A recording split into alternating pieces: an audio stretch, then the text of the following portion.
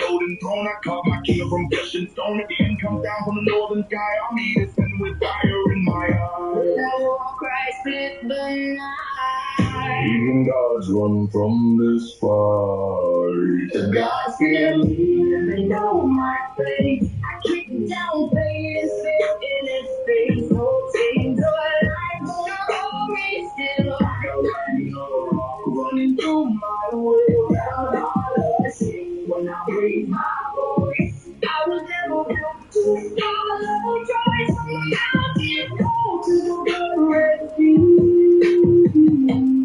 Even the gods fear me. I am sorely warned about the peace that made the heavens doubt. If destiny was my final word, if I said more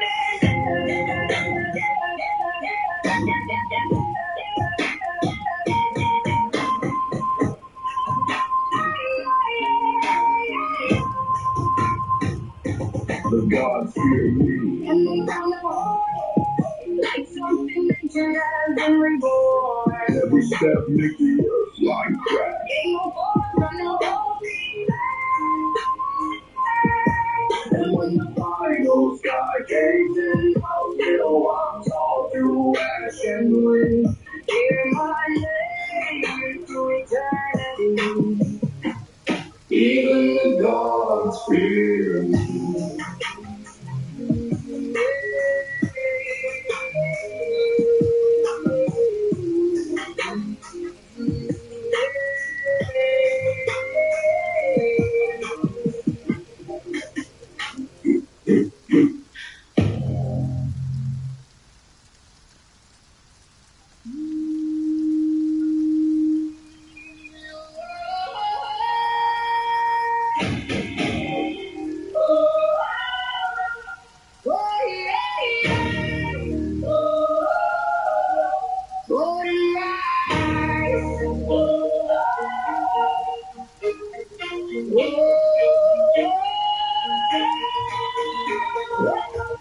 One night burning through the night, ravens got my endless sight. Wounds and blood, fate I own, hanging high, I took the throne. Hear the drums, the sky turns red, whispers rise from all the dead.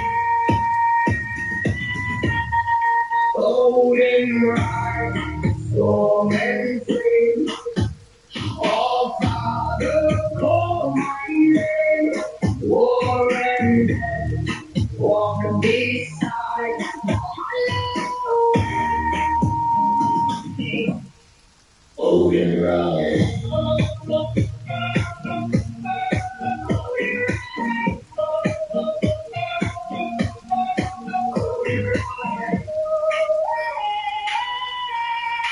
Thunder strikes, never fails. Wolf and shadow on my trail. Kings will fall, I remain. God of fury, God of pain. Shadows move the engineer. Every soul is bound by fear.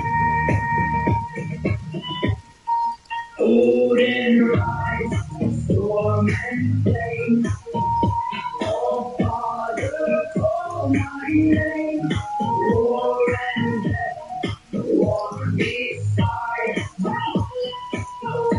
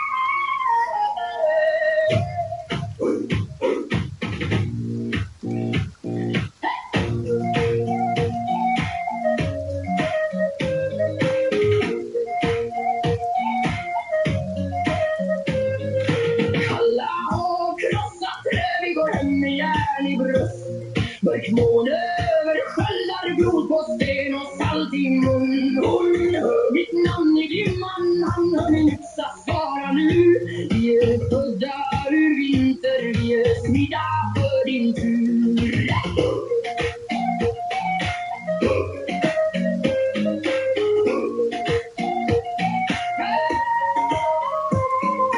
Ror av natt mot brända stränder och fåglar i släkten får. Hornet ropar över heden och vår jord ska bli vårt svärd. Hon styr, styr, över aska han slå tills muren faller. Vi tar guld ur fiendens händer, vi tar heder, vi tar allt. Högt nu, hon har vår död. Högt nu, vi lever i rök. Hon blod i snön, han eld i vår varm. Och nej oss inte, vi kommer som större.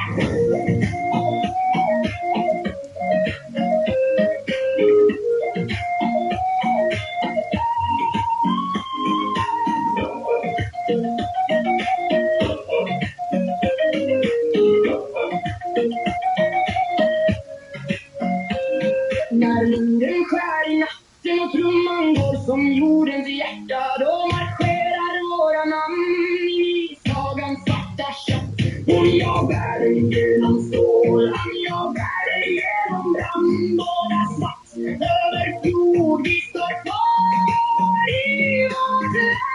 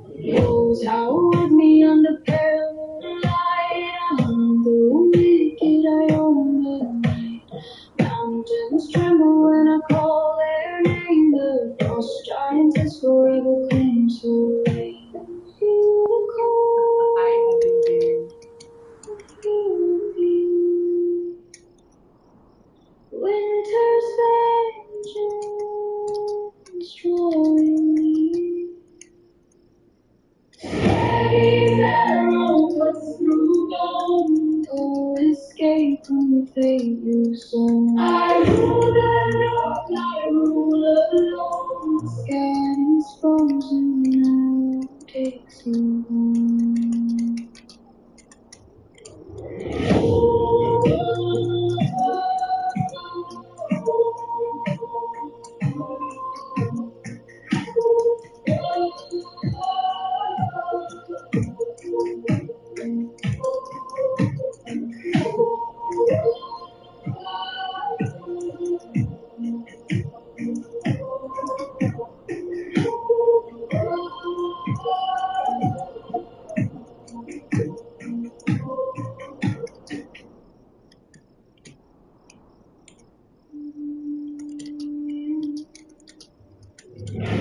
Hear the wind speak your name through the blood, through the flame. Valhalla waits beyond the sky. Will you stand or will you Steel in my hand, I don't retreat. Frost in my lungs, but I still breathe. I walk through war, I earn this pain. Every scar carved in my name. No fear in death, I face it straight. I don't pray, I dominate. If this is faith, then let it call. I was built to take it all. I've seen the storm, I've seen them fall. Not all who fight can hear the call. The gates don't open for desire. Only those who walk through fire. Valhalla call, Will you rise? blood and war. I claim my rights. Stand or fall. Choose your fate. I break the fear. I'm on the gate. One call, we ride. No fear. We fight with fire. Valhalla. Higher. I push my will in endless cold. Then prove your strength. Don't lose your soul. Every step was earned in pain. Then show me now you own your name. I hear the dead inside my chest. Then let them rise, don't let them rest. I walk alone but never fall. Then stand as one when I will call. I don't need a crown or throne. I built my path, I stand alone. If death the way, I won't deny. I walk through it. Valhalla call. Will you rise? Through blood and war. I claim my rights. Stand or fall. Choose your fate. I break the fear. Storm the gate. One call, alright. No fear. No life. Rise. Red fire. Valhalla. Higher.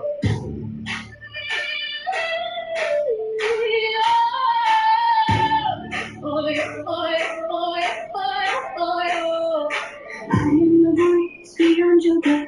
I am the gate, I am the death. Not here to save, not here to warn. I took the ones who are reborn. You crossed the line. You pay the price Now step beyond. and claim your right. Valhalla call. Rise now. Through blood and war, Rise now. no turning back. Stand tall. I give my all. Face all. One call, One call. all right. One more. One time, No fear. no fall. Valhalla. One call, One call. all right. One more. One time, No fear. no fall. Valhalla call.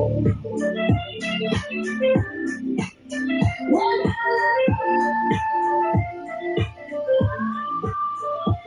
You were chosen. I was ready.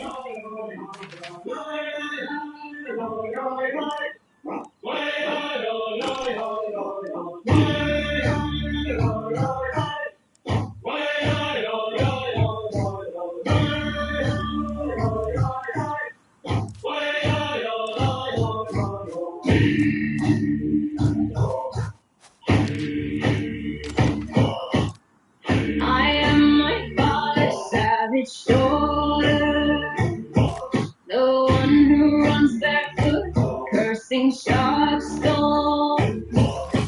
Fire in my blood and earth in my bones. I walk the wild path, no fear, no throne. The wind knows my name, the stones hear my cry. I rise as a goddess who never bow or hide.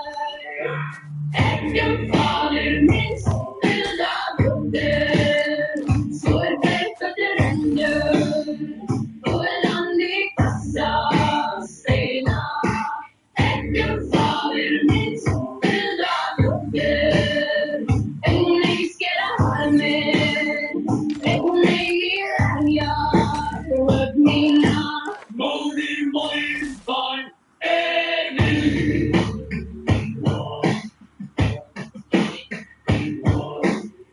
I carry the wild that my mother's born. With every step I'm something more. A voice unbroken, a soul unclaimed. A savage heart that can't be tamed. And can more than midnight till God dead. For death but delivered. For the land it casa sena. And can more than midnight till God dead. Make it still.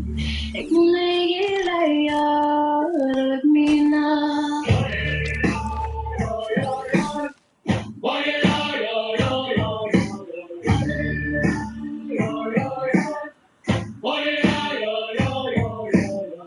I am my mother's savage daughter, the one who skips barefoot, dodging sharp storms.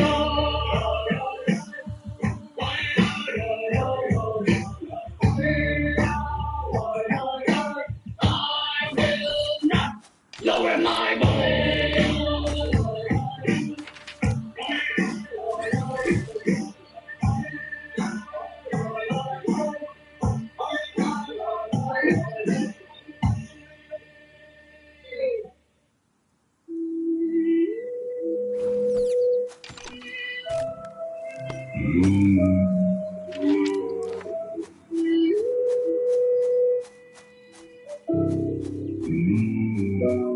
Blood on my hands and it don't wash off. Every river I cross still carry that cause. Every scream from the battlefield echo loud in the dead nightfall. I was raised with a week don't last, where the boys go cold real fast. Now I carry those lessons like iron chains and they tighten around my past. Every sword that I raised took a piece from me, every victory stole my sleep. And the faces I bury beneath the snow still follow me in my dreams. I keep hearing the voices beneath the storm when the long haul fires go down. Like the dead still standing beside my bed every time that the night creeps in. I'm haunted by bloodstains underneath my skin. My soul's alive. Oh, every place I lay, follow through the darkness when I lose the light. The God can hear me. Tell me why the silence never leaves my side. Oh, I've been haunted by bloodlines ever since the night the young man died.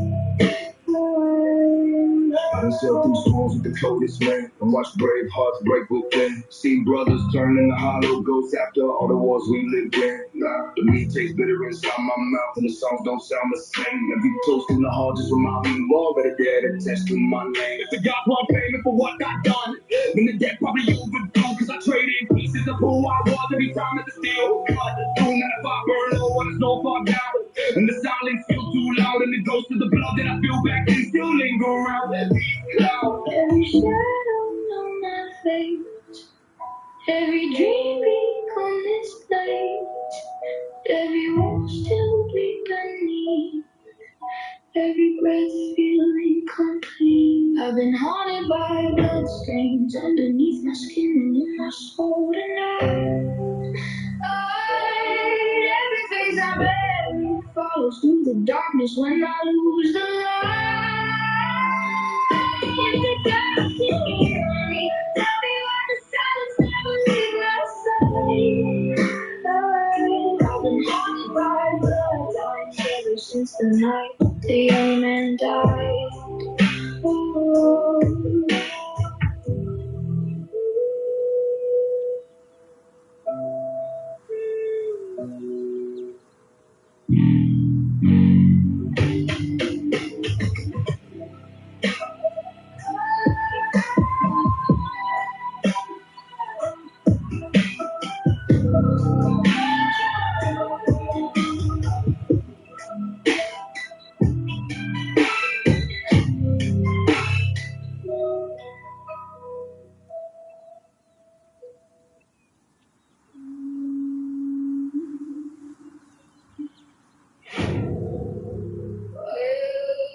He's the strong. Cold buries the weak. And I was born with both in my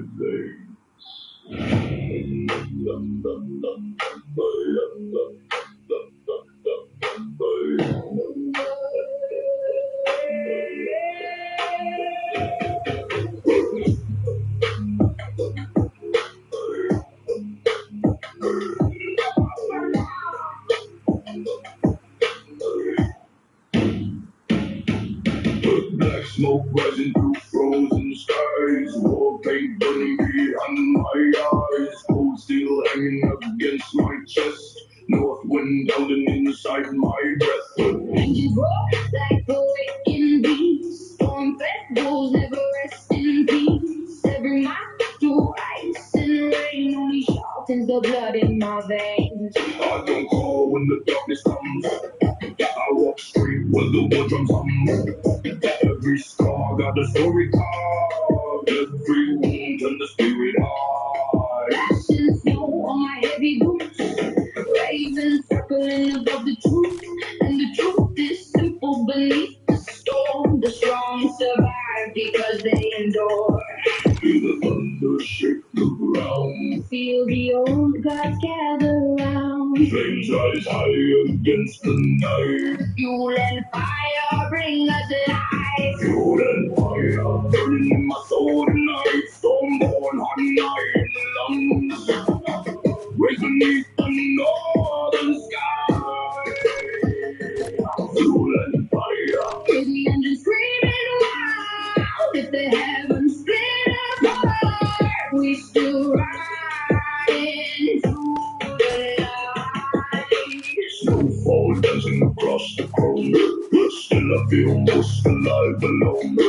Moonlight cutting through pine tree black like ancient spirits at my back. Brothers forged in the winter storms, down by oath and battle scars.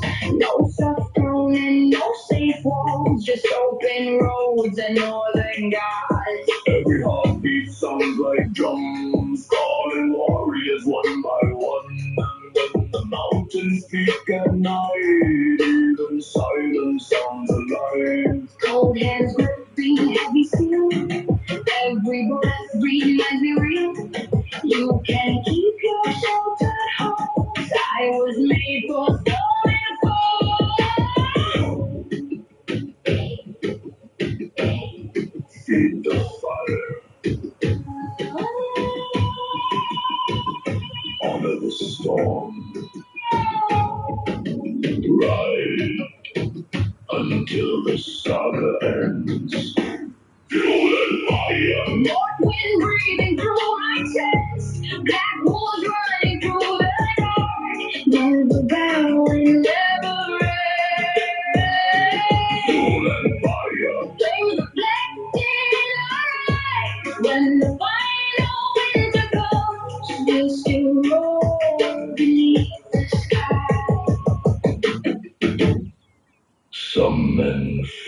the storm, we become it.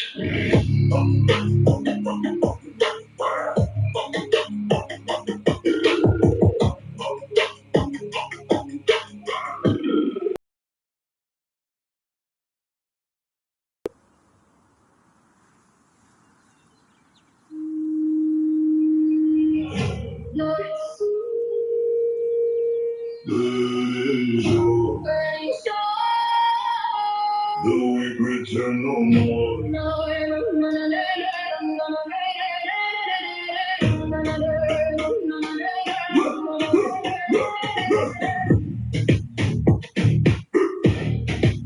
North Sea. Burning shore. We were boys beneath the snow, fear inside the hot heat below. Long nights under starving skies, feeling the thunder raise our eyes. Storm became the words we knew, blood became the oath we grew into. Every wave and every scar dragged us closer to who we are. And Lord keeps testing every soul until the fire outlives the cold. By fire, by storm, pain became the shape we wore. Cold winds, battle cries, legend rising through the night. One more scar, one more flame. War remembers every name. Survive the blood and rain. Never walks the earth the same. Years were falling into war. Frozen seas and burning shore. Brothers vanished in the smoke. Still we carried every ghost. Every look became a weight. Carved in silence, burned by faith. The men we were no longer stayed. Battle stripped the fear away. I watched the darkness harden souls like iron beaten in the cold. Faith itself became the flame, turning warriors into names. Pain cuts deep, but deeper still. The will to rise where no blues will. Fought through thunder, through scars. Northern hearts survive the dark. Stand tall, hold strong. The wicked side of now is gone. Still and dust, flesh and bone. Every battle shaped our soul. Storm did not destroy the brave. It taught the lost how legends are made. The old selves die beside the flame. Only the heart and spirit. I fear no war, I fear no pain. I've already survived the worst within. Blood and storm, blood and storm, blood and storm, made us reborn.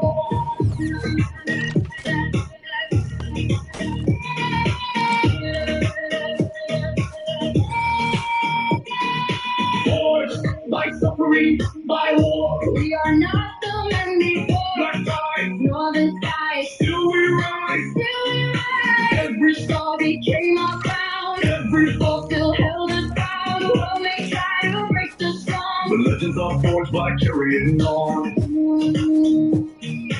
Cold wind of battlefields.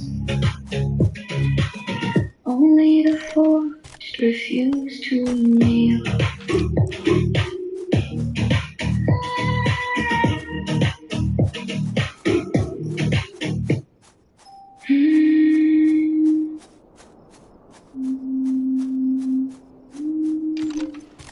Bruised from ash, with iron in our names, we buried fear where the old gods fell. He never bowed to the darkness when the storm came for our soul.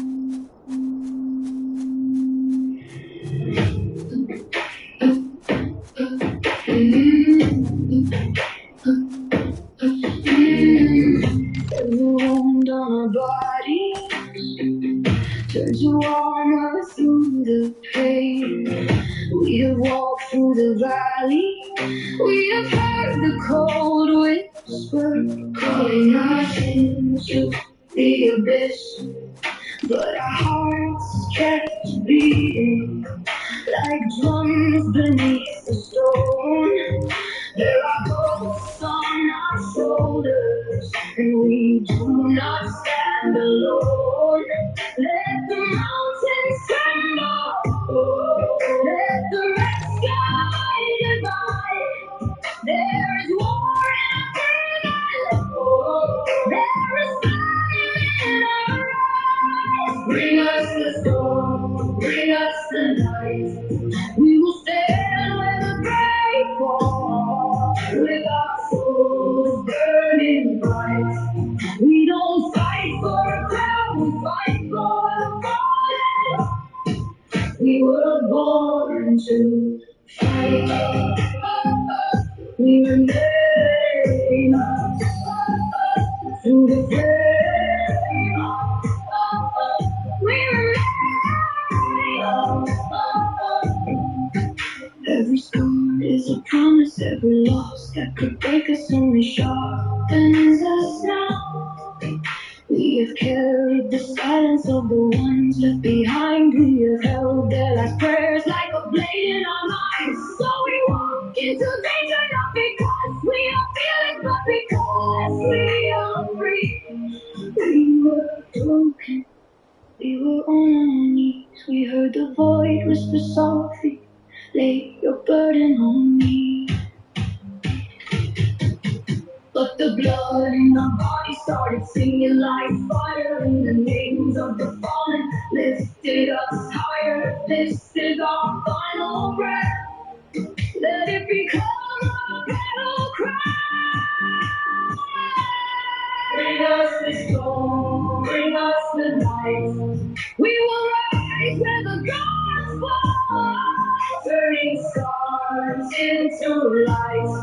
We don't carry a crown, we carry those who fell. And the heavens break open. We were born to fight.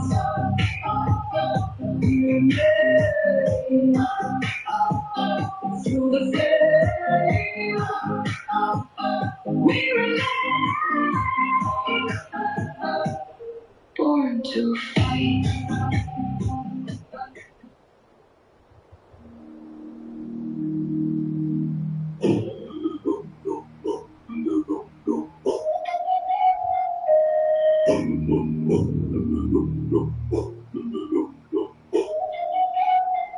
I was raised where the fire don't die in the night, where the words of my father still sharpen my sight. Mama said, walk straight, don't bend for the crowd, so I carry a voice every time I get loud.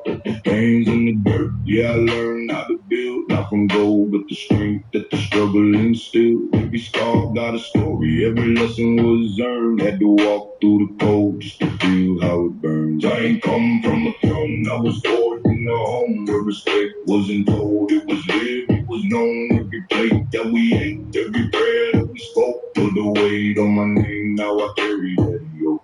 Respect starts at home, that's the goal that I keep. In the blood, in the bone, in the roots run deep. I don't move for the crown, I don't kneel for the fame. I stand firm for the ones who gave me my name.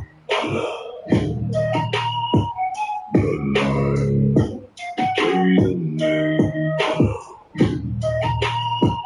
Bloodline, never bring shame. I remember them nights we had what we prayed. Now I walk like a man that them prayers really made. Every step got a purpose, every breath got a cause. You can gain the whole world, still be broken and lost. So I move with a code, never fold, never fake. Every choice that I make got my family at stake. I don't speak just to talk, I don't act just to shine. If it don't build a legacy, it don't enter my mind.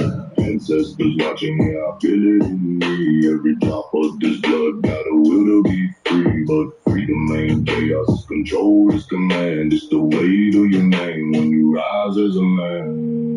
Respect starts at home, that's the code that I keep. In the blood, in the bone, and the roots run deep. I don't move for the crown, I don't kneel for the fame. I stand firm for the ones who gave me my name. Bloodline, carry the name. Bloodline, never bring shame.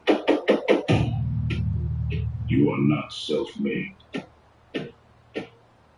You are the echo of every voice before you. Walk like it. Carry it or break it.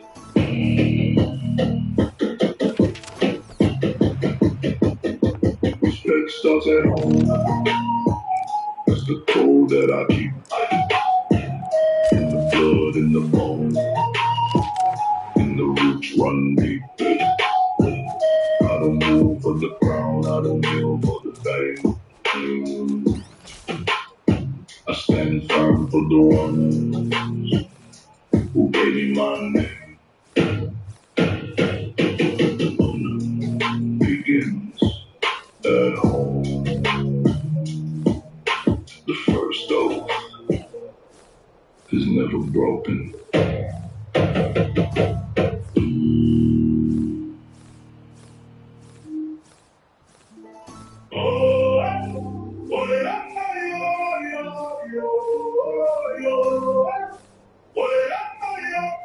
Look closer.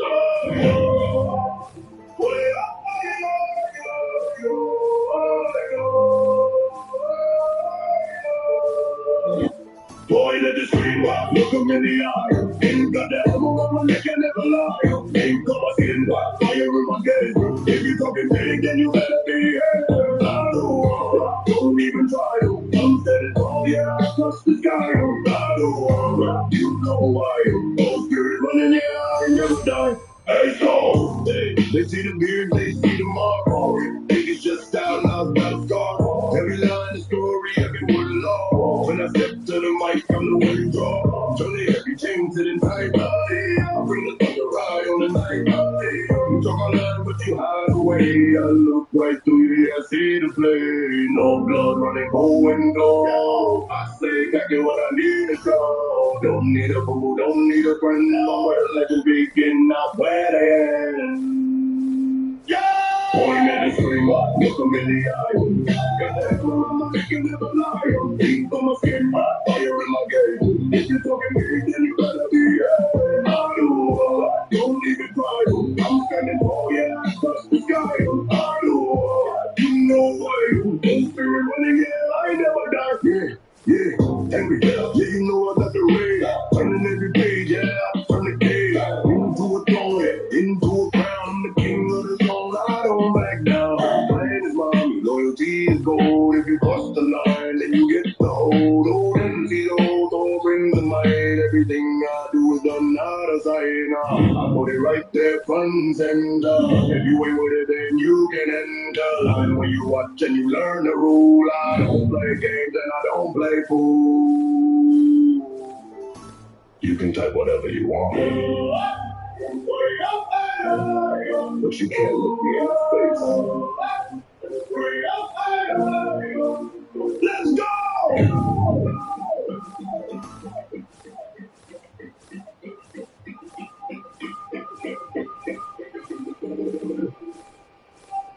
Point at the screen, look 'em in the eye.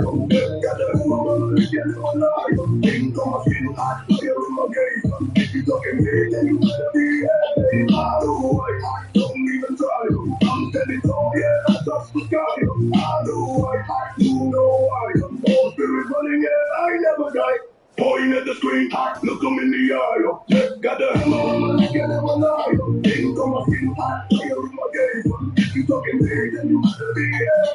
I do, don't even try. I'm standing tall, yeah, I touch the sky. I do, you know why. All spirit running, yeah, I never die.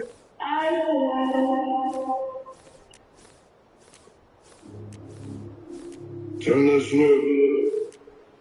No, learn.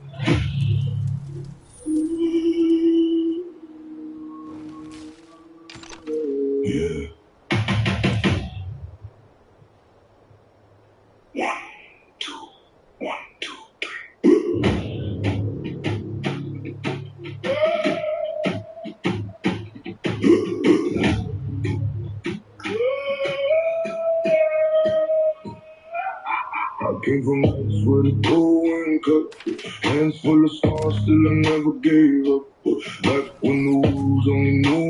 pain. Back when I drowned in the endless rain, I broke cold chains, let the weak man die. Had to bury myself just to survive. Every last foot still in my veins. Now when I bleed, I just sharpen the blade. Every scar got a story to tell. Walked through fire, crawled out yellow. They counted me up, now they watch me ride. There's thunder in these northern skies. I'm running back, face to the storm, no fear in attack. Built from the edges, I live through the cracks, knocked to the ground. I'm running back, blood in my chest, and the rules on my track. Lost who I was, ain't no going back. Kill the old man, let the new one stand. All 7 times, I'm running back. Yo, keep that tape. Nah, don't clean it up.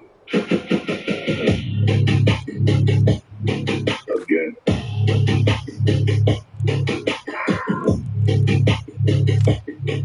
Again! I seen fake smiles and poison tongues. Kings act brave till the war drums come. Had to cut ties, had to lose my pride. Sometimes rebirth means something dies. I ain't that man from years ago. All goes buried beneath the snow. Door in my skin, Loki in my mind. Wisdom of the old blood through my spine. Keep it louder. Yeah, that's it. Every scar got a story to tell. Walked through fire, crawled out of hell. They counted me up, now they watch me ride.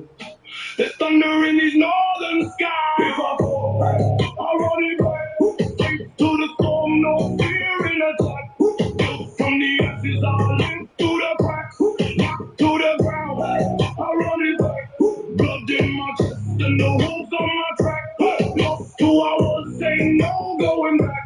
Kill the old man, let the new one stand. Fall 7 times, I run it back. They don't know what it costs to change. You gotta bury the old you. Ain't no crown without pain. Ain't no wolf without winter.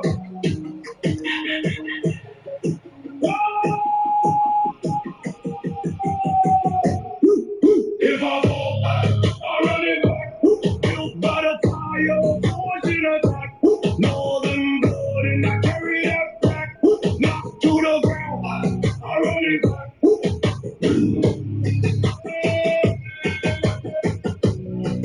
That one.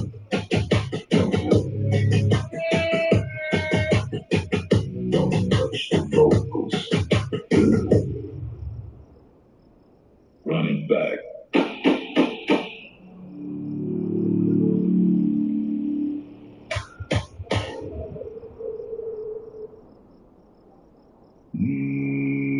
Just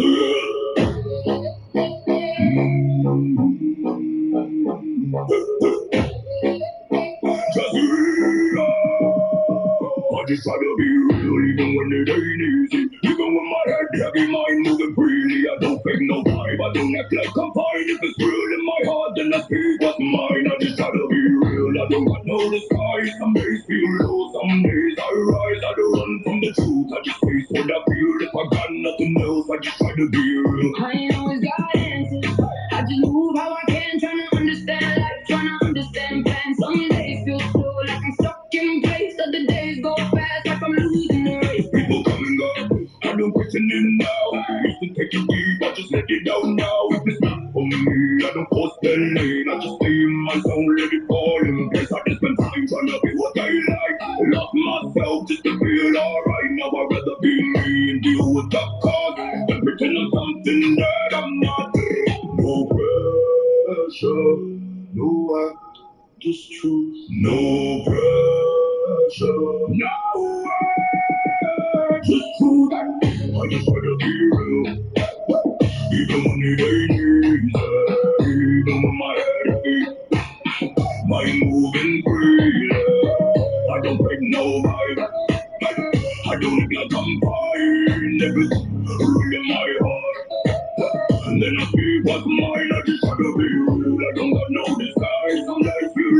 Some days I rise, I don't run from the truth. I just wait for the feel. If I got nothing else, I just try to be real. I done can't hold everything inside. The weight build up, then they hit with time. So I talk when I need, I step back when I should. Trying to balance the bad with the good. I ain't chasing no image no more. I ain't knocking on every door. If it open, ain't cool. If not, I move on. Still standing either way, I'm on. Some nights I just me and my thoughts. Thinking about things I learned and I lost. But I don't let it break what I'm building now. I just take it in and I figure it out. Still me. You.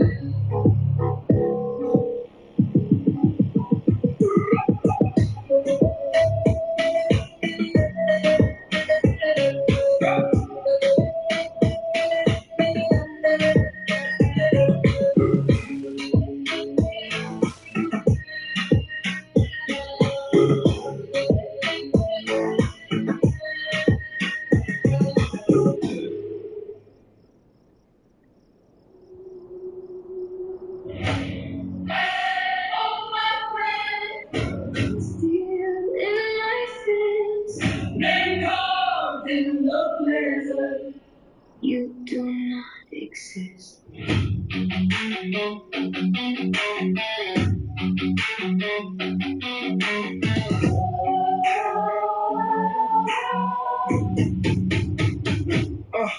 Wolf, bronze mask, footprints cracking through the glass. Red steam, cold laugh, allies vanish in the draft. Lunch of legend, exo bone. I built a kingdom out of stone. You bring thunder, I bring night, turn your summer into frostbite. And the snows in your veins. Every heartbeat freezes in shame. Call my name and the sky turns white. You feel that tingle in the back of your throat. You can run, but the cold still arrives.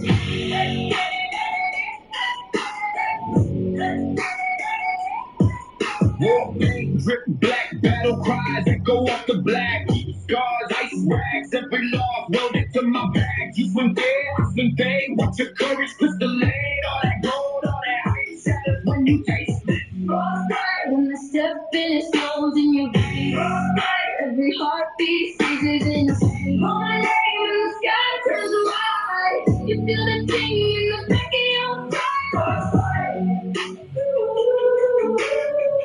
You can run, but the cold still arrives.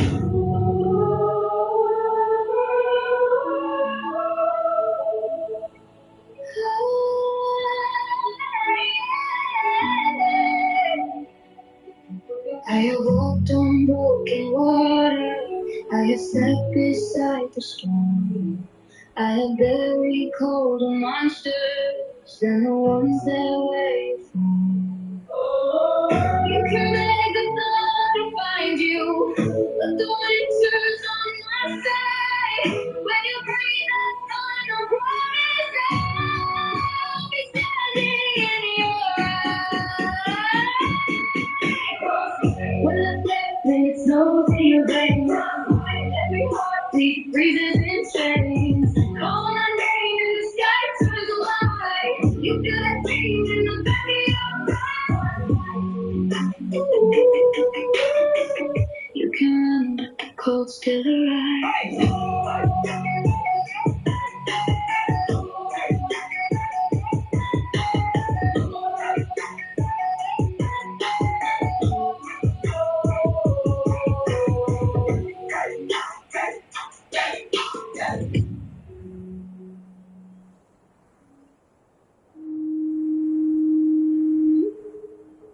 We were born in the cold, But we carry the flame.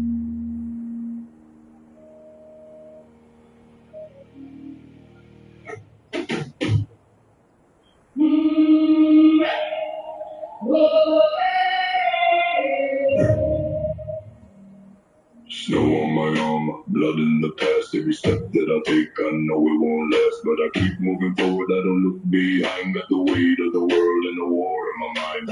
Axes and echoes in the dead of the night. I was raised by the storm, I was forged lost in the fight. No crown on my head, just scars on my name. But I walk like a king in the face of the pain. Of a hole in the dark, let the ravens sing. I was never a man, I was born a thing. Half flesh, half fire, battle and rage. I break every chain like I break every cage. I am the silence before the roar. I am the storm you can't ignore. I feel in my voice, ice in my veins. I turn every loss into power and gains. I pray for mercy, I pray for war. Now I walk where the legends are born. No fear in my breath, no doubt in my soul. I was called from the north to be fully whole. Every step is thunder, every breath is flame. I don't need the throne, I don't need the name. I just need the wind and the open sea and the sound of the world remembering me. We are sons of the north, we rise, we rise. Born in the storm and the broken. We are sons of the north, We don't die, we fight, we live. we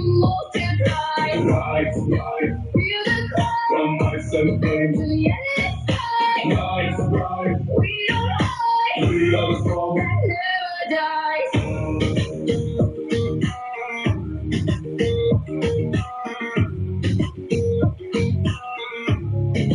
Never dies. Born from ice, Ocean fire. born from ice. Born from light, ocean fire. We climb higher. We climb higher. We climb higher. We are sons of the north, we rise, we rise. Burning like stars in the frozen sky. We are sons of the north, We don't we die. fight, we live. We multiply. Rise, rise, Hear the cry from ice and flame. to the endless sky. Rise, rise, Side by side. we are the strong. That never dies. Born in the cold, We became the fire. and we never fall. We only rise higher.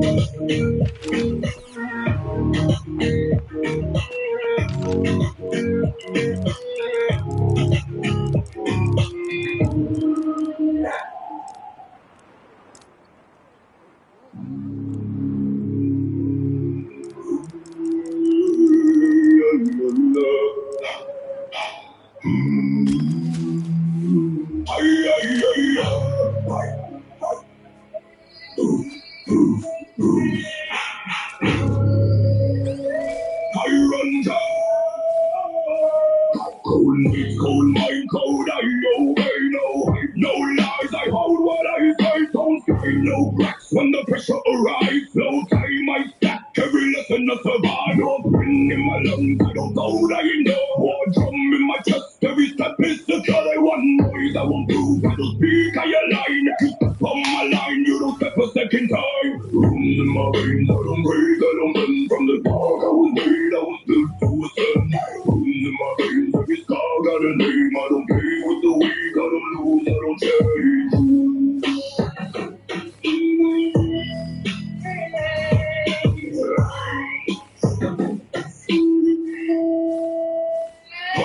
No mask, no act, what you see is the frame. No path, no lack, I just sharpen the aim. I chase crowd, I chase silence, I master the breath. When the lights fade out, I get louder than death. I don't flex for a crowd, I just build and repeat. Every loss was a tool, every doubt got beat. You want easy, I want edge, I don't rest, I refine. Cross me once, that's enough, now you cross the wrong line.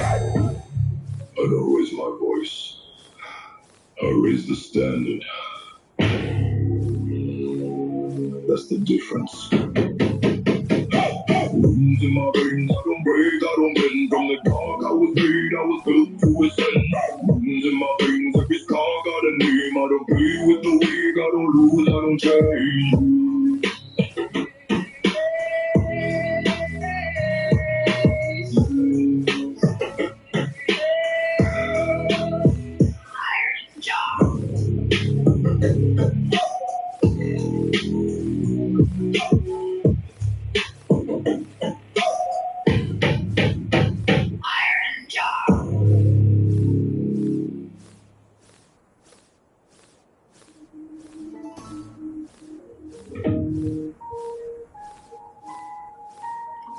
Snow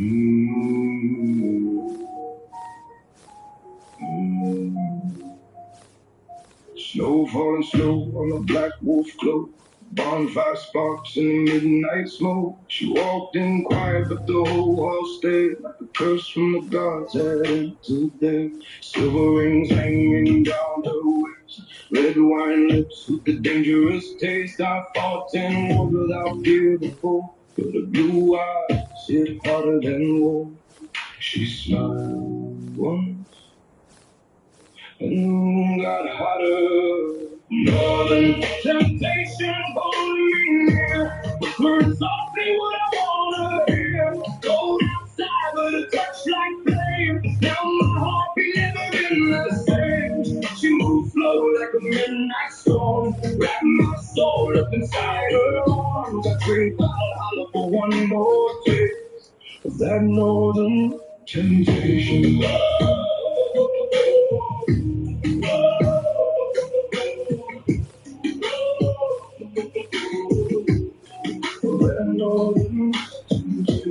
Moonlight danced on the room she walked, shield on the wall by the window. She said, warrior, you look half alive, and kissed my neck like a sharpened knife. Outside the raven screamed too red, inside she drove me insane. Every touch forbidden somehow, like the gods themselves looked down, and she pulled me close.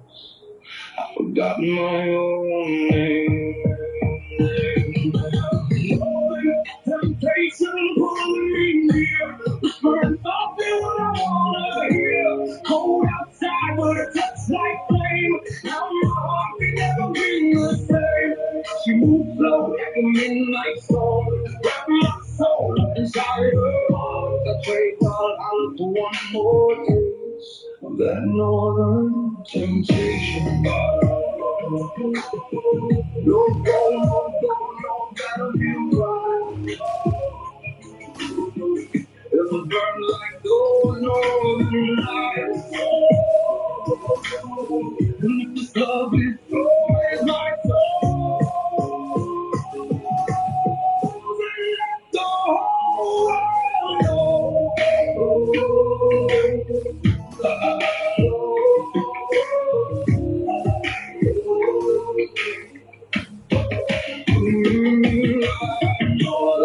Temptation still in my veins. I got a fire running through frozen rain. Every power only disappear whenever she whispered in my ear. And after God called me away tonight, I still chase her through the northern light. Forever lost in that sweet sensation.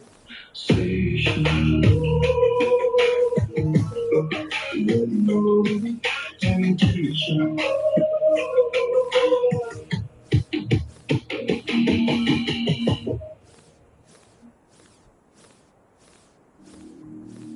ring circle. The horns call my name, but I ain't kneeling yet. Not today.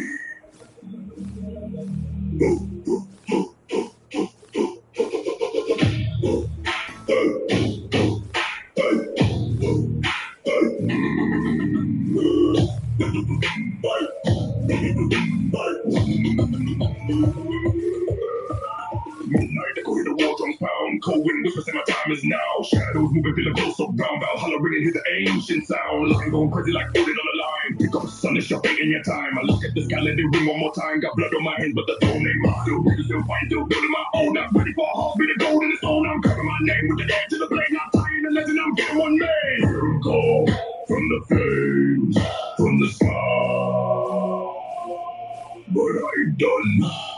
Are you ready to die? Valhalla is calling to fight a tone, but I ain't picking up. I'm building my own. Let the gods keep waiting. I'm still in the fight. I'll learn my speed, but it won't be tonight. Valhalla is calling. Let it ring. I got wars down here. I still gotta bring no gates, no crown, no hall, no throne. Now rise as a king. on ground I own. Still in my veins, got dust in my breath. I don't chase glory, I dance for death. Every scar down a story, carved in bone. Every lost turned a man to a war zone. They sing about heroes that answered the call, but what about the ones that refused it all? Built from the dirt, from the fire, from pain, didn't wait for the gods. I became my own name. Home still ringing as the thunder crack.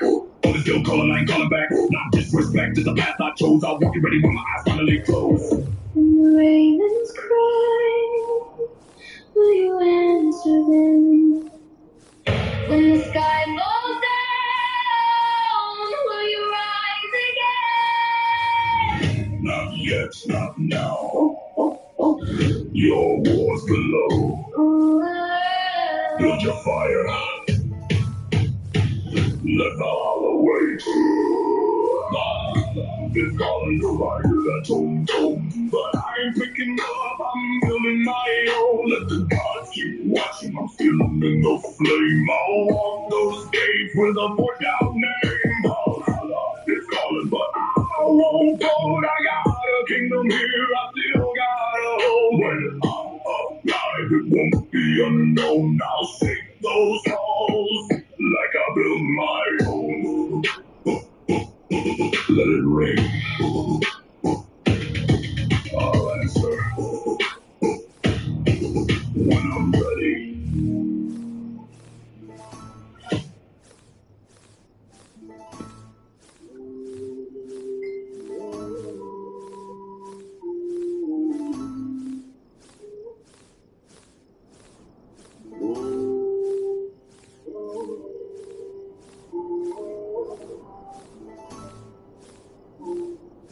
The sky turns black with lightning tears. The scent of irons in the air. A mountain of men in a ring of steel to watch the fate of the one who shall kneel. The All-Father watches with one cold eye as the sun bleeds out in a dying sky. The hammer is raised, the anvil is born. A king without honor, a king without throne. The thunder is calling, the ravens descend. Behold the ritual, behold the end. Unleash the wings of the crimson stone. From the ashes of betrayal, the God is born. Call back until the ransom mounts. Leave the weakness of the flesh behind. I'll shake as the red wings rise. We hear the soul from the earth and sky. Hear the thunder, hear the high. The bloody ghost eternal cry. The knife is a fang, the wound is a cage. The ultimate price for a coward's hate. No gasp of air, only spray of the pain. A monument built of the highest pain. We write our saga in the marrow and dust. In the name of the gods in the iron we trust. Sanguis Panda Gloria. Sanguis Panda Gloria. The gates are opening! Oh! The ancestors are worshiping! Oh! The eagle soars! The lethal wings of the crimson sword! From the ashes of betrayal, a God is born! From the black until the reeds of wings! Leave the weakness of the flesh behind! I'll shake as the red winds rise! We hear the soul from the earth and sky. Hear the thunder, hear the high. The bloody ghost eternal cry.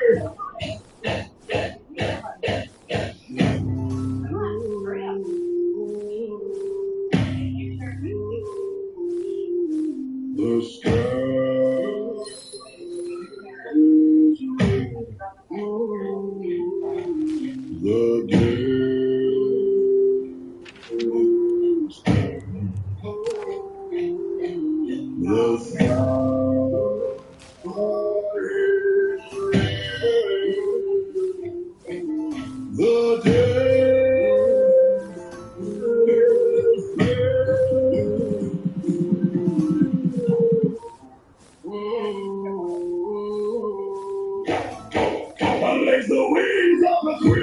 monster. From the ashes of betrayal, God is born. Come back until the reason wins. And leave the weakness of the flesh behind. Let the red wings rise. Feel the soul from the earth and sky.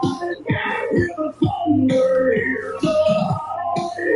The bloody ghost eternal cry.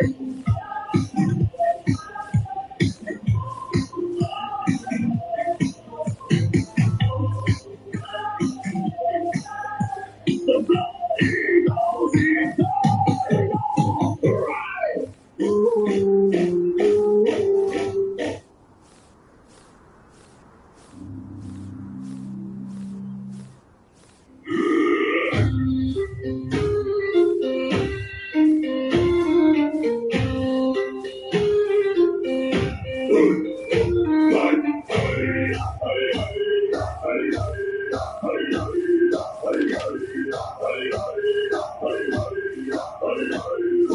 Ice in the ore, bite in my jaw. We row for the shore, but the black water calls. Hands in the rope, knuckles gone blue. I hear your teeth chime like bones in the snow. Hush now, don't look behind. The fog has a face and it knows my name. Row, row, row, don't let go. Row, row, row, the deep won't sleep. Row, row, row, hear it below. Row, row, row, it wants my run.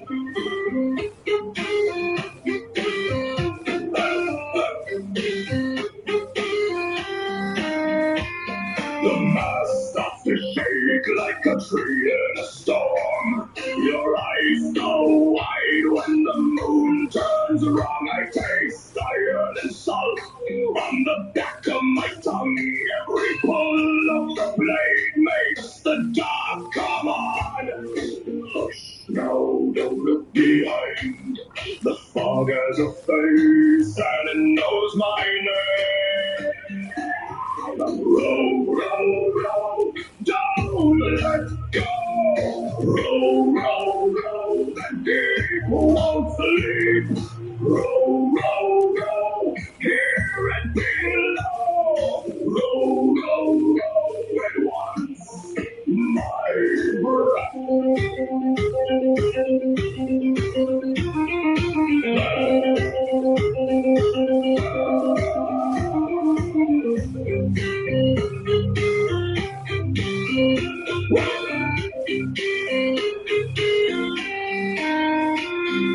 We were not born for this, Gracie. We were made to break and feed its teeth. Row, row, row, don't let go. Row, row, row, the deep won't sleep. Row, row, row, hear it below. Row, row, row, it wants my breath.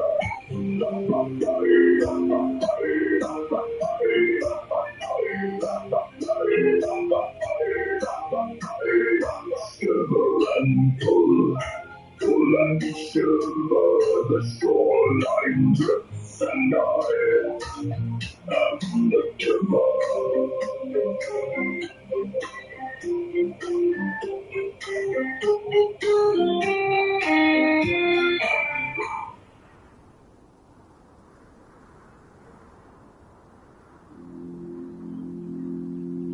Look fear in the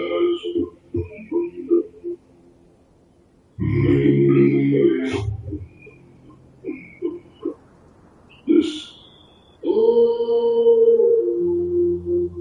This is where fear died. I got scars on my chest from the nights I survived. That darkness real close, almost swallowed my light. Everybody got fear, I just learned how to fight. Now I stare in the abyss and I smile at the night. It's hard, but it built this same. Storms came down, but I stayed the same. Lost some people, yeah, I felt that pain. Still got north in my blood, still carry that flame. Everybody wanna rise to the ground, get steep to life, swing hard, and they cut too deep. Till anxiety scream when they're trying to sleep. That the moment will separate from sheep. But I thought my demons were my inside back. Mind that war, but I still attack. I'm scar every wound, everybody get attacked. And if you know, I never look back. Stand firm when the dark is loud. Thunder roll, but we still stand proud. We cause run when the fear come round. But stand tall when the sky fall down. Fear not, fear not. I run from the pain no more. Storm in my chest, but I still wage war. Kicking down every locked door. Fear not, fear. I was built for the night so cold. World got dark, but I won't fall. Blood running through my soul. I remember days couldn't catch my breath. I'll be fast, thinking maybe this death. Mind run wild while I felt that stress. Still stood up, still passed that test. Everybody got changed, they hot inside. Some junkie wanna take that smile, but pressure reveal when a man survive. And I learned pain only shut my drive. I ain't scared of the dark no more. Walk through hell, kick open doors. I tried hard for me on the floor. Now I stand 10 feet tall from war. Stand your ground. Don't back down. Through the fire, through the pain. Fear won't ever rule again. Fear dies here. I ain't running from the pain no more. Storm in my chest, but I still wage war. Kicking down every locked door. Fear dies here. I was built for the night so cold. World got dark, but I won't fall. Blood running through my soul. Fear only controls you if you kneel to it.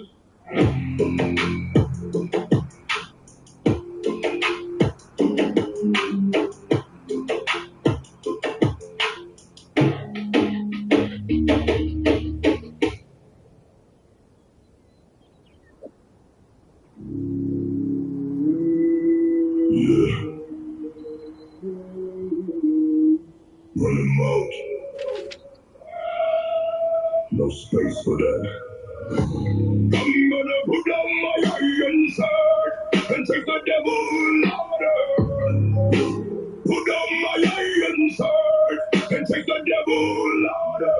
No dark thoughts in my space tonight, no bad energy in my side. I stand firm in the truth I hold. Heart stay strong and my mind stay calm.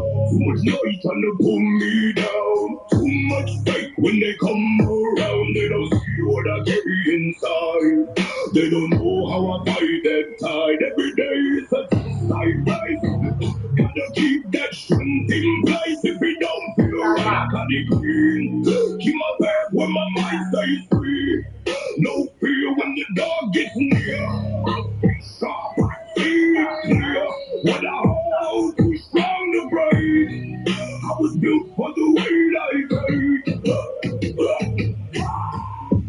I'm gonna put on my iron shirt and see the devil louder. Put on my iron shirt and see the devil louder. No dark thoughts in my space tonight, no bad energy in my side. I stand firm in the truth I hold. Heart stay strong and my mind stay calm. Not everything is what it seems outside. Some move wrong just to twist your vibe. Gotta watch what you let inside. Every thought shapes the way you ride. No hate in the way I move, but I know what they try to do. If it's poison, I let it go. If it's real, then I let it grow. It's a war that you can't see clear. Now with this, what the mind in fear. So I'm standing, I don't fall back. Keep it clean, keep the spirit intact. I'm gonna put on my iron shirt and treat the devil louder. Put on my iron shirt and treat the devil louder. No doubt.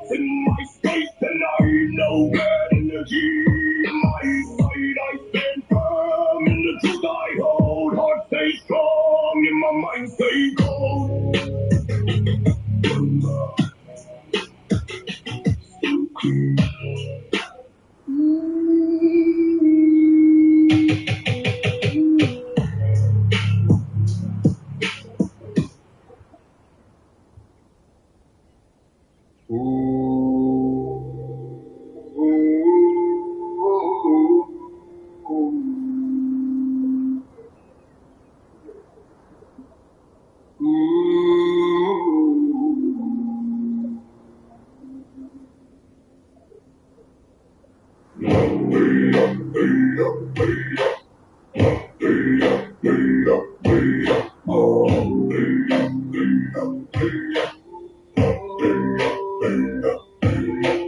Sky turn black, feel the world go still.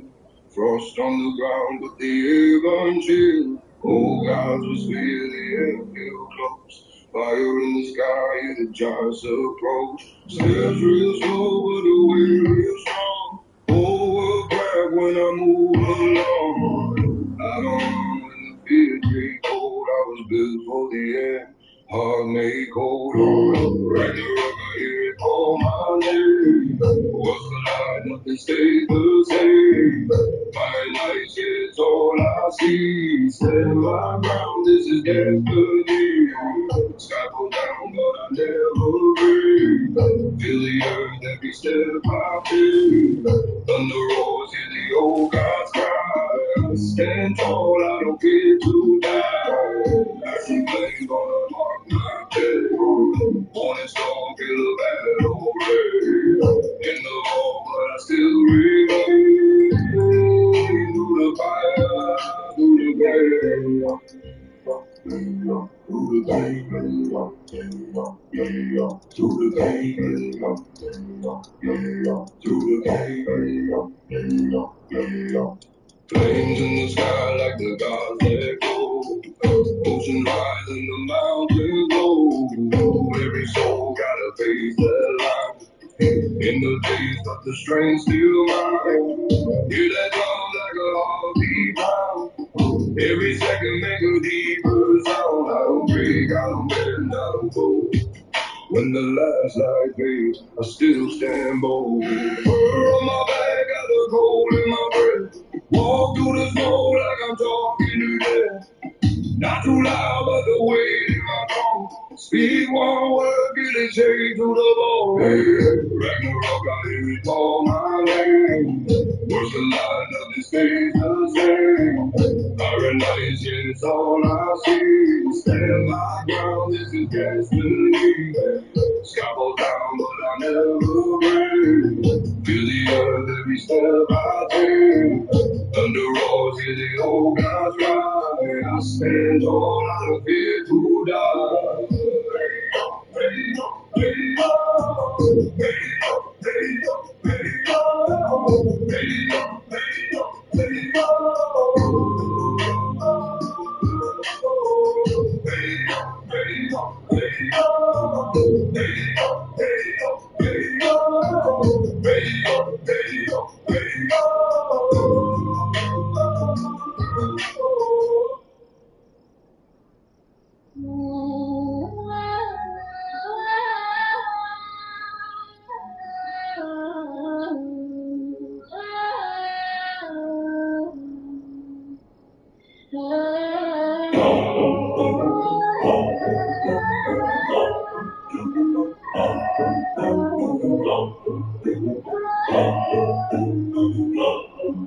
Yeah. Everybody please stay fearless. Valhalla waiting for the battle tested. For the older I get, the less I know if the hall still open for souls like mine. Cause I done crossed too many moral lines. And just to cut it all through harder times. Now the victory feels strangely hollow in the silence of the art of the swallow. I still fight, still stand, still survive. With something fractured deep inside. Every prayer feels swallowed by the dark. While the torchlight barely leave a mark. Maybe I drifted too far from grace. Taking power to the wrong mistakes. Out there through storms asking one thing. If I die with the gates open, I can see the house beyond the darkness where the fallen warriors used to rise. Every breath I walk grows colder while the northern stars fade from the sky. The God is still waiting for the brave and tell me why I feel so can see the holes anymore, no matter how hard I try.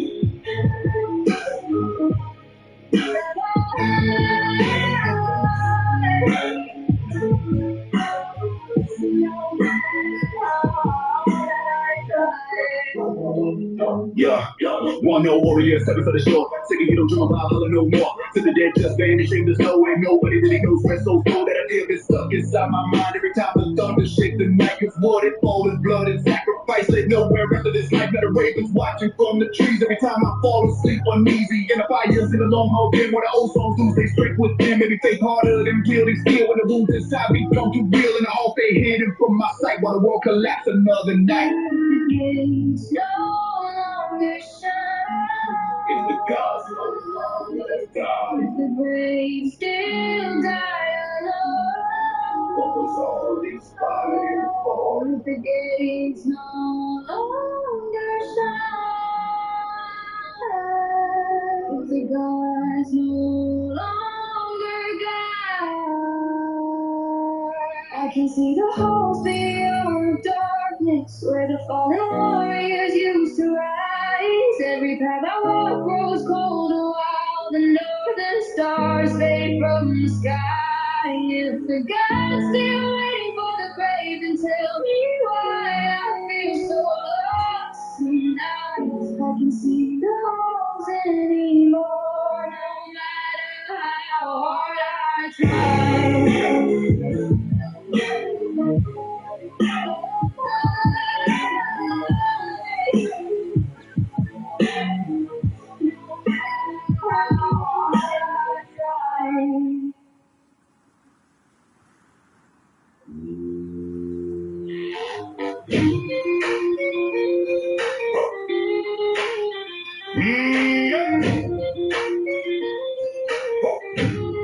Yeah, I came from the frost with the scar on my grave. 3 axes in the back and the storm in my ribs. You stepped in the smoke with that wild-eyed stare. Now the whole damn hall feels you moving in there. Your shadow hit first and your laugh hit second. My crew ain't stiff when you walk through the wreckage. You wore old signs like they knew your post. Black ink on your skin made my vows go null. I was hard to the bone, hard to the bone. Then you traced my name and I lost my throne. Quick step, slick mouth, got a dangerous sway. And I swear that night rearranged my name. Circle the fire, don't let me break.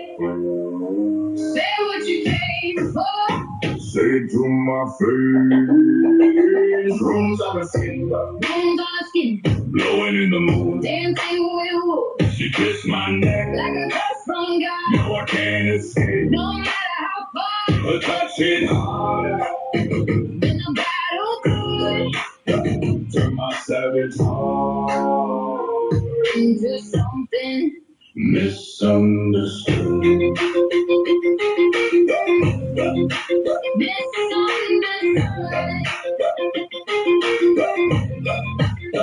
Now I ride through sleep with your name in my teeth. Every road I take got a beat for the grief. Your mark on my mind like a blade in silk. Cold on the outside, but you know how I felt. I moved through the dark with the wolf pack stare. 9 lives, and I still come there. You got that pull like a chain in the lake, deep enough to drown every plan I make. I don't pray much, but I hope that night when your fingers roll smoke in the pale firelight took my pride apart. Laid it in rows, made that king look broke in his own no gold. circle the fire, don't let me break. Say what you came for.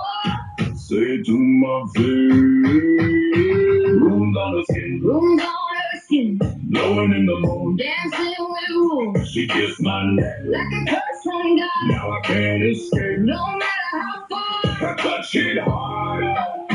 Been a battle good Turn my savage heart into something.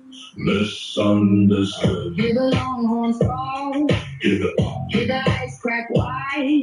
I fought whole wars to keep my pride alive. but your name came first. When the night went in and those rooms on her skin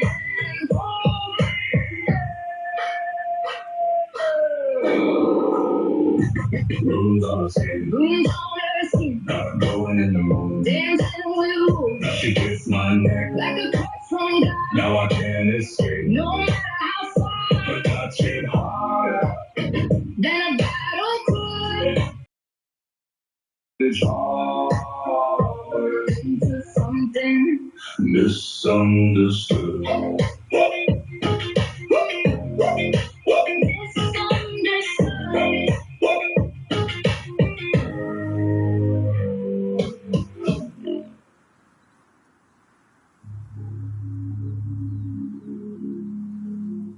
Leave it now. The drum is the wolf. Too late.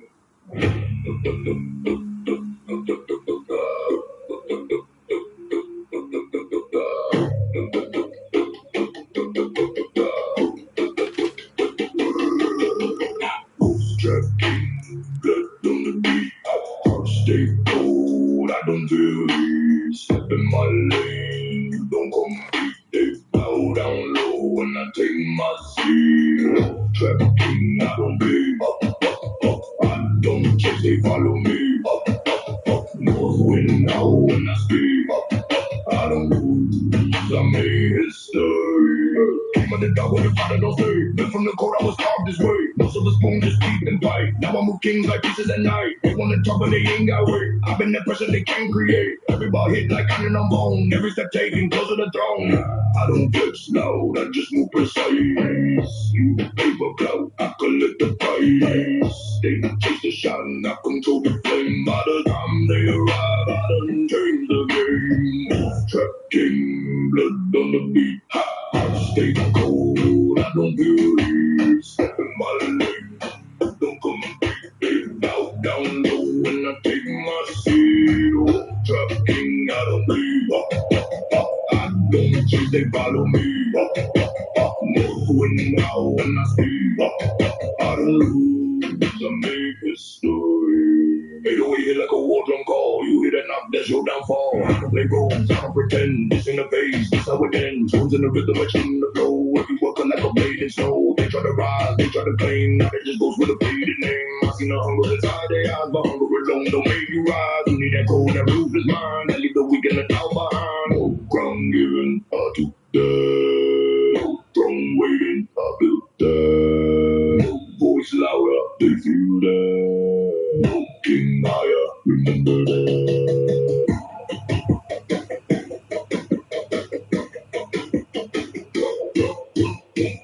Trap king, blood on the beat, heart stay cold. I don't feel heat, step in my lane. You don't compete, they bow down low when I take my seat. Trap king, I don't bleed. I don't chase, they follow me. North wind now when I speak. I don't lose, I made history.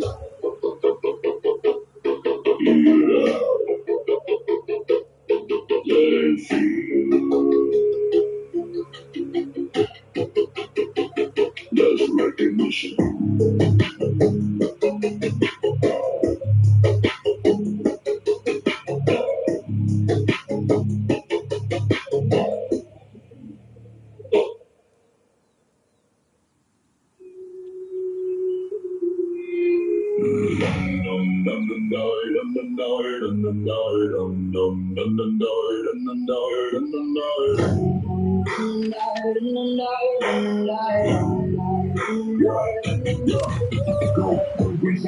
The flames, whole damn kingdom screaming my name out of boom straight out. Spin turn, smile with the bridges and long shit burn. Got tricks in my sleeve and now to my boot. One wrong move and I'm cutting loose. Everyone gets dangerous fast when Loki chaos starts to laugh. I light the match, then disappear. Loki chaos running through my blood. Time coming in to rising blood. One little lie and the whole world cracks. I don't breathe peace, I bring blood. Silver tongue and the black and soul. Against the fire grows. You can't turn, you can't contain. I don't need chaos in my head.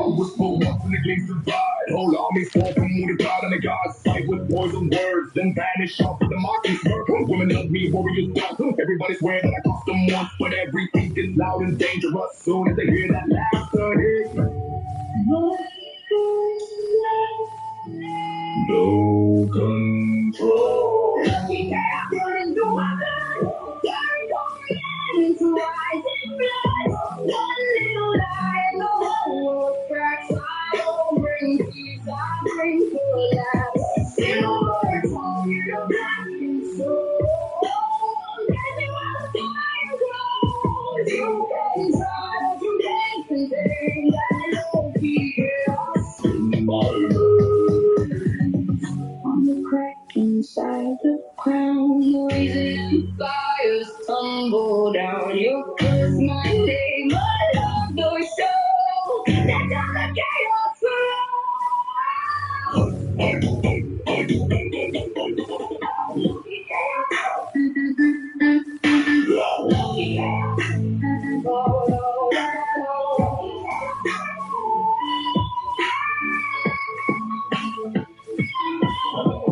chaos underneath my skin. Green body and begins. Every riot, every war. I from a whispered word before. And when the gods lost it again, I still begin to rewrite fate. Loud and loud and smoking rain. Let low key chaos in my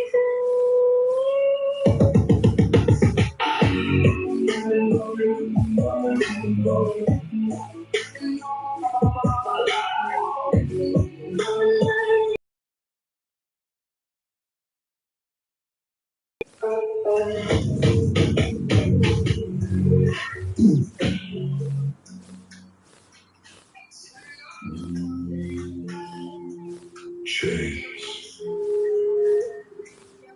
broken. He was never meant to stay.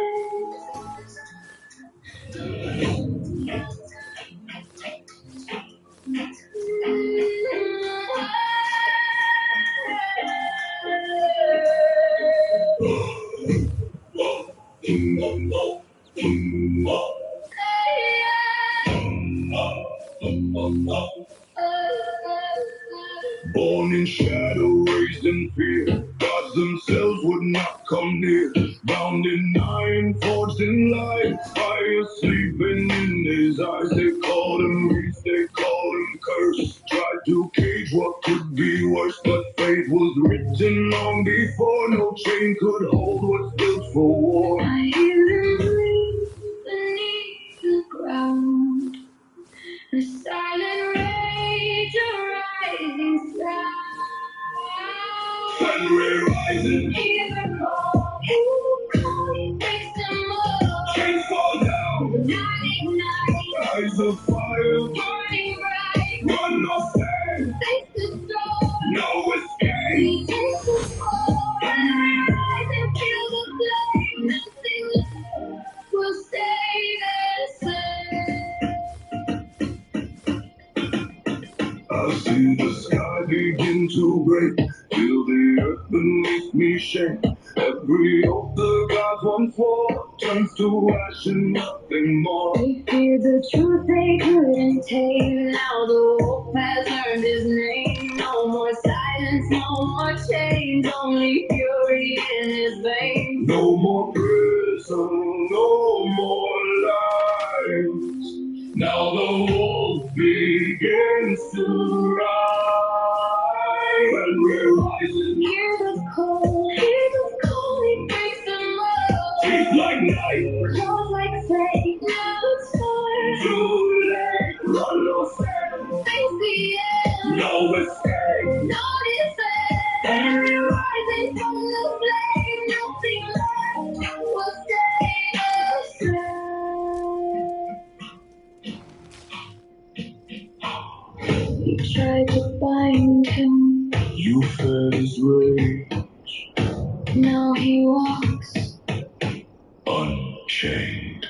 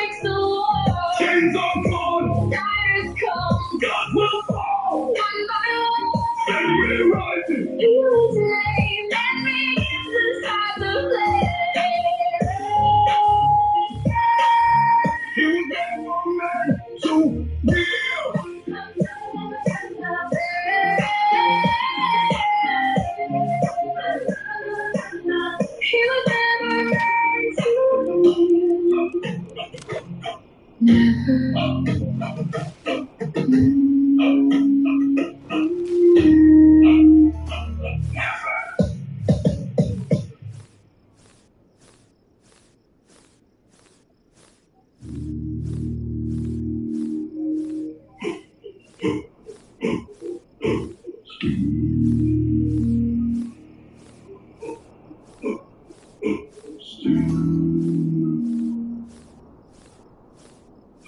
feel it.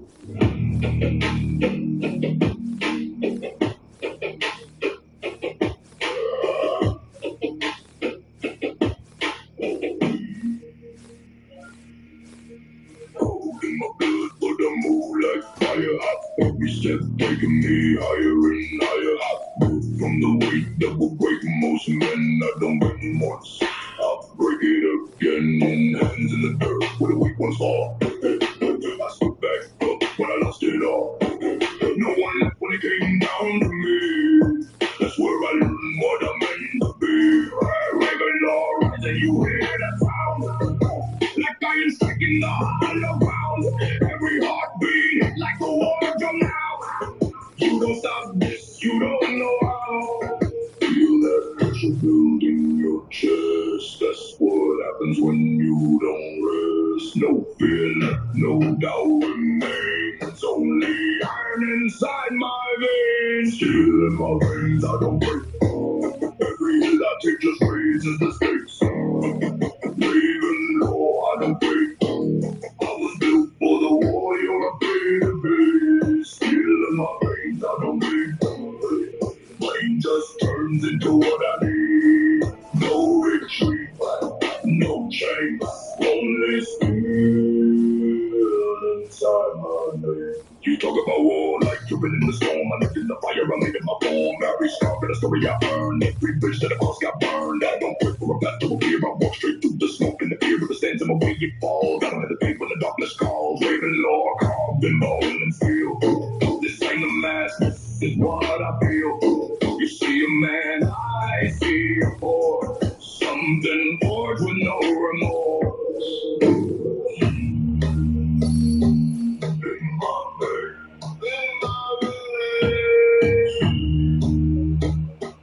No change. No change. You don't survive this. You become it. Feel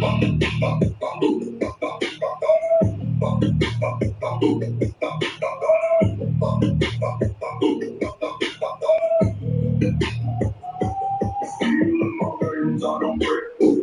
Every hit I take just beat the flame. Raven law, I remain. Through the fire, through the pain. Still in my veins, I don't bleed. Turn every loss into what I need. No retreat, no change, only steel inside my veins. Not flesh, steel.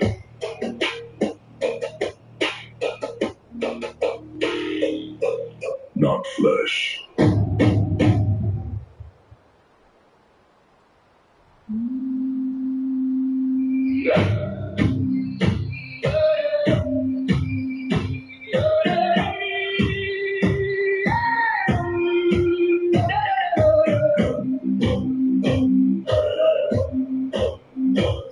Come on, swordman, mercenary. Easy what sketch, oily water. Jon Seide vår rampelen. Du så det i øjnene, vi så det med hånd. Hør trommens orkel, hør skæbnens gamle navn. Inget lækker vores vold, når vi går frem som står.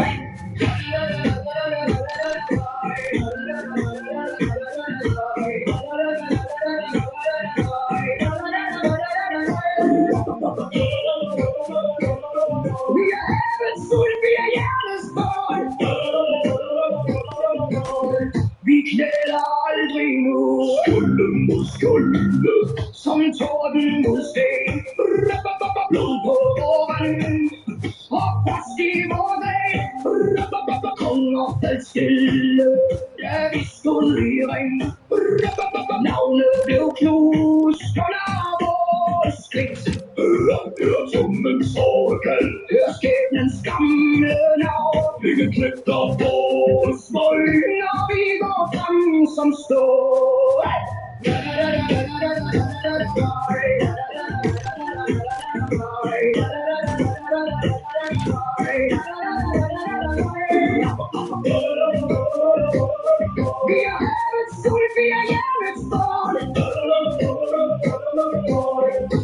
del altrino.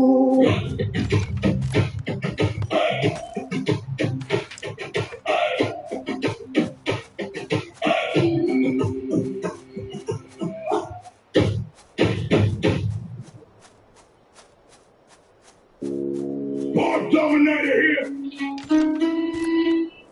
It's about to get hot.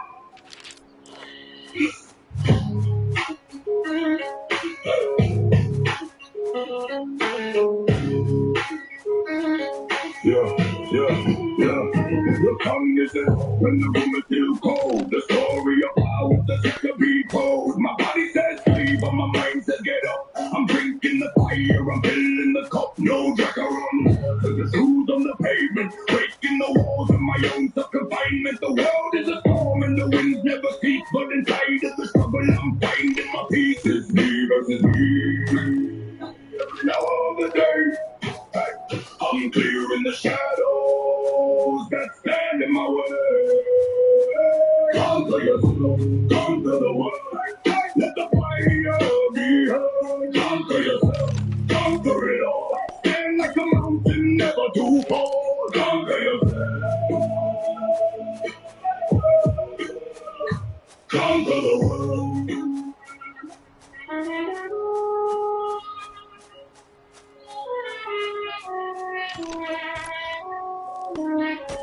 Block Dominator here!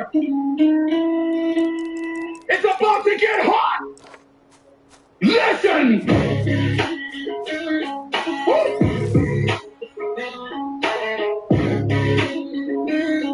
Yeah.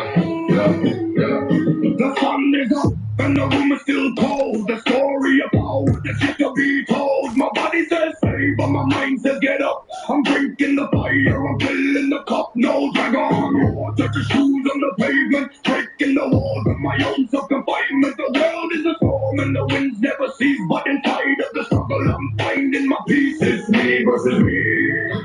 Every hour of the day. I'm clearing the shadows that stand in my way. Conquer yourself, conquer the world. Let the fire be heard. Conquer yourself, conquer it all. Stand like a mountain, never too far. Conquer yourself, conquer the world.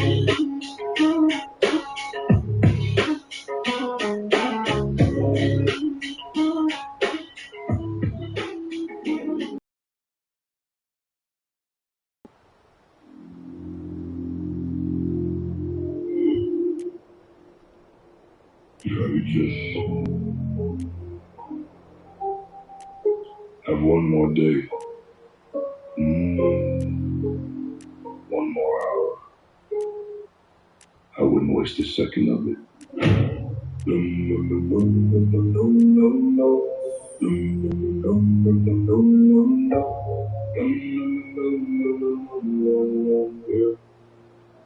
I've been talking to the sky like you still hear me.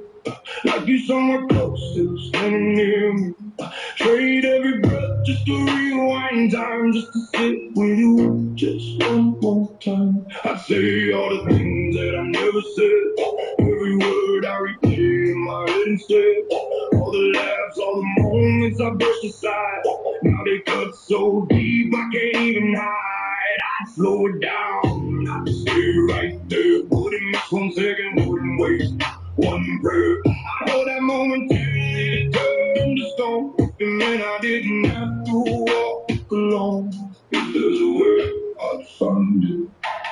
If there's a door, I'd break it. If there's a price, I'd pay it.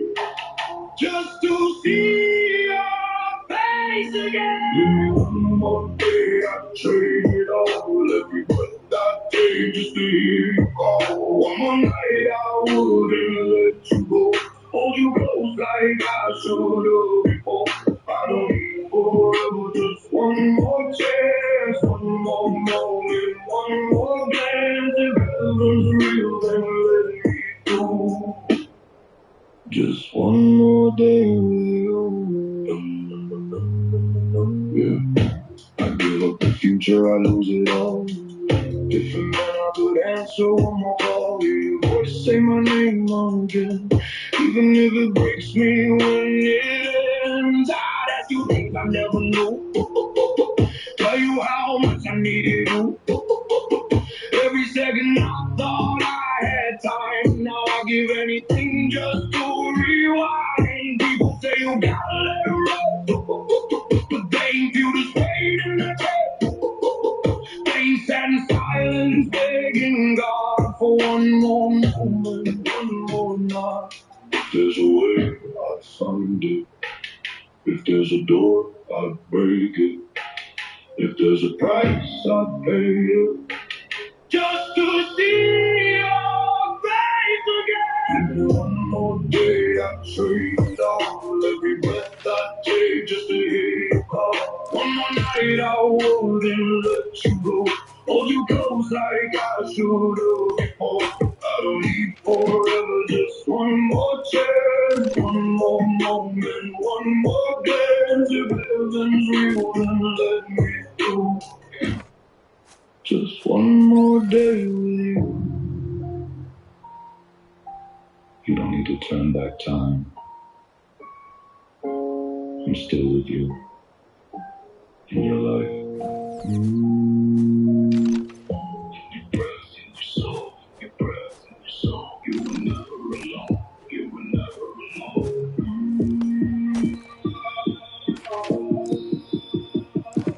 Give it up. Just one more day.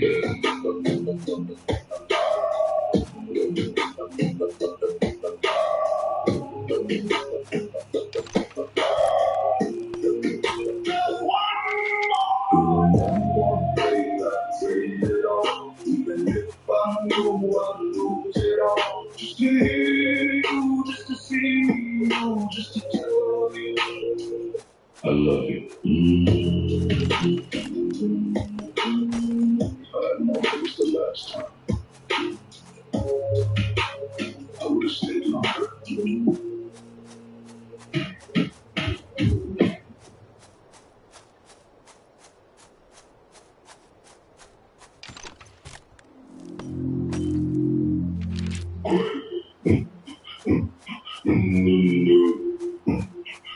That's how you know I'm cool.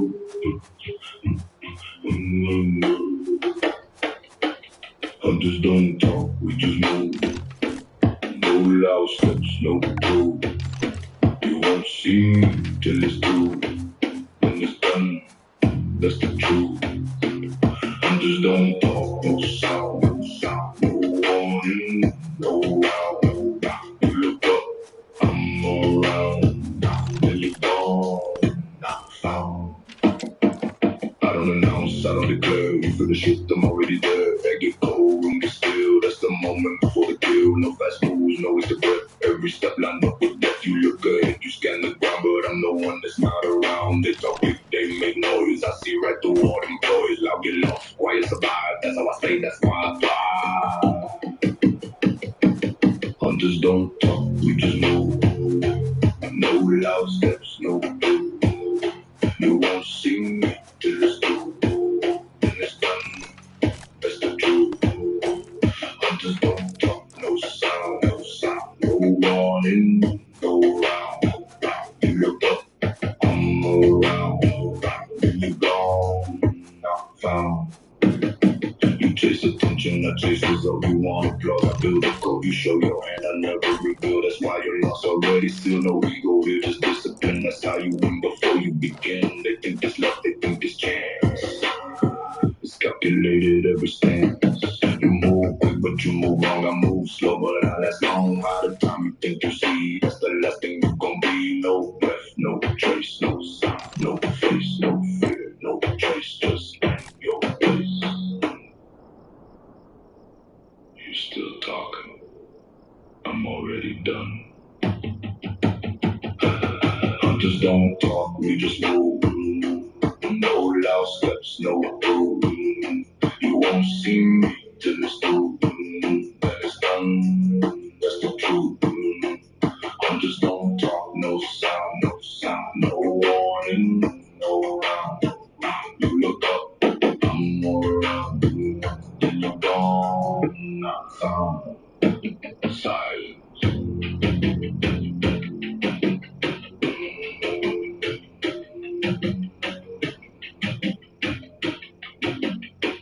That's how you know I was here.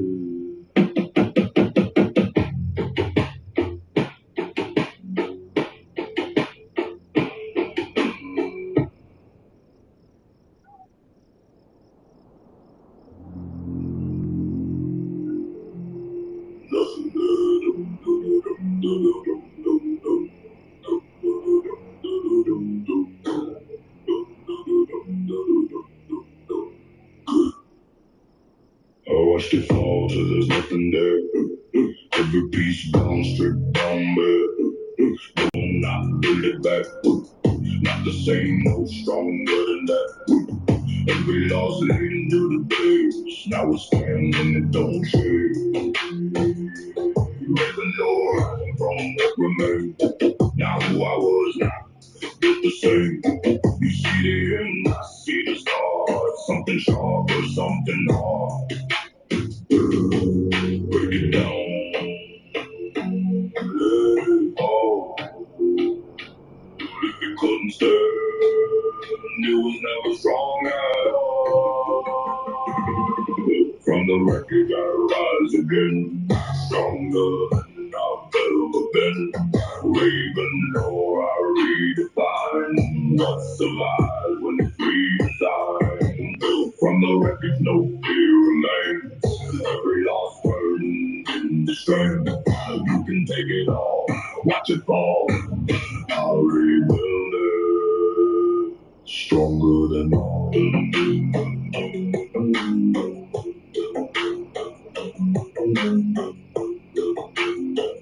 To be, I'm the one that stands now free. No regretting what I lost. That was just a cost it cost. Everything that couldn't last, I'm left buried in the past. Raven Lord carved in what's real. No mess left, no need to feel. What don't serve, what don't belong. Cut it loose, move it on. Break it, build it, break it, build it, break it, build it.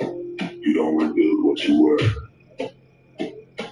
You become something they never saw coming.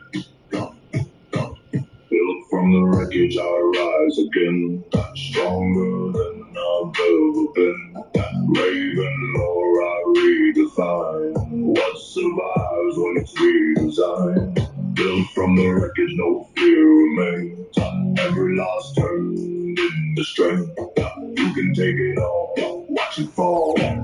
I'll rebuild it, stronger than all.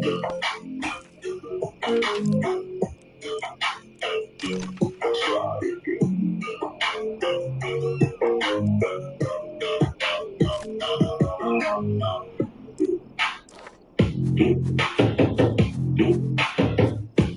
Try again.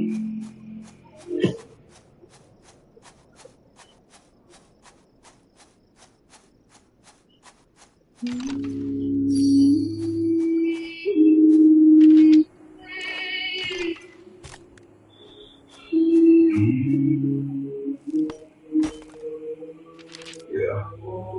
I was standing on the cliffside edge while the storm came crashing from the sea.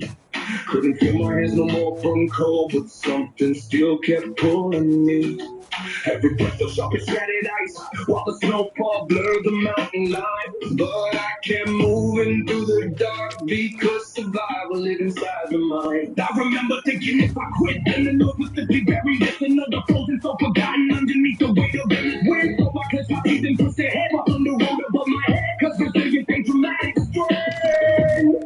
Sometimes it's just another breath. Still breathing, so I go to keep trying hard to pull me away.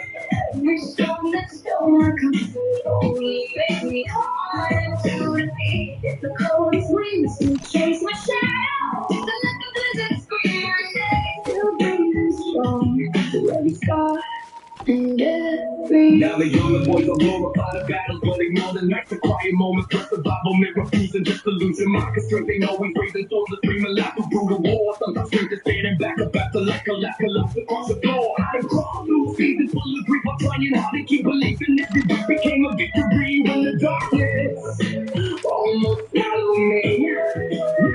Now the snow still falling through the pines in the park, feel cut like sharpened knives. But my spirit learned notes long before these songs arrived. Still breathing slow, holding on, keep trying hard, growing on me. Every song that stole my comfort only made me hard to repeat. The coldest winds to take my shadow, and the blizzard scream my legs still breathing strong. Through every song, every frame, every breath became a fight. Every dawn survived the night. Every storm still made me grow. Now resilience fills my soul. Still breathing, so you're so brave beneath the dark in open sky. Every battle that once broke me taught my spirit how to rise. The body of rock and some fear, still refuse to disappear. Still breathing strong, while the thunder echoes near.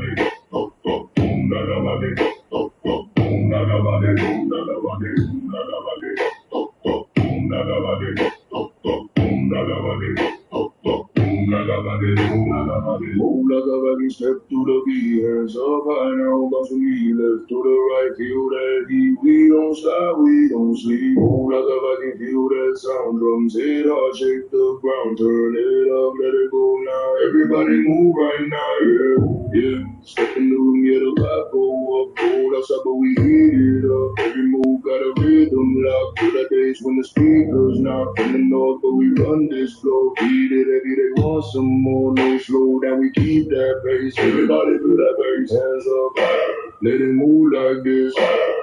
Whole crowd up, we don't miss.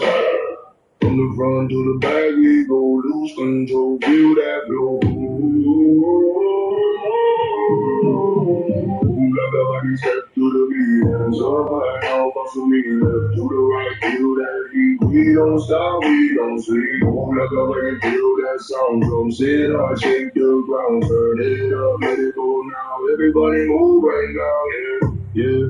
Turn it up when the night gets loud, whole place jump, feel that ground, no fear, it's just energy, it's that sound you remember me. Step, now slide real smooth, every beat got the whole place move. If you feel it, don't hold it back, let it go, let it all react. From the north, but we worldwide now, got that sound, got that style, got that power. Every second, every hour, we just move, never sour.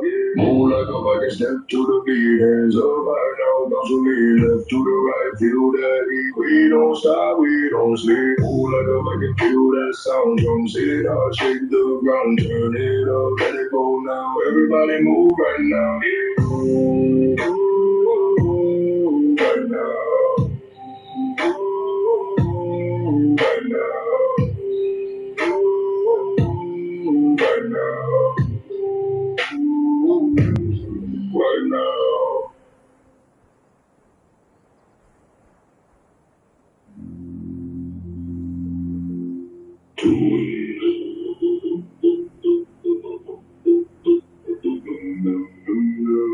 Sent into the world.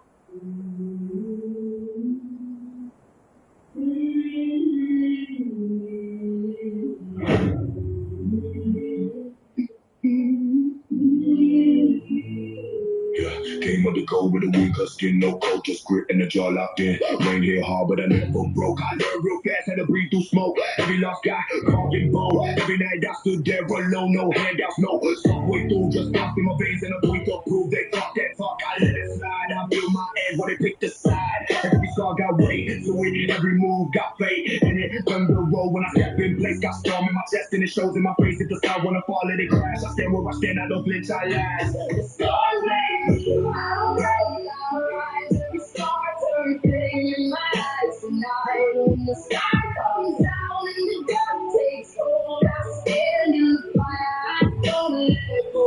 If I lose it all, I rebuild my name. From the ash I climb, from the ash I rise. The storm made me to man. I run from the pain of madness.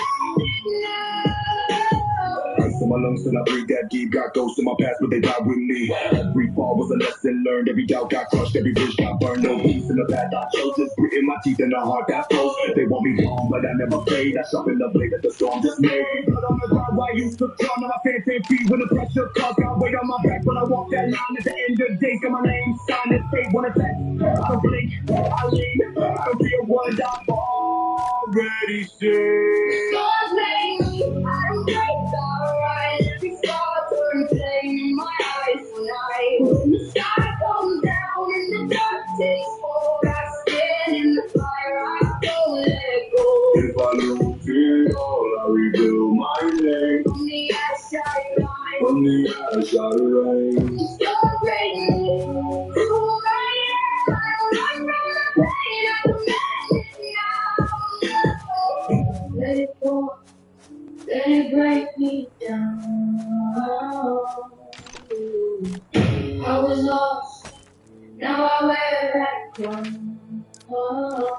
The storms make me, I don't break down. Rise and the sky turns flame in my eyes tonight. When the sky comes down and the dark takes hold, I stand in the fire, I don't let go. If I lose it all, I rebuild my name. From the ash I climb, from the ash I rise. The storm made me who I am. I don't run from the pain, I command it now.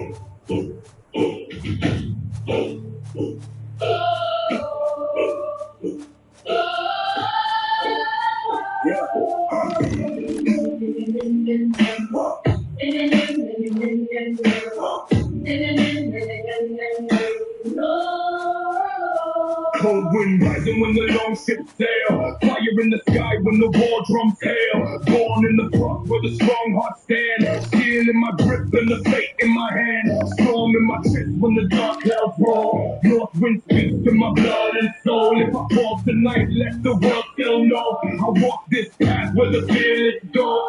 Hear the voices in the snow. Ancient spirits calling home.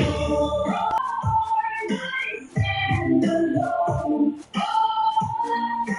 Through the night, my spirit roams. Hear my name in the winter snow.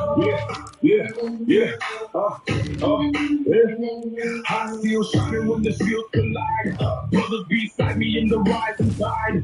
Came from the north where the brave don't bend. Stand like stone till the very end. Drums in the dark when the war horns cry. Lightning burns in the northern sky. Kings may fall, but the strong remain. Legends rise through the storm and flame. Hear the thunder in the sky. Fearless hearts will never die. Golden fire calling me home. Through the storm, I stand alone. Through the night, my spirit grows. Hear my name in the winter snow.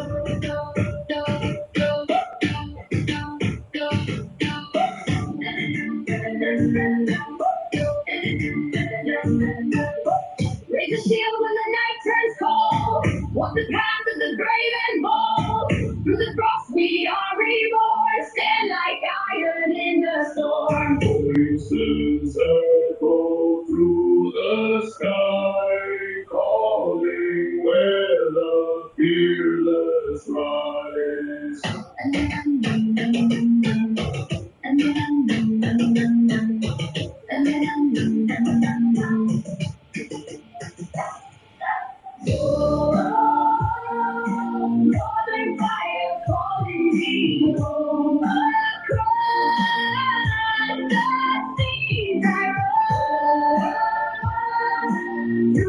dark, my spirit goes. Fear my name in the winter snow.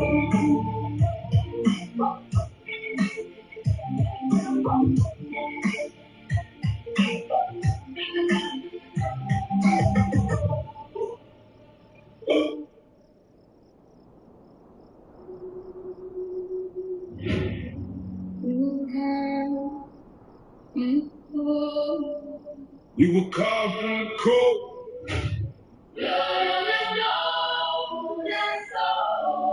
New day. Same rain, same wave, same cold. Yeah, yeah, yeah, yeah.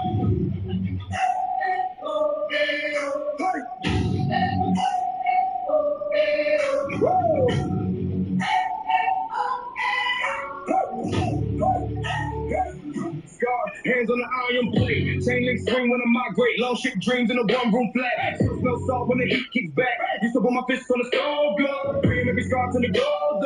Whole claim ghost in the thrift store frame. I carry every name like a ball flame.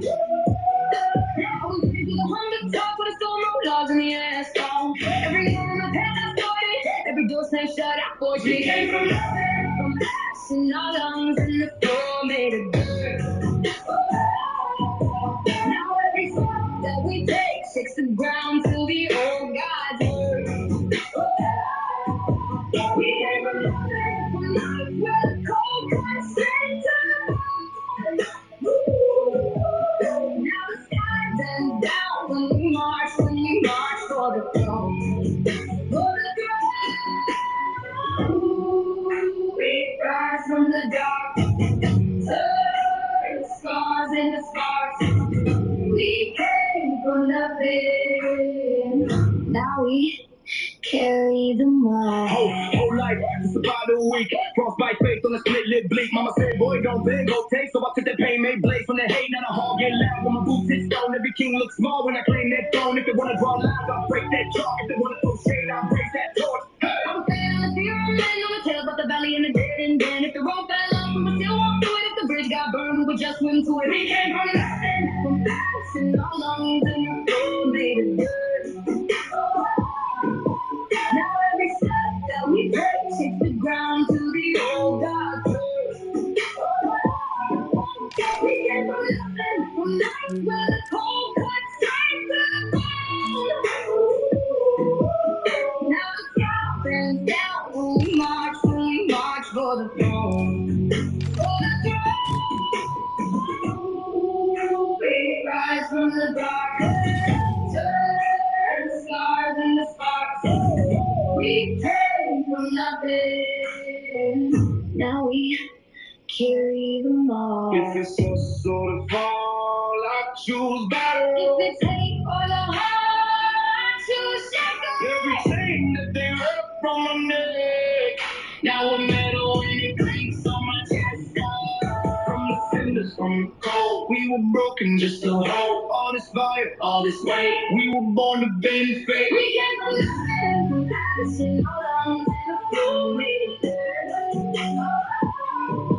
Now every step that we take shakes the ground to the old God's word. We came from nothing, from nights where the cold cuts straight to the bone. Now the sky bends down when we march for the throne. For the throne. We rise from the dark, turn scars into sparks. We came from nothing, now we carry the mark.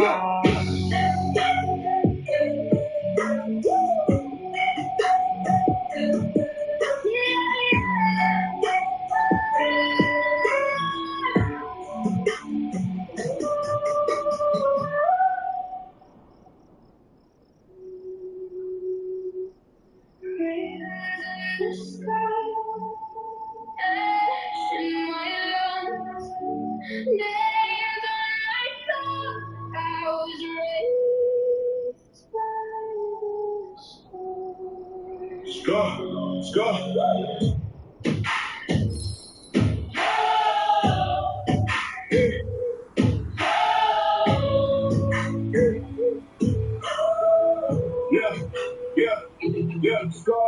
my knuckles, frost in my breath. I've been arm wrestling angels, flirting with death.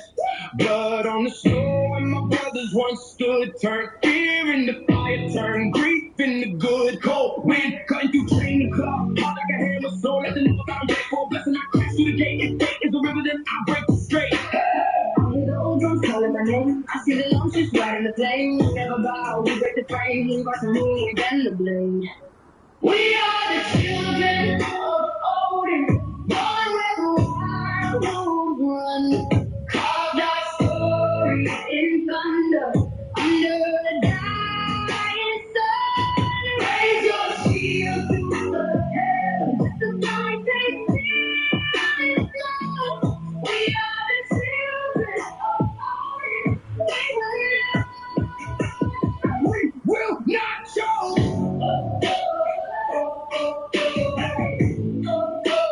We will not show.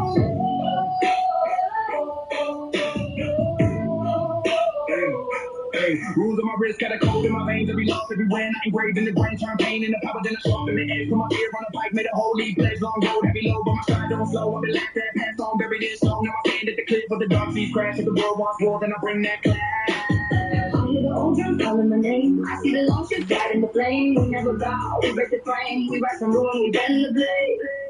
We are the children of Odin, born where the wild wolves run. Carved our story in thunder, under a dying sun. Raise your shield to the heavens, let the sky take fear. We are the children of Odin. We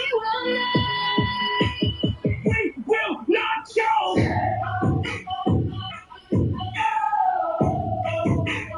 We will not show.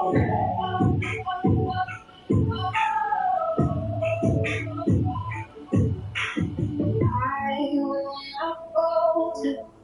I will not bend. I walk through slaughter. Still I stand unafraid. If the sky is falling, let it fall into my hands. I was made born and crawling. I was built to stand.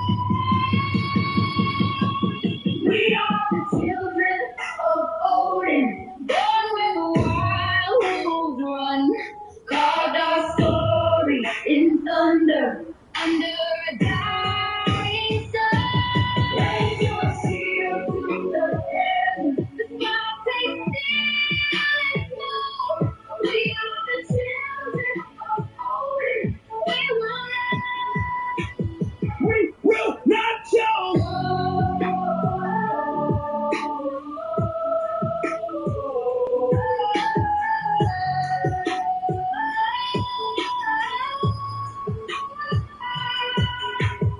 In the sky, passion on us, names on our tongues, we were raised by the storm.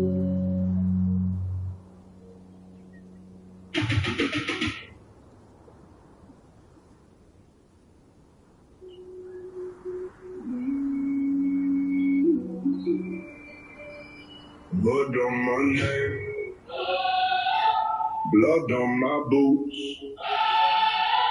I came from nothing, now watch what I do.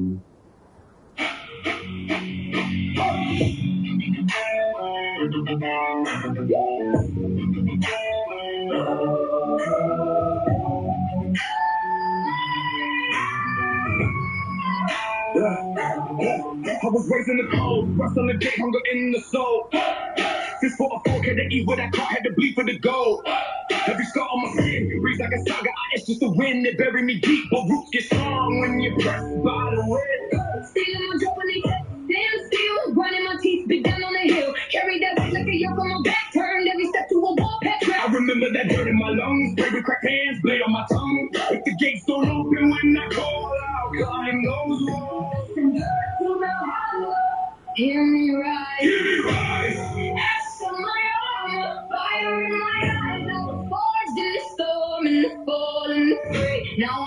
burning my name in the sky as I pray. From dirt to Valhalla, I won't fall. Every bruise, build my wall. If the stars were to throw for a sword, I'll be drinking with the gods when I fall.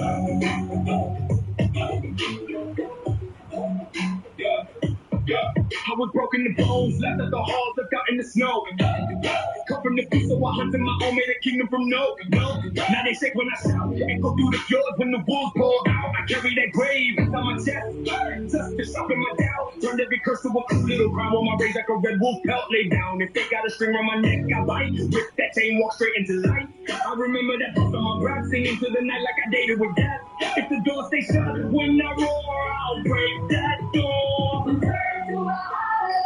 Hear me rise, X on my armor, fire in my eyes. I was always in the storm, the fall and the break. Now I'm burning my name in the sky as I fall. From death to the heart, I won't fall. Every bruise, build my war call. If the stars were to go before I fall, I'll be drinking with the gods when I fall. I walk through the graves of my yesterday, carried every chain till it turned to flame. If the heavens hear what I became, let them hear my name, let them hear my name. I was dust, I was doubt, I was thrown aside.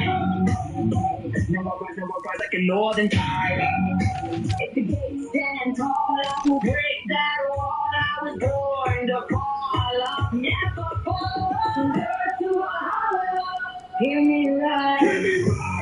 Ash on my armor, fire in my eyes. I was born in the storm, in the fall, in the break. Now I'm burning my name in the sky as I pray. From dirt to Valhalla, I won't fall. Every bruise from my war call. If the stars were to go for a song, I'll be drinking with the gods when I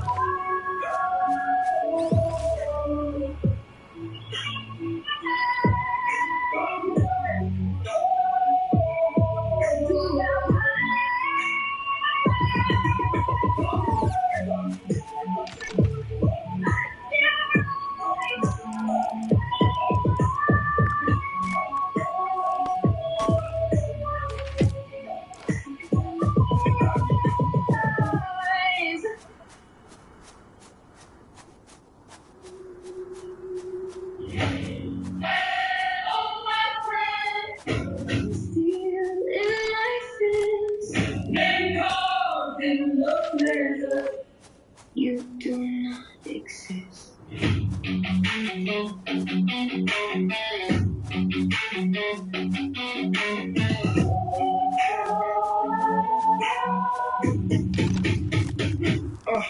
Wolf bell, bronze mask, footprints cracking through the glass. Red steam, cold laugh, allies vanish in the draft. No religion, it's so bone. I built a kingdom out of stone. You bring thunder, I bring night. Turn your summer into frostbite.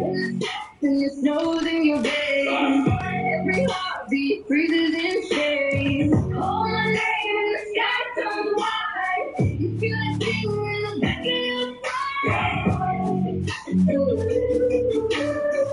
You can run, but the cold still arrives.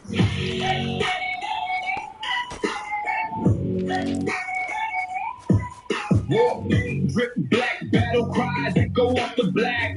Scars, ice rags, every log welded to my back. You swim there, I swim there. Watch your courage, pistolade. All that gold, all that hype shattered when you taste it. Frostbite, when you step in, it snows in your veins. Frostbite, every heartbeat freezes in pain. Call my name when the sky turns white. You feel the sting in the back of your throat. Frostbite.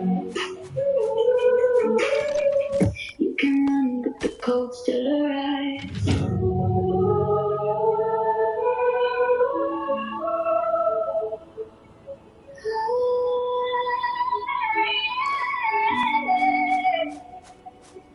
I have walked on broken water.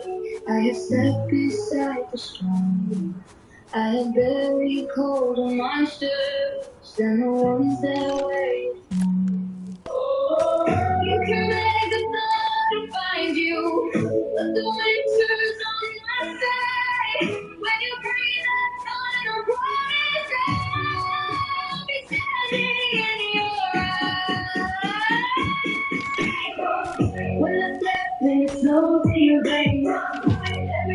Deep freezes in chains. Call my name in the sky turns alive. You feel that pain in the back of your mind. You can run, but the cold still arrives.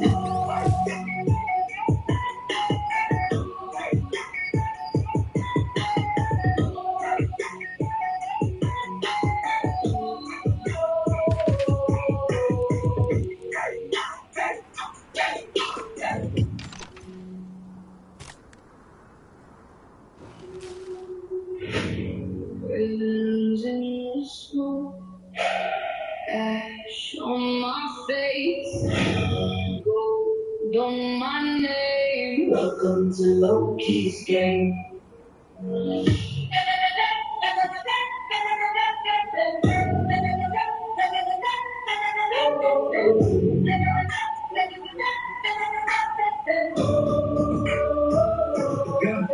Blood on the snow, I stride. Laugh in the dark, so tired.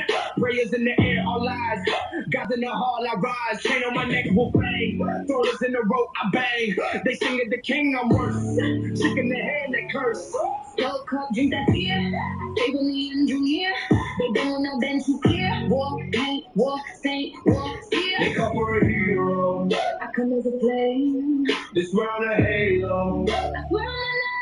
Loki's game. I took the border like a frame. Every vow you made, I twisted. Every blade you raised, I twisted. Loki's game. You point the spear, I shift the aim. Heaven shakes when I start laughing. Worlds collide, the beats are rocking.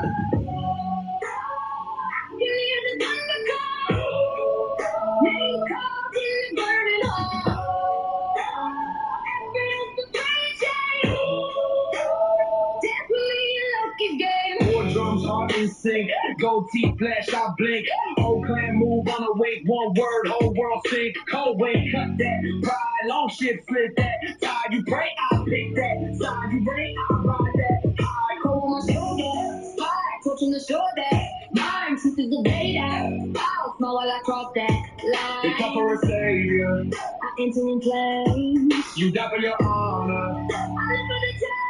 Loki's game. I took the border like the frame. Every vow you made, I twisted. Every blade you raised, I twisted. Loki's game. You point the spear, I shift the aim. Heaven shakes when I start laughing. Worlds collide, the face I'm cracking. Oh, choose your side, it won't stay. Lines you draw, wash away. Oh, crown and chain, it feels the same.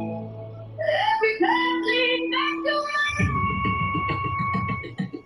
Loki's game. I took the border like the frame. Every vow you made, I twisted. Every blade you raised, I kissed it. Loki's game. You point the spear, I shoot the aim. Heaven shakes when I start laughing. Worlds collide, the face I'm cracking.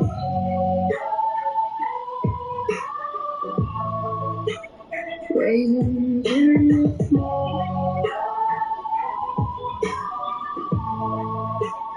ash on my face.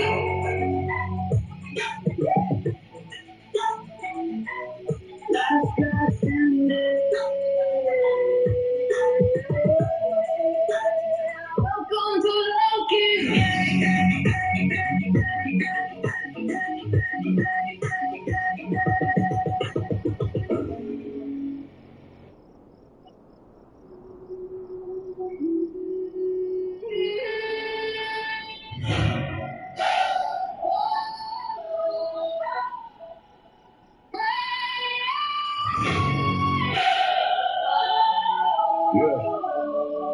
Yeah.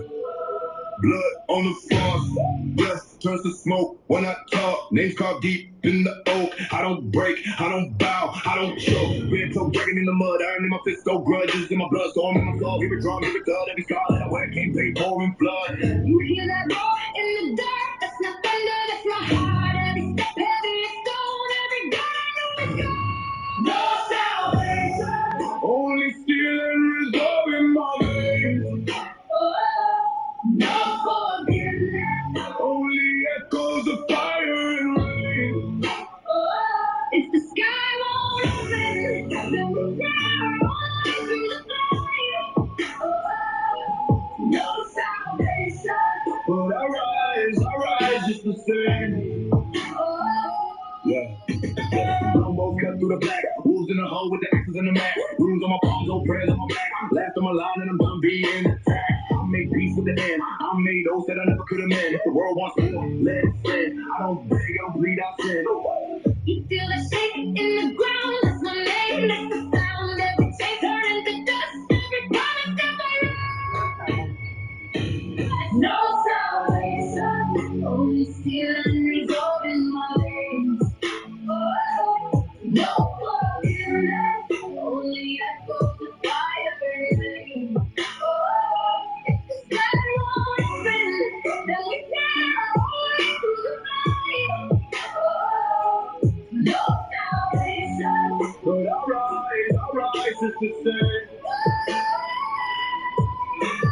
God stay silent, I still scream. If the fates cut short, I still dream. If the gates stay closed on my creed, I will carve new doors till they bleed. No salvation, only feeling resolving my veins. No forgiveness, only echoes of fire burning. If the sky won't friend, then we sail all the way through the fire. No salvation, but I rise just the same.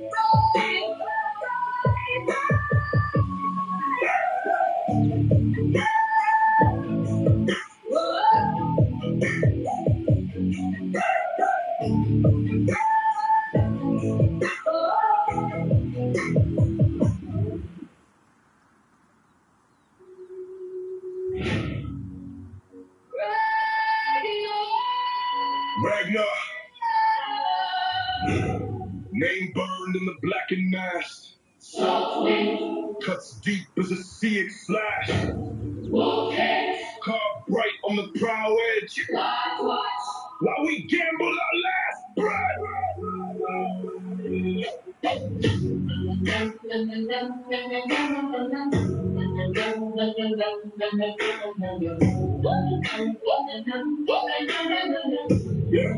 Just said go farther than the shoreline, so a car rooms in the bar saying all my homeboys rock by this and a hard clay eyes on the west where the rich men all pray. Opening a ribbon wing, different take game, so I followed every yeoman till they all knew my name. From the beat to the pure to the king's cold heart, the last of the boys with the homemade oil. But I soared to the sky, I will break that wall. And the ash on my hands into iron and wool. Ragnar, hear the waters call your name. From the long ships through the smoking flame. Every river, every burning place. Ragnar, you were caught into the open kill. When the storm rose, you refused to kneel. In the crash of steel, you were all too real. Yeah, kings tried to chain me with filled with all beds. I dreamed the cathedrals cracked open like eggshells. Purpose on the skyline, gold in the bells. I was thunder in my chest, I could taste those hours. Brothers in my back, guns in the front rank, shield wall tight like a lock steel bang. Priests in the dark, road curse in the song, but we went through the top with the world in the palm. The crowns of God, look lost as I can't name. Every more friends than I boast in my fame. But the seconds don't sing. But the nights that you shake, they just write down the battles that you didn't bring. Every rain, every time, every city I burn. With the trade with the God, for a lesson I learned. You who had to earn, to the great fields near. What God is his name, and from my fear. Hear the Lord call your name. Call your name from the long ship through the smoking flame. Every river, every burning place. You were caught into the open kill. When the storm rose, you refused to kneel. In the flash of steel, you were all too real. Yeah.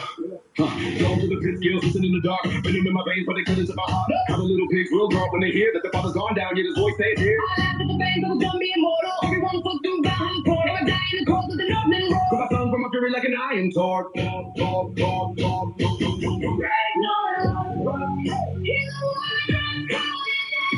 your name.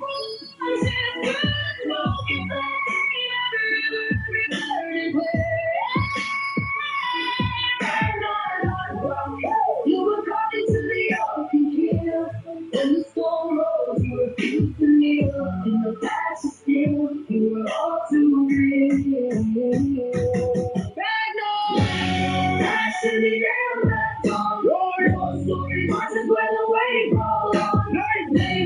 Keeping every noise.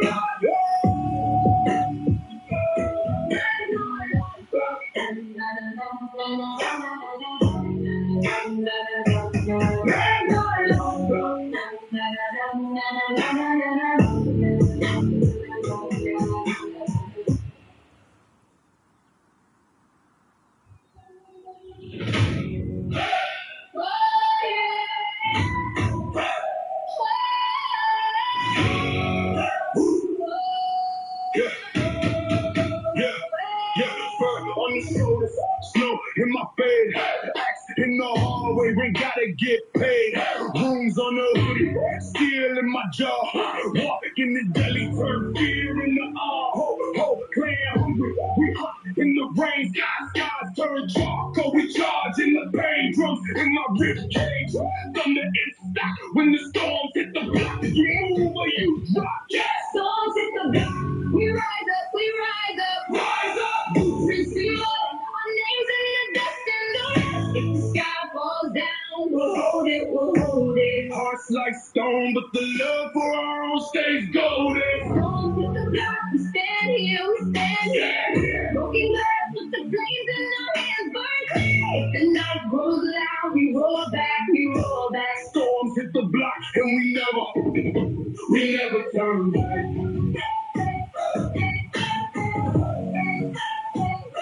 We never turn back. Yeah, gold on the knuckles, scars on the face, blood in the story, ink in the case. Oh, God's watching, some scaffolds and signs. I pray in graffiti and crooked red lines. Sirens down, Curie, circle the scene, squad in the ballet. We move as a machine, ice in the gutters, in the Glock. When the storms hit the block, every cowardly shot. Hey, storms hit the block, we rise up, we rise up. Blueprints in blood, our names in the dust and love. If the sky falls down, we'll hold it, we'll hold it. Hearts like stone, but the love for all stays golden. Storms hit the block, we stand here, we stand here. Broken glass with the flames in our hands burn clear. If the night grows loud, we roll back, we roll back. Storms hit the block, and we never turn back. Who will sing when the towers shake? Who will stay when the windows break? Arms up high in the freezing rain. We toast the love, then we toast together. Storms hit the block, we rise up, we rise up, rise up. Blueprints in mud, our names in the dust and the rust. If the sky falls down, we'll hold it, we'll hold it. Hearts like stone, but the love for all stays golden. Storms hit the block, we stand here, we stand here. Broken glass with the flames in our hands burn clear. If the night grows loud, we roll back, we roll back. Storms hit the block, and we never turn back.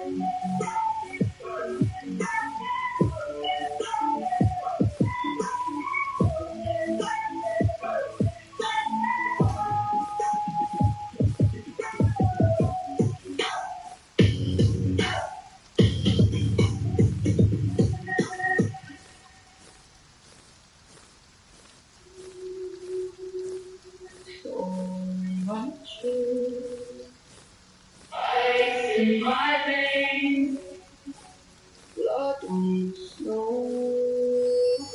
I'm carving my name. Hey! Oh, oh, oh. Oh, oh, oh. Hey!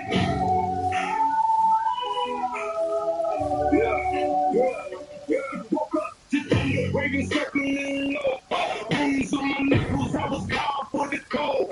Long ship in the still gray world. Every scar on my body is a flag unfurled. See the frost on my back when the beat that rage. Turn the boy to a man, and my heartbeat blaze. They pray for protection, we got a storm instead. Every step that I take, shake dirt off the dead.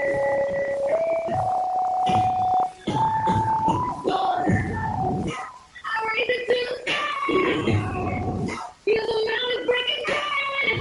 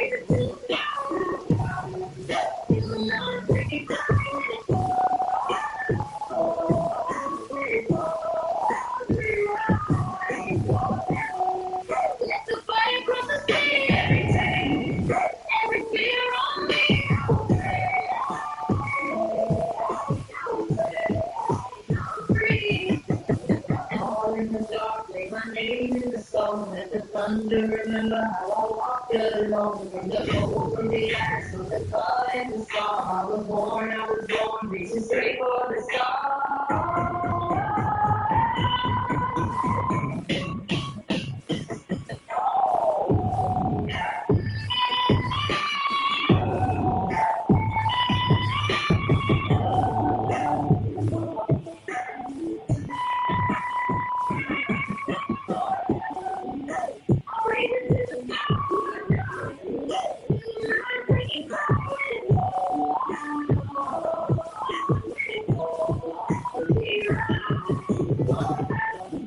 Let the fire cross the sea every turn, every beat around me.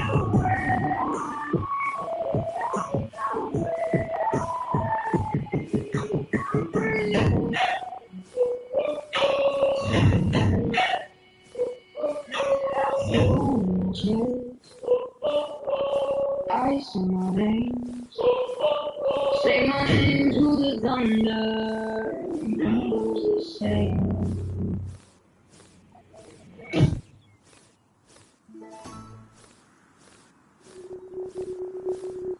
Skies crack open, raven circling slow. We march in silence till the first flame glows.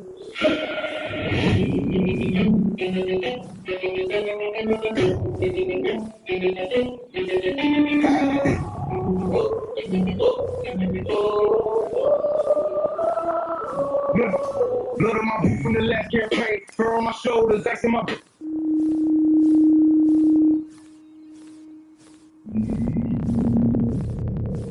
I don't run fire.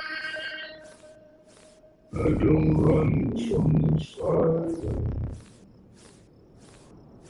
I walk every time. You feel me before you see me.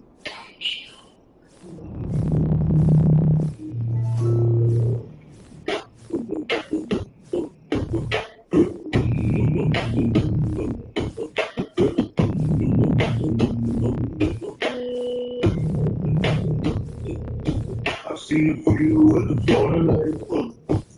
Heard the silence, I feel the break. Still warm, breath still slow. That's where the strong is learning. No fear left in the steps I take. No soul left that the war could break. Raven lost standing where kings once bled. I don't follow where the weak ones fled. You built your throne from dust and bone. Power like that Is never alone. I don't need what I can't control. You already lost that room. She walks the battlefield like she owns my breath. I walk between life and death. Raven Lord, I don't bow, don't bend. But even kings, they need their end. Fire and shadow, blood and flame. You don't need fear the way you can.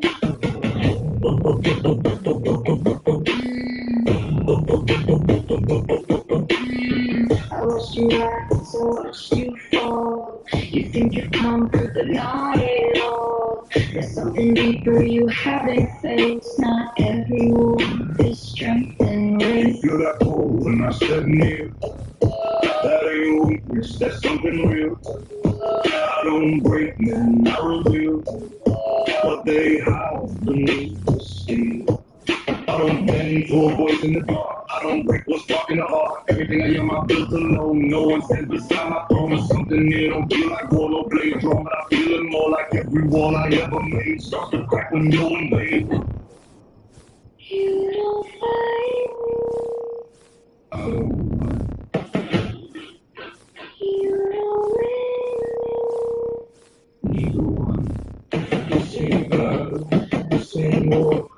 This is something deeper than before.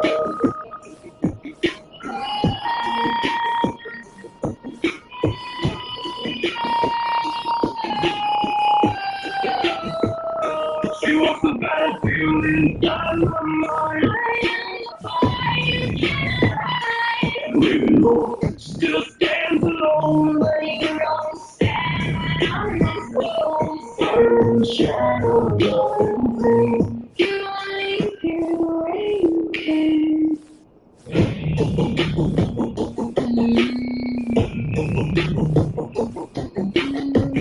You survive the war that you were made for me.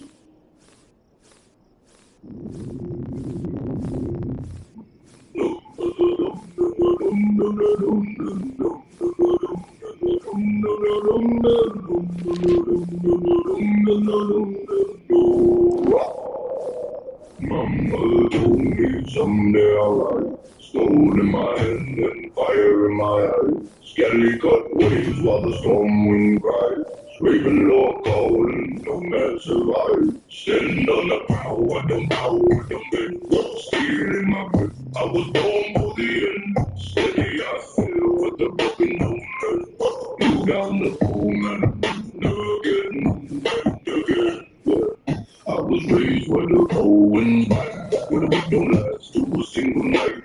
Mama said, boy, you were born to fight. Now I carve my name in the edge of the light. See what I was on me. I'll be soon when the wait to see. Every scar got a story to keep. Every hope that I score is deep. I don't pray for what's I take it. Look around the world, I'll break it. Got a chain, I'll shake it. Come close, I'll fix it. Not be that brave. The sea don't take, it makes the brave. Mama told me someday I'll rise. Gold in my hand and fire in my eyes. Skelly cut waves while the storm wind cries. Screaming low, calling, no man survive. Stand on the power, I don't bow, I don't bend. Steel in my I was not chosen by them. I was chosen by fire. Blood remembers. The oath never dies.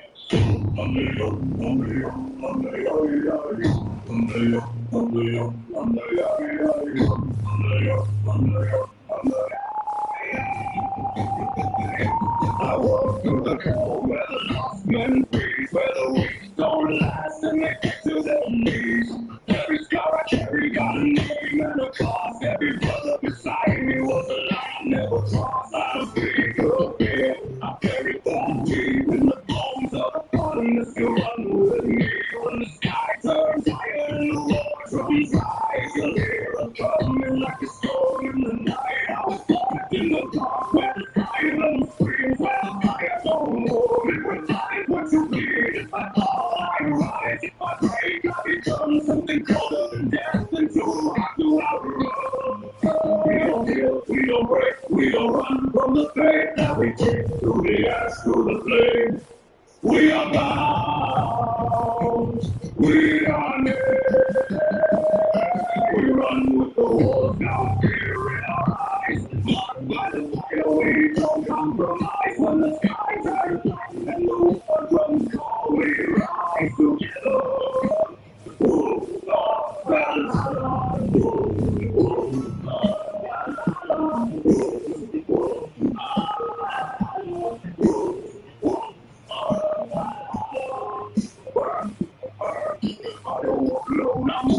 Every step I take, got a roar in my back, and the bull crack loud when the dog gets red. We don't break my mercy, we honor the dead. Teeth in the carcass, we hunt for the fame. Every man here caught with a story of pain. You can see it in the eyes, don't fall at the break. Only fire in the chest, and the yoke of decay. Come through the night like a shadow on knees. Every howl that you hear is a call from the beast. No chain, no blood, no fear in the breath. We already died, and we live last day. We don't kneel, we don't break, we don't run from the fate that we take through the ash, through the flame. We are bound, we are dead. We run with the wolves, no fear in our eyes. Marked by the fire, we don't compromise. When the sky turns black and the war drums call, we rise together. Wolves of Valhalla, wolves of Valhalla, wolves In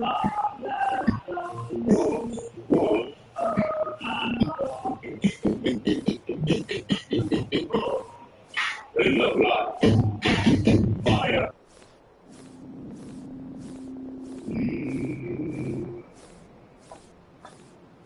No voice go down. No one reached out. So I became the answer.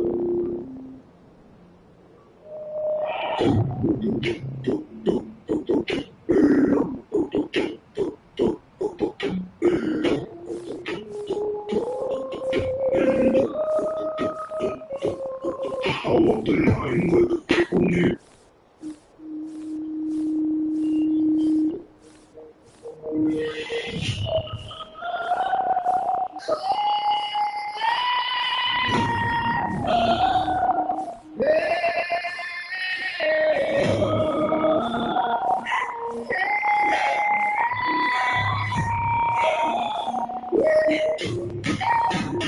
Came from the forest, you from Blackstone, up in my brain, and blood in my toe, my shit speaks first, and my mouth cuts and all up on my tongue, let the night begin, knock out dead, calm like bees on a chain, three cold circling, calling my name, home full of tough, heart is pine, if you want my crown, come take what is mine, yeah, that's from you, stood it all, sleep, I am in my rest, wild and mighty. Raise the raven, raise it high, raise the raven, let it fly, steel in my lungs, fire in my lungs, raise the raven, come on down. I walk through smoke with my chin filled up, every door boom turned into luck, slipping low, I step back, I make a path out, crack, open the bones, no one my skin, I do not beg, I do not fold in, you hear my steps like thunder near, if I came for peace, I would not be here, hear that thunder, stir the long sea, I am my rock, wild and mighty. Raise the raven, raise it, raise the raven, let it fly, steel in my lungs, fire in my veins, raise the raven, come on down.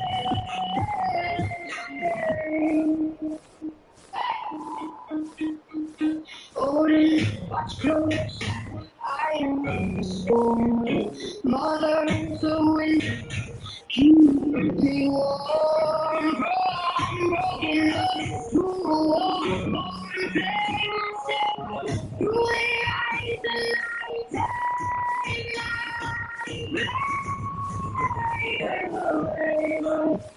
Raise it high, let it fly, steel in my lungs, fire in my lungs, raise the raven, come on raise the raven,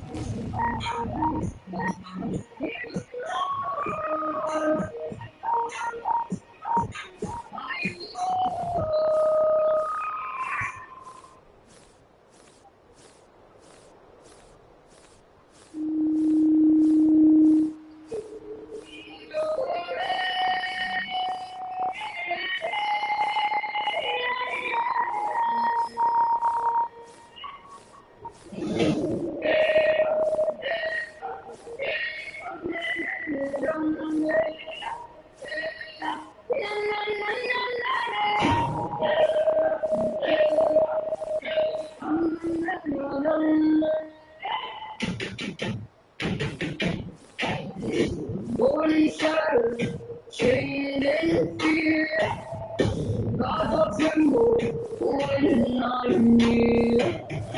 Iron bites into my skin, but they know what awaits within.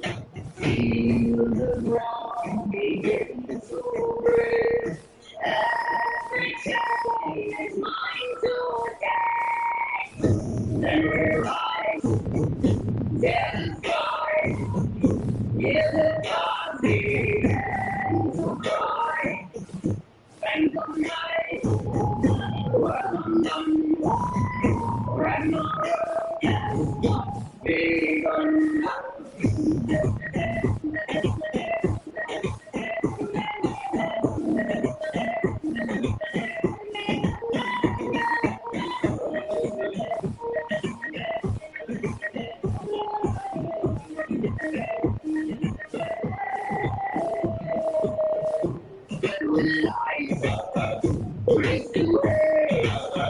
Now my rock will see in face.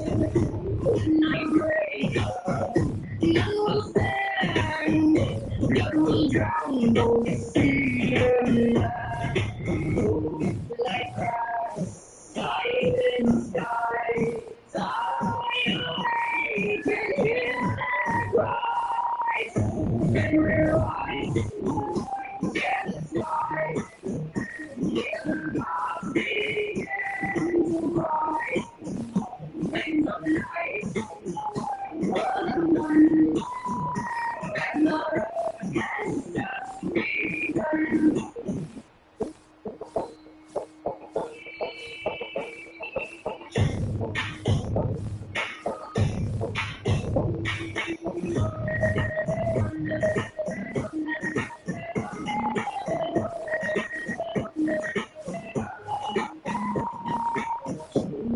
Snap, stars will fall, and to my end.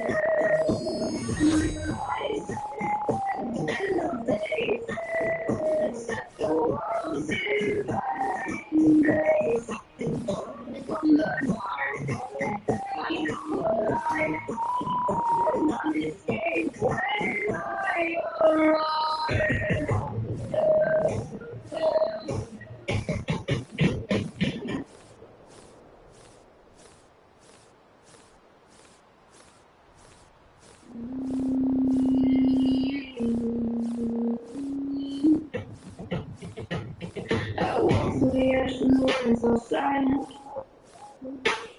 My tears turned to gold and my breath became mine. I carried the dead in the wings of my will. The Valkyries kneel and the battlefield still. For the fallen, I claimed my name, no throne, made of glory, no crown, made of fame, just blood and snow and smoke in the air, and war greater tight than my gold woven hair. They crawl to the thunder, they break to the spear. But I am the goddess, they whisper in fear. I am prayer, I knock before the door. I am war and I am wanting, I am blessed and I am born. Every day by my left, draw blood from the soul. I am prayer, I walk where no man goes alone.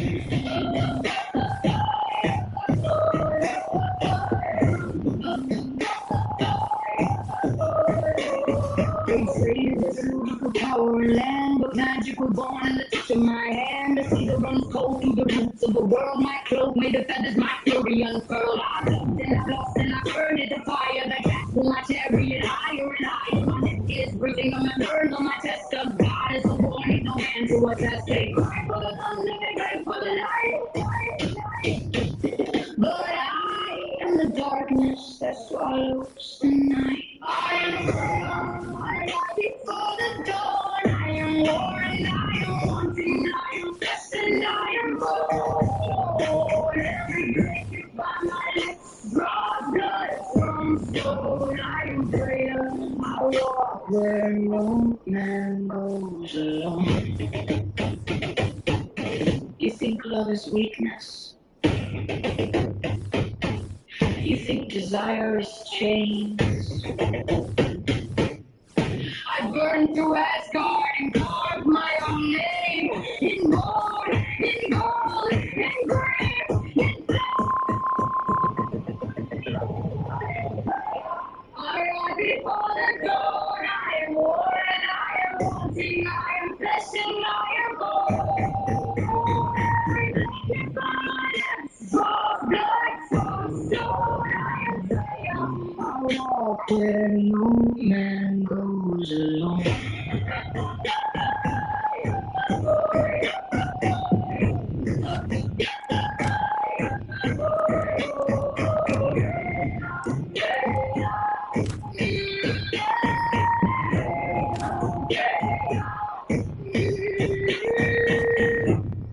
The gold weeps and the ravens fly home.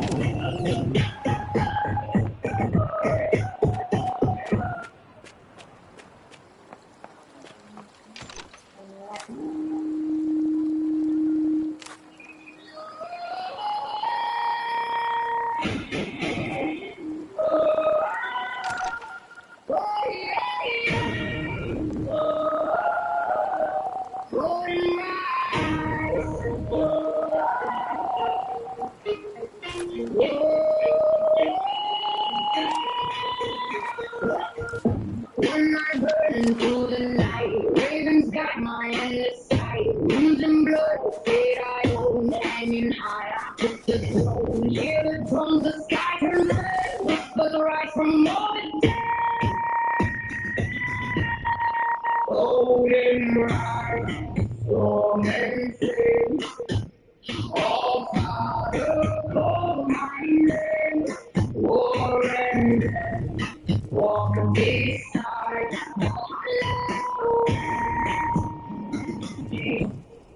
Golden rise.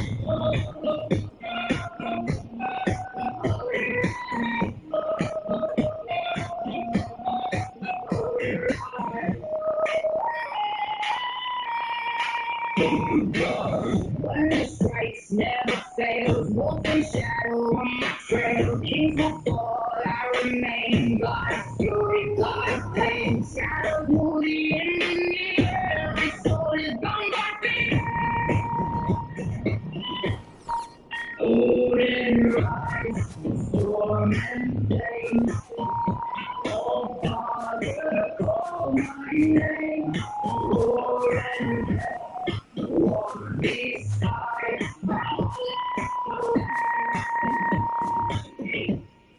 Golden rise.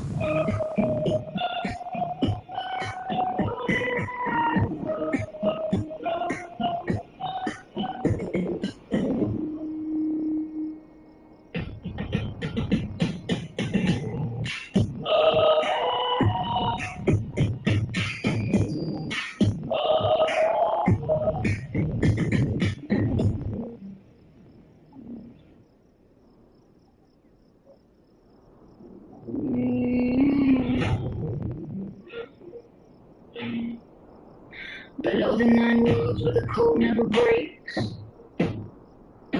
where the mist swallows rivers and the black water wakes. No sun never touched it, no fire, no light. Just the roots of Yggdrasil drowning in night. The serpentines covered moss at the tree, and the dead drift like smoke where they once used to breathe. Begging returns where the rivers were born, and the silence gets deeper than any war. This is not death, this is older than bone. This is the nothing that came before stone.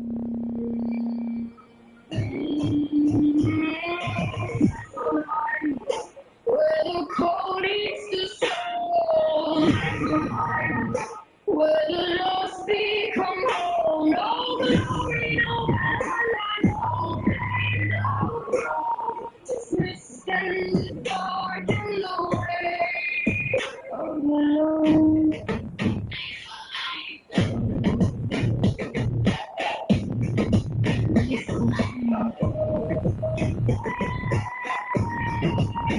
Hell walks these halls with one face cold as frost. The other side rotting, the living get lost. She rules without cruelty, she judges no one. She holds what the gods and the warriors shun. The cowards come here and the sick and the old. Not cursed, just forgotten, not brave, not bold. Their names read like embers that nobody fed. And Niflheim swallows the names of the dead. No prayer can reach past the roots and the mist. No name lasts forever, one's care is scared. Where the cold is the stone,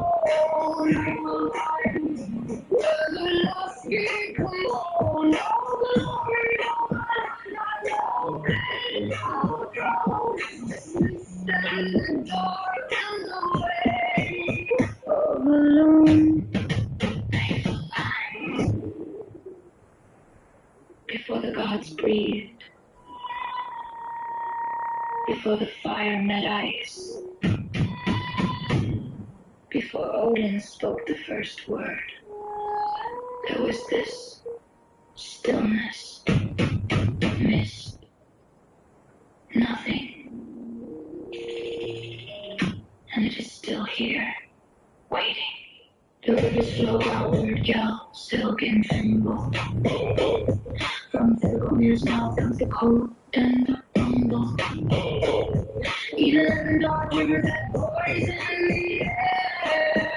The ice spills forever on bones that are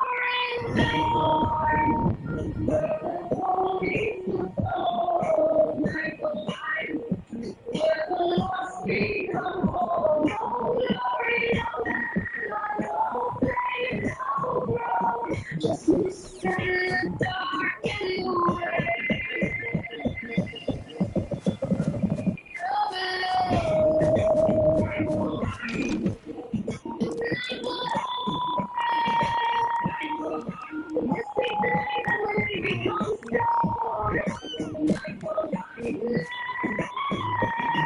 the cold was the first thing. The cold is the home.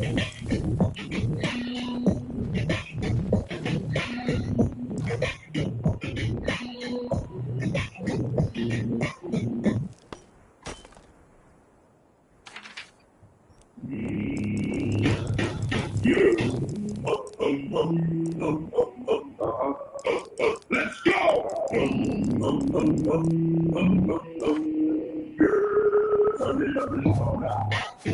Let the bassline drop.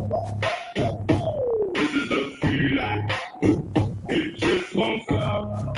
Come on, got the whole crowd moving. From the front to the back. Viking hip hop. Ain't no turning back.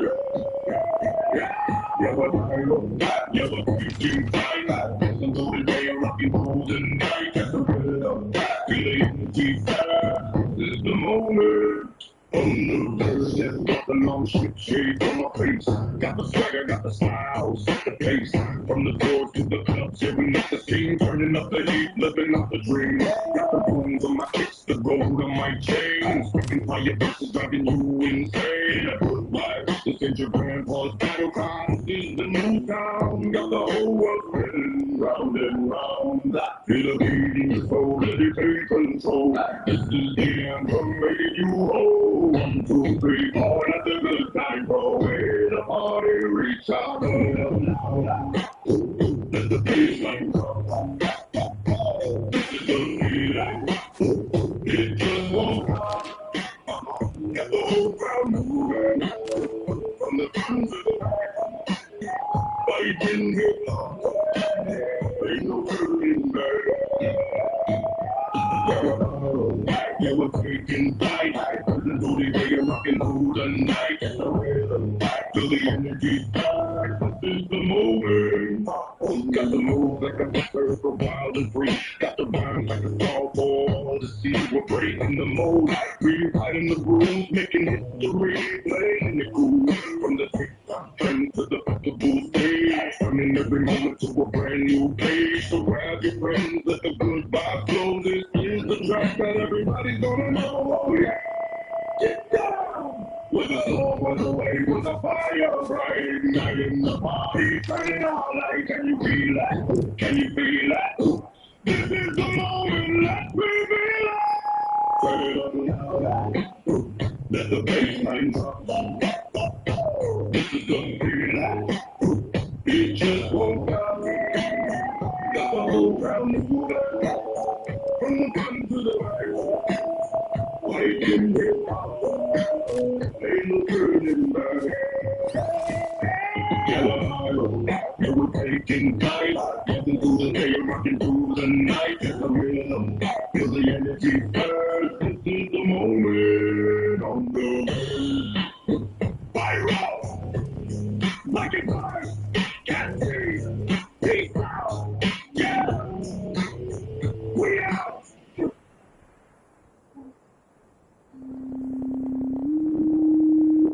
Cold air on my lips, fire under my skin. I left my tears where the dark sea begins. Oh, I hear the words calling my name. The northern rain, fire in the rain. I became the storm. Say my name. I became the storm. No crown on my head, but the wolves know me. No gold in my hands, three ghosts below me. I roll with the night, I sing with the tide. One breath, one oath, one flame inside. Raven on my shoulder, wind in my hair. I lost my home, but I found my prayer. They saw I was saved with the black waves came. Now every cold storm keeps calling my name. Don't cry for me, I was made from thunder. Don't pray for peace. I was born from wonder. The night gets cold, let the sky turn red. I'm still here with the fire. I can't go through the fire. Low sings the choir. Fire in the rain, light in the flame. Go through the black side, no, I will not hide. Heart full of stars, eyes full of flame. God knows my name. I don't break, I don't fade, I don't burn. I become the flame. Fire in the rain, I became. I don't fear night, I've been walking with sorrow. Burn my yesterday to light up tomorrow. Ice in my lungs, but my voice still climbs. Every scar became a northern sign. Don't stay low when I step through smoke. Every wave remembers every word I spoke. I'm not your angel, I'm not your slave. I'm the wild song rising over the waves. I don't run, I don't wait, I don't doubt, I don't fade. Fire in the rain, light in the flame. I became the storm. The night puts me under. The ravens fly high. My song turns to ashes. My voice on the sky. For the ones I love, for the home we lost, I became the storm. Go through the fire, no sees the fire, fire in the rain, light in the flame. I became the storm. Go through the black tide, no, I will not hide. Heart full of stars, eyes full of flame. Storm know my name. I don't break, I don't fade.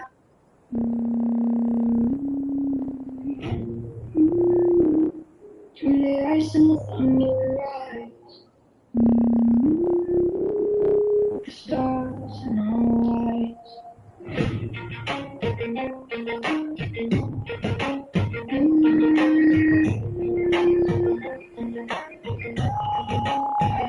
Across the black water, under silver skies, we carry old stories where the cold raven flies.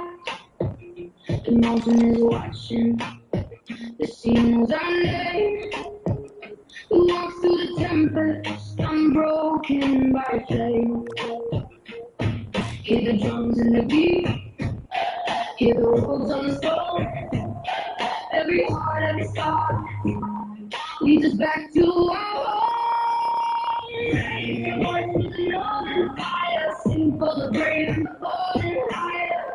Through the storm, through the night we stand, daughters of the north with steel in hand. The sky is burning bright. We ride into the light.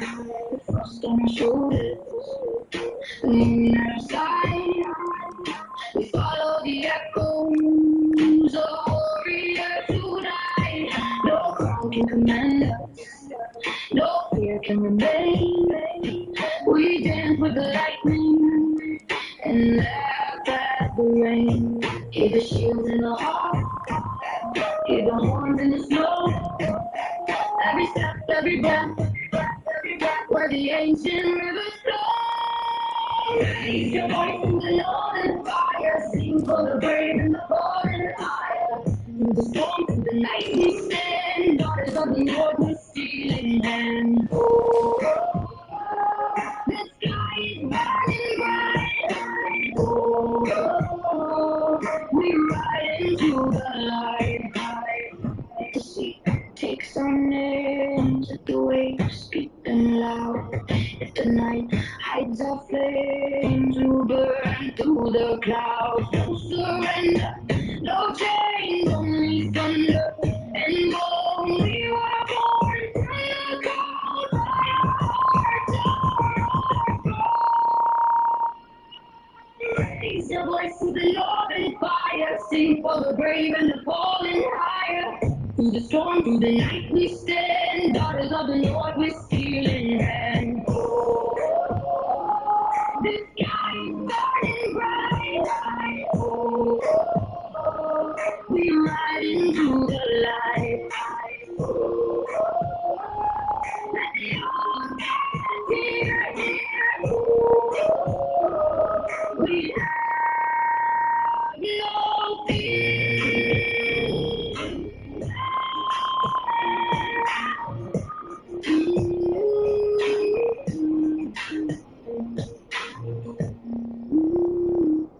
From the ice and thunder we rise, with the stars in our eyes.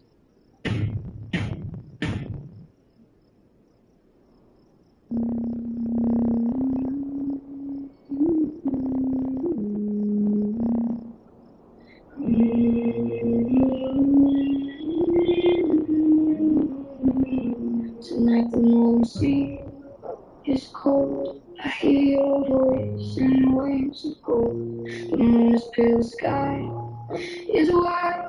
I feel you standing by my side. You put your hand upon my chest and said, my son, give life your best. When storms arrive and break, your soul stand like a mountain, strong and old. I grew up where the wild winds cry, with your fire in my eyes. Every storm, every tear becomes a song that brings you near. Father, I still hear you in the thunder, in the blue. I will rise, I will not fall. I will live to on the road. Father, I still carry your name across the sea. If I become a star someday, I'll shine the Viking way. I carry your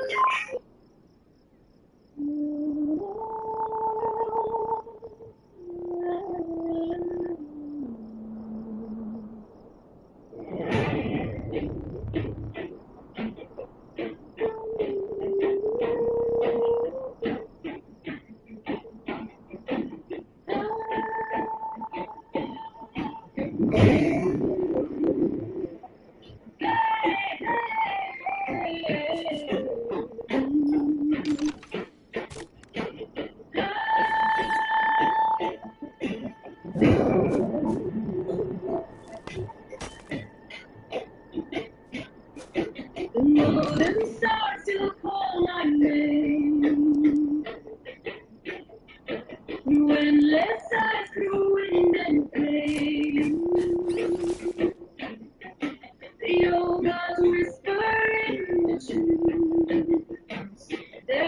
is carried on through. The ones that walk this path before, they got the hills from soul to soul. Those centuries have turned to gold. We keep the ancient sacred tone. Stand with me, yes. Cold air on my lips, fire under my skin. I left my tears where the dark sea begins. Ooh, I hear the words calling my name. The northern rain, fire in the rain. I became a storm. Say my name. I became.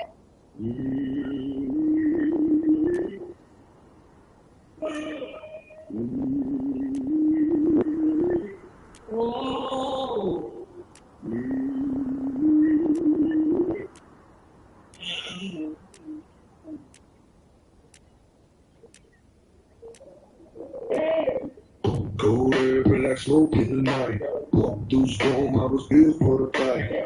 Every scar got a story I keep from the ground to the peak. No crown, still I move like a king. Hear that sound when the war drum rings. I don't talk, I don't fold, I don't run when it's time. I become legend of the Lord. Say my name from the ice to the fiery flame. Stand tall, I'll never break. Every move, every risk I take. Hear that drum, feel that sound. Every step, shake the ground. From the dark, now I rise again. I'm a legend.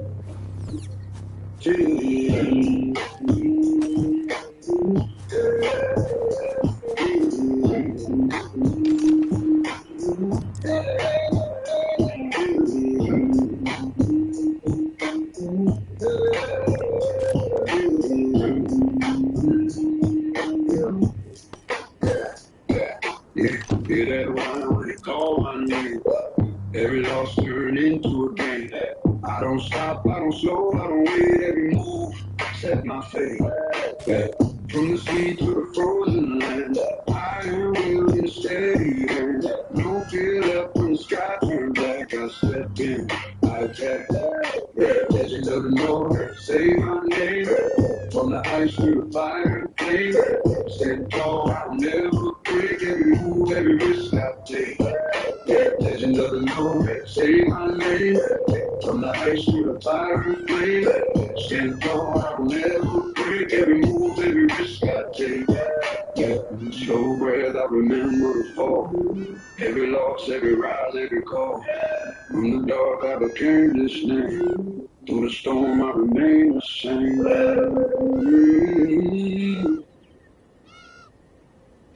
The same. Legend of the North, I'm afraid. Every move, every step I made. From the dark, now I play my throne. I stand strong on my own. Hear that drum, feel that ground. Walk right out, hear that sound. From the north, they don't know my name. I stand tall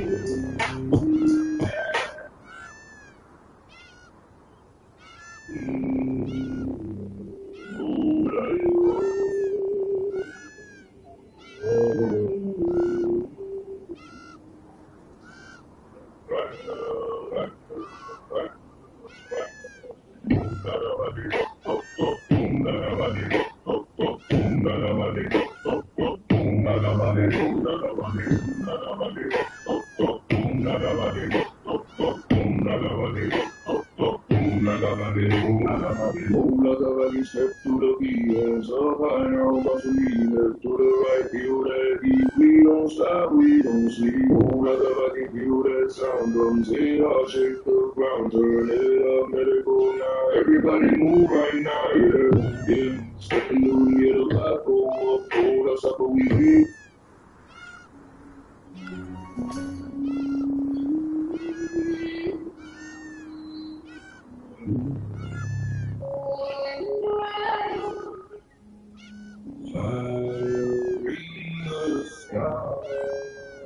Calling me through the fire and smoke. Voices of the north in the cold window. Shadows in the night, but the stars still glow.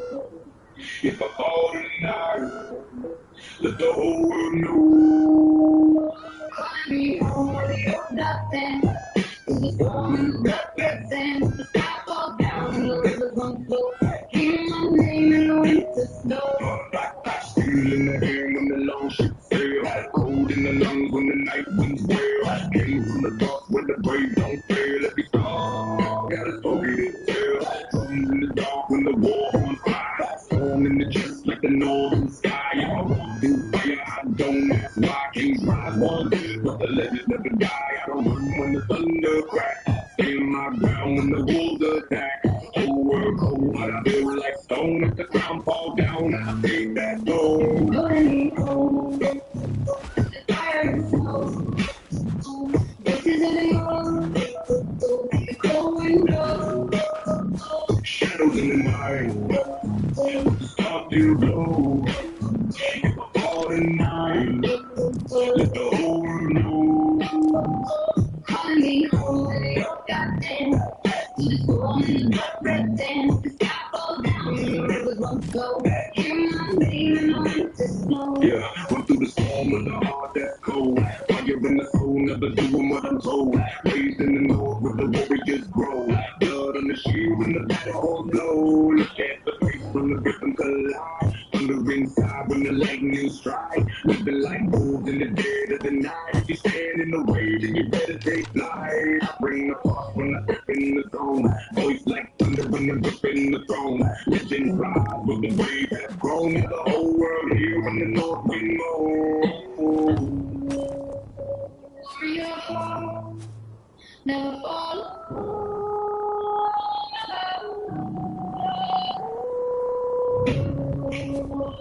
Through the storm, we are reborn. Calling me home to the fire and snow. Voices of the north, the cold window. Shadows in the night, but the stars still glow. If I fall tonight, let the whole world know. Calling me home, the old goddamn. Through the storm and the blood that sends. The sky falls down and the rivers run slow. Hear my name in the winter snow.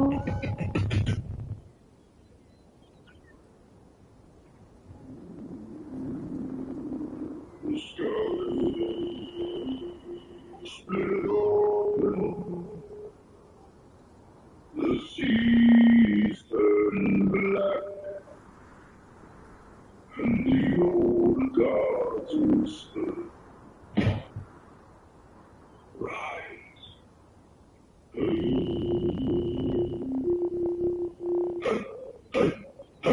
When the road raging, dum dum dum dum dum, dum dum dum dum dum dum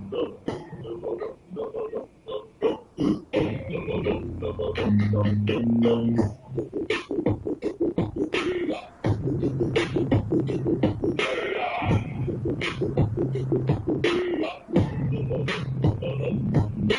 Black clouds rolling over mountain stone, but then the raven stone. Hear that rumble underneath your feet. It's the sound of faith marching through the street. And we're breaking every iron chain. Serpents twisting through the pouring rain. Fire rain from the northern sky. But the scream, but we do not hide. eyes, wheel in my head, frost in my lungs. Fuck a coffee on the tip of my tongue. This ain't fear, this awakening. The end of the world, got the war drum singing. Ashes falling like the winter snow. Valhalla calling, the wolves are out. You can run, but the night still comes when Ragnarok rises. Nobody outruns. Hear the horns now blow. Feel the oceans roar.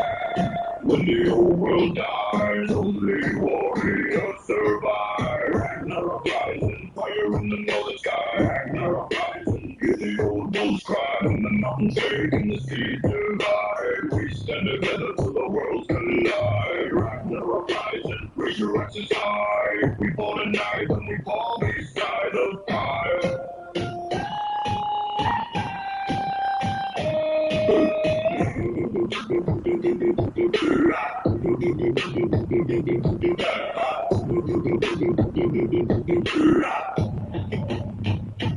I see kingdoms drowning in the tide, false crowns breaking while the weak all hide, but the sons of stone still bear their keys, standing tall where the dead gods sleep. Torchlight dancing on 1,000 shields, boots hit hard on the frozen fields, every heart beat like a battle drum. We were born for what's becoming, no surrender in these veins of mine. I got northern reaching every line. You call it chaos, we call it fate. The end arrives and we celebrate. Raise your voice till the heavens crack. Ain't no fear when there's no way back. If the world burns down tonight, then we feast in glory by morning light.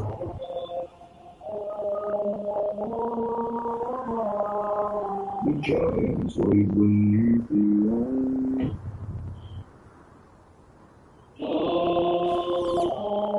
The end begins tonight.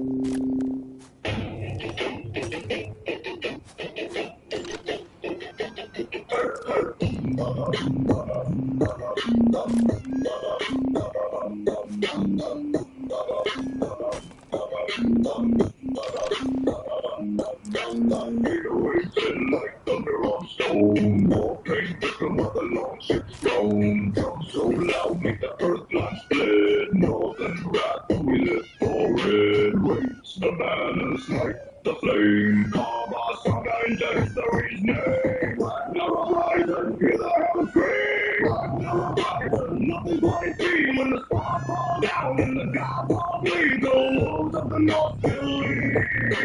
Ragnarok rising, the fire we ride, and this is the end, and we face it side by side.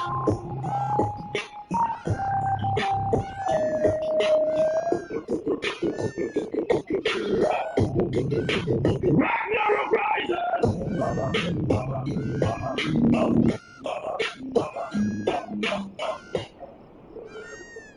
When the old world falls, the strong do not bend. They rise.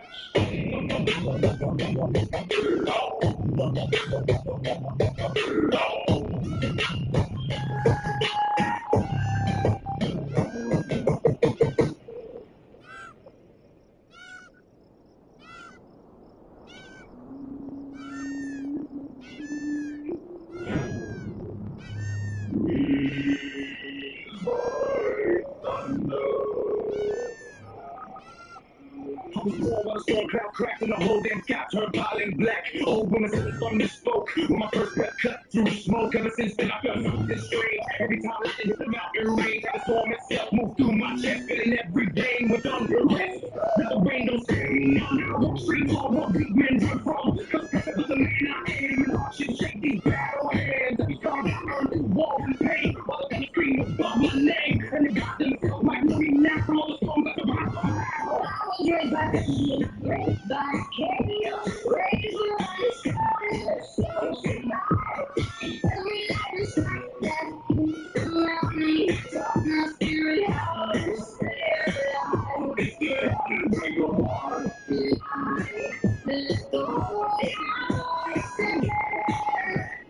I will be my love in the storm. beneath my skin. One of the warriors looking dead inside. So the storm already told you lie. Superman born from peaceful roles, while others still can't survive the cold. Now I understand what he meant back then. Every probably hit on your band.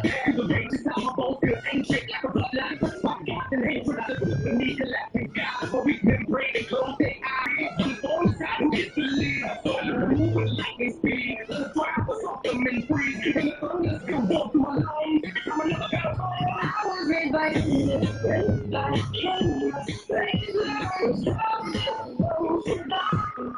Every time down around me, drop my spirit out to stay alive. Come on, and the whole world again. I was and the storms still lives beneath my skin. Every stone can be taken my bone. Every strike should touch and bone. Every thunder shook my soul. Now the chaos bring me out. My thunder breaks by chaos. Raise on stronger souls survive. Every lightning strike that hit around me taught my spirit how to stay alive. If the heavens break apart, let the whole in my eyes.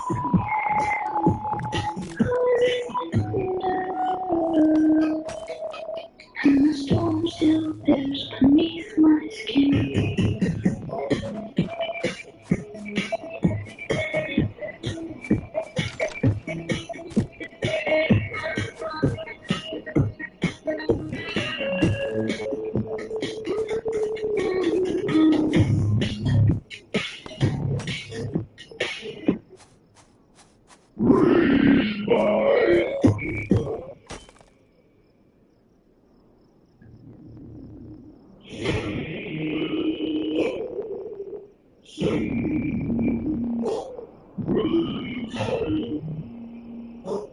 Night breaks soon and rise.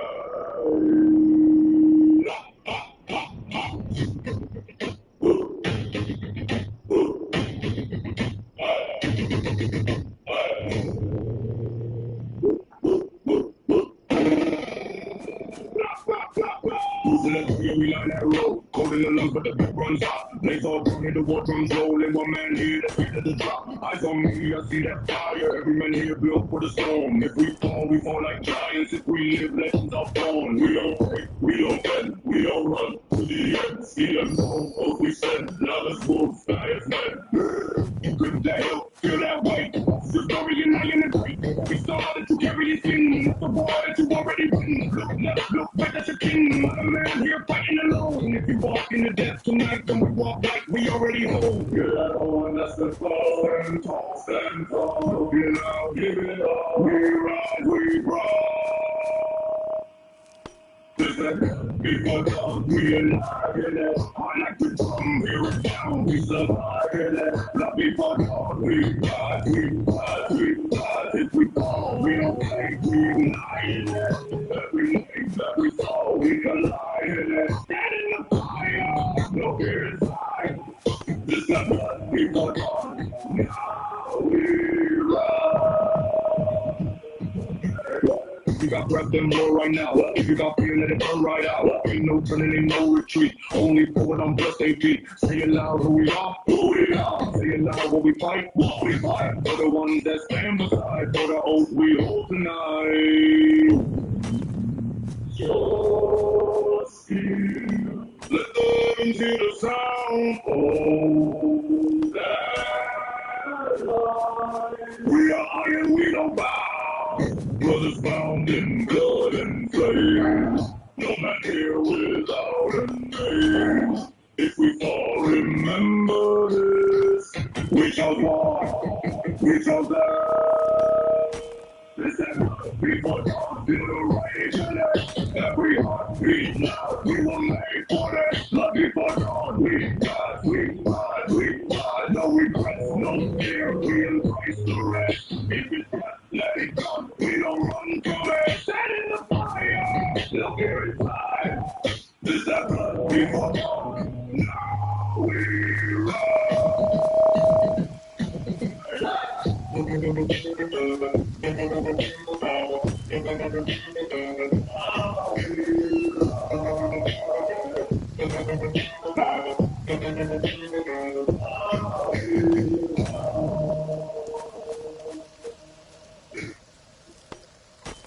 sun will rise,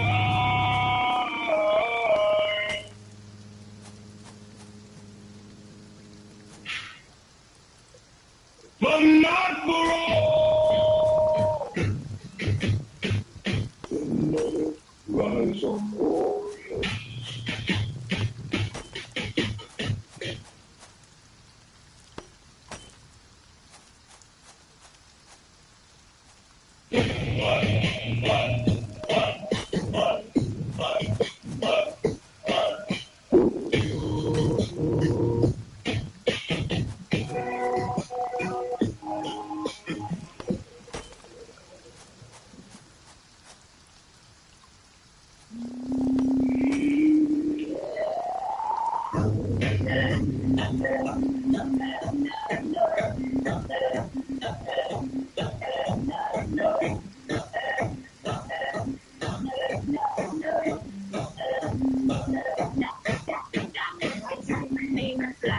And threw it to the tide. You left a black mark on the inside of my eye.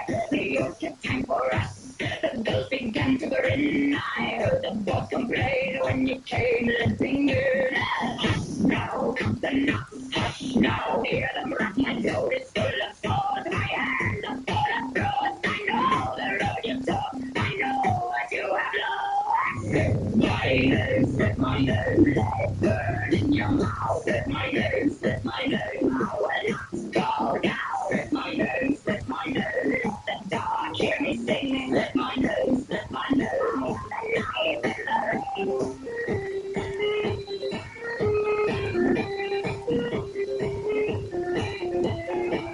they did to watch as if they knew my shame. I washed your ass from club, but it kept your shape the same.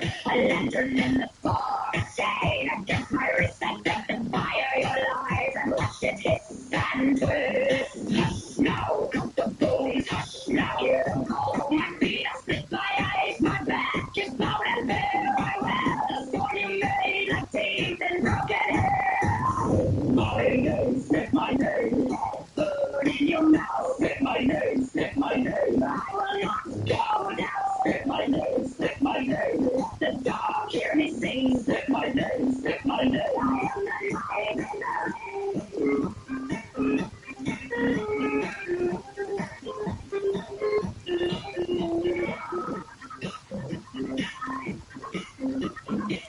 in saw you in the black water, small and white. As a lie, you begged the deep to hold you. Then you tried to make me die. So I took the second hand. So I took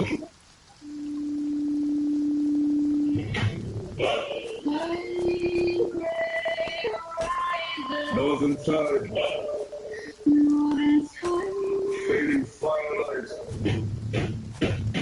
still holding on. I fear no God. Anymore. Every shadow, Made us stronger. every deep move, Start to heal. but nothing here Can hold us under. that goes inside. Over the ocean. Like the wild sky, Breaking open. when the last light, Start to fade. we're still standing on the freeze. Long hard miles beside the cliffs. Heavy winds against my skin. Every long road changed my eyes. Still I carried all those years. Pale mornings near the sea. Quiet waves surrounding me. Every fear I try to lose turned to something I approve. No clear sight beneath the sky. Only distant passing by. And the more the years move on, the less we fear what we become. We fear no one. Every shadow, Made us stronger. every broken heart, and nothing here Can hold us under. that broken sky. Over the ocean. Like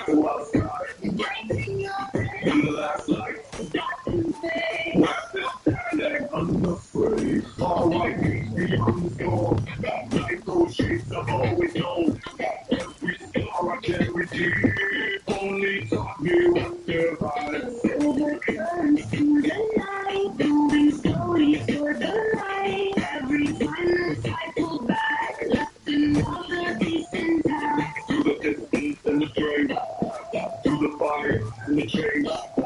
Not the same as long before, now we carry something more. Hearts drift away with the current. Some souls lose themselves in the distance. Some storms we fired in the silence. And some souls come back like stones.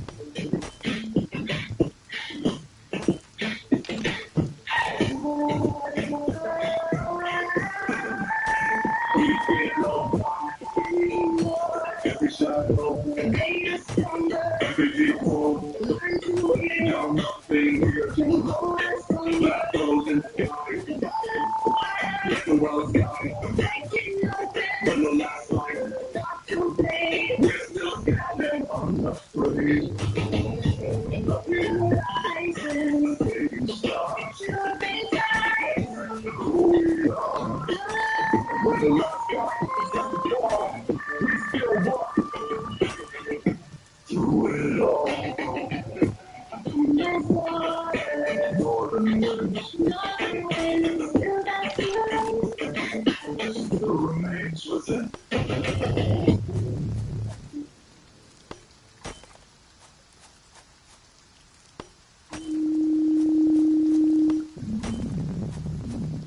We've been tested.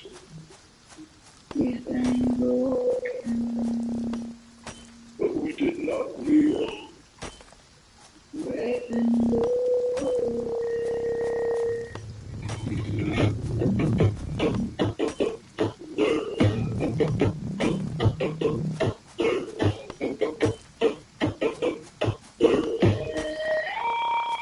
I walked through fire with nothing left. Felt the weight of a freedom hurt. Still I stood when the ground gave way. Still I chose not to walk away. All the scars in my bio. Every lost scar in the bones. I didn't bend, I didn't yield. I held my line, I never kneeled. I've seen the fall of the proud and loud, watched them fade in the silent crowd, but I remain where the strong endure, where the fire burns clean and pure. I am the light in the darkest night. I am the well that returns to fight. Where you may break, I am revealed. I rise again. I do not kneel. No change in me. No fear inside. Stand as one. We do not hide. We do not kneel, we do not break. No power is given, we take what ours to take. Blood and fire, storm and steel. We rise again. We do not kneel. Stand your ground. We claim your name. We are the ones who Feed the flame.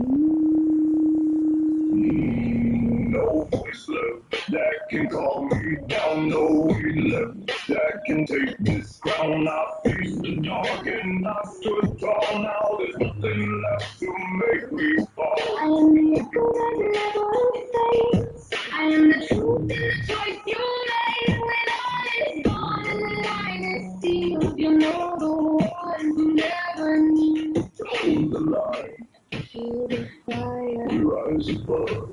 We climb high. We do not kneel, we do not break. No ground is given, we take what's ours to take. Through blood and fire, through storm and steel, we rise again. We do not kneel. We do not kneel, Hear the cry. we don't bow, and we don't die. Through every loss, through every trial, we stand forever. Under fire.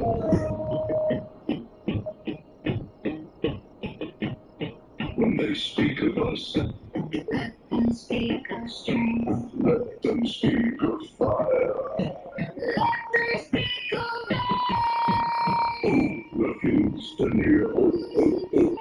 we do not kneel, we do not break. No crown is given, we take what's ours today.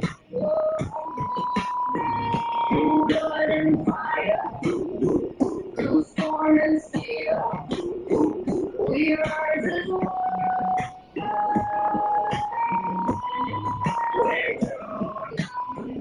We do not kneel. We know the strong don't bow. We take the Roll and history calls and names are revealed.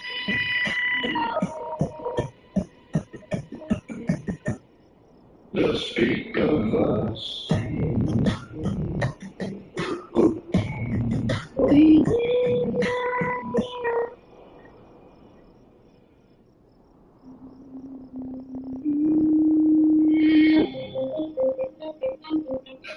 Coming easy until I was impossible to fall.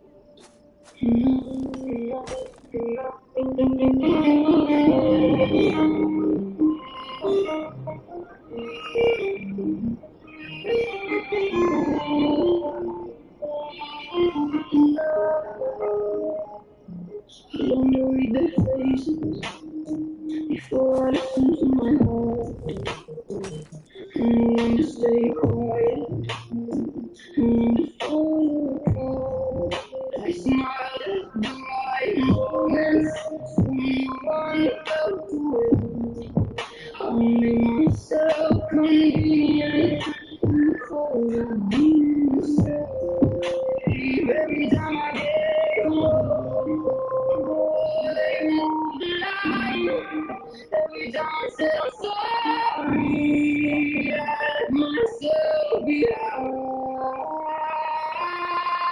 No, I don't have to do it. No, I don't have to believe.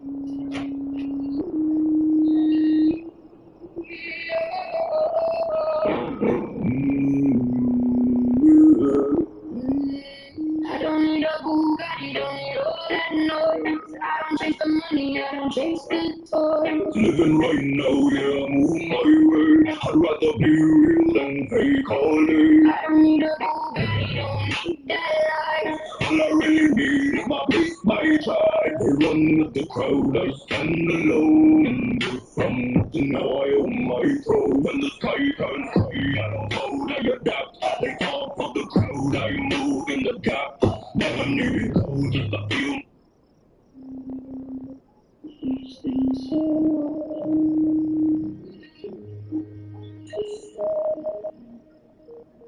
this time, I'm saying to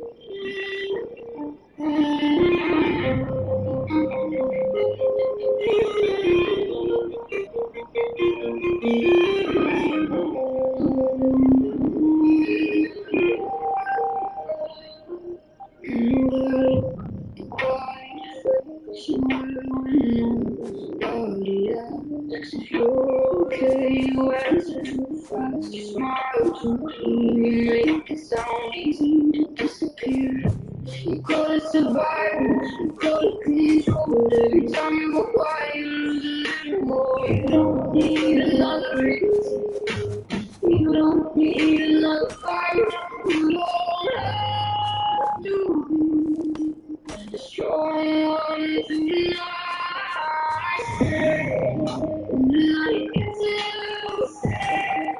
When your heart shuts down, you don't have to be strong tonight. Don't leave yourself behind. When you lose the light, through the dark inside, you are not the silence they left inside your mind. Don't leave yourself behind. Don't leave yourself behind.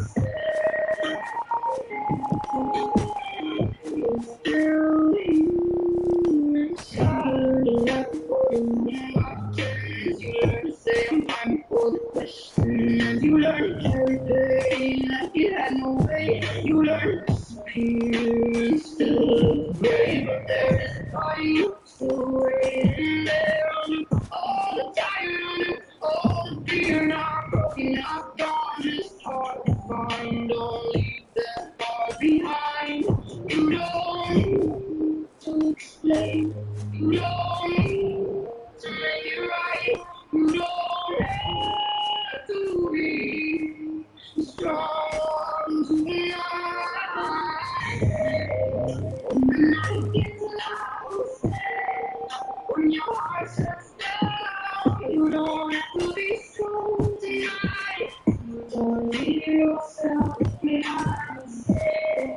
When you lose the light, through the dark inside, when I'm silent and left inside your mind. Don't leave yourself behind.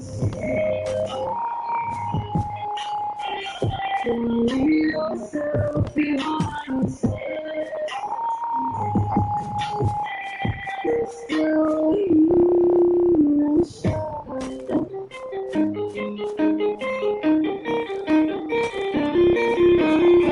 Nobody saw how much for just to keep breathing. Nobody knows how many times you won't stop believing. But you are not who you bet. You are not who you carry. You are not the empty room. You are still somebody. Come back slow. Need to rest. Just don't leave your inside. When the night gets lost, when your heart sets down, you don't have to be strong tonight. Don't leave yourself behind. When you lose the light, through the dark inside, one of the silence and left inside your mind. Stay when you can't stay.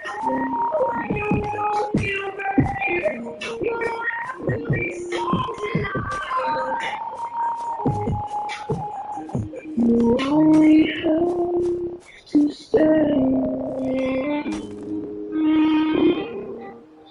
The last thing I said was just stay. No one wants you. Don't leave yourself behind.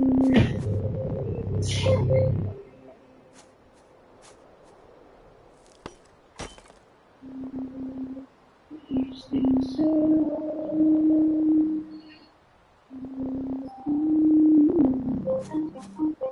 Lord, I become someone new. I found myself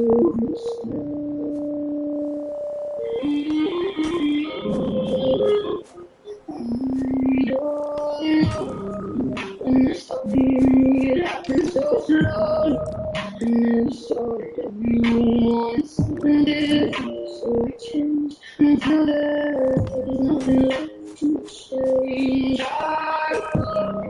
just want to be less, take hopeless days. I thought I become someone new. I found myself instead, coming back, I was never really gone. Coming back, I just forgot where home was. So nobody would worry, I said yes because love got too dangerous. People love the version of me that needed nothing. I just wish she had been real. Nobody told you that you can disappear without ever leaving. I thought I'd become someone new. I found myself instead. Coming back, piece by piece, breath by breath. Coming back, I can hear my own voice again.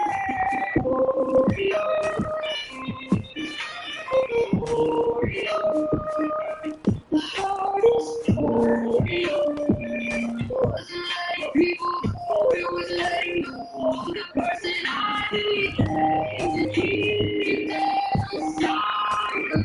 The silence I finally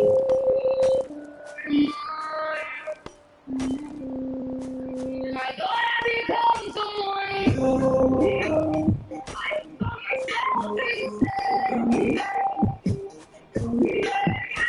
To earn the right to be myself.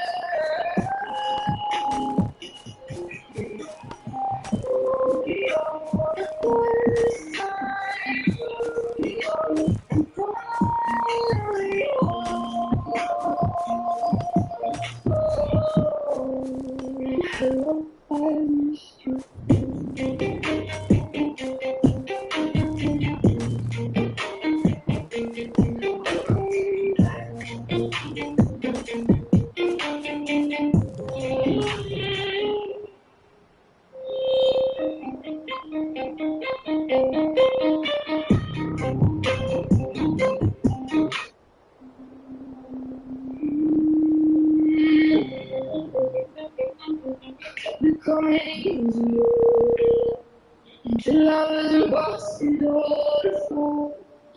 I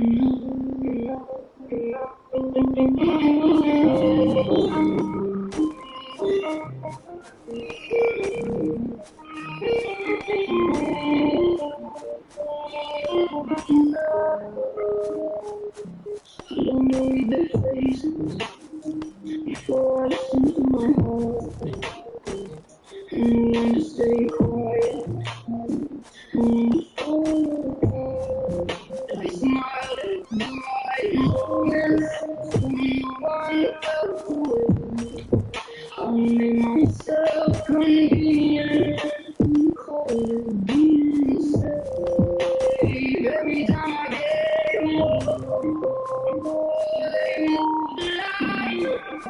Every time I said I'm sorry, I let myself behind. No, I don't have to do it. No, I don't have to be for love. I spent my whole life trying to be in love for people who won't never follow me up.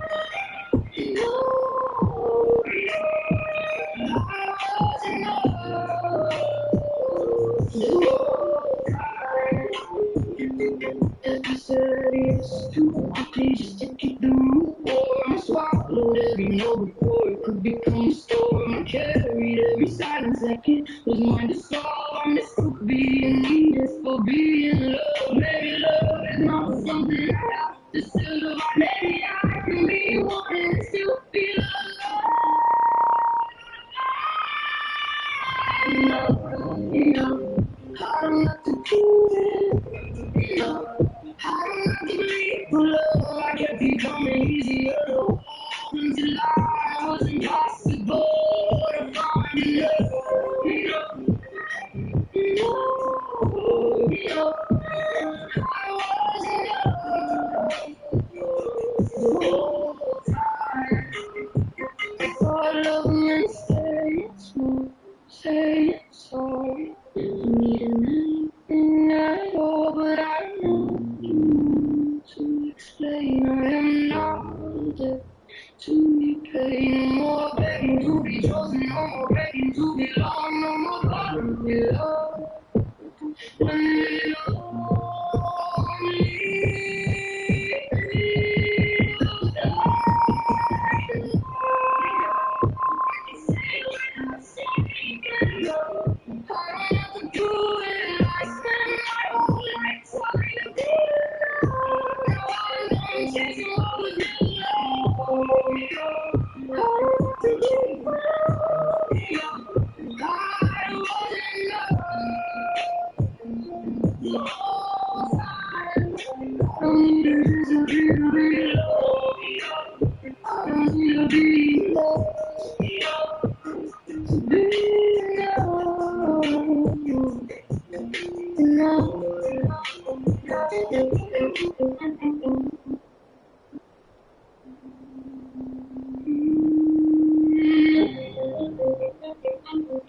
becoming easier.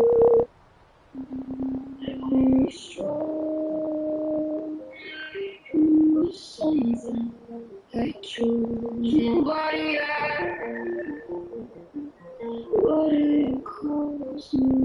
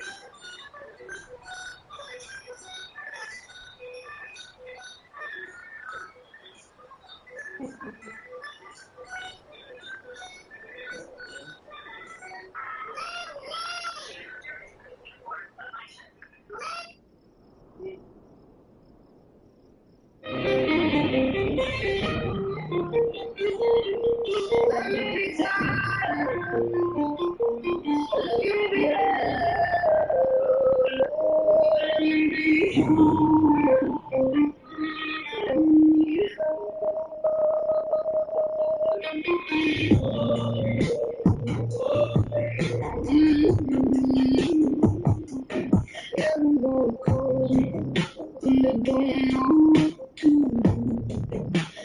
how to calm down. I know how to carry bad news. I say I'm fine so quickly. It almost sounds true.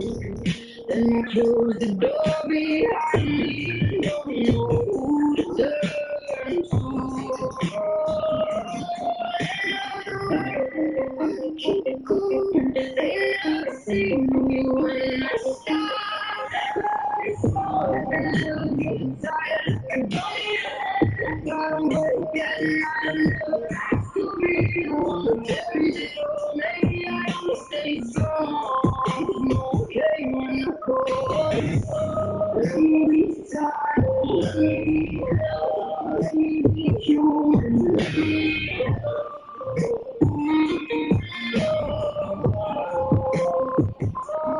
running like bathrooms with the water running loud. Wash my face and look back in before anyone found out. I remember every promise, every birthday, every fear. I held everybody together while I disappeared. If I let all the things go, they still stay. If I said I can't, would they look at me the same way?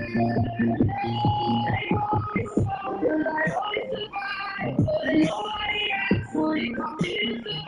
I never had to be the one who carries it all. Maybe I don't stay strong, 'cause I'm okay in the cold. Let me be tired, let me be held, let me be honest. I can't carry this alone.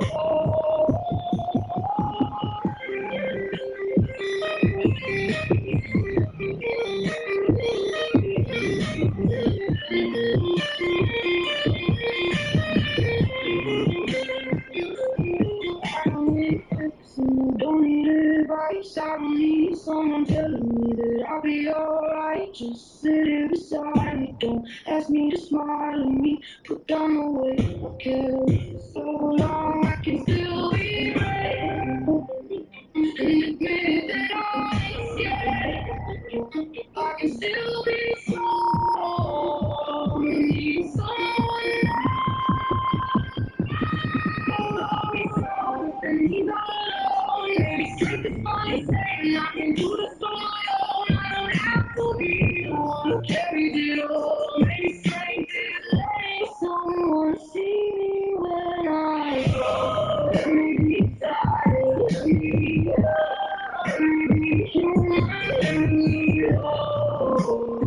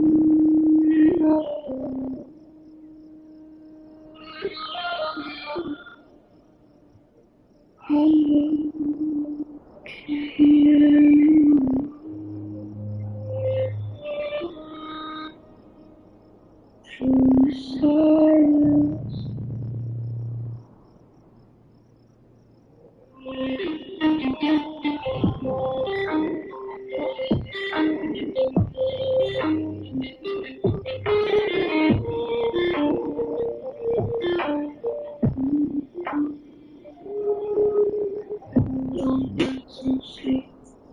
These shadows on me. Lost myself 1,000 times trying to leave the past behind. Cold, slow breath, carrying what's left. Every scar still remembers. Every storm didn't end. I can feel it coming back. Was the light still here? The dark still here?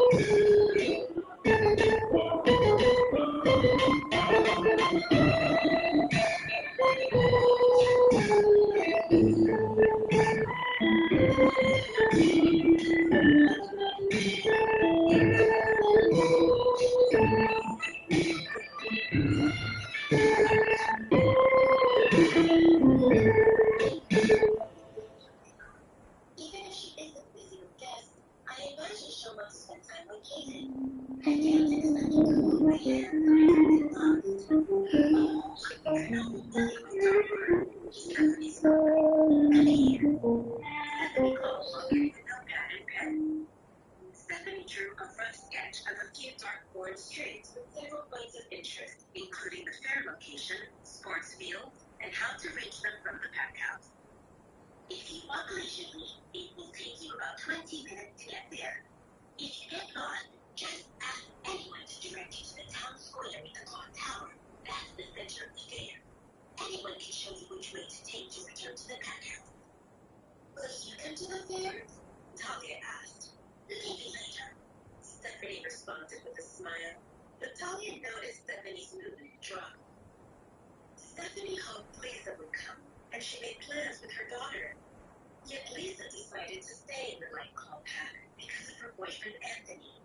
Stephanie didn't feel festive. How could she be happy when she knew her daughter was hurt? Stephanie lost her husband, and she had only Lisa.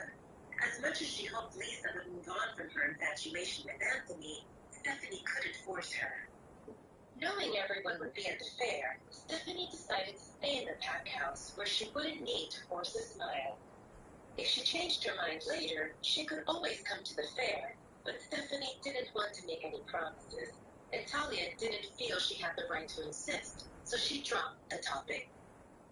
Talia left swiftly while everyone busied themselves with breakfast.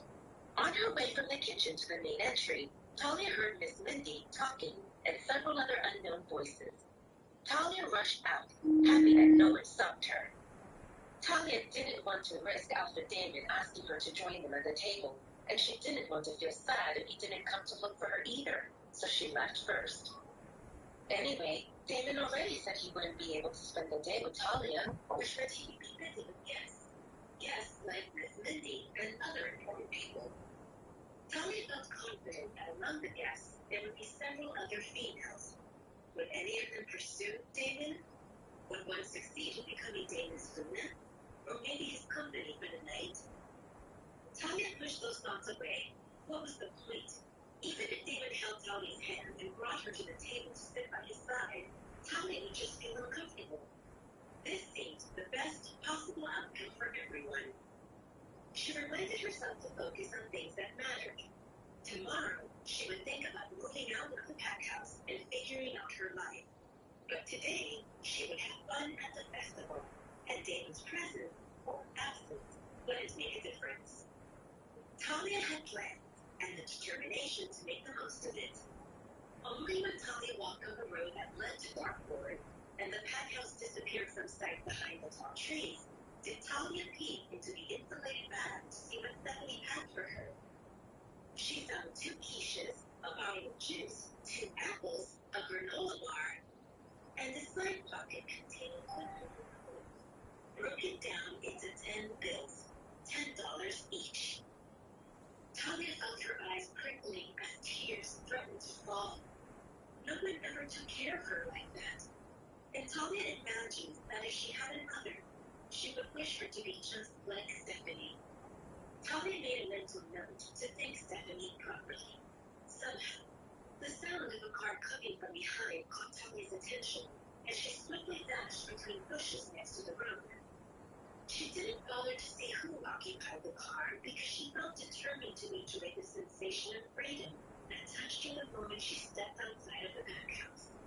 She continued walking several meters away from the road, close enough not to wander, but far enough so that others wouldn't spot her. Talia always liked the forest, and she smiled at the rays of sun that peeked through the tree canopies, darting with the breeze that moved the leaves, like a welcoming light show of nature. There existed no worries or beliefs or anything else that could cause her stress. As a bonus, from the forest, Talia wouldn't know with whom Damon spent his day or night, so she wouldn't feel bad. She wondered, why has she cooked herself in her room all the time when she could cook here? Talia walked toward the distant noise of the festival, and she made plans to return here with a book and read in peace. Tomorrow.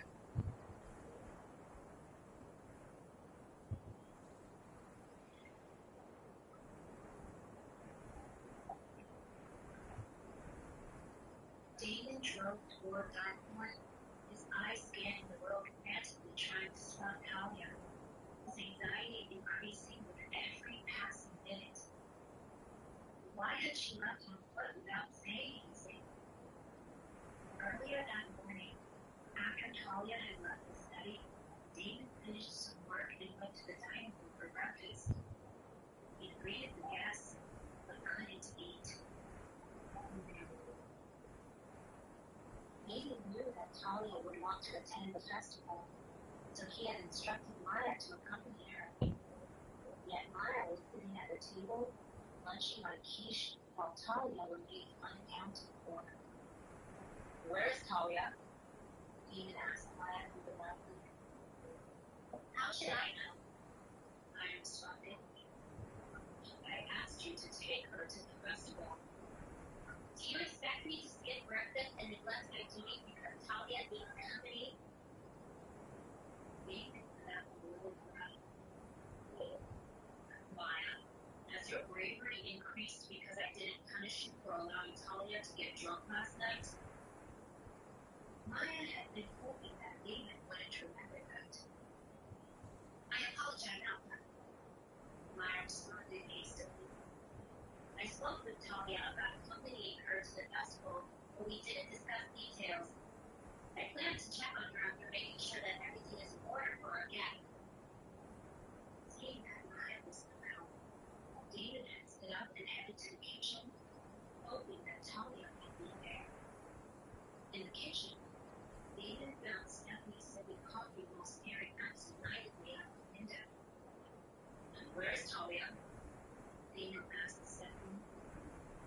left for the fair.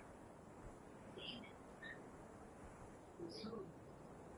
On her own. Damon dislikes this.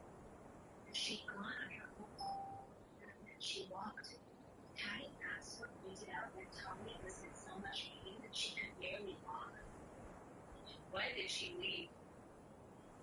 Stephanie seemed unsure. A few minutes ago? Damon rushed to his car, and that's how he found himself driving and looking around him, hoping to spot Talia.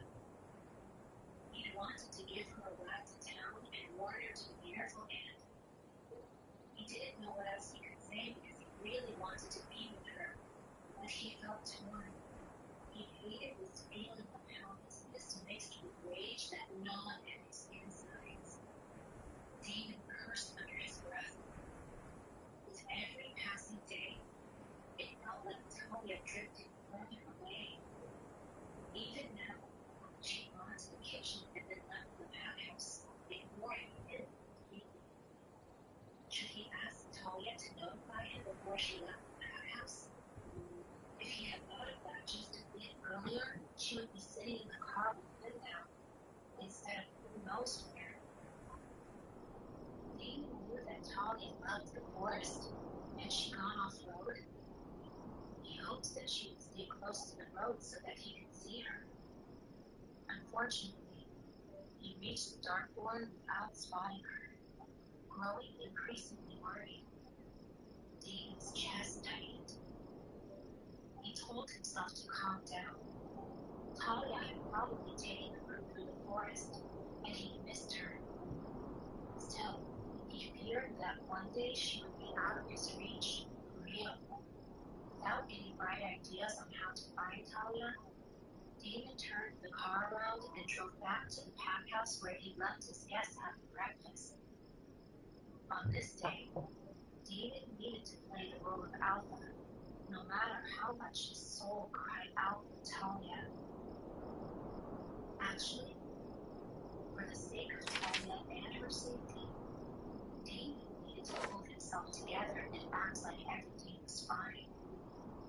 Alpha Maddox had warned Damon that many people would be watching, and if anyone suspected that Talia might be the girl Alpha Richard was curious about, she would be in danger. Damn it. The soccer fields were located on the opposite side of Dartmoor, so Talia passed through a busy main street and was able to see the town square bustling with activity while everyone finalized their preparations for the festival. A picturesque clock tower stood in the center of the town square, decorated with colorful streamers and pennants. Numerous stalls lined both sides of the road, selling a wide array of food that smelled heavenly. The booths were babes and fun as well. Talia had read about those kinds of games online while doing her research, but it was even more exciting seeing them in person. Talia's insides fluttered at all the positive energy around her. People smiled and laughed and sang with the music blasting from speakers. Talia looked forward to seeing how amazing it would be when the fair actually started in a few hours. Several streams of people converged into a single street that led to the soccer fields. At this rate, she wouldn't need the map that Stephanie had given her. Talia only needed to follow the crowd, past the line of vendors offering snacks and dark-colored merch. Talia took a deep breath, inhaling the scent of popcorn that mixed with hot dogs. She glanced at the massive hand-made out switches, as well as t-shirts, pom-poms, and noisemakers. She smiled, a sense of camaraderie warming her as she walked through the crowd. Talia had thought that meeting with Keith, Liam, Kirsten, Caleb, Lulu, and Sandy would be easy. But now that she saw the size of the crowd, she realized it was possible that she wouldn't be able to find them before the game. But she didn't allow that to discourage her. Talia focused on the central field where the games would be played. She headed to the side that had a home team sign and was happy to see a few rows. It seemed that most people had come in groups, so there were several scattered single seats left for loners like Talia. She didn't mind. The bleachers filled up as more people arrived. Soon, the players ran out onto the field to warm up. It was so very lively and fun. But then Talia froze as she caught sight of a covered area that towered above the bleachers. It was pretty obvious who that area had been reserved for. Of course, it belonged to Alpha David and his guests, a VIP lounge of some sort. The lounge was still empty, so Talia assumed they had not yet arrived. She forced herself to look away. Any thoughts of David came with an unpleasant sinking in her stomach, and she was determined to enjoy this wonderful and exciting day.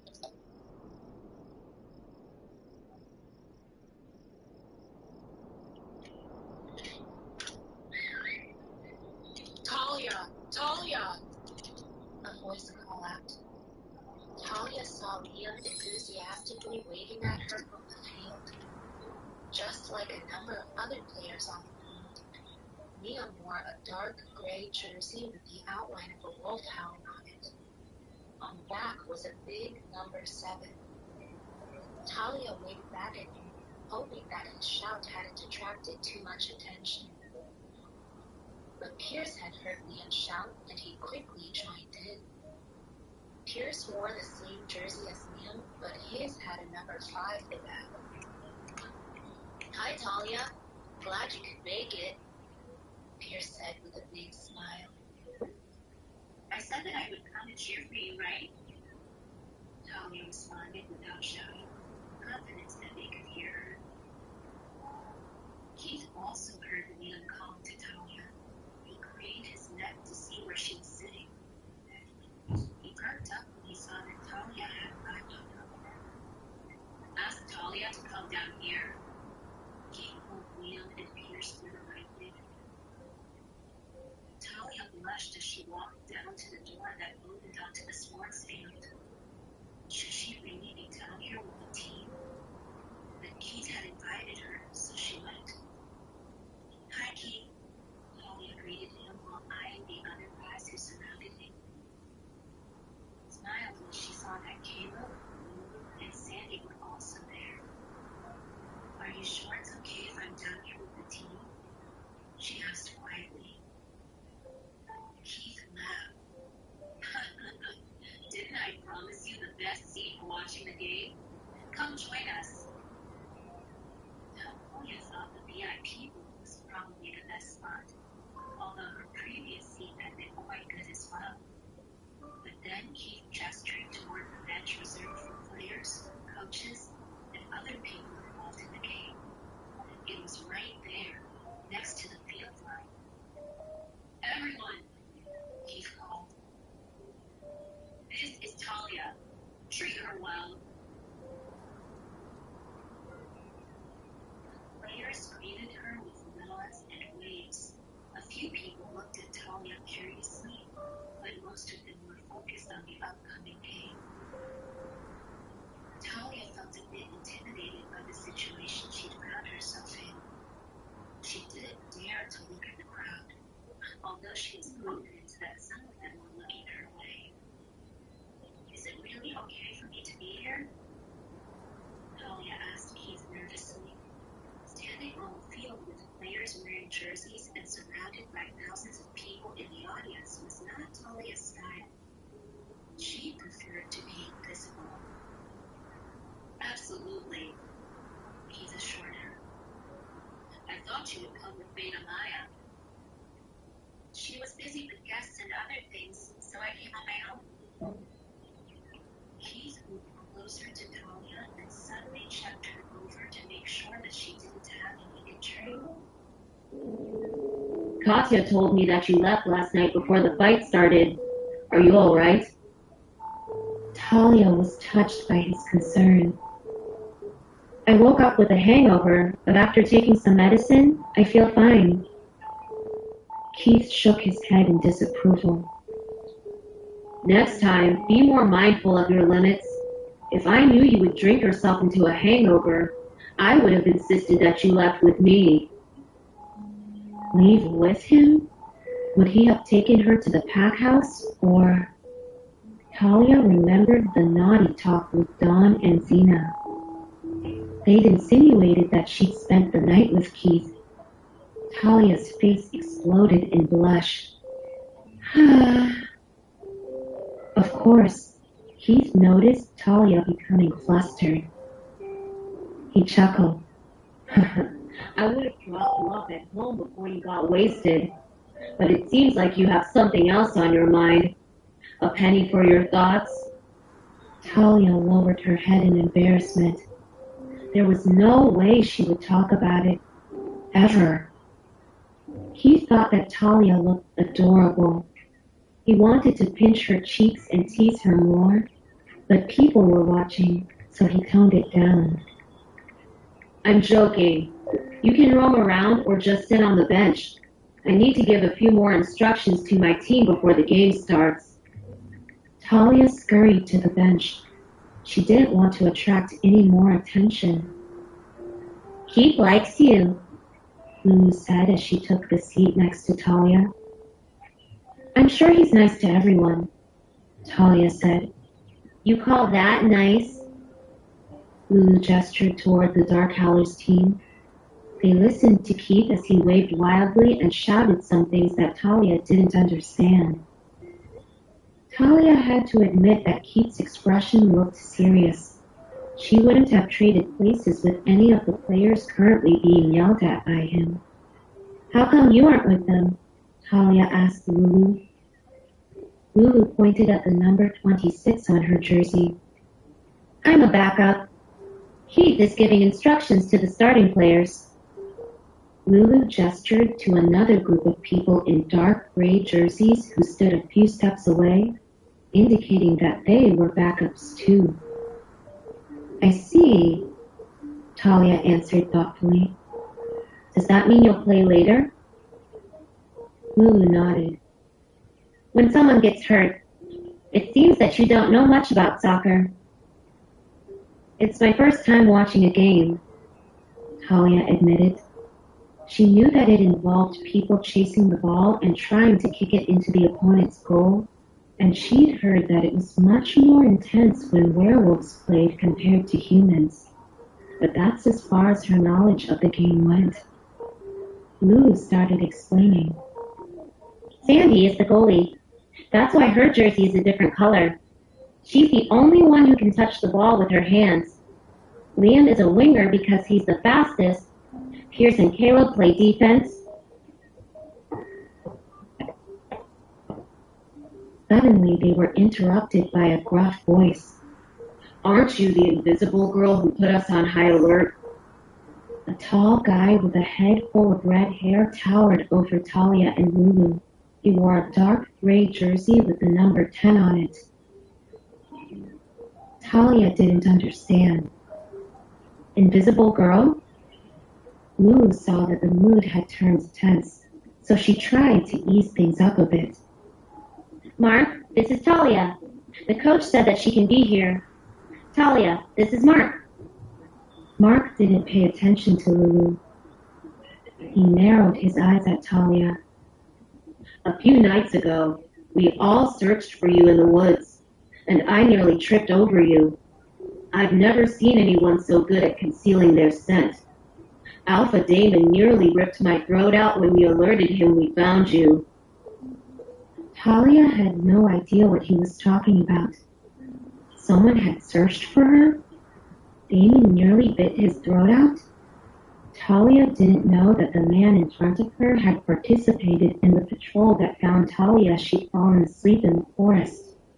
The patrols hadn't been able to sense her because she'd consumed plants that concealed her scent. Mark was curious about Talia's strange absence of scent. Here, in the crowd, no one would notice.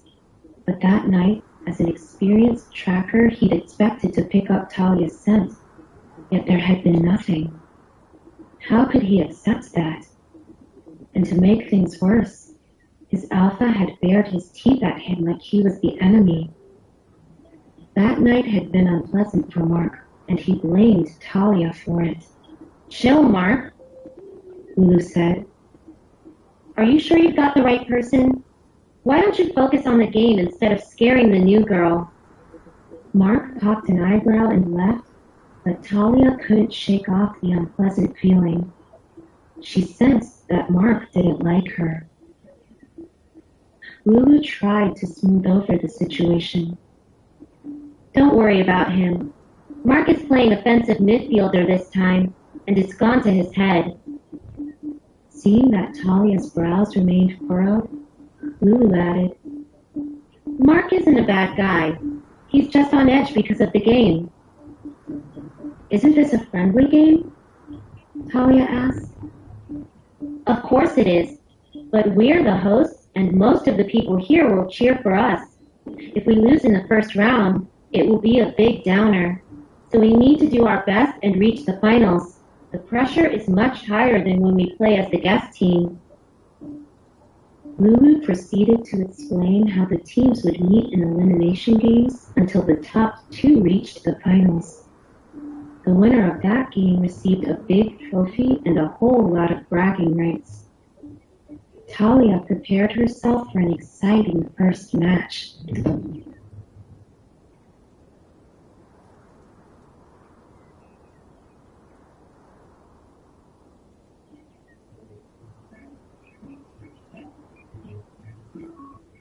The dark howler flicked the line and started a light jog to warm up, while a few of them stretched on the sidelines. Coach Keith used this break to head toward Talia and Lulu on the bench, but before he reached them, a teenage girl rushed up to him. "Coach!"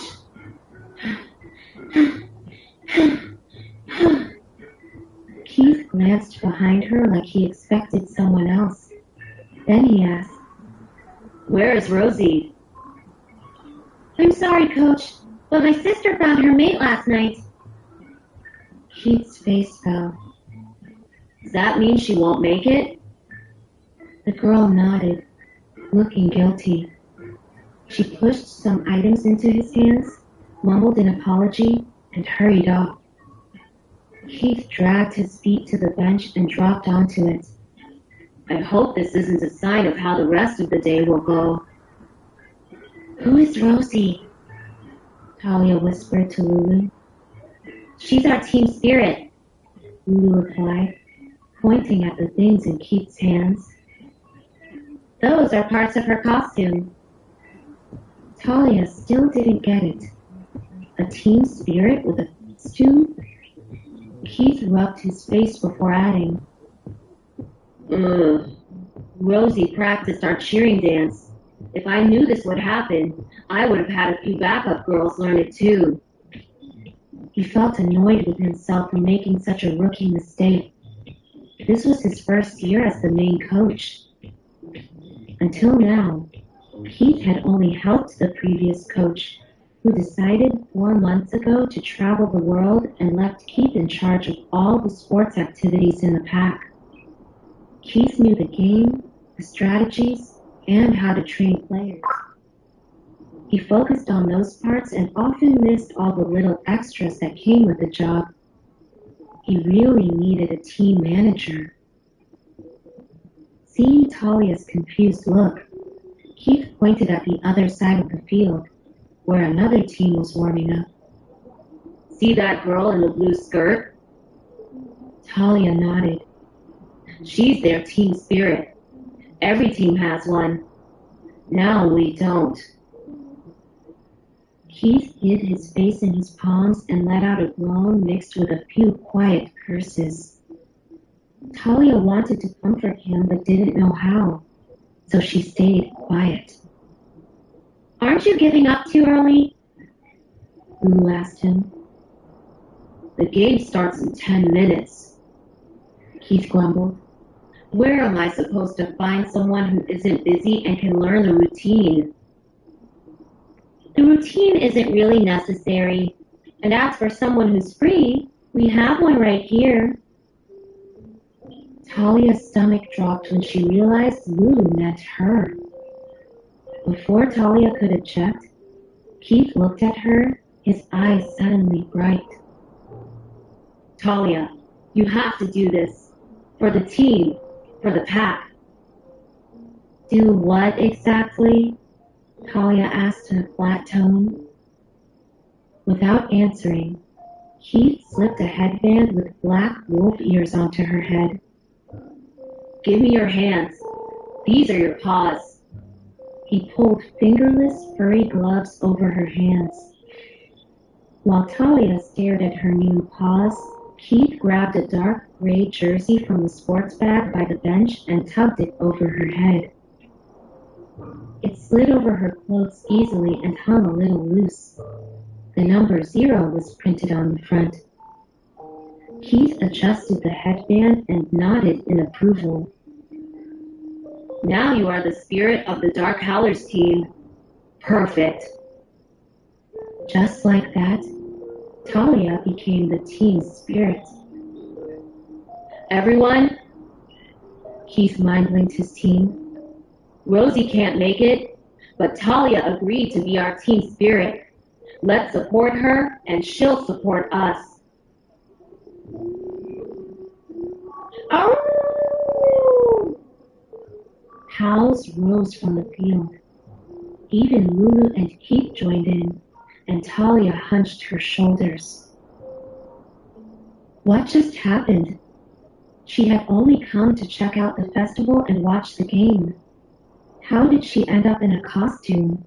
If she had known it would turn into this, she would have stayed in the crowd instead of coming down to the field. Keith placed a hand on her back. They're happy you're here as our team spirit. We all are. I don't know how to be a team spirit, Talia said weakly, already thinking of ways to escape. Just cheer for us to win. Think of it as moral support. Other than that, you just need to be cute, and you've got that covered, Keith said with a wink. Heat rushed to Talia's cheeks. Keith said she looked cute. No one had ever called her cute before, and she didn't know what to do with that. Should she thank him? What if he hadn't meant it and she ended up embarrassing herself? Before she could say anything, Keith stood and started yelling instructions at 2 players in dark gray jerseys who had just arrived late for warm-up. Talia still felt completely out of her comfort zone with this whole team spirit thing, but Keith was her trainer and he'd always been kind to her. If putting on this costume helped him and the team, then she would try her best to go through with it. Congrats on becoming the team spirit, a man said as he dropped onto the bench next to her. Talia jumped. Dr. Travis! She blurted when she recognized him. She was honestly happy to see another friendly face. Travis rubbed his eyes and looked toward the field. He held a disposable cup, and Talia caught the smell of coffee. Is the hospital busy? Lulu asked. Travis nodded. Ugh, it's been crazy since last night. Thankfully, it was just cuts, bruises, and a few broken bones. No deaths, except for my sleep. None of us got much rest.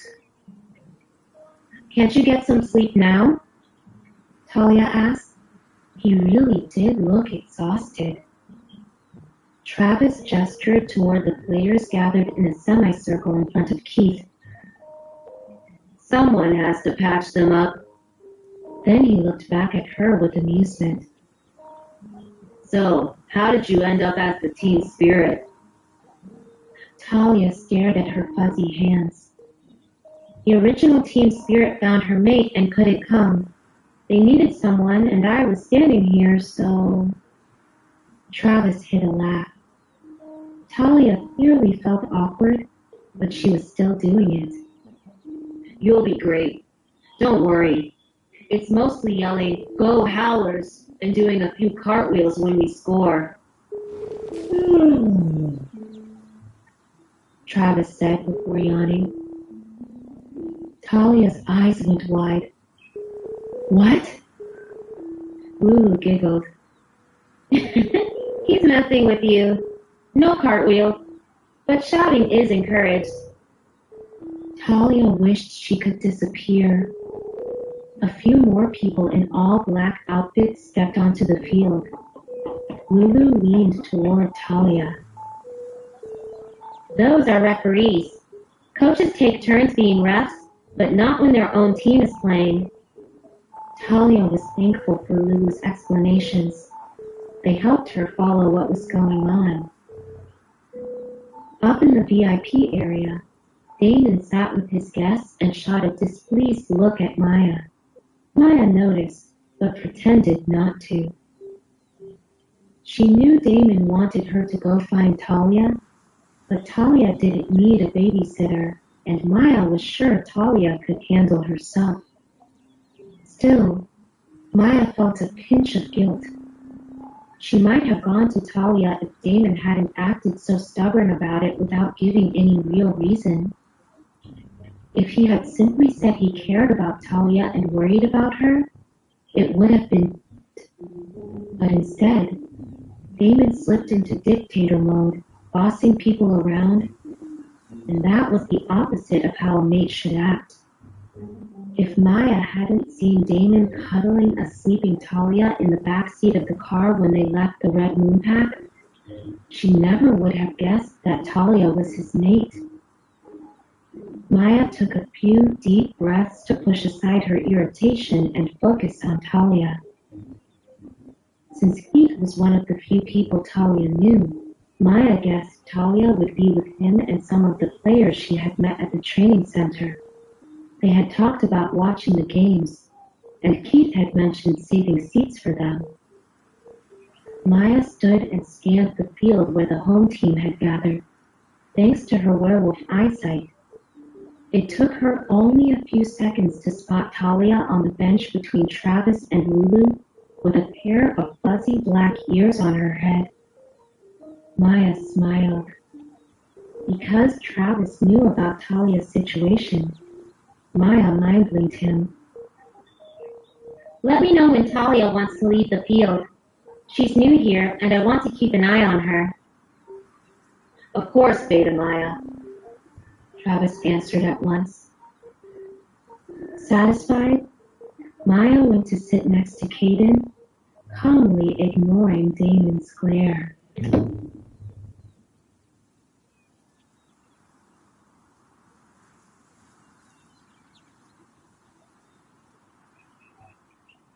Up in the VIP area, the unease in Damon's chest grew by the minute. The only thing stopping him from flipping the table full of drinks and snacks was the group of alphas and high-ranking guests gathered around him. If he made a scene, they would have questions he had no plans to answer. What's the status with Talia? Damon asked Maya through the night link when he lost his patience. What about her? Maya replied casually. Damon's hands balled into fists. You need to find her and make sure she's okay. Maya was stubborn, but she wasn't foolish. Directly defying Damon would strain his bond with Caden, and she refused to put Caden in a position where he had to choose between duty and his mate. That wouldn't be fair to him. Still, Maya didn't want to just give Damon the answer he was demanding. If he truly cared, he should be the one going after Talia, not hiding their bond and leaving her alone. She didn't understand how Damon couldn't see what he was doing. In trying to protect Talia, he was actually pushing her away. Mates were supposed to give warmth and acceptance, But Damon's secrecy sent the opposite message. Even if Talia didn't know why she felt confused, she still felt the distance he created. At this rate, the two of them would fall apart and only Damon would be to blame. Maya didn't care about shielding Damon's ego. She wanted Talia to learn she had value outside of him. Caden agreed Damon should tell Talia the truth, but Caden supported Damon out of loyalty, and Maya understood that. The three of them had a long, complicated bond. Calm down, Alpha, Maya said curtly. You don't want your guests to suspect anything. Talia is safe. I'm keeping an eye on her. On the field, the 11 players from both teams stood in front of the referee as he explained the rules of the game. When he finished, they all looked toward the VIP lounge where Damon stood and spoke into a microphone. I want to thank everyone for coming here to celebrate the summer solstice with us. Talia stood beside the bench with the substitute players, Travis and Keith. They all rose out of respect when Damon spoke. But Talia couldn't focus. His voice from the speakers blurred into a low buzzing because her mind was swirling with thoughts and complicated feelings. There was Damon standing tall with Maya, Caden, Alpha Maddox, Mindy, Axel, and other powerful guests around him. And Talia could barely believe this was the same man who held her in his arms only an hour ago. That wasn't her Damon. That was Alpha Damon, serious, distant, and above everyone. One look at him and it was clear he was born to rule. Talia lowered her head. She didn't want to look at him anymore. She didn't want the reminder that she didn't belong in that world. Not now. Maybe not ever. Her chest tightened as all her old memories hit her at once. The time he stood and watched while she was accused of stealing food, and the moment she let her guard down, only to see him with Cassie. And even earlier, the first time she saw him with Marcy. It hurt every time, and she was tired of hurting. Talia, Damon and his group felt like they came from a different world, a world she couldn't step into no matter how much she tried. And the hardest part was how easily she believed in the fantasy version of Damon she had created in her mind. A Damon who was gentle, clingy, warm. A Damon who saw her as more than a burden or a project. A Damon who teased her and called her Mrs. Blake, his wife. But that Damon wasn't real. Talia swallowed hard. She knew she had to let go of him. A hand gently squeezed her shoulder. Are you okay? Keith asked quietly. If being the team spirit isn't your thing, you don't have to do it. Talia was thankful he couldn't read minds. She blinked her tears away and forced a small smile. The game is starting. Where will you find another cute person to cheer for you? Keith paused, then let out a small chuckle when he realized she repeated his own words. You'll do great, yeah. The game began and the crowd exploded with cheers, boos, and shouts as the ball moved back and forth across the field. Every time a team neared the goal, the noise doubled. Talia watched with wide eyes, her heart pounding with excitement. Liam sprinted faster than anyone on the Dark Howlers team, and the cheetah tattoo on his arm seemed to match him perfectly. Talia stood when Liam broke away with the ball and charged toward the opponent's goal. The whole audience screamed as two players in blue jerseys closed in. A moment later, Liam fell hard, clutching his leg in pain. The referee flashed a yellow card at the two blue players, then motioned for medics to bring the stretcher. Everything happened fast. Talia pressed her hand over her mouth as they carried Liam toward the bench. Travis ran to meet them, firing off questions to check his condition. Keith quickly sent in a substitute player while Travis examined Liam's leg the moment medics set the stretcher down. "How is he?" Keith asked with worry in his voice. "I don't think his leg is broken, but it's already swelling," Travis said. "I want to send him for an X-ray." Keith cursed under his breath. The game had barely begun, and he'd already lost his fastest runner. The other team clearly targeted Liam on purpose. "No," Liam growled. "I want to play. Ice it and give me painkillers. My wolf will heal it. I've had worse." Keith and Travis exchanged looks, but Liam's determination was clear. "If it doesn't look better in 10 minutes, you're going to the hospital," Travis said. Then he waved at Talia. "Come help hold the ice." Talia hurried over, glad she could help. Travis sprayed a numbing agent onto Liam's bruised leg. "This will help. Keep flipping the ice pack every minute. I'll check on him in 10. He handed Liam 2 capsules, wrote something in his notepad, and stepped aside.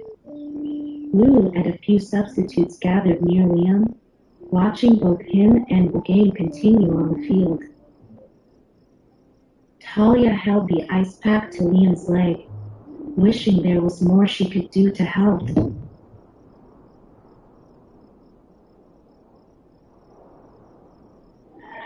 Talia noticed that both Keith and Travis were seriously focused on their tasks. She glanced over at Liam, who sat on the stretcher. He watched the game with a frown on his face. It seemed that everyone had a task they were passionate about, and Talia hoped that one day she would also have something that set her spirit ablaze. At this point, Talia's focus centered on surviving and gaining independence. But she believed that once she took care of the basics, she would find her passion as well. Talia flipped the ice and looked at Liam, who was now smiling at her. "There's no need to be so gentle," he said. "The doctor numbed me up. I don't feel a thing." "But the numbing will go away, and if I hurt you now, you'll feel it later," Talia responded.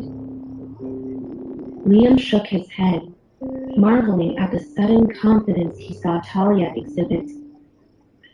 By the time the anesthesia wore off, his werewolf healing would take care of his injury. As long as he didn't have a torn muscle or a broken bone, he would be good as new in a few hours, even without any treatment. As a werewolf herself, Talia should know that. But then, Liam didn't mind the way that Talia was treating him with such care. Liam perked up when he realized that everyone was focused on the game, and this presented an opportunity for some one-on-one time with Talia. "I didn't get a chance to ask. Where did you disappear to last night? I tried to find you, but you were gone. We were worried that you got swept away in the scuffle, but you weren't among the injured, so..." His voice trailed off, obviously waiting for Talia to explain what had happened.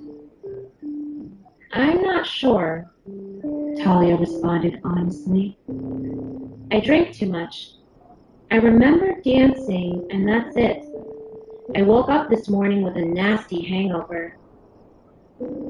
"That bad, eh?" Liam asked with a chuckle. Talia switched the ice pack to her other hand. Talia didn't have the metabolism of a werewolf to keep her warm, and even with furry gloves, her fingers felt increasingly chilled. Liam noticed Talia balling her free hand into a fist. He took her hand between his and blew softly. "Let me warm you up." Talia watched as Liam treated her hand like a precious treasure. Her breath hitched. She was unaccustomed to such gentle treatment. Despite being surrounded by hundreds of people, at that moment, the atmosphere between them felt very intimate, like it was just the two of them. Talia's cheeks went pink as she blushed profusely. "You don't have to do that." "I insist." Liam increased his hold on Talia's hand so that she couldn't pull it away. "You tended to my injury. The least I can do is to make sure you don't freeze." And then he blew into her hand again. Talia was unsure where to look, so she decided to stare at his tattoos. At a certain point, Travis returned to check on Liam's injury, and after some pressing on Liam's leg, Travis cleared him to return to the game. As Travis bandaged Liam's leg, Liam held Talia's hand the whole time. "You can let go of her hand, Liam," Travis chuckled. "She's our team spirit. I'm feeding off her energy," Liam responded matter-of-factly. Travis shook his head and smiled. He could see that Liam was behaving shamelessly, but it was only holding hands, so he didn't meddle. Liam stood up and carefully put weight on his foot before confirming that it was fine. "Good luck," Talia told Liam. In response, he grabbed her hand. Before she could react, Liam twisted her wrist and kissed the back of her hand. "Thank you for supporting me. My next goal will be for you." Liam grinned at Talia, and then winked before going to stand next to Keith at the field line. "Thank you for helping," Travis said to Talia while packing things back into his medical bag. "I'm happy I could help." And she was even happier it had ended. The hand-holding had been awkward. The crowd erupted in screams as Liam scored a goal for the Dark Howlers. And shortly after that, the first halftime ended with a tied score. Between the two halves, the teams had a 10-minute-long break. Two bulky guys brought out a massive cooler that contained ice and various beverages. All the players dashed for the cooler to get a drink, and Talia observed them from her bench, happy that she'd survived the first halftime without the need to do cartwheels or anything excessive. Although, she had noticed that the girl in the blue dress had cheered for the opposite team quite enthusiastically. Talia thought that maybe she needed to up her game. Somehow. Pierce patted Liam's back with more force than necessary. "When you got injured and the blue bastards scored a goal, we all thought we were finished. Thank God you came back and evened the score. Impressive." Liam lifted his chin smugly. "Yeah, they messed me up pretty bad, but our team spirit helped me." Pierce turned to look at Talia curiously. "Talia, what did she do?" "Well," Liam chuckled mysteriously. "Our team spirit held my hand until the meds kicked in, and I'm sure that the kiss brought me good luck. The moment my lips touched her, I could feel the positive energy surging through me." "A kiss?" Pierce asked under his breath, and a few more players turned to look at Talia, who stood up from the bench. She had to fight an urge to flee. A tall man with a head full of blonde hair and a number 3 on his jersey walked toward Talia as he eyed her up and down. You gave Liam a kiss for good luck? Hand! Liam kissed my hand! Talia answered quickly, as she stepped backward over the bench in an attempt to increase the distance between her and the guy who was obviously thinking about kissing her. Talia's hair stood on end. Now 2 more guys were approaching her. She glanced nervously at Liam. Explain this properly! Liam stifled a laugh before admitting, yes, it was a kiss on the hand. Just a hand. He kissed my hand, Talia repeated in a calmer voice, but she still took another step back. Talia froze when her back hit something solid.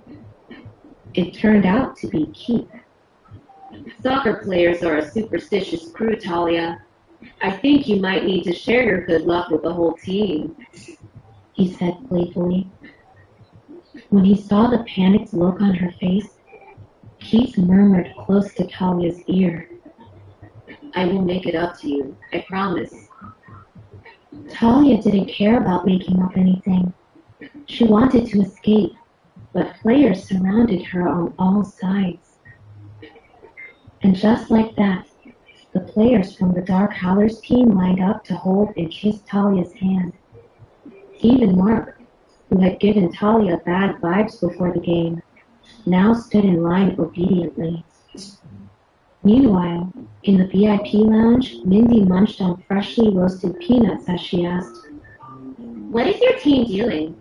What kind of a ritual is that? Mindy squinted as she looked closer. Was that the same girl who had served them the previous day? Everyone in the VIP booth looked down to see what had gotten Mindy's attention.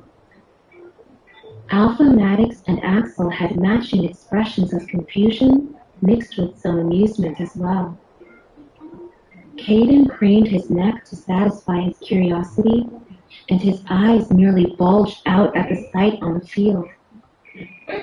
Talia sat on the bench with her arm extended in front of her, and all the players from the Dark Howlers team took turns in holding and kissing her hand, substitute players included, males and females alike. Some even kneeled in front of Talia, which made it seem like a ceremony similar to pledging allegiance to a queen. Caden glanced at Damon, and he could almost see the storm cloud forming above Damon's head as he watched the scene on the field. Damon couldn't believe this. Why was Talia wearing a headband with fuzzy black ears? It increased her cuteness level in a way that was distracting. And why was she sitting on the field, surrounded by a bunch of sweaty guys?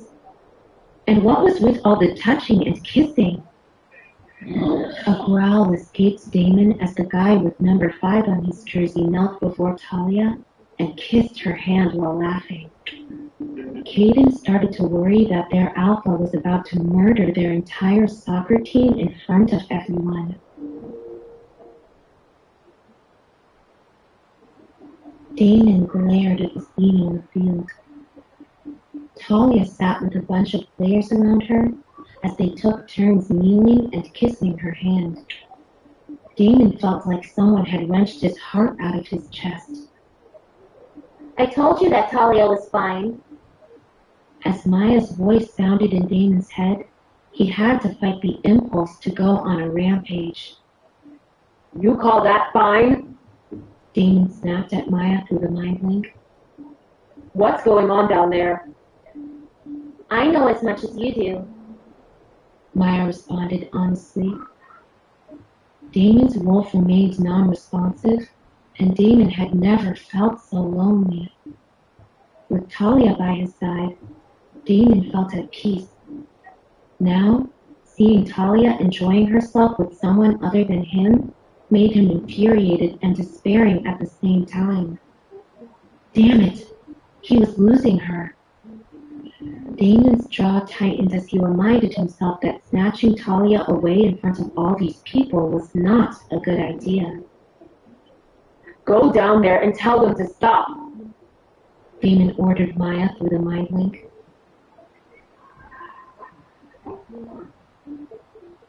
Maya rolled her eyes. You're kidding, right? How can I do that without causing a scene? Besides, you told me to make sure that Talia had fun at the festival. It seems to me that she's having a blast. A blast? Damon fumed. How could his mate enjoy herself without him around? Did Talia prefer this? Being surrounded by a bunch of scarcely dressed, sweaty men? That was his mate, damn it! Damon punched the refreshment table, snapping it in two. Plates and glasses shattered, covering the ground with glass, spilled drinks, and snacks. Alpha, can we talk? Caden waved at Damon to step outside the lounge. I apologize. It was an accident. Maya quickly did damage control while simultaneously mind-linking Omegas to clean up and bring another batch of refreshments. Most of the Alphas had unpredictable tempers, and Damon had a bad reputation, so no one dared to comment on Damon's outburst. Not for him to hear, at least. What happened? Caden asked as they stepped away from their desks. Damon shoved his hand into his hair. I snapped. I can see that, but I understand why. Of course, Caden knew why Damon blew a fuse, but he wanted Damon to admit it.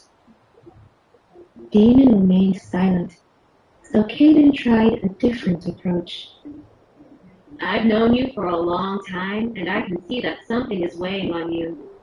I want to help, but I can't unless you open up. Damon shook his head.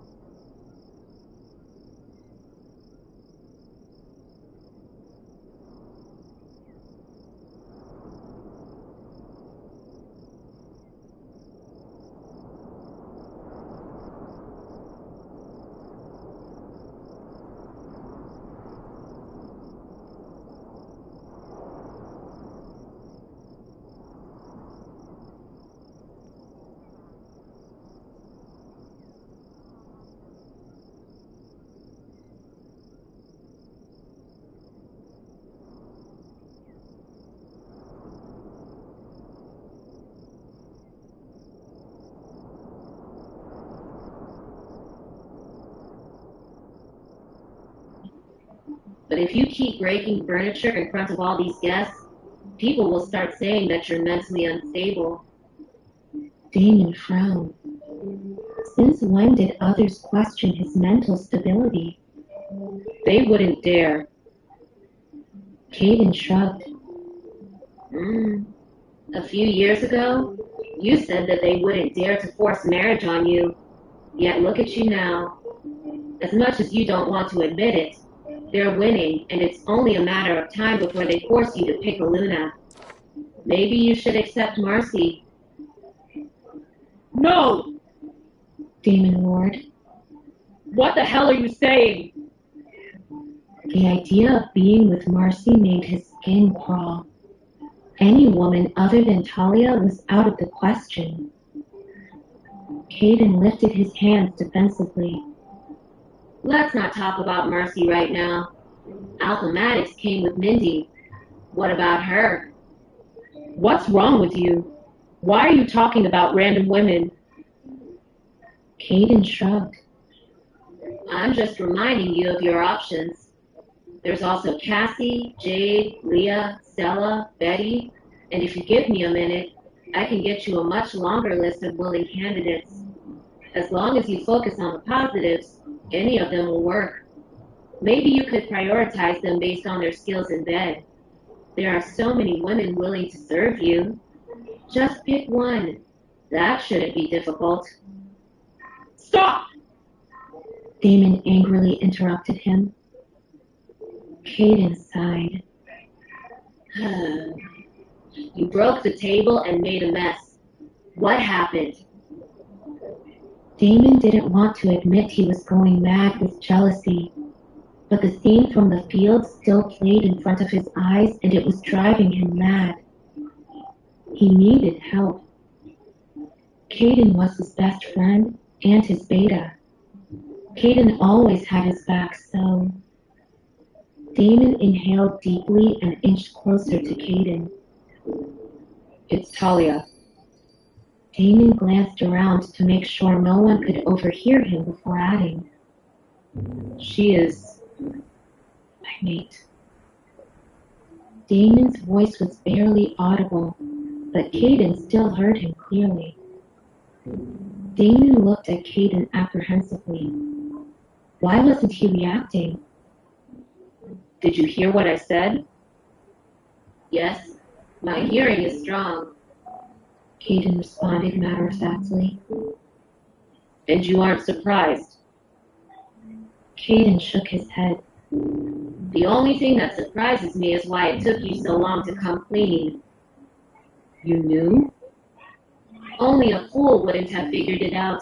Caden spoke proudly. While most of us were jerking off to Playboy, you vetted dozens of girls. I hated you because you never cared for those girls, and yet they still swarmed around you and... How is that important? Damon interrupted Caden. I'm getting to the point. Get to it faster. I had to give it to you. You were consistent and predictable. But everything changed when we went to the Red Moon Pack. You changed. You held a random girl in the back seat of the car while she slept. You gave her your old bedroom.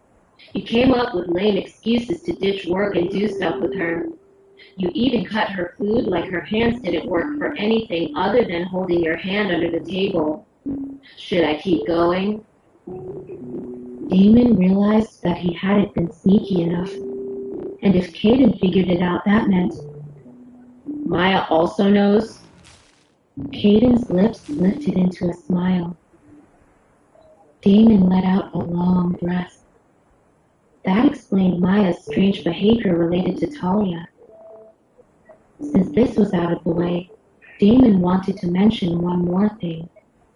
Max told me that Alpha Richard is willing to pay for any information related to Talia. Does he know that Talia is... No. Damon interrupted Caden before he could say the mate word. I didn't tell anyone until now. No one knows? What about Talia? Damon's face fell. Without her wolf, she doesn't feel the bond. Why didn't you tell her? I worry that if I tell her, she'll freak out, or she won't believe me. Maya had a theory that Damon hid the fact that Talia was his mate because he believed Talia was weak. Hayden smiled. Maya had been right. Maya was always right. Damon, Talia is down there with our whole soccer team on their knees before her. Damon growled. Did Caden have to bring that up? Before Damon snapped at him, Caden asked, So, how long will you keep this from Talia? I don't know. I think that Talia is stronger than you think, Caden said. She needs to know. You know how Talia lived before coming here. She will want to try everything. Watching a game, eating, drinking, dancing, dating. Do you want her to go out with someone else? Damon's insides twisted. Talia with someone else? Over his dead body? But Max said that I should stay away from her because too many people are watching. I don't know if I can do that.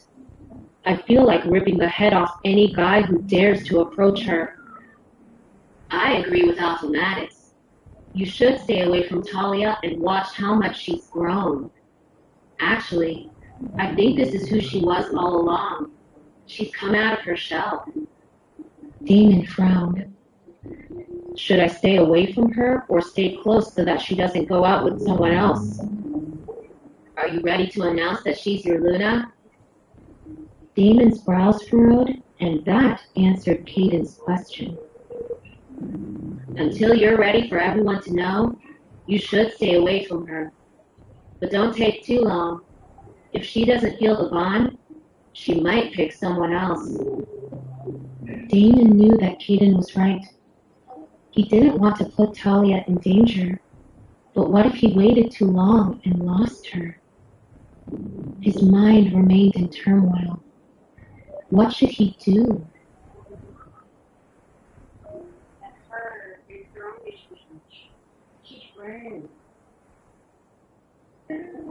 Damon and Caden returned to the VIP lounge and saw that someone had cleaned up the mess and brought out a new table with snacks and drinks.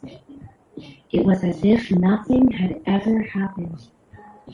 Although their talk hadn't solved anything, Damon felt a bit better after sharing his secret with Caden. Damon walked to the edge of the lounge and looked at the scene unfolding below. Talia chatted and laughed. She resembled an adorable fairy. His fairy. Damon enjoyed the sight of Talia's smile, but it irked him that she wasn't directing it at him. Yes, the players only touched her hand, but that was more than what he was touching right now, damn it. Those rascals from the soccer team were warriors, and Damon decided he would punish them for getting so close to Talia. Extra drills would do the trick. Maybe he could send them on survival training in the mountains for a month.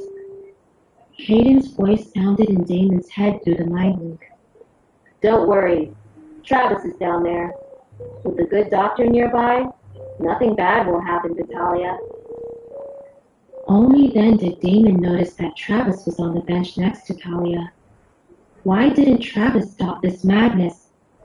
Travis knew that Talia was new to the pack and that someone had abused her. Why was he allowing a bunch of people to swarm around Talia? Or was Travis participating in this circus? Did Travis invite Talia down there?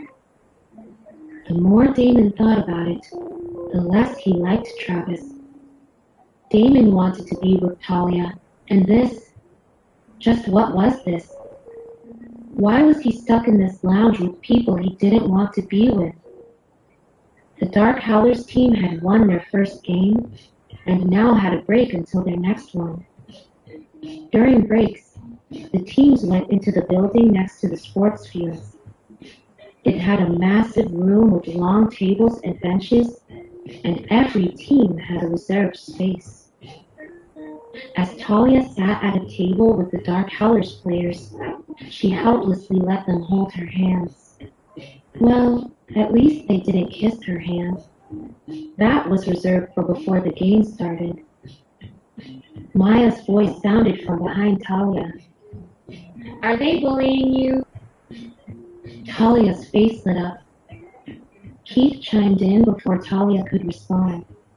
Do you think I would let anyone bully our team spirit? Maya waved at Talia to join her. Let's take a walk. Maya glanced at players who dared to frown at her. Don't worry. I'll return your team spirit in a bit. Talia stood up and scurried after Maya as she walked out of the building. As soon as Caden returned from his chat with Damon, Caden had told Maya that Damon finally caved in and spilled the secret. Now 3 people knew that Talia was Damon's mate. However, for Maya, that didn't change anything. Until Damon came clean with Talia, Maya would treat him the same. You look cute with those on, Maya said to Talia as they walked. It took Talia a moment to realize that Maya was talking about the black wolf ears on her head. Talia raised her hands to show fuzzy fingerless gloves to Maya. It's all part of the costume. Go Howlers! She did a fist bump in the air. Maya stifled a laugh.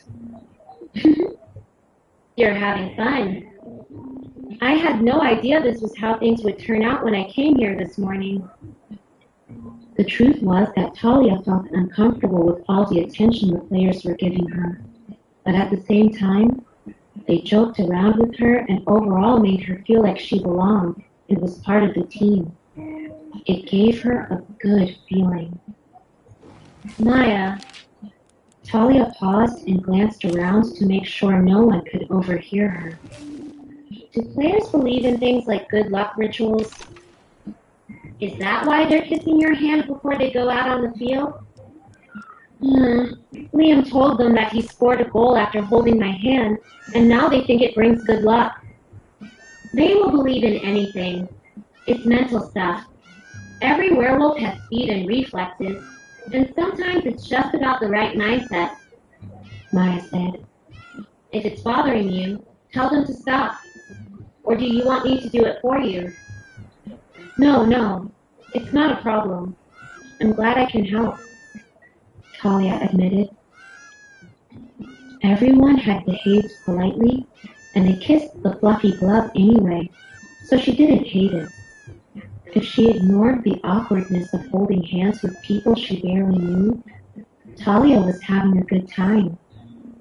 It was the first time she'd been surrounded by so many people, and no one looked down on her. Talia knew that Maya was busy, and she felt guilty that Maya had come to see her. Thank you for checking on me, but I'm doing fine. The players are treating me well, and Keith and Travis are like big brothers, making sure that no one is disrespectful. You should spend your free time with Caden. Maya understood that Talia didn't want to be a burden. You are very considerate, Talia. I hope you put yourself first when it counts, or people will take advantage of you. That was easy for someone with power, Talia thought. Maya was a beta, and other than the alpha, no one else could stand against her. As for Talia, one careless word or action could lead to punishment. Sure, since she'd arrived at the Dark Howlers pack, people had been friendly, and other than her conflict with Cassie, no one had raised a hand against Talia. But in her heart, Talia believed that she avoided bullying because she stayed out of everyone's way and didn't attract attention. Talia wanted to ask how things were going in the VIP lounge, but she swallowed those words before they could form. If Maya said that Damon was enjoying himself with one of the women up there, Talia would be sad. Just thinking about that possibility created a gaping hole in Talia's chest. She wished for a time machine so she could return to earlier that morning in Damon's office. She'd go back and then freeze time at the moment when she'd sat in his lap and leaned into his embrace. basking in his warmth and the scent of the forest and dark chocolate. Talia admonished herself. Why the heck was she thinking about Damon? Talia decided to go back inside.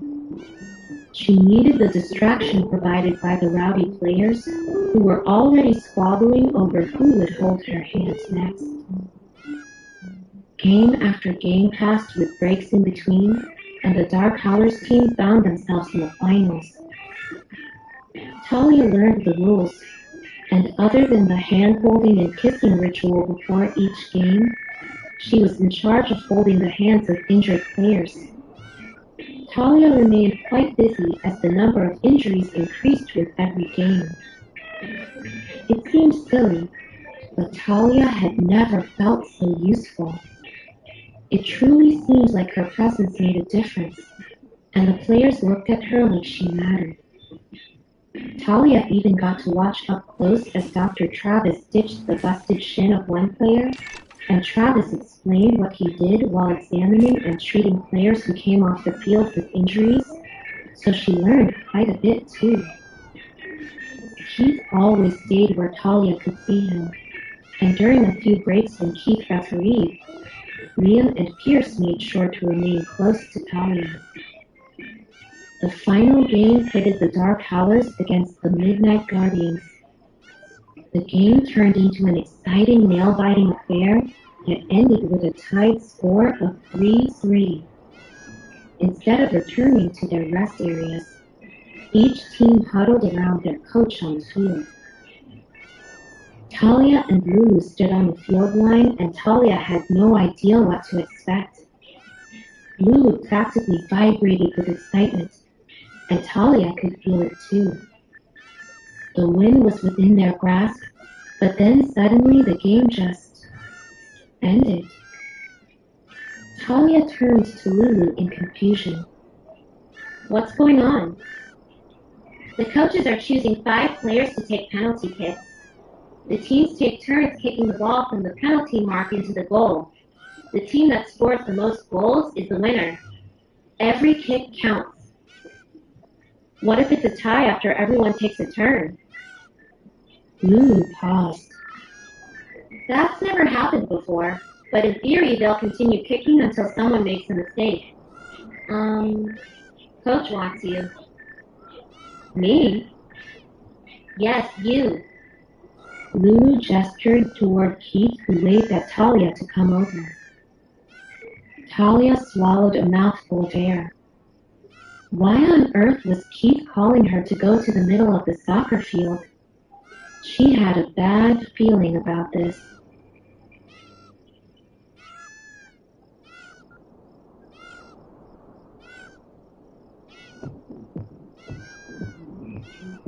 Talia moved slowly to the center of the playing field while trying to ignore the hundreds, or maybe even thousands, of people staring at her. Her heart pounded so hard that she feared it might jump right out of her mouth if she opened it to speak. Keith smiled at Talia when she reached him. We don't have much time between kicks, so we need you nearby. The referee said that it's okay. Talia jolted when Pierce grabbed her hand, and she couldn't believe it when he went down onto his knees. Pierce was the first in the queue to kick the ball from the penalty mark. In an urgent whisper, Talia asked Keith, "Do we need to do this here?" You can do this, Talia. We're all counting on you. Keith patted her shoulder and then jogged off the field. Talia looked at Keith's retreating back and felt like crying. Sitting on the bench had been one thing, but now she was in the middle of the field. All the non-participating players had left, so it was just Talia and 5 other guys. Actually, 10 guys, because the 5 players from the Midnight Guardians stood nearby, observing her curiously. Talia glanced to the side and saw numerous eyes watching the scene of Talia standing and Pierce kneeling in front of her, kissing the back of her furry palm. It looked like he proposed marriage. So much for keeping a low profile. Talia felt unsure about Pierce's relationship status, but based on his looks, she knew at least a few girls held interest in him, and she felt even more certain that those girls now hated her. Talia decided that if they ever asked her to do this again, she would demand a mask to fully cover her face. This was almost more embarrassment than she could take. Pierce leaned his forehead on Talia's hand and said, "I will dedicate this goal to Talia, our team spirit." He looked up at Talia and grinned. "Wish me luck." Talia's voice was a timid squeak. "Good luck." Pierce kissed her hand again and then stood up. As Pierce stepped aside, Mark knelt in front of Talia and held her hand. He would be the second to kick. Talia exhaled helplessly and looked to where Liam was sitting on the bench. If she'd known that allowing Liam to warm her hands that morning would lead to this crazy ritual, she would have stopped it. Meanwhile, up in the VIP booth, just like the rest of the crowd, everyone was on their feet. They observed the players kissing their team spirit in reverent silence. As he watched Talia standing in the middle of the field, holding hands with random men, Damon was torn between logic and his emotions. Doesn't she look like a Luna? Caden's voice sounded in Damon's head. What? Maya said they believe holding Talia's hand and kissing it brings them good luck. She motivates them to do better. Isn't that what a Luna does for her pack? These are some of our fiercest warriors, and they're kneeling in front of her willingly. No one's forcing them. Can you believe that they met her only a few hours ago? That should tell you that Talia's strength isn't physical, but instead something different. Maybe even stronger. People want to be with her and to please her.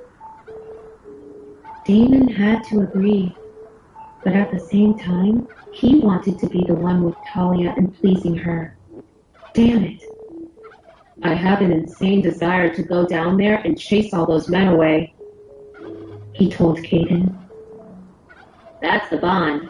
The more time you spend together, the stronger the pull will become. But she doesn't feel it, Damon responded, dejection clear in his mental voice. I don't think that's true. Damon whipped his head around to look at Caden. What? Talia doesn't act like a lusty, power-hungry she-wolf interested in your looks or your status. Considering your nasty personality, she should be running for the hills. Yet she's still hanging around. Think about it. Damon frowned, but he saw Caden's point. Are you saying that she can feel the bond? Probably not like you do, but to some extent, yes. Whenever we ask her to decide on something, her gaze gravitates toward you. She wants your approval. When the two of you are together, she looks happy. And that, my friend, is the effect of the mate bond. Being with Damon made Talia happy. Damon repeated those words in his mind a few times. He liked the sound of them. The penalty kicks ended successfully for the home team. The Dark Howlers won. The crowd erupted in cheers and shouts, signifying to the rest of Darkborn that the time had come to celebrate their team's win. The players lined up to get the awards that would go to the top 3 ranked teams. The Dark Howlers team had won, while the Midnight Guardians placed second, and the team from the Blue River Pack took third. Damon walked onto the field with Alpha Maddox and Axel. 4 ladies in tight-fitting outfits followed the handsome trio. 3 of them carried trays with shiny pins to give to the players, and the 4th one held a trophy for the winning team. The trophy was a massive golden cup with 2 handles, one on each side. Talia stood at the side of the field with Lulu and clapped as Damon placed pins on the jerseys of the Dark Howlers players. Talia pulled herself not to think about Damon, but he was right there. He was so tall and handsome, she couldn't stop staring at him. It all felt very official, and no one spoke until the Alphas had finished handing out all the pins. Then, Damon shook hands with Keith and gave him the big trophy. With the audience cheering, Keith passed the trophy down to the other players until it reached Mark, the team captain. Alpha, will you allow me to say a word? Keith asked Damon. Wordlessly, Damon handed him the microphone. Without a hint of nervousness, Keith began to speak to the entire stadium. We are honored to receive these awards, and we hope that you will share with us the joy and pride of winning this tournament. As is our custom, I will announce the MVP of the game. This is the person who contributed the most to our win today. Keith paused and then walked toward the field line. The crowd parted, opening up a path that led straight to Talia. Keith reached for the pin on his jersey and removed it while speaking into the microphone. Talia, we wouldn't have won today if not for you. You went above and beyond for the team, and you showed us what it truly means to be selfless. I hope you will accept this as a symbol and acknowledgement of your contributions here today. Talia stood frozen while Keith placed the pin on her jersey. She didn't know what to say. Should she even say anything? And then Liam approached Talia. I agree. Without you, I would have gone to the hospital during the first game. And he put his pin on her jersey. Talia looked at two shiny pins, and when she looked up, Pierce stood before her, grinning as he removed his pin. And just like that, all the players approached Talia one by one. Soon, she had 12 pins stuck to the front of her jersey.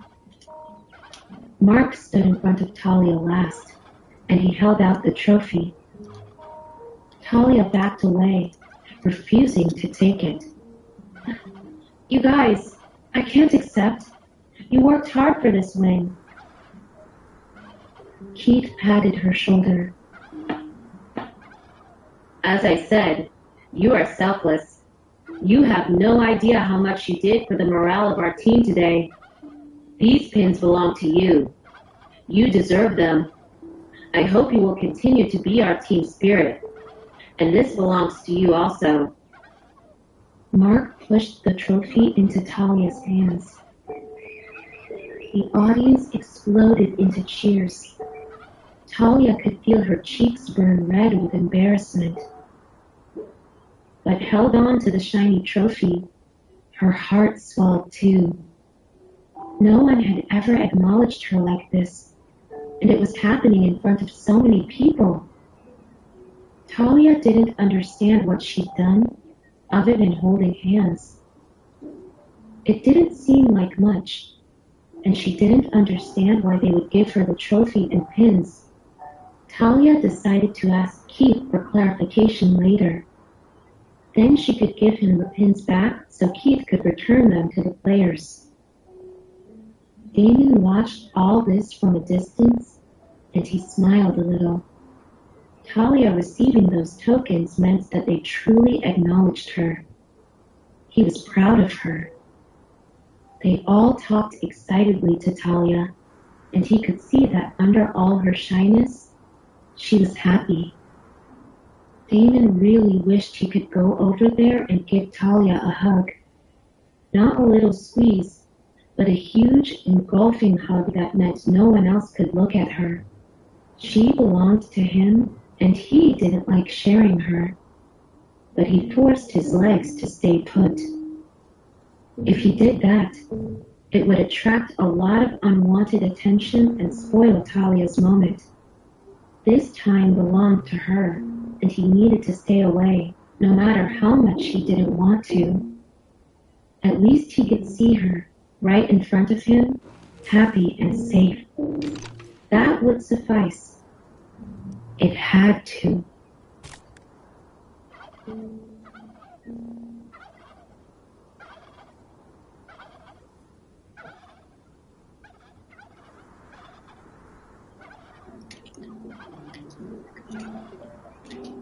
When Damon finished his tournament closing speech, people started leaving the sports fields and making their way toward the town square where the rest of the festivities would take place.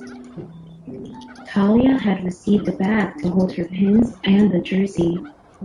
Unfortunately, the trophy didn't fit in the bag, but the insulated lunchbox that Stephanie had prepared for Talia fit perfectly.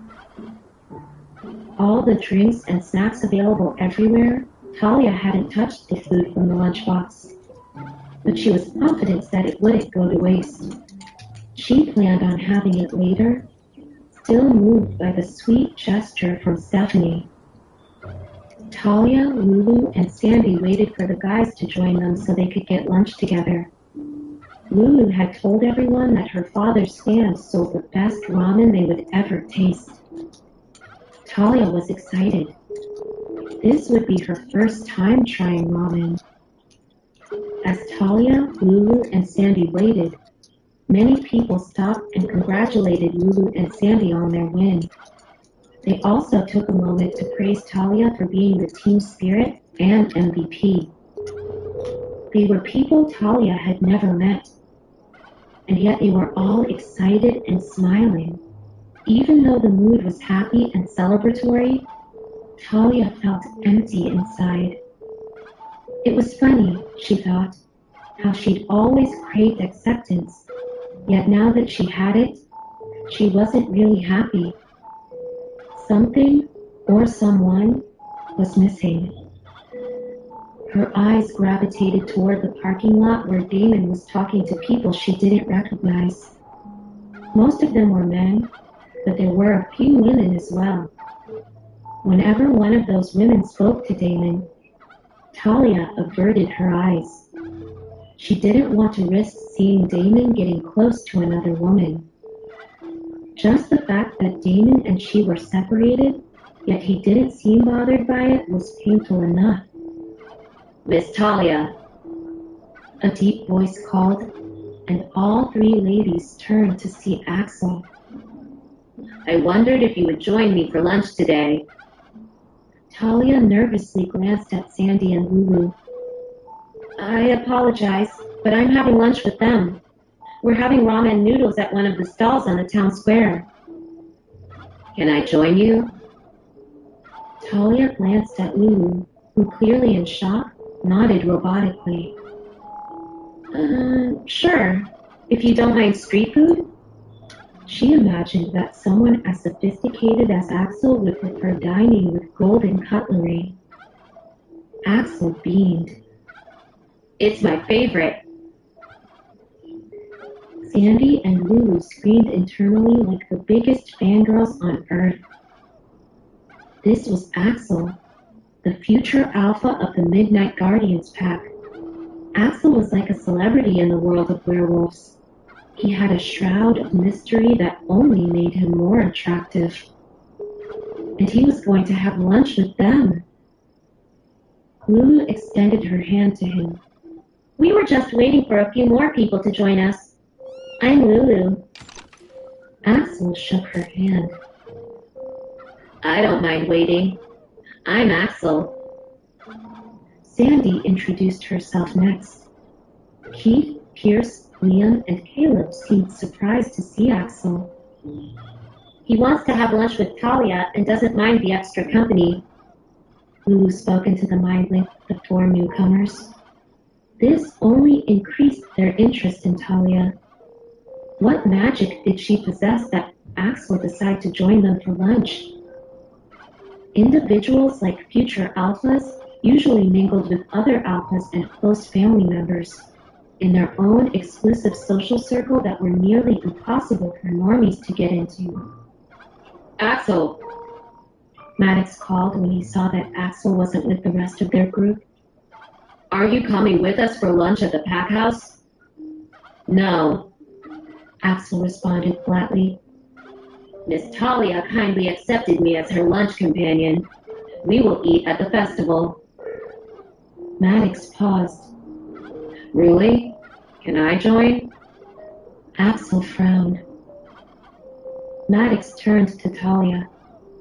I hope that my presence will not inconvenience you. Not at all, Alpha Maddox. Talia responded quickly. How could she say to an Alpha that he wasn't welcome? Besides, it was a festival. He could go wherever he wanted. Axel's frown deepened. Didn't you say that you were looking forward to the quail soup and beef Wellington? Maddox shrugged. I can have it later. It's been a long time since I enjoyed the festival freely. This will be fun. The truth was that Talia intrigued Maddox. He'd noticed that Talia's presence was difficult to detect, and after his chat with Damon that morning, Maddox had a feeling that there was more to her. If she was just a normal girl, why did Alpha Richard want so badly to get information on her? Maddox was confident that Damon hadn't given him the full story and that Talia had some secret. Whatever that secret was, Maddox was eager to unravel it. Maddox turned to Talia. Talia, will you introduce me to your friends? Talia wasn't used to people addressing her as Miss Talia, but she didn't dislike it. Without delay, Talia introduced Keith, Lulu, Sandy, Pierce, Liam, and Caleb, whose eyes were wide and eager. Axel and Maddox were impressive figures in werewolf society, and having lunch with them was a once-in-a-lifetime opportunity. Max! Max! Mindy shouted as she hurriedly walked toward her brother. Aren't we going to the car? I'm going to have lunch at the festival. I feel like street food. You can go ahead without me. Mindy eyed the group and her eyes flashed when she spotted Talia.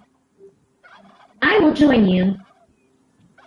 Maddox hesitated for a moment before introducing his sister. This is my sister, Mindy. Please forgive her blunt way of talking. She was born without a filter. Mindy cocked an eyebrow at Maddox. Why did he have to introduce her so rudely? But she was happy to be part of the group, so she didn't complain. Also, Mindy was curious about Talia. At first, Mindy thought that Talia was simply an Omega teenager, but then her brother told her that someone had abused Talia. Today, though, Talia seemed more like a mascot goddess that the whole team worshipped. Mindy really wanted to find out more about this woman who managed to have so many different sides to her. Please, forgive my brother's big mouth. Mindy fired back. He's the main reason why my social life is non-existent. All right, Keith said after all of them had introduced themselves. can we start moving? I'm starving. Let me help you carry the trophy. After lunch, we can go to the training center, and you can leave it there until it's convenient for you to take it home. I will keep it safe in my office. The group of 10 moved down the street, unaware that Mark and several other players from the Dark Howlers team followed right behind them. When they'd seen Axel and Alpha Maddox, they decided to covertly tag along. A few minutes earlier, Damon was in the parking lot, playing the role of host and ensuring that his high-profile guests knew that a scrumptious lunch awaited them at the pack house. He was eager to leave. Since he'd spotted Talia on the playing field, Damon had endured watching Talia with other men. Sometimes he really hated being alpha. If he was a regular guy, he could be with Talia and tell her they were mates, and no one would bat an eye. Damon hoped that going to the pack house for lunch would help him focus on his guest and the tasks he had for today. After lunch, Damon had a meeting with the Alphas, and that would not be productive if the only thing on his mind was breaking the limbs of people who got too close to Talia. He decided to imagine that Talia was having fun at the festival with Maya, or maybe with those women from the soccer team, and to ignore any men who might be around her. Damon spotted Mindy turning around like she was searching for someone. Then her eyes lit up and she walked away. He looked where Mindy was headed, and his face stiffened as he saw Maddox and Axel in a group with Talia. What was going on? Why were those two chatting up with Talia?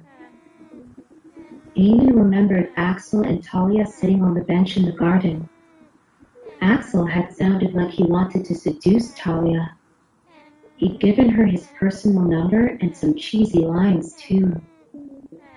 And in the study, Maddox had mentioned that Talia should go to the Blue River Pack. He hadn't given up, even after Damon told him how that wouldn't be happening. Was this why Maddox had warned Damon to stay away from Talia? So that he and Axel could get close to her? Where were they going? Uneasiness swelled within Damon. Were Axel and Maddox conspiring to take Talia away? Or was he just being paranoid because of the mate bond? Damon closed his eyes. He was being possessive and crazy. On some level he knew that, and yet, at the same time, it seemed the only logical reaction. To hell with it. He was going after his mate. Where is he going? Caden mumbled with a frown on his face as he watched Damon walk away. Let him be, Maya said. He's probably making sure no one snatches you-know-who. Maya spoke cryptically because others were nearby. It took a moment for Caden to realize that you-know-who meant Talia. Now, we have important guests for lunch. Maya smiled and shrugged. He's to show her that she is more important than anything else. As for the guests, the two of us will entertain them. Eden couldn't believe this. Did they now have to justify all his borderline crazy behavior as normal because he was chasing after his mate? Caden wanted to complain, but he knew that Maya would just say it was romantic. Sheesh.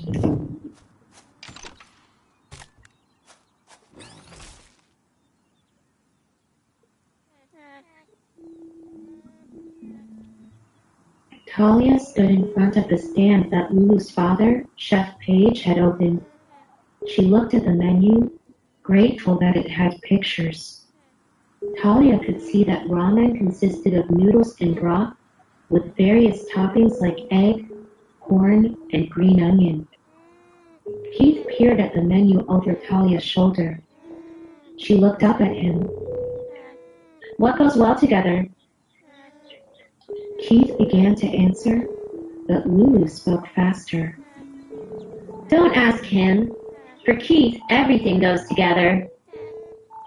Talia stifled a giggle. Keith's reputation as a crazy mixologist preceded him. Chef Page called over to Talia. Do you want to taste a sample before placing an order? But let me tell you, most of the flavors come from my specially made broth. Talia was embarrassed. Everyone was waiting for her to order, and she had no idea what to get. How about you make me your favorite? I'm not a picky eater. That won't do. Maddox jumped into the discussion. It's your meal, and picking ingredients to suit your taste is part of the enjoyment. Let's start with this. Maddox snatched the menu from Talia's hands. With Maddox's help, Talia placed her order. I'll have the same, Maddox said to Chef Page before turning to Talia. Let's sit while we wait.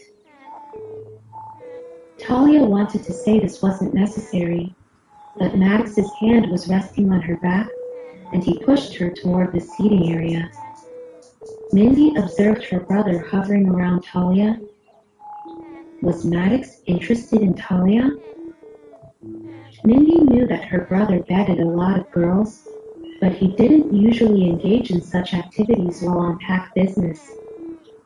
Come here to spend time with Alpha Damon and the other alphas, not to chase girls. Yet here he was, chasing a girl. Axel frowned as he watched Maddox walking away with Talia. Make the same for me also, he said to Chef Page, and then he dashed after Talia and Maddox. Mindy's eyebrows shot up. Would Axel go against Maddox to win over Talia? Interesting.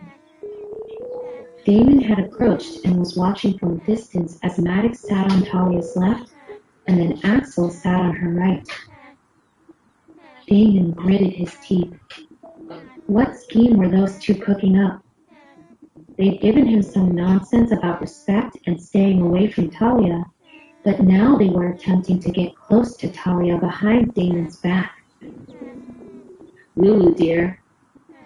Chef Page turned to his daughter. Can you take these 2 ramens and then come back for the 3rd one? Seeing that a 3rd bowl of ramen was ready, Damon had an idea. I'll take that one, he said as he approached the ramen stand. Alpha, Chef Page exclaimed and quickly bowed his head.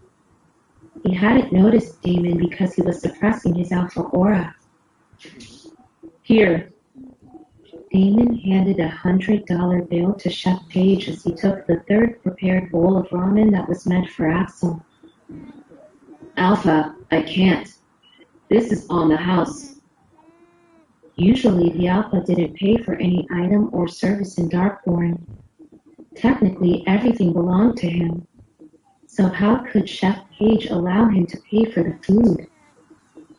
Damon gestured to the group where Sandy, Keith, and the others were standing. I'm paying for everyone as a treat for their win. They made me proud today. He pushed the money into Chef Page's hand. Take it. Keith recovered first. Thank you, Alpha. Don't mention it. Just keep up the good work. Damon walked to the table where Lulu had just given ramen to Maddox and Talia, who hadn't noticed Damon's arrival yet.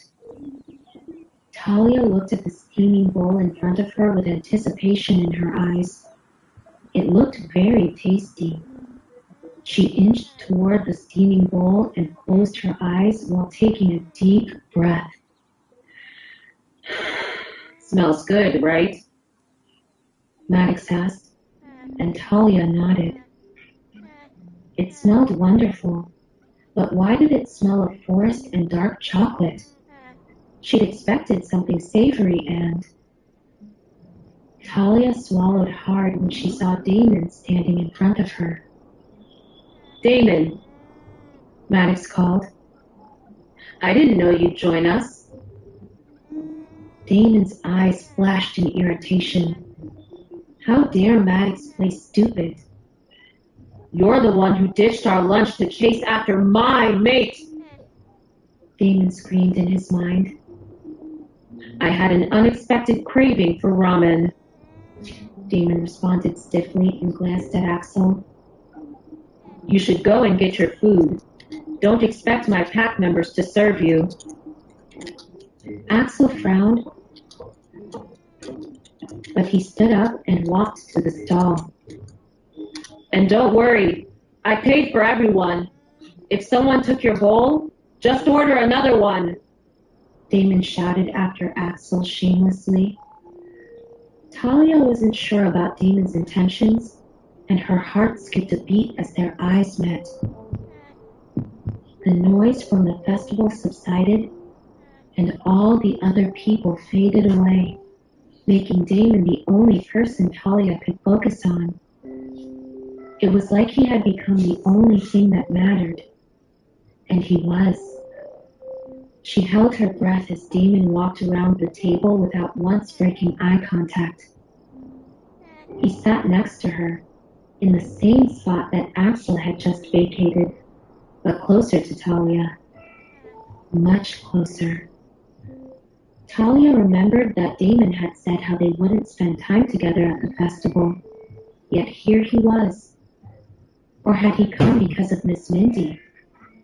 If he'd come for Miss Mindy, why was he sitting next to Talia? It didn't make sense, and Talia had difficulty focusing because Damon's scent made her dizzy. No matter how much she denied it, she'd missed him and was happy he'd come. Talia didn't want to admit that she was falling for him. Actually, she had fallen for him already. Nothing good could come out of getting lost in his icy blue eyes.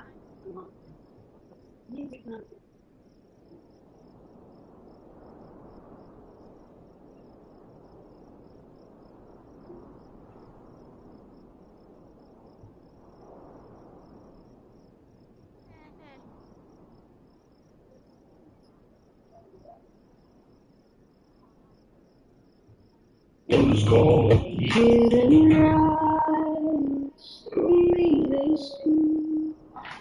Strength of the past and present like these.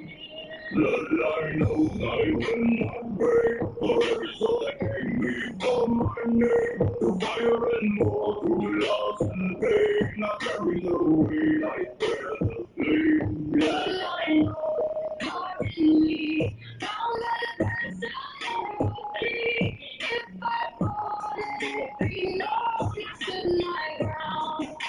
I am my own. I see the weak forget their name, turn it back and shift the blame. But I was meant that truth runs deeper. Promises made are the ones we keep. Every song is a story told. Every drop of blood runs cold. With the memory of those who fought and paid the price for the ground I got. They don't fade.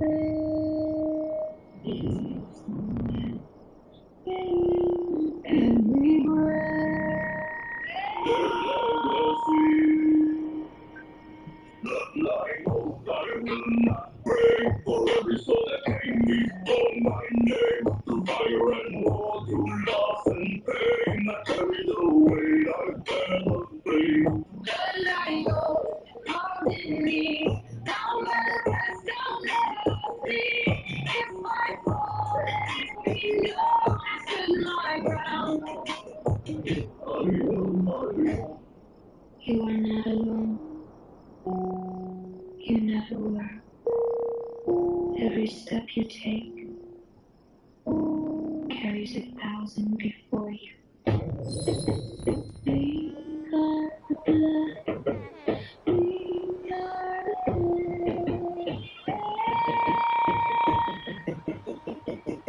Bloodline oath. I will not break for every soul that came before my name. Through fire and war, through loss and pain, we carry the weight, we bear the flame. Bloodline knows hard in me. Down by the past we'll never flee. If we fall, let it be known we stood as one. We are alone.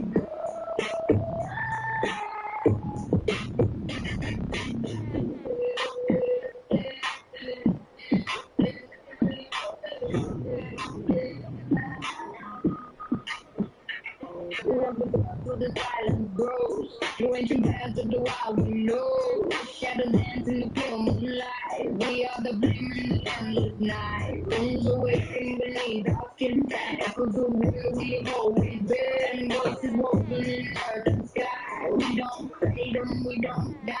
We are daughters of the north. We born in fire, born in storm. Through the dark we keep on calling. We are wild, we are reborn. We're calling. We're rising. Never falling. We are one. Unbroken.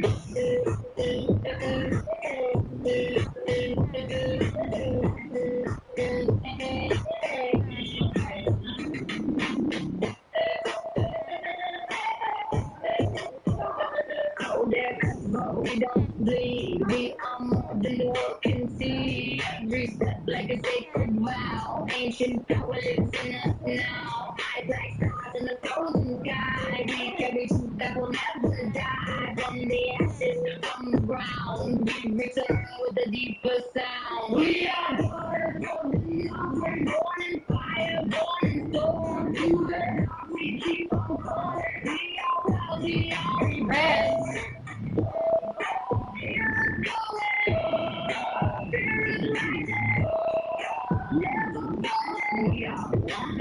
Unbroken.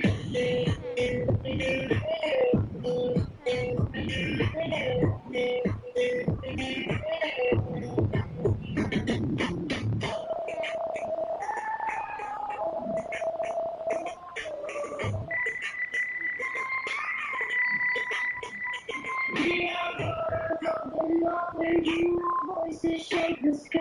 Through the ages we are standing. We don't break and we don't die. Feel us rising. Feel the soul. Never fading. We are where we belong.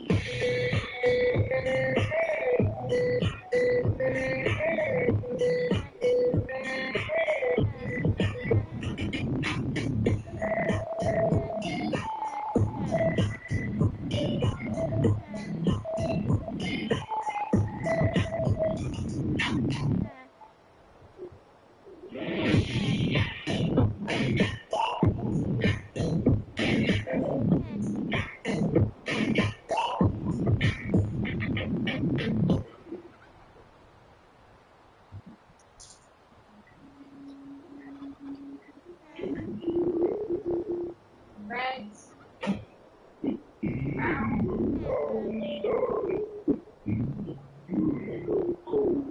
Away. Right. It comes back every time. It will always come back.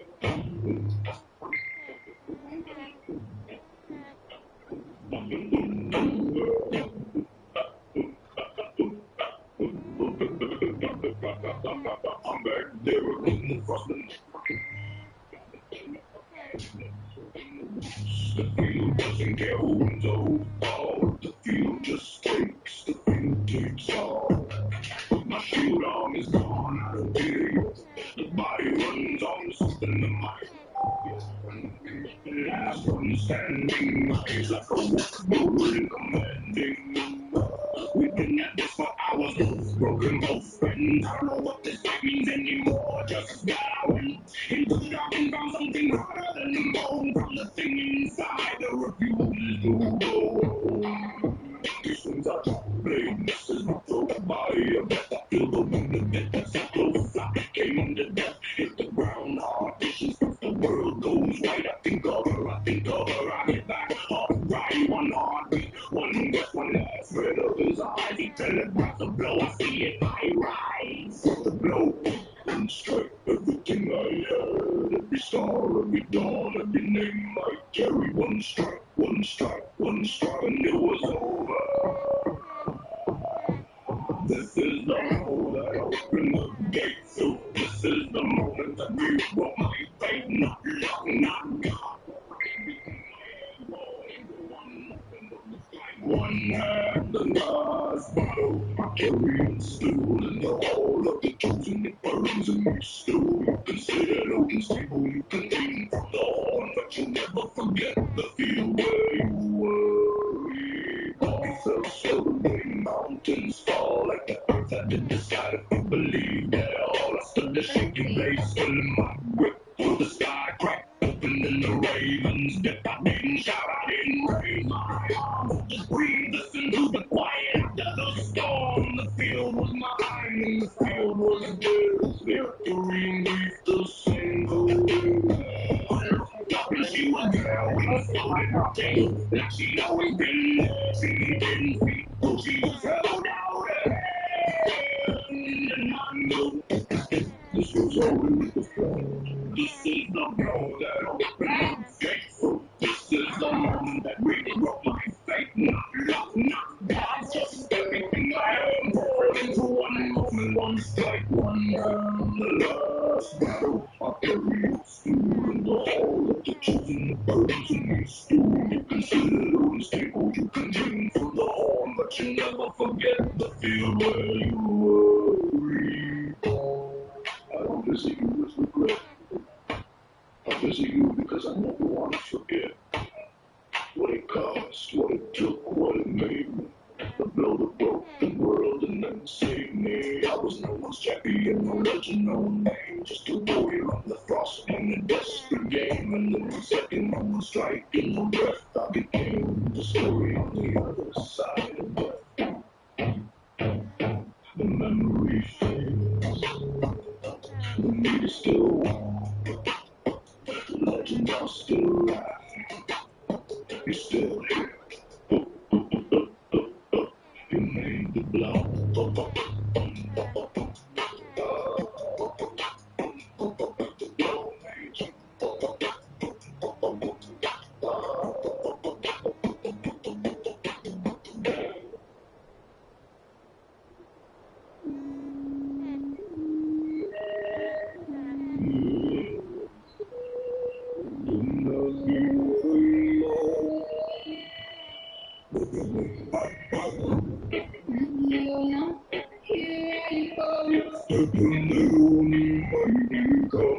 Silence falls at every road. Nothing or nothing, here I come back.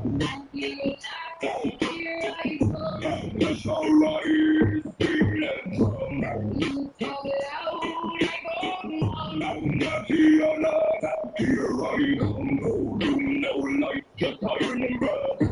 Every breath feel like I'm dancing with death. You see the time, now you question the pride. I feel the strength. Brick by brick in my mind, no need to explain. I let the silence go straight to your brain. Grip tight, Bob, and when I move, you had it clean. I got nothing to prove. I don't chase, I take, I don't break. I shape every spot, I made every move. I claim. When there's nothing in place, no ifs and buts, you're at my face. Years deep, now I set the pace. Move it down.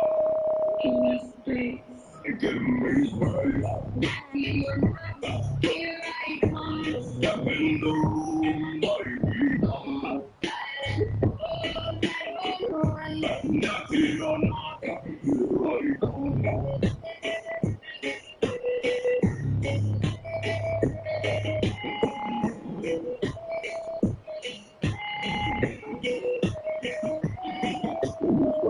But they watch me close. Try to decode how the you want answers, I give you none. I am the work I've already won. No, not fear, no, nothing right. Just dark moon and a thousand tries. Built in pain, refined in time. Now every move is by design. One breath, no doubt, no step back.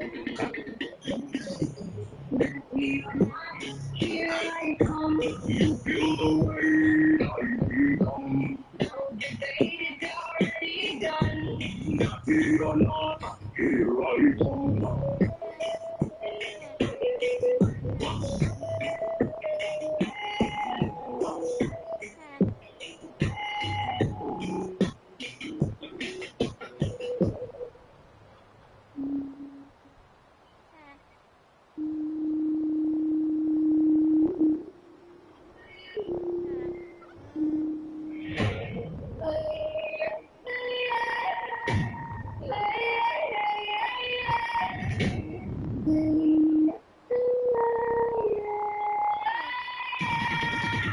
still doing the whole game shit. What the person one gave one hard look. Blue light ran straight through my veins. My heartbeat didn't feel the same.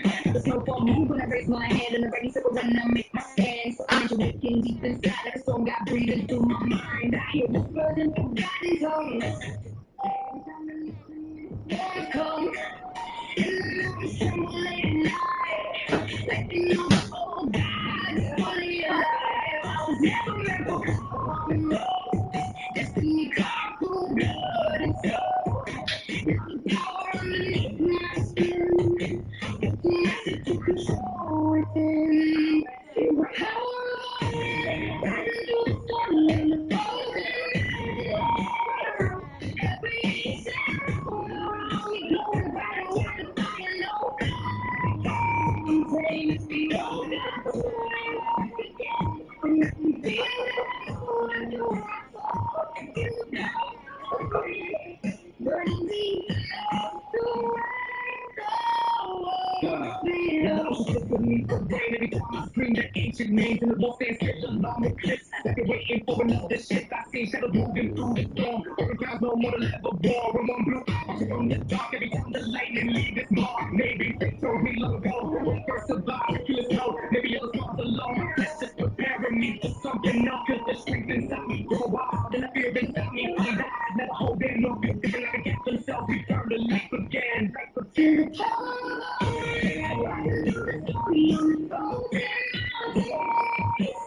Every single around me going wild with the fire, no blood.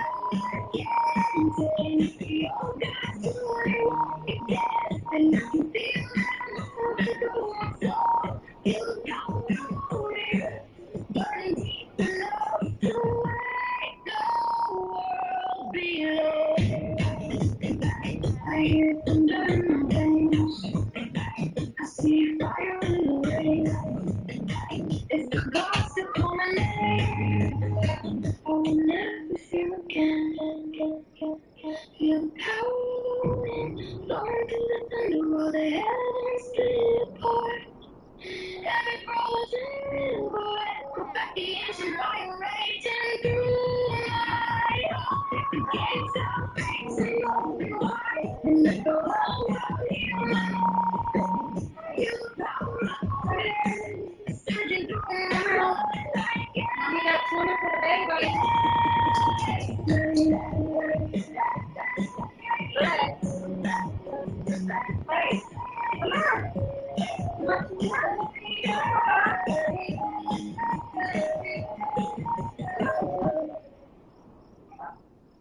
Hold on, I get you and take you to your boat.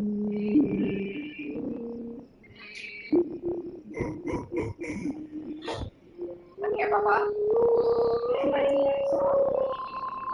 I walked out the front, got on my job. Holy burden, I run. King bowed down, they heard my name, even though it didn't. I was forged where the weak men froze, raised by women. Every star on me turned around, now the gods go quiet in the midnight hour. Heroes made in a circle, even terrified. The gods fear me. On my face, I kick down pain and sit in his face. No chains, but I will hold me still. Through my will, I see when I raise my voice. I will never build to my own choice. I can call to the Red Sea. Even the dark. Eyes that looked straight into her soul. Talia could only hope that she wouldn't become completely flustered or make the mistake of leaning on him. She reminded herself that many people were watching and that she needed to keep her cool. Damon inhaled Talia's sweet, citrusy scent of freesia. It was a gentle scent, and yet still overpowered every other smell, just like how Talia's delicate presence overshadowed every other. She was perfect. Their legs touched onto the table, and she didn't move away. Damon liked that. Damon wanted to hold Talia's hand under the table, but they were out in the open and someone would definitely see it. So he decided to skip that. I didn't get a chance to congratulate you on being the MVP of the tournament. Damon smiled at Talia. Oh. Talia snapped out of her Damon-induced daze. I didn't do much. I think you did. Just saying congratulations won't do. Tell me what you want, Talia, and I'll make it happen. Anything. Anything? Could she ask for Damon to be her reward? A date? That sounded far-fetched, and just one date, even if it lasted all day, wouldn't suffice. She was dreaming. I don't need anything, Talia said quickly while hoping that her expression wouldn't betray her thoughts. Corners of Damon's lips curved into a smile as all kinds of ideas popped into his mind. Just like the coach said, you're selfless. But don't worry, Talia. I'll come up with a good way to reward you for helping our team win the tournament. Mindy joined them at the table with her bowl of steaming ramen. She took a seat opposite Damon, Talia, and Maddox. The unusual mood was impossible to miss, but Mindy didn't say anything. She observed the situation attentively because it seemed that Damon also had interest in Talia. Why else would he sit so close? If she hadn't seen it with her own eyes, Mindy wouldn't have believed that Damon had tricked Axel in order to take his seat next to Talia. The poor guy was now standing at the back of the line, waiting for his ramen to be ready. Mindy was surprised to note that Talia didn't seem intimidated. Uncomfortable, yes. Intimidated, no. An Omega would bow her head and act submissive in the presence of an Alpha. But Talia seemed fine while sitting between Damon and Maddox. Another interesting point. Talia looked Damon in the eyes. Normally, that signaled disrespect and challenged an Alpha's authority. Yet Talia dared to do it, and Damon seemed totally fine with it. Something fishy was going on, and Mindy was eager to get to the bottom of it.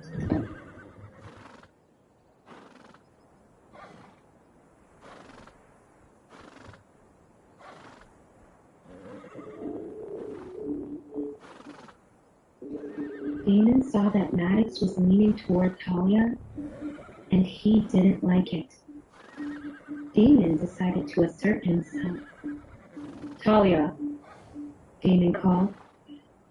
based on the coach's speech, I understand that you played a significant role in showing others they are no match for us, especially the Blue River Pack, who didn't even reach the semifinals. Maddox's expression darkened. Was there a need to call out his team? Several other teams had failed to reach the semifinals. Damon's hand snaked around Talia's waist, pulling her closer to him and away from Maddox. Talia's insides were a mess. What was Damon doing? Any closer, and she would end up sitting in his lap. When their hips connected, Damon released Talia.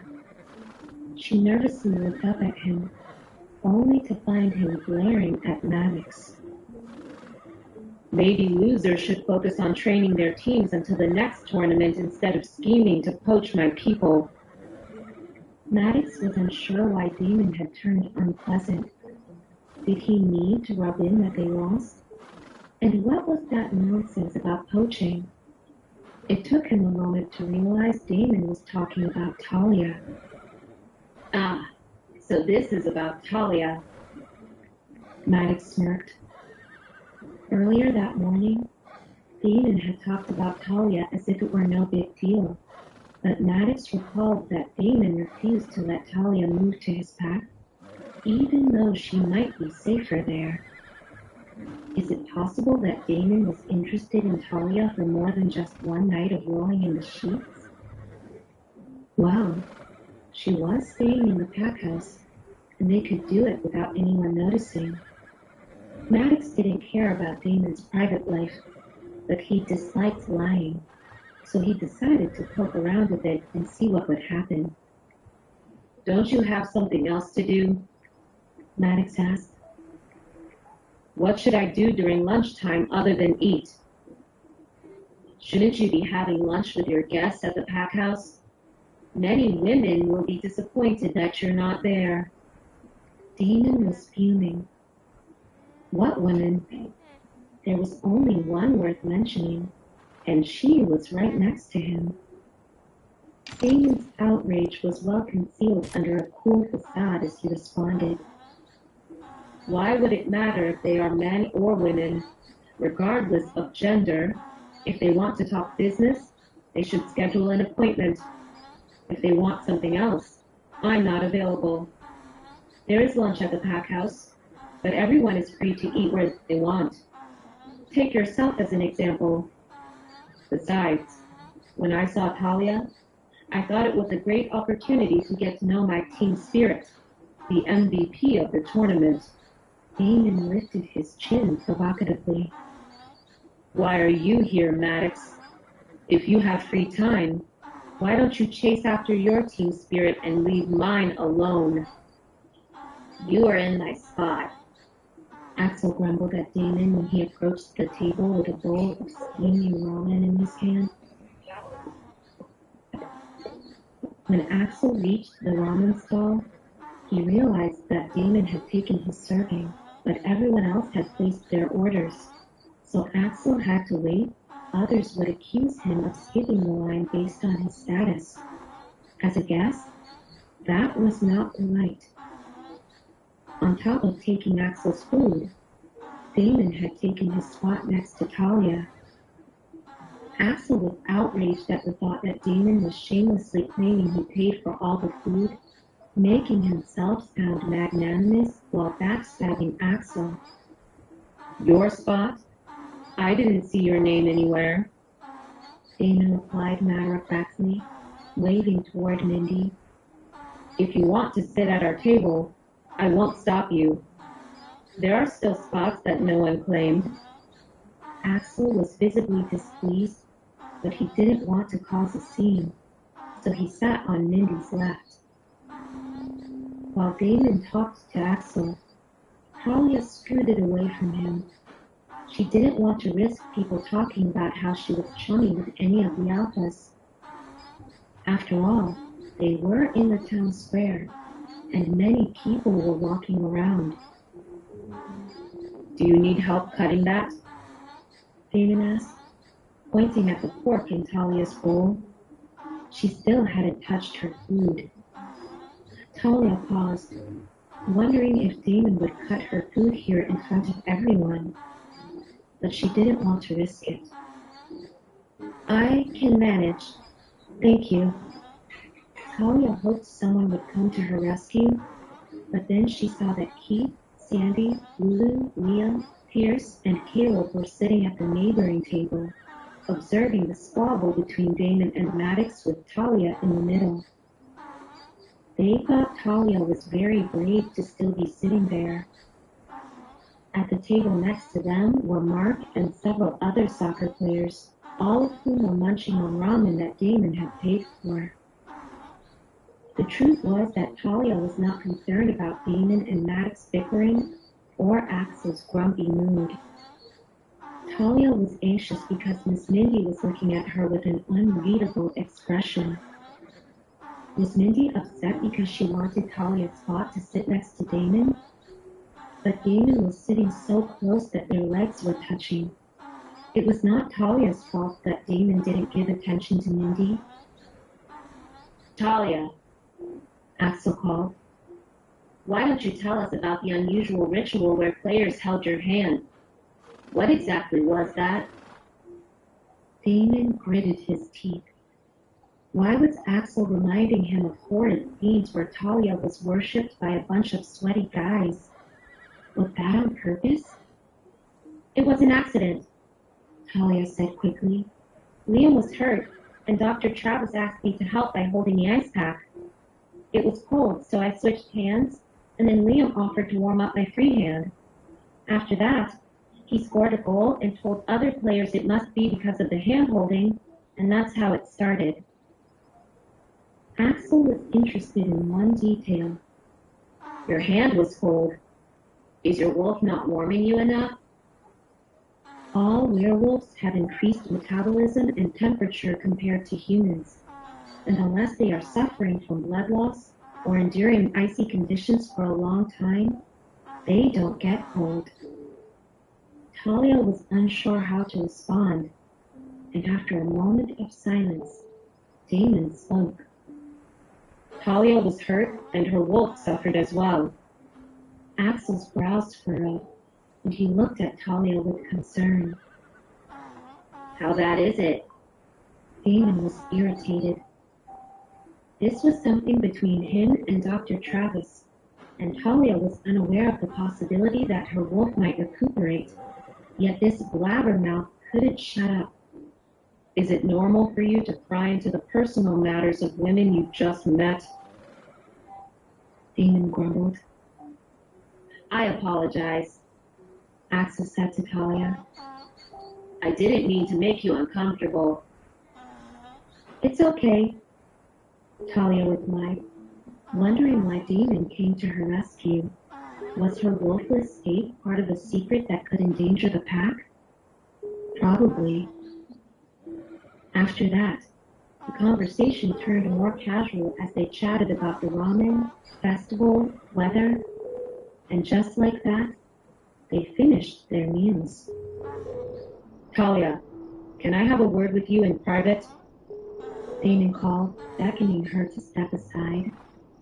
This was quite unusual because normally werewolves would have private talks via mind link without needing to physically distance themselves from others. But since Talia was not part of the Dark Howlers pack, a chat through mind link was not an option.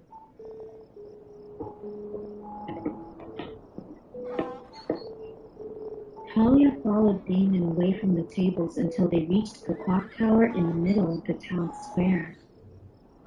Damon stuffed his hands in the pockets of his pants as a reminder not to hold Talia. He really wanted to hug her, or at least hold her hand, but that would need to wait. I need to go to the pack house and attend meetings, Damon said. It will probably take a big chunk of the afternoon. Talia was confused. Why are you telling me that?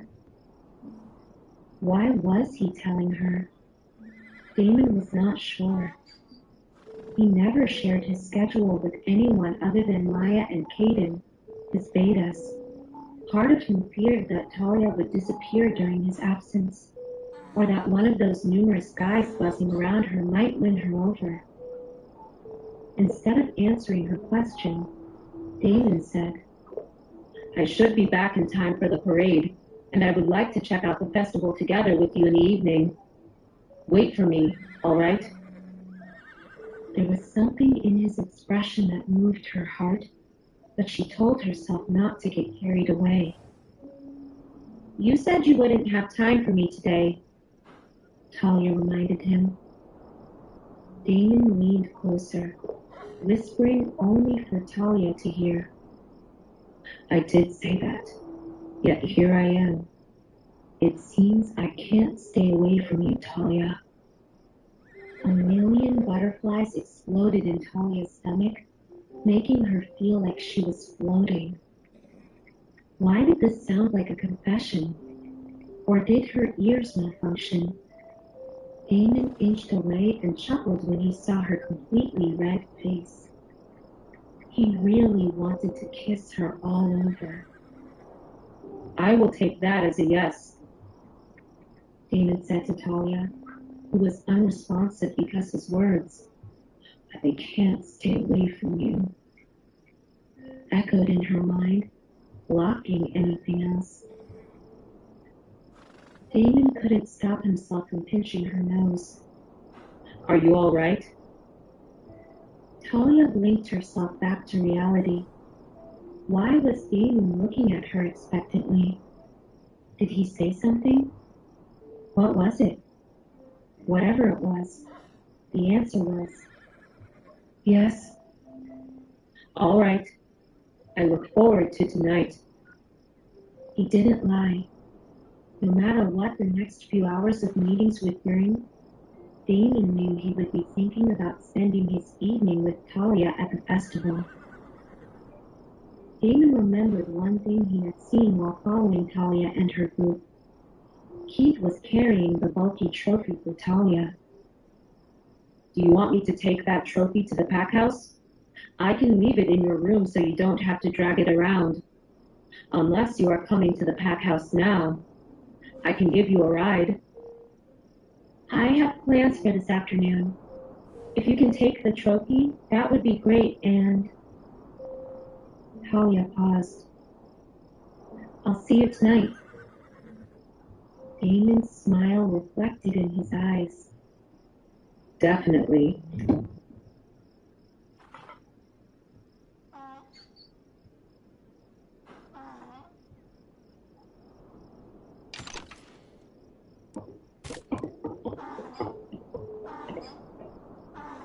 Damon left with Maddox and Axel to attend meetings with other alphas in the pack house.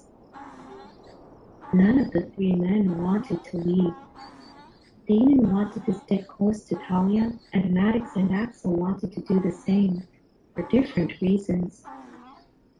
Both Maddox and Axel had their own agendas for getting close to Talia, yet Damon showed up and hogged Talia's attention during the whole lunch. Maddox and Axel understood that if they wanted to get close to Talia, they needed to remove Damon as a variable.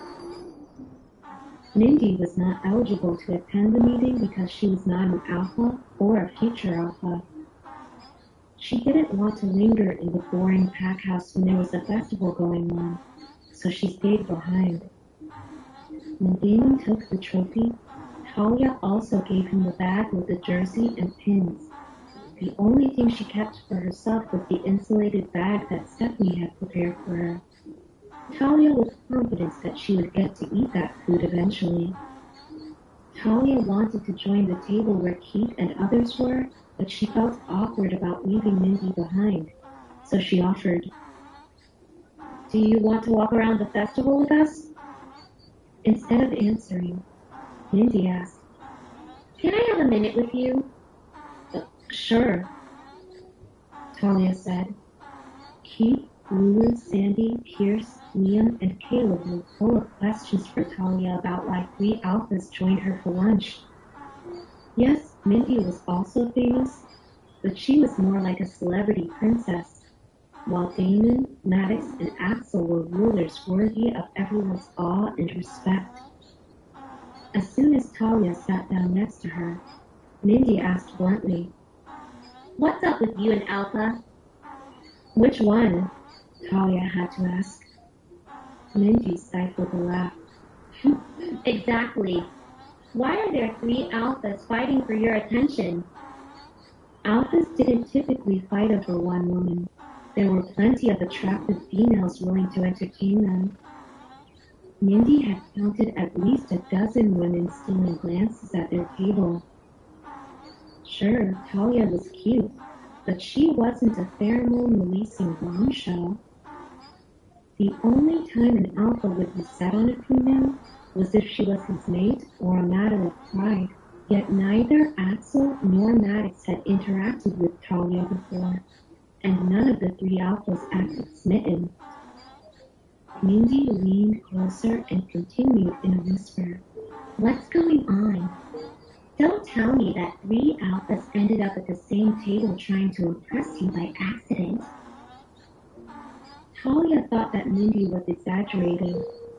She had no idea why Axel and Maddox followed her to lunch, and she didn't know why Damon appeared unexpectedly either. But Mindy was obviously determined to get some answers, So Talia responded, "It's not a secret that I came to the pack recently. Alpha Damon is kind enough to make sure I'm adapting well. As for Alpha Maddox and Axel, I really don't know.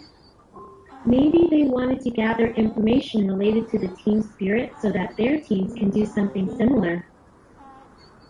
Mindy looked at Talia, wondering if Talia was an idiot or if she thought that Mindy was one.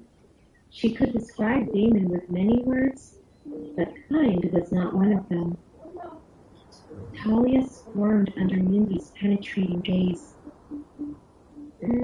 "Don't worry, I know my place. I'm not deluded into thinking that any of them would be romantically interested in me." Mindy's eyebrows shot up in surprise. Is that what you're thinking? "No, that's what I'm not thinking," Talia clarified. "If you want to pursue Alpha Damon or anyone else, you're free to do so." Mindy made a face like she smelled something bad. Ugh, who would pursue that arrogant guy? Talia didn't like that Mindy called Damon arrogant. Sure, he had a temper, but he was also kind and righteous. Talia never saw Damon flaunting his status or power, except at the human hospital when she'd been mistreated right in front of him, which any alpha would see as indirect disrespect. Alpha Damon is the unmated alpha of the largest pack in North America, Talia stated. "Don't all women want to be his Luna?" Contradicting yourself, Talia. You said that you're not interested, but now you said that all women want to be his Luna. Which one is it? Mindy asked with a victorious smirk. Besides, I have no desire to be his Luna. I have nothing specifically against Alpha Damon. My dislike is about alphas in general. Talia was confused. "Isn't your brother an alpha?" Yeah, Mindy said. and no matter how often my future sister-in-law would be, she would be reduced to being the Luna of the Blue River Pack, the wife of Alpha Maddox. You see where I'm going with this? "No," Talia admitted. Mindy explained. I'm Mindy River. Whoever reads WW Magazine knows that I'm behind many charities that help werewolves who are in difficult situations. I'm close to getting my college degree. I love playing video games and want to travel the world. And I have many other aspirations. But if I become a Luna, everything I've accomplished and all my future plans would be wiped away the moment I take on my new role. I would be completely defined by my husband. I find that unsettling." Talia nodded in understanding. "So you don't want to be a Luna?" Mindy shrugged. When I imagine my future, I see a guy who will worship me without trying to fit me into a mold he created for me. That's why I'll marry only my fated mate, regardless of his standing. I'm not an innocent girl who saves herself for marriage, but I know that playing with alphas doesn't bring anything good, because they're the ones playing, while females are treated as playthings. Just like any other unmated alpha, my brother left a long trail of broken hearts behind him, and I refuse to be a notch on someone's bedpost, no matter how expensive or flashy that bedpost is. Talia gaped at Mindy while processing her words. Mindy was a confident woman who knew what she wanted. In stark contrast to Talia, Mindy was born as part of an alpha family and grew up with all the riches one could wish for. Yet Mindy was just like Talia, wanting independence and to be in charge of her destiny. Talia respected that. Talia looked at Mindy and thought how silly this was.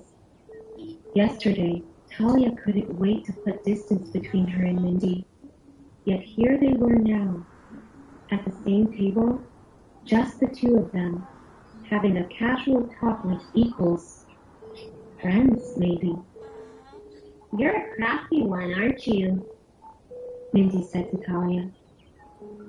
Her question confused Talia. What? I was asking you about your relationships, yet you managed to turn it around and I ended up talking about myself. That was not my intention, Talia said. Why was it her fault that Mindy was chatty? But that's what you did. Mindy said. It's only fair that you return the favor and tell me something about yourself. It's not that Talia was unwilling, but talking about the Red Moon Pack and her time in the attic was prohibited. She didn't want to get Alpha Damon in trouble. There's not much to say. There must be something, Mindy persisted. Talia gave up. She had a story ready anyway. I grew up with my grandparents, isolated. When they passed, I went to find somewhere to live because it was hard to survive on my own, and Alpha Damon was kind enough to offer me a place in his pack. Mindy made a face. There was that word, kind, again. The rumors about Damon were consistent. He doesn't care about women for more than one night.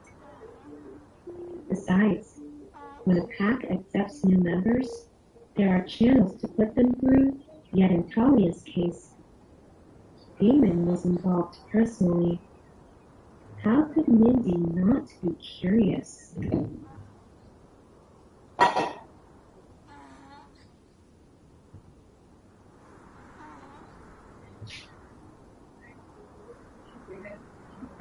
So, now that you live in the Dark Howlers pack, what do you do? Mindy asked Talia. I help in the kitchen. Mindy cocked an eyebrow. Alpha Damon put you to work right away? No, Talia quickly clarified. I asked to work in the kitchen because I want to learn how to cook. Besides, sitting in my room the whole day bores me. Seeing that Mindy seemed to approve, Talia felt an urge to leave a good impression, so she added, I also study medicine with the hope to work in the pack hospital, and I train to improve my physical condition and learn to fight. Really? Talia nodded earnestly and gestured toward the table where Keith sat. Keith is my personal trainer. He designed an exercise program for me. We'll go to the training center from here. Oh, you won't stay at the festival? Mindy interrupted Talia. She looked forward to being part of a group.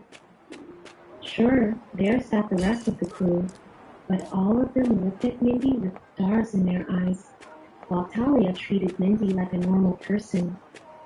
Mindy preferred that. We won't go right away, Talia responded. It won't be good for us to exercise immediately after lunch. If you want, you can join us for training. Keith is a great coach. Now that they broke the ice, Talia thought that Mindy seemed like a nice person. Mindy pursed her lips. No thanks. I'll skip sweating. She stood up abruptly. All right, since you won't stay here long, we should start checking out this fair. Your friends seem eager to move. Later that afternoon, Talia and Keith headed to the training center for their session in the gym, and Talia felt dazed. For over an hour, they checked out various booths, and she even got to throw balls at empty cans. Talia's aim seemed horrible even after Mindy showed her several throwing techniques, but Talia had a lot of fun. The best part was that maybe, just maybe, Talia found a new friend in Mindy. The two of them chatted a lot and the mood felt good, and before Talia left, Mindy gave Talia her personal phone number. We'll stay here until tomorrow, but things can get crazy, and I want to make sure we can stay in touch no matter how things develop. Mindy wasn't happy that Talia didn't have an email address or a phone, but Talia promised that she would contact Mindy as soon as she got one. Mindy also said that she hopes to spend more time with Talia before they left the Dark Howlers pack, and Talia looked forward to it. Talia couldn't help but compare Mindy and Marcy. Both of them were princesses in their respective packs, but Marcy had always ignored Talia or been cruel to her, while Mindy seemed kind and approachable. Most importantly, Mindy treated Talia as equal. Talia liked that. She liked it a lot. It all felt surreal. You okay? Keith asked Talia. Yes. Why? You're limping. Oh. Talia was so excited that she didn't even notice. I guess the medication wore off. Keith frowned. What medication? Hangover medication? Keith was confused. You're limping because of a hangover? Talia stifled a laugh when she realized how silly that sounded. No. My legs are aching because my muscles are sore after yesterday's exercise, and the hangover medicine helps with the aches, so... Talia paused because Keith laughed so hard that he held onto his belly. What's so funny? Keith struggled to catch his breath. You're saying that the warm-up from yesterday gave you sore muscles. Talia pouted. Warm-up for you? Strenuous exercise for me. It's not what you said. It's more how you said it. Keith said. Talia was making it seem like her brisk walk yesterday was major exercise. I'm sorry. I don't mean to laugh at you. Keith said when he saw Talia's face. You better not, or I'll get a different personal trainer. Keith smirked smugly. You'll find yourself out of luck, girl. I'm the only one in Darkborn, so you're stuck with me. That doesn't make you indispensable, Talia fired back. I can always find someone online. Keith hummed in agreement, and they continued walking in silence. Keith wondered if it was appropriate to ask a question that had been bugging him since lunch. Eventually, his curiosity won. Talia. Is something going on between you and Alpha? This time, Talia didn't ask which one, because she knew that Keith was talking about Damon. Talia shook her head, dispelling any fleeting thoughts that formed. Nothing's going on. Are you sure? The two of you looked close. Very close. Especially when they went and talked in private after lunch. Keith saw that Damon leaned closer to whisper something to Talia, and Damon pinched her nose. Keith also saw the way Talia smiled at Damon. That definitely seems like something. Of course we are close. Talia spoke right away.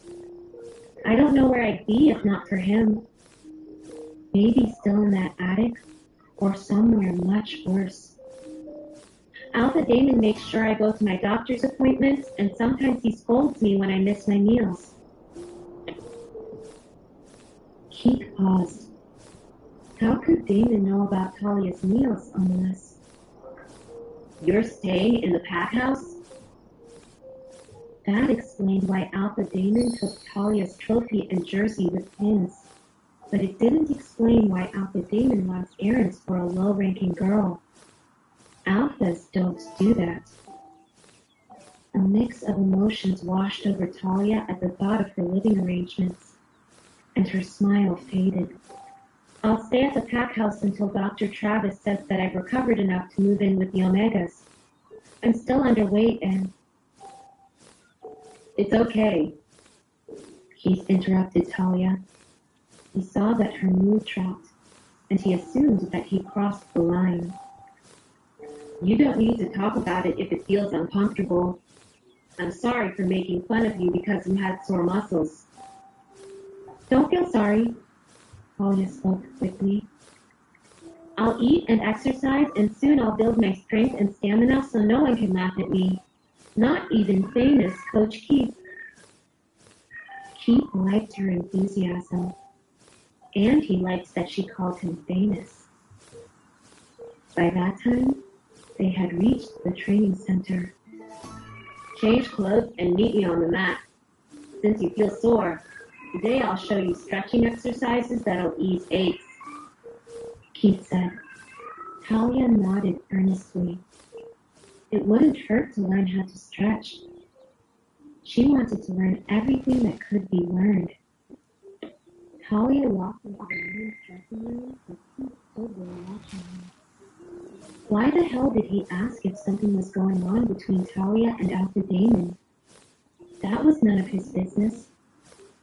What if Talia misunderstood and felt like Keith was hitting on her? Did Keith want something to happen between him and Talia? Keith didn't know the answer, but he loved how easy it was to talk to her, and he craved more time with Talia. He thought about Talia as his client, as a friend, but now Keith was unsure. During lunch, Talia sat at the table between Damon and Maddox, with Axel on the other side, all three alphas looking at Talia with interest. Keith suppressed his urge to go there and take Talia away. If he had, Keith knew that he would have failed miserably. Keith sparred a few times against Alpha Damon, and it was an established fact that Keith couldn't beat Damon, even if he didn't use his aura. As Keith saw it, Talia seemed like an unspoiled flower, with three nasty alpha wolves breathing down her neck, each eager to ruin her, and Keith found it difficult to stay away. Keith didn't understand. So far, other than his sister, he never felt the urge to protect a woman. A lot of things about Talia seemed confusing, and the more time Keith spent with Talia, the less sense everything made. Did Katya get it right? Keith wondered. Do I really like Talia? Did werewolves have crushes? Sure, Keith felt attracted to many women before, but it seemed purely physical, and this seemed different. Keith wanted to know everything about Talia, and to protect her, and sure, she was cute, and Keith pinched the roof of his nose. Damn it, he had a crush on Talia. Based on the waves of emotions amplifying inside him, Keith could tell that his wolf approved. Keith chided himself. During lunch, he thought badly of the three alphas who wanted to woo Talia, yet here was Keith, just as bad as they were.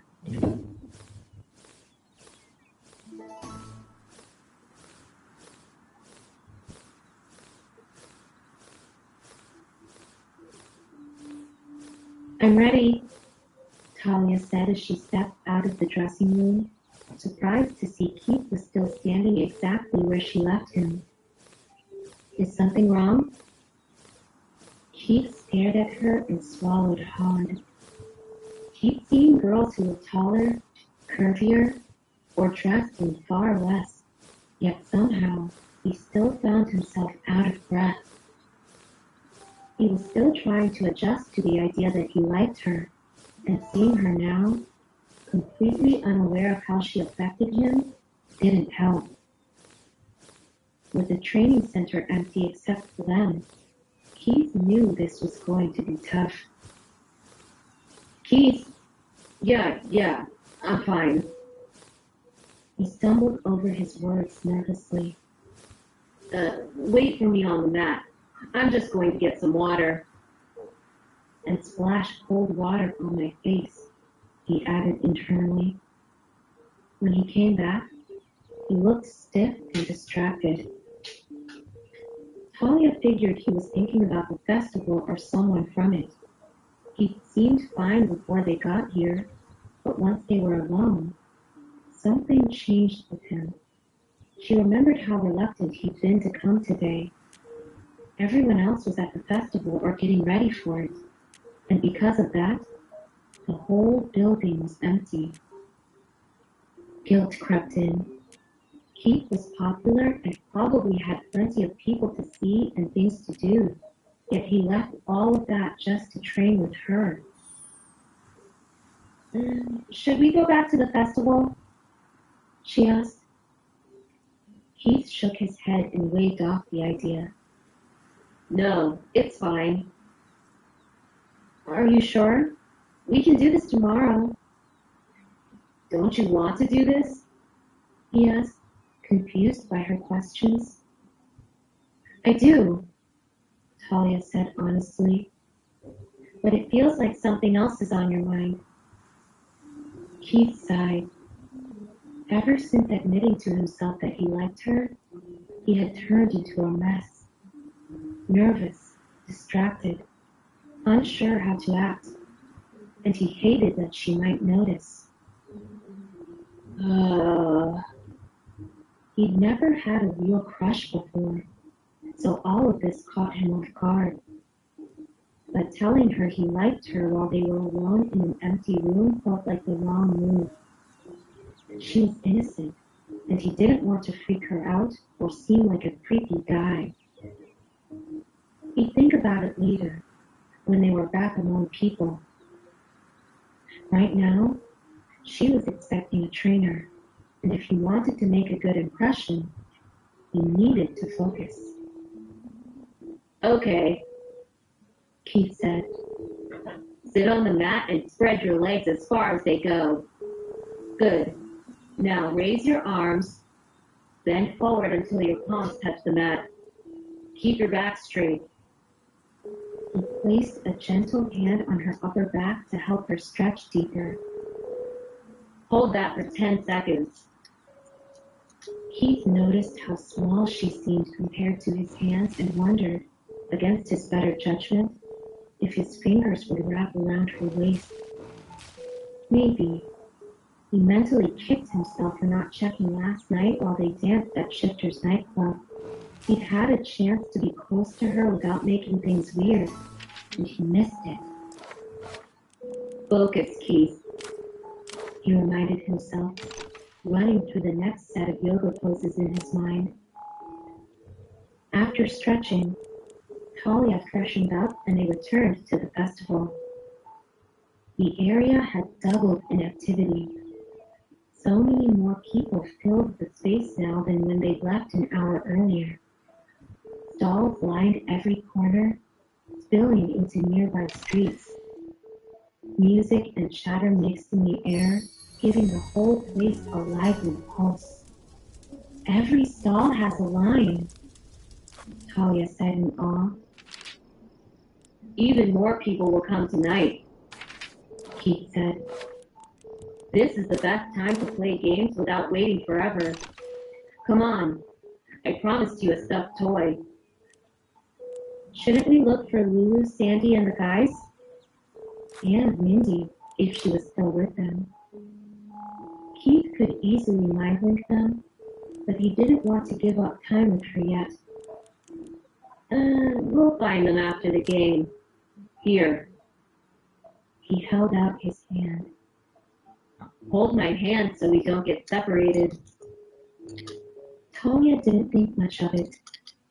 Crowd was going fast, and if they got separated, she wouldn't know where to find him. They played the ring toss first, and Keith won her an adorable brown puppy plushie. After that, they tried basketball hoops and a balloon target game. Keith let her take extra turns whenever the line was short. They shared mini donuts and funnel cake and carried a huge bag of kettle corn they couldn't finish, which Talia kept for later. Should we meet up with the others to watch the parade? Talia asked. Keith reluctantly mind-linked Pierce. He didn't want their time together to end, but he was out of excuses. They're behind the merry-go-round, Keith said. Let's go to the clock tower. They'll find us. Talia followed him toward the tall black clock tower, but the sight of it sparked a memory. It was of Damon telling her he'd be back in time for the parade, asking her to wait, saying he couldn't stay away from her. Her thoughts swirled with feelings she didn't want to have, imagining things she didn't want to imagine. His voice had sounded warm and teasing, sweet even, and she hated how easily her heart reacted to it. She could almost smell that mix of forest and dark chocolate just thinking about him. What did you do to Talia? Lulu teased Keith, snapping her out of it. Nothing. Keith said. After our exercises, we looked around the stalls and... Keith perked up immediately. Was she blushing because of him? Did she see him as a man? Would she maybe like him just a tiny bit? Liam noticed Keith's dumb, hopeful grin and frowned deeply. Check some stalls. You two disappeared for hours, Liam muttered. He stepped up to Talia and took the half-full popcorn bag from her hands. Let me help you carry that. Pierce appeared on her other side and grabbed her insulated lunch bag.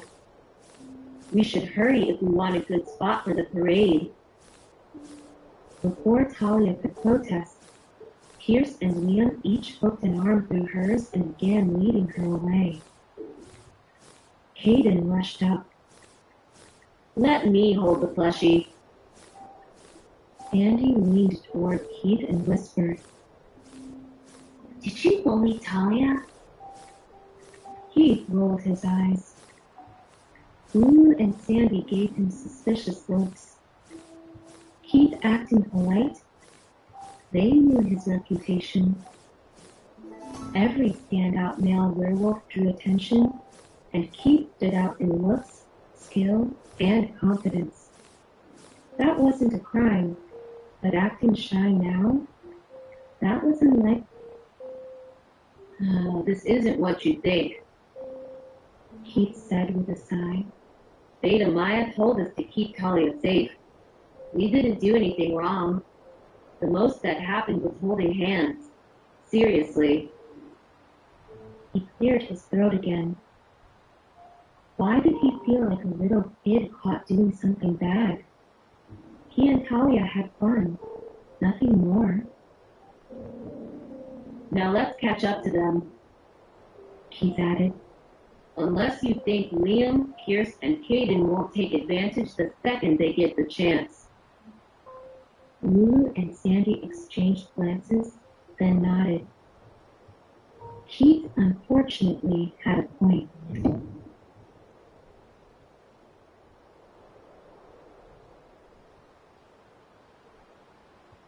Didn't Mindy stay with you? Talia asked Liam, Caleb, and Pierce while they made their way toward the main street where the parade would pass. Talia could see that Mindy wasn't with them, but she was curious where Mindy went.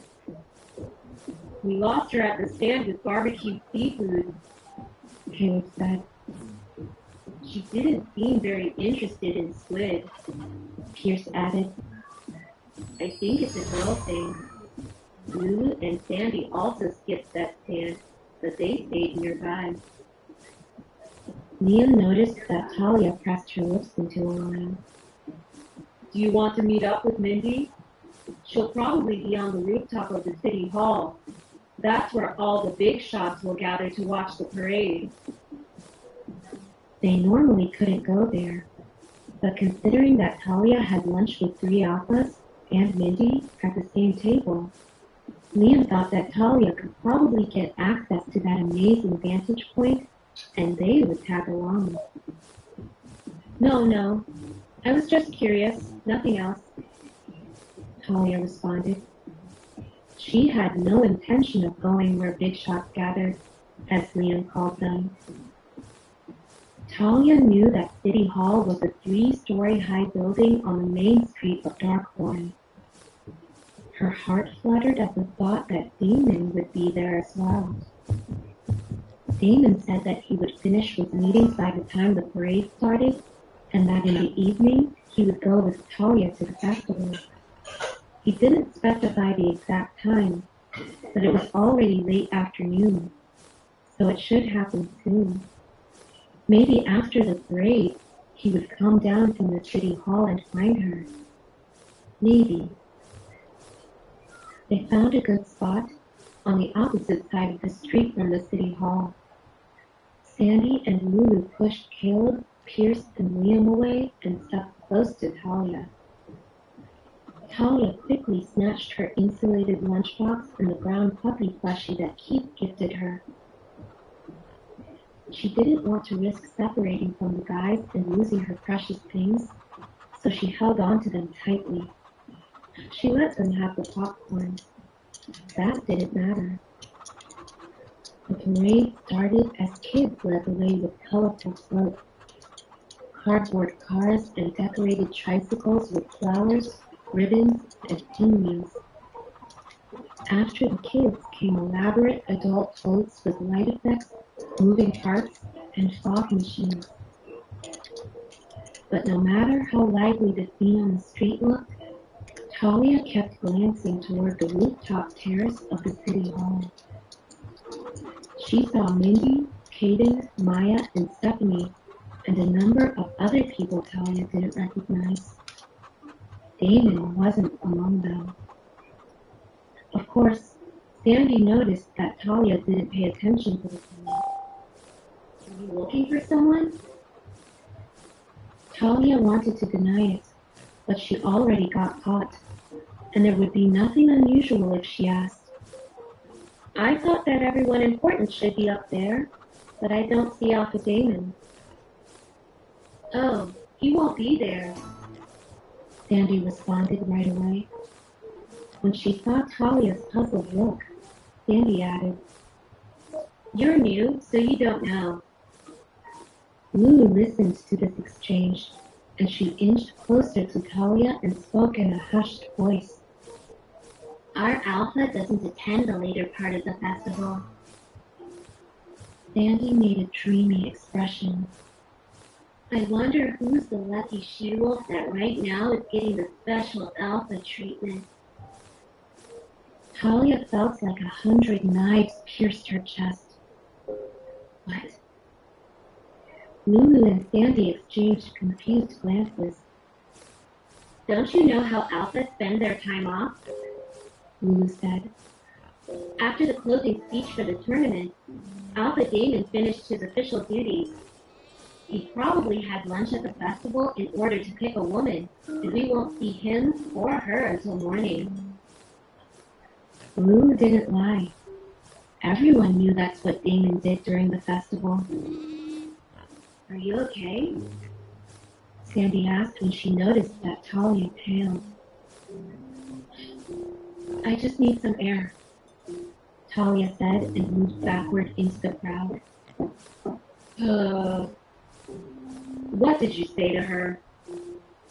Keith asked from the side angrily, and he went after Talia before a very confused Lulu and Sandy could respond. It was difficult to move through the crowd, but luckily, Keith spotted Talia before she took a turn into one of the side streets. "Talia! Hey, Talia!" Keith called while catching up with her. With her head lowered and one hand clutching the insulated lunch bag, while her other hand held on to the brown puppy plushie, Talia looked like a picture of a lonely person. "Did something happen?" "Is it true?" she asked without stopping her steps or looking at him. "What?" Talia stared at her feet while talking in a choppy voice. "Is it true that every festival, after finishing with official work, Alpha Demon picks up a woman and no one sees them until the next day? Why does your question seem festival specific? It's normal for guys. Keith's voice trailed when Talia lifted her head and looked at him with so much hurt in her expression that his heart ached. Keith realized that he said too much. Talia noticed Keith's upset expression as she cursed herself for oversharing. Why did she voice her thoughts? She already heard stories about how alphas were promiscuous, and she knew that Damon fit into that group perfectly. After all, Talia saw Damon with Princess Marcy between his legs, and she didn't want to imagine what he did with Cassie or many other girls. But why did this hurt so much to hear? She knew about his mood swings, and she knew there was a big possibility it wouldn't happen, that there were probably a million things he would want to do instead of being with her. But she made the mistake of allowing herself to hope. Talia knew that the Damon who made her heart race wasn't real. He was a product of her imagination because for some reason, whenever she looked at Alpha Damon, her mind would filter out all the unpleasant things and show her only the Damon she wanted to see. Talia needed to let go of him and face reality. Talia? Keith's voice pulled Talia out of her thoughts. She shook her head. Thank you for your concern, Keith. I would like to be alone. She took a step away and Keith grabbed her hand. Let me show you a perfect spot to be alone. Talia had no idea where Keith was heading, but other than wandering into the forest, she didn't have any other destination in mind, so she followed after him. 4 streets later, Keith stopped in front of one house. Give me just a minute. He dashed into the house, and a few seconds later, he returned with a 6-pack of beer. This will come in handy, Keith said. Talia looked at the beer in his hand. Do you want to make me drunk so that I spill my grievances to you? Keith shrugged. Beer and talking are optional. I won't let you be alone when you're like this. I promise to stay as far as you want, but I insist on keeping an eye on you. He extended his hand to Talia, palm up, in a silent invitation to accept his offer. Talia looked into his eyes full of concern, and then she put her hand into his. They walked in silence down the street, away from the noise of the festival. Meanwhile, in the cafe, Dean sat at the head of the conference table with 6 other alphas. Alpha Maddox and Axel were there, representing their packs. They discussed the latest movements among rogues, but Damon couldn't focus. He would often look at the time, and his frequent forehead rubbing gave away that he felt impatient. You look like you need to be somewhere else, Alpha Christian said to Damon. Christian was the alpha of the Springleaf Pack, which shared a border with the Dark Howlers Pack on the north. I didn't expect that we had so many things on the agenda, Damon said bluntly. Or that some of you would talk so much. Many of these could have been in email. If you have something more important than this meeting, we can reschedule it, Maddox replied to Damon in an obvious provocation. Maddox had a good hunch that the urgency Damon felt somehow related to Talia. What do you mean, reschedule? Axel cut off Damon's response before he could say anything. Why are you talking like it's easy to gather so many alphas in the same place? Axel asked Maddox. Maddox agreed. That is true. It is rare that we can all gather. So I suggest that we focus on the matters at hand and make the most of it. Damon couldn't object to this because everything Axel and Maddox said was true, but there were a few more topics on the agenda, and the ache in his chest got unbearable. His instincts told him that something was wrong with Talia, or to be more precise, with her feelings toward Damon. At the same time, Damon knew that if he just left this meeting, he would offend a lot of people and lose allies, and that would put his pack in danger and an extension, Talia as well. Damn it. Damon wasn't sure how long he sat in that meeting. It could have been minutes, but it felt like hours. His ears rang, and his wolf said something, but Damon couldn't hear him. Every cell in his body screamed for Talia to be close. Abruptly, Damon stood up. You'll need to finish this without me. Damon dashed out of the pack house and went straight for his black armored Lexus SUV. Maya, Kaden, Damon called through the mind link. where's Talia?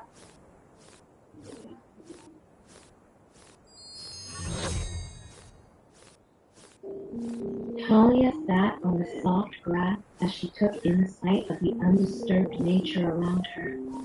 It felt peaceful.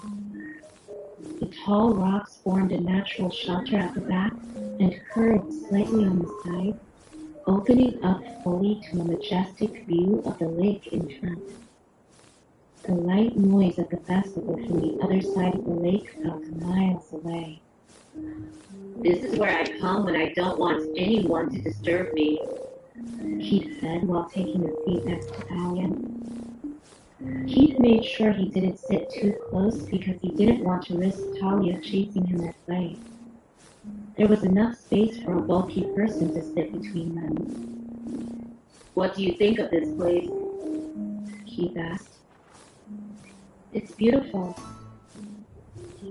Talia always loved nature. Plants and animals were better than people and werewolves, in Talia's opinion. Talia didn't feel like talking. She hugged her knees while staring blankly at the lake in front of her, and her mind entered a semi-shutdown mode, which she perfected for situations when reality felt too harsh to bear. She used to space out like that when someone bullied her at the Red Moon Pack, and she didn't think that she would end up in such a state after moving away. Keith really wanted to know what went on in her mind. What made her turn so distant and sad? Talia sat right there next to him, yet she felt 100 miles away. The sunset hit Talia's face, making her copper-colored hair and honeyed eyes glow like gold. She looked like a goddess, and Keith got lost in a daze. Eventually, Keith broke the silence. Beer? Talia nodded. Keith opened 2 cans and gave one to Talia before turning to face her. Talia drank the beer quickly. The bitterness matched her emotional state, and she welcomed it. Talia remembered how on the previous night, when alcohol clouded her mind, she didn't think about Damon and what he did, and part of her hopes that this one would get her intoxicated so that she forgot about Damon completely.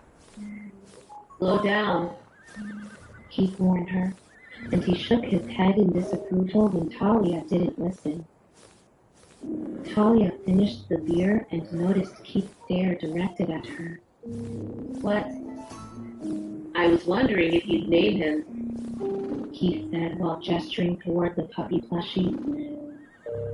There was no way that he would admit how he got lost in daydreaming, which included embracing her. Talia looked at the plush toy. It was a cute puppy with long ears and warm brown fur. It's a girl. I'll call her Senna. Talia said after some time. That's an interesting name. It's short for cinnamon, Talia said, since the reddish shade of brown reminded her of cinnamon. Keith took the toy from Talia's hand and cradled her, like holding a baby. Hi, Cinna. Do you like the name Mommy gave you? Talia blinked. What? Now we're the parents of a pretty girl. Look, she has your hair and my eyes. Keith said while grinning like a proud father, and Talia stifled a laugh. I didn't realize what all got included when I accepted the toy, Talia responded.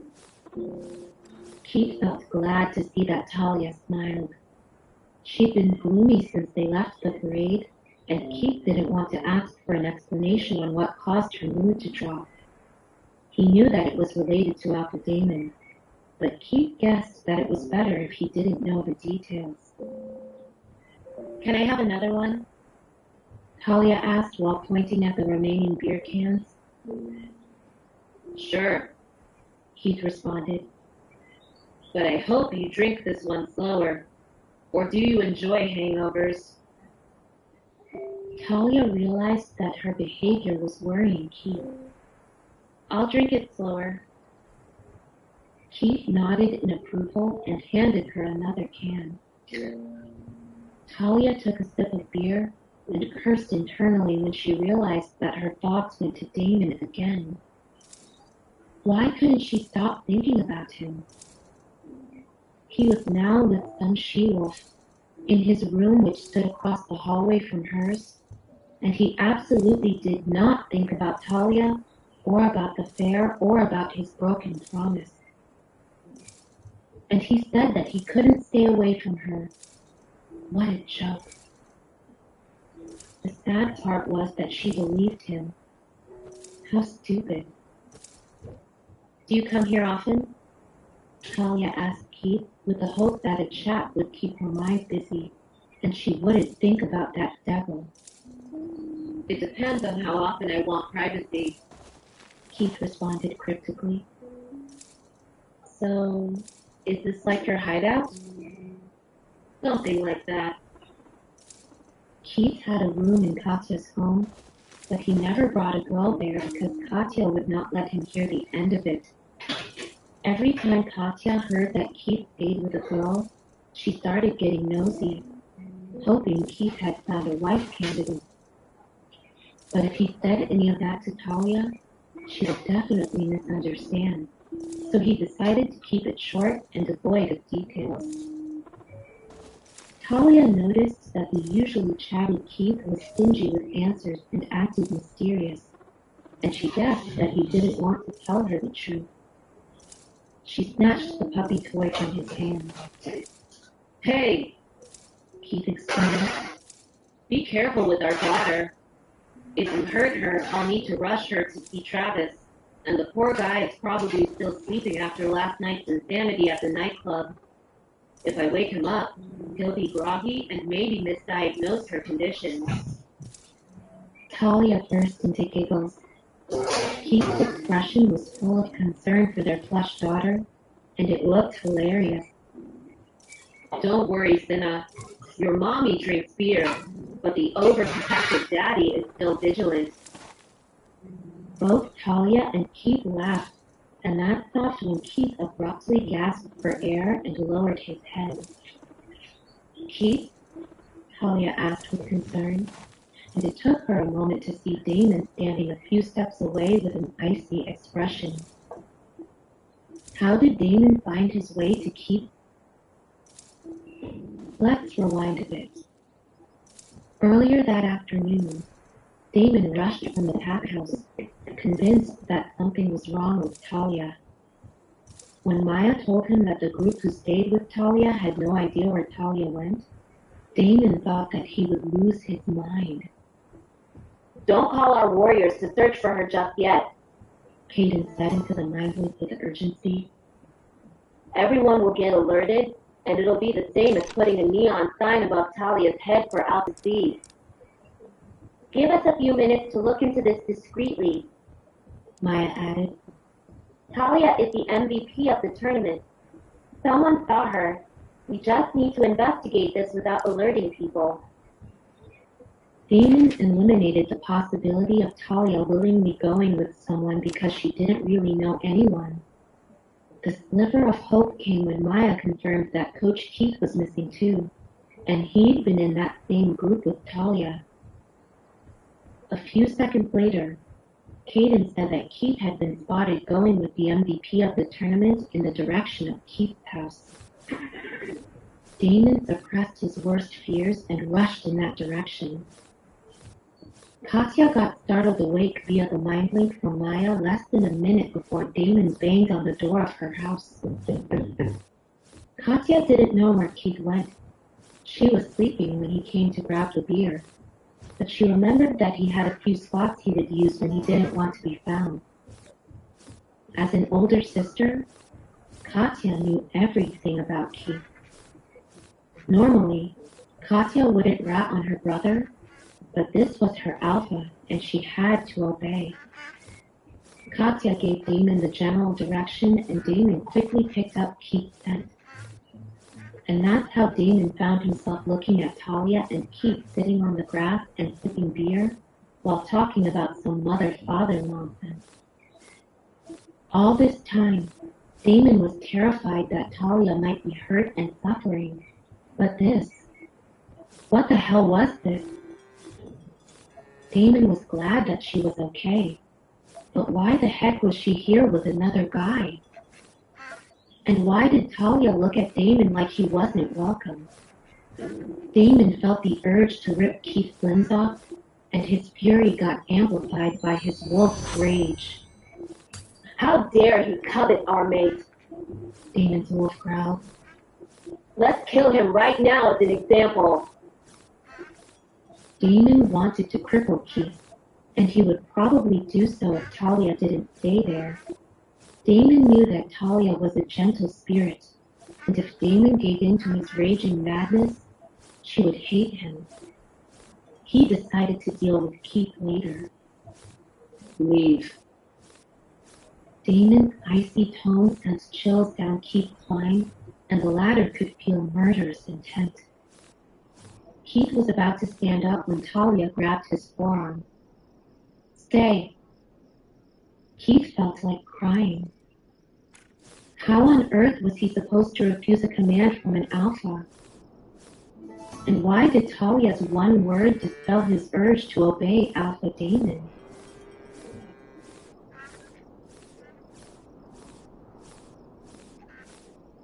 Damon's frown deepened at Keith's resistance.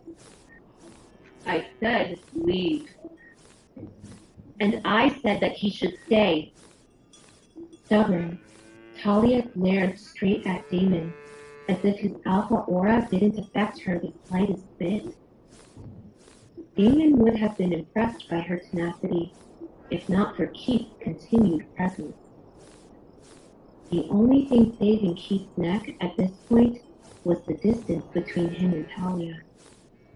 If Keith dared to touch her, Damon would remove every part of Keith's body that came into contact with Talia. Damon glared at Keith as he stumbled to his feet. The back of his shirt was drenched in a cold sweat. He looked like someone had poured a bucket of water on him. Keith's werewolf instincts made him painfully aware of how close he had come to being ripped to shreds.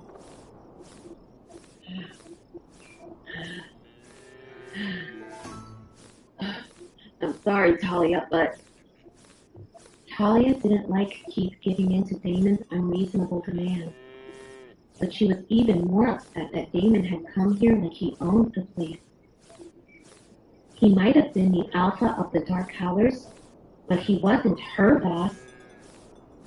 Damon had promised that he would come to the festival, and then he didn't.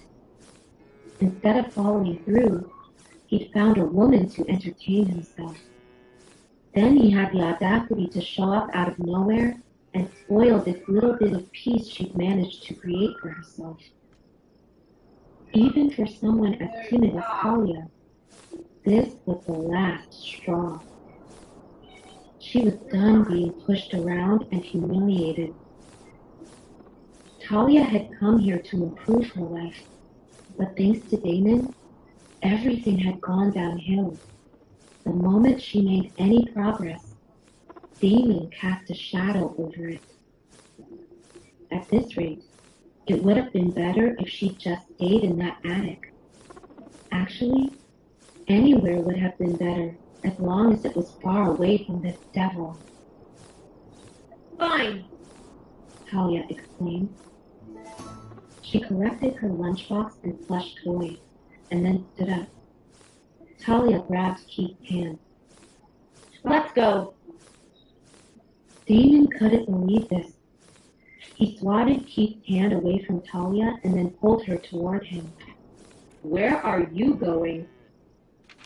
Talia stepped away from Damon. You said that Keith should leave, so I'm leaving with him. The hell you are! Damon snapped. And what will you do if I don't listen? Talia hissed. Keith's mouth hung open. What was he hearing? Damon glared at Keith and his knees turned to jelly. At this rate, the Alpha really would kill him. Damon exhaled irritably before turning to Talia. I said that he should leave because I want to talk to you. Or are you fine being here with your coach in his secret hideout where he comes to screw women? Keith's mind spun. First Talia got him into trouble, and now Alpha Damon? How had he found himself in the middle of this? Whatever the heck this even was. Talia paused and her eyes moved to Keith. Is that true?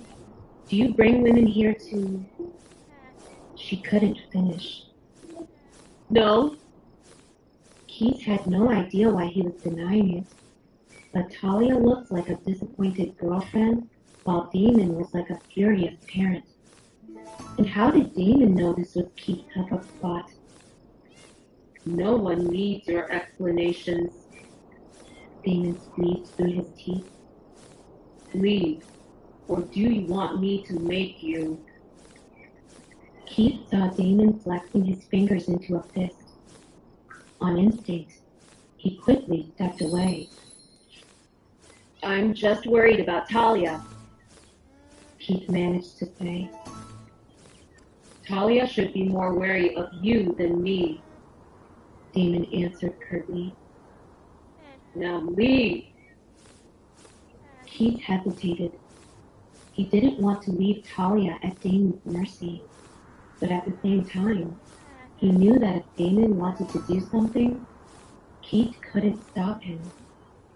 Also, Talia had said that she was staying in the pack house, so if Damon was set on doing something despicable, he could do it there without anyone knowing.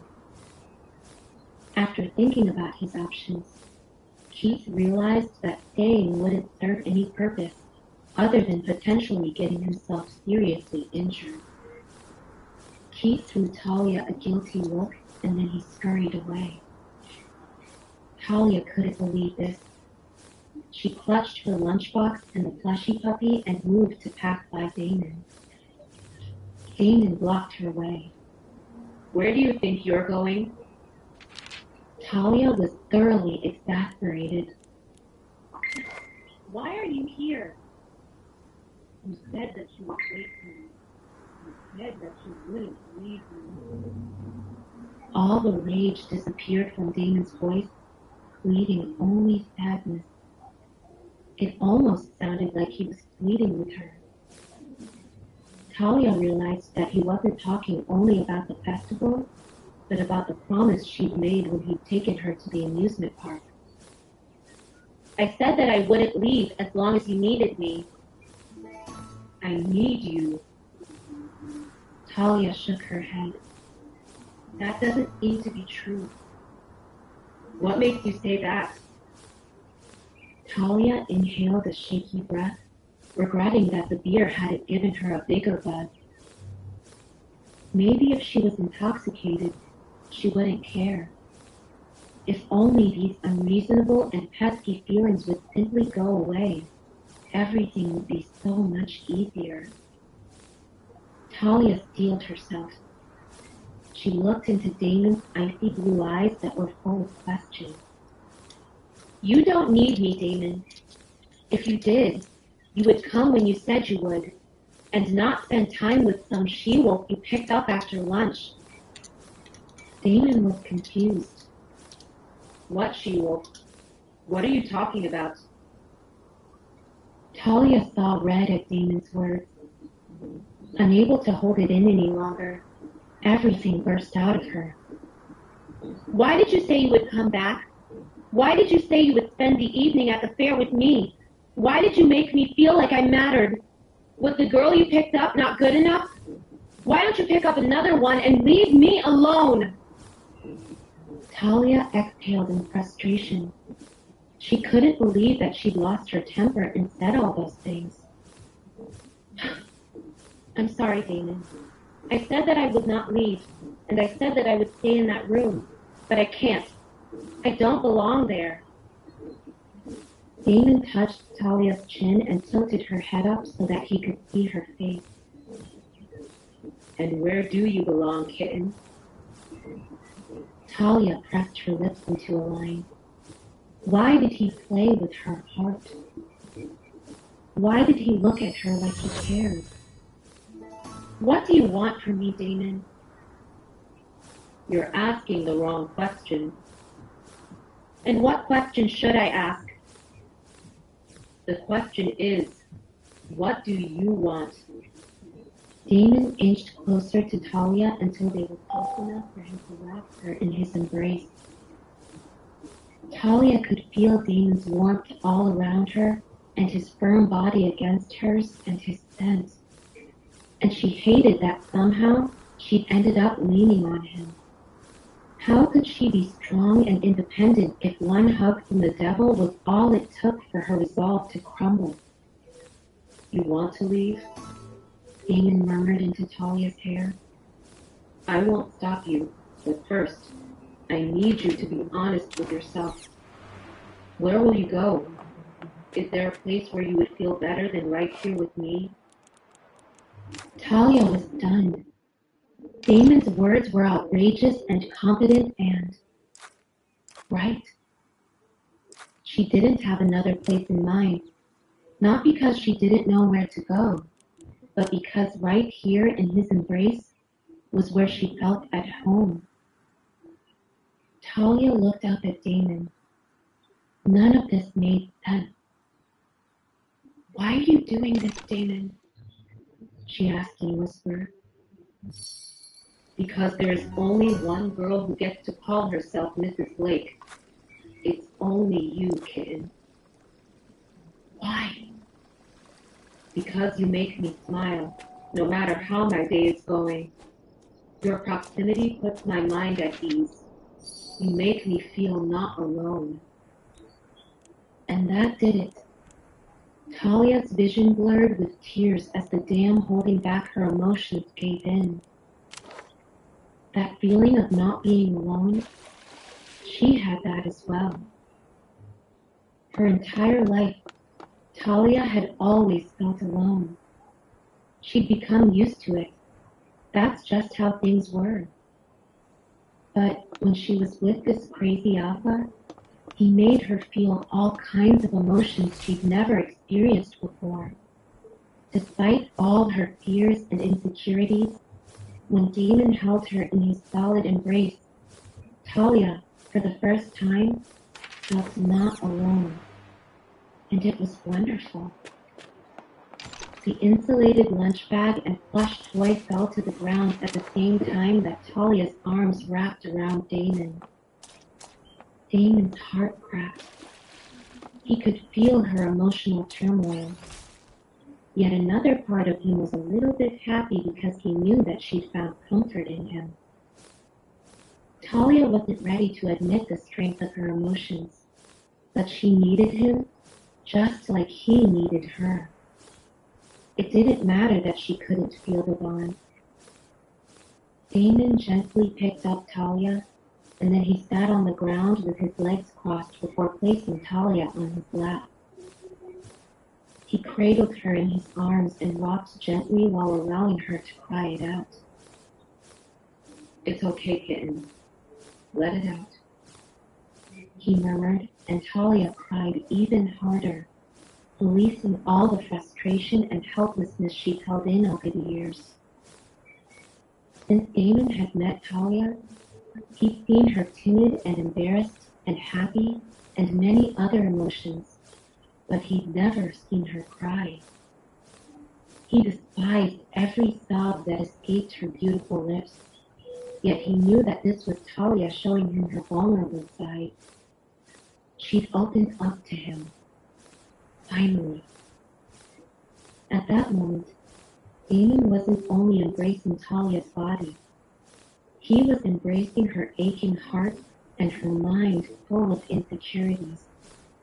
He hoped that he could instill in Talia a sense of belonging that could only come when mates found one another and stayed together, forever and always.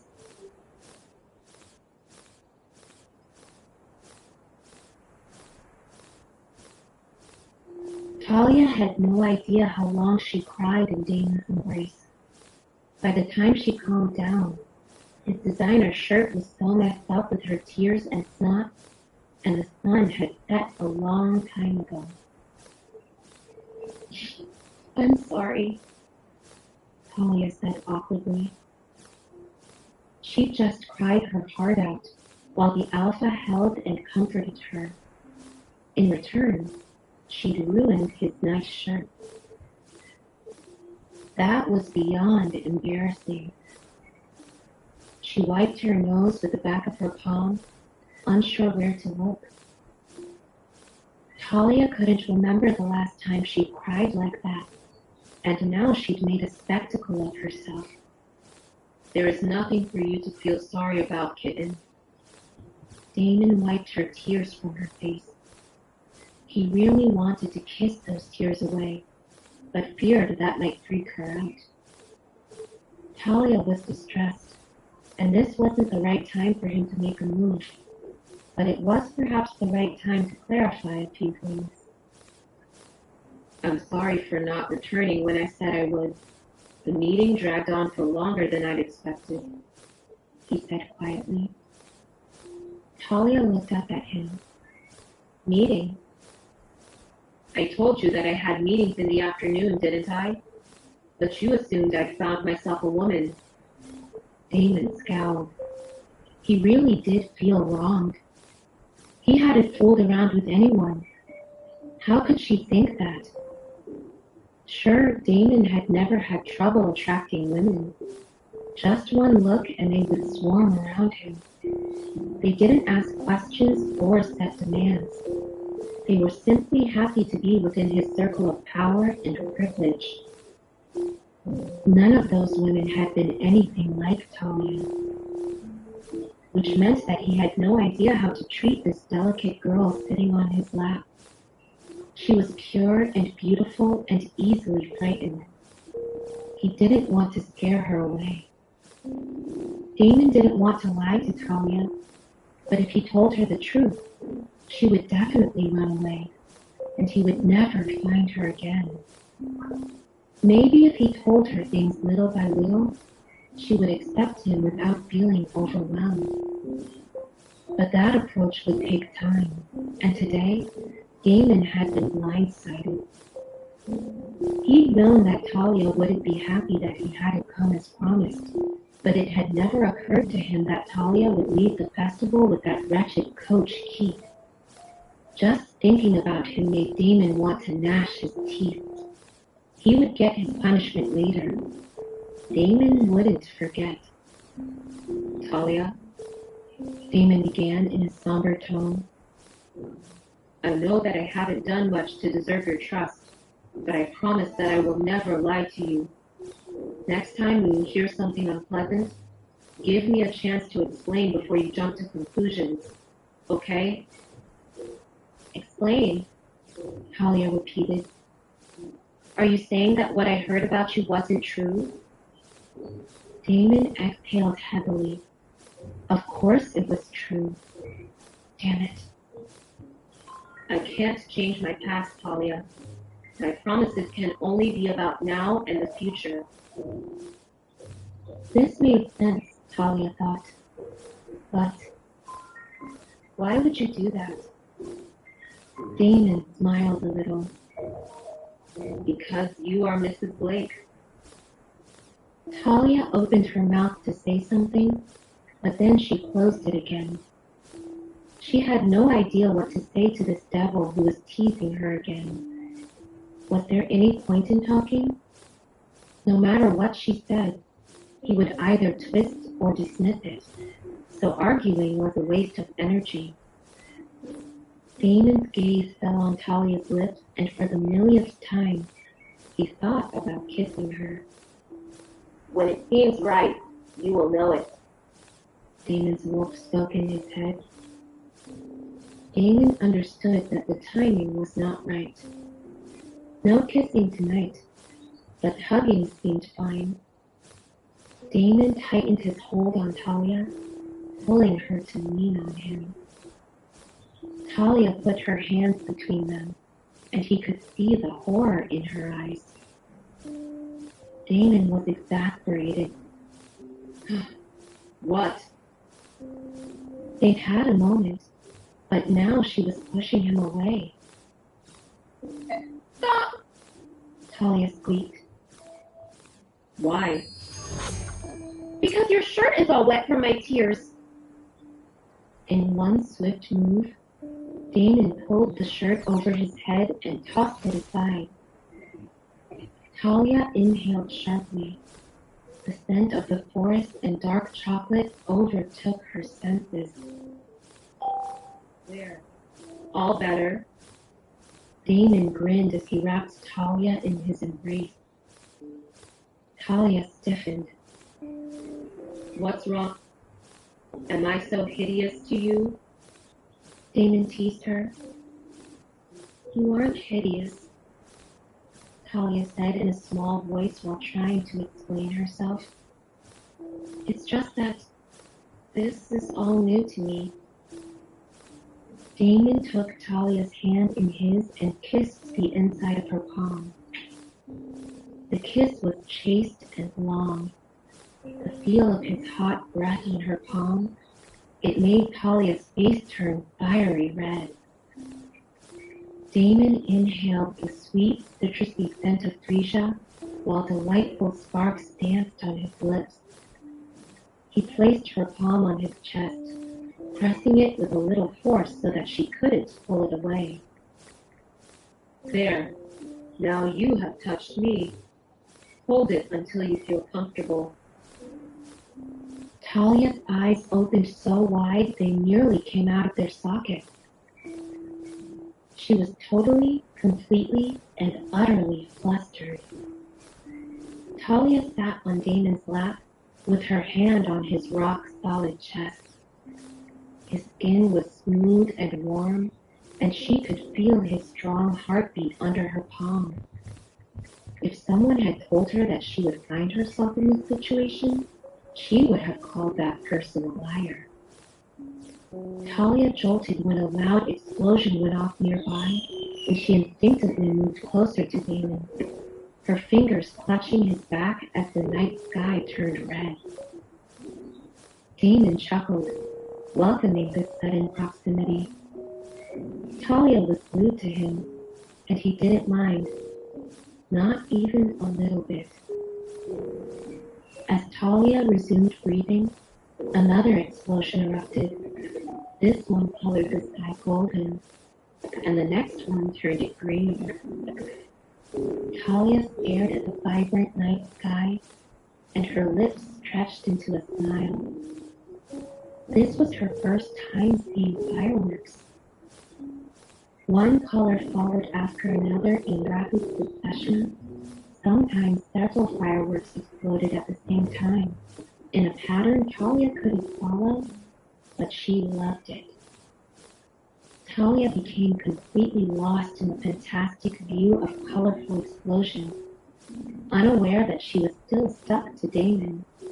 The breathtaking experience was enhanced by the reflection of the fireworks on the calm surface of the lake. Do you like it? Damon's voice sounded close to her ear. Beautiful, Talia breathed. Yes, it is. Talia peeled her eyes from the fireworks to look at Damon. His icy blue orbs were directed right at her. Damon's face turned from yellow to green and then red as it reflected the fireworks, and then it hit her. Oh gosh! Was it possible that he meant her, and not the fireworks? A moment of stillness stretched between them. Talia thought that Damon could see straight into her soul and read all her thoughts and desires. It made her heart beat so wildly that she wondered if Damon could hear it over the fireworks. The way he looked at her made her feel all kinds of funny things in her stomach. It made her feel important, needed, and desired. No one had ever looked at her that way, and she hoped that she never woke up from this dream. Talia held her breath as Damon inched closer to her, and then she felt his soft lips pressed to her cheek. I'm glad you like it, Talia. Damon said, his voice husky. He was so close that his lips moved against her skin as he spoke. Then he kissed her again. Talia closed her eyes and inhaled a shaky breath that filled her system with the scent of the forest and dark chocolate. She held on to Damon even tighter as she became lightheaded. If there was a chance that she'd previously imagined his lips on top of her head and on her forehead, this was real, right there on her cheek, super close to her lips. Almost there. Almost. Damon inched away and chuckled when he noticed that Talia had closed her eyes. Even with the fireworks throwing colors on her face, he could see that Talia had turned beet red. Damon tapped her nose with his index finger. Open your eyes, kitten. You don't want to miss the grand finale. Right on cue, massive explosions sounded and shook Talia's insides as the whole sky became painted with vibrant colors. Oh, Talia realized that Damon's grand finale comment had been related to the fireworks. Talia bit her lower lip in embarrassment.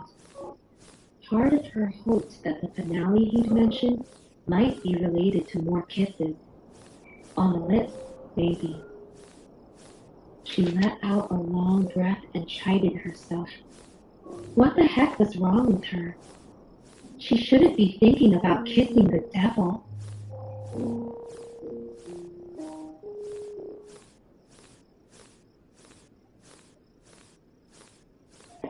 Today's incident had made it clear to Damon that he needed to win Talia's heart and her trust. Just saying they were mates wouldn't be enough. Without feeling the bond, Talia might run away from Damon whenever she felt threatened, and he would need to constantly reassure her that he would be there for her no matter what. How would he accomplish that? Damon had no idea, so he decided to ask Caden and Maya for advice tomorrow. For tonight, though, they'd made good progress, and the night still wasn't over. For Talia, sitting on Damon's lap with his arms around her came with a sense of safety and belonging. Yet he made her nervous at the same time. His hold was comforting and warm, but also made her insides shiver. When Damon had asked her earlier that day what she wanted as a reward for being the MVP of the tournament, Talia had considered asking for a date with him. And wasn't this kind of a date? Talia didn't know if this evening meant anything to Damon, but she knew that she would remember it forever. Damon cradled Talia in his arms, and she leaned on him completely as they silently enjoyed the fireworks and each other's company. Should we go to the festival? Damon asked Talia once the fireworks had ended. Talia looked at Damon with a question in her eyes. He clarified. I told you that I wanted to see the festival with you this evening, remember? So, unless you're tired or not in the mood, I'd like to go. Talia blinked as she processed his words.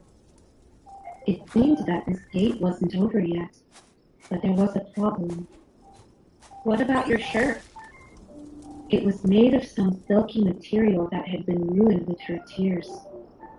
Talia wasn't sure if it could be cleaned at all. What's wrong with me going like this? Damon asked innocently.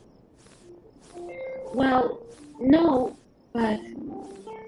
Talia stumbled over her words. She knew that werewolves didn't shy from nudity, and that going topless for a guy wasn't a big deal, even for humans.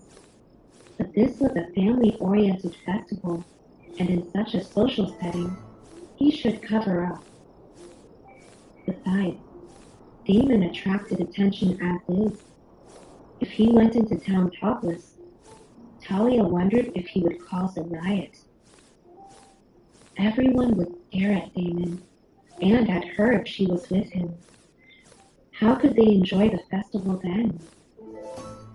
Seeing that Talia couldn't find the right words to express her thoughts, although they were completely exposed by her expression, Damon chuckled. Don't worry, kitten. Of course I will wear something. I'll do whatever you want, as long as you're willing to go with me.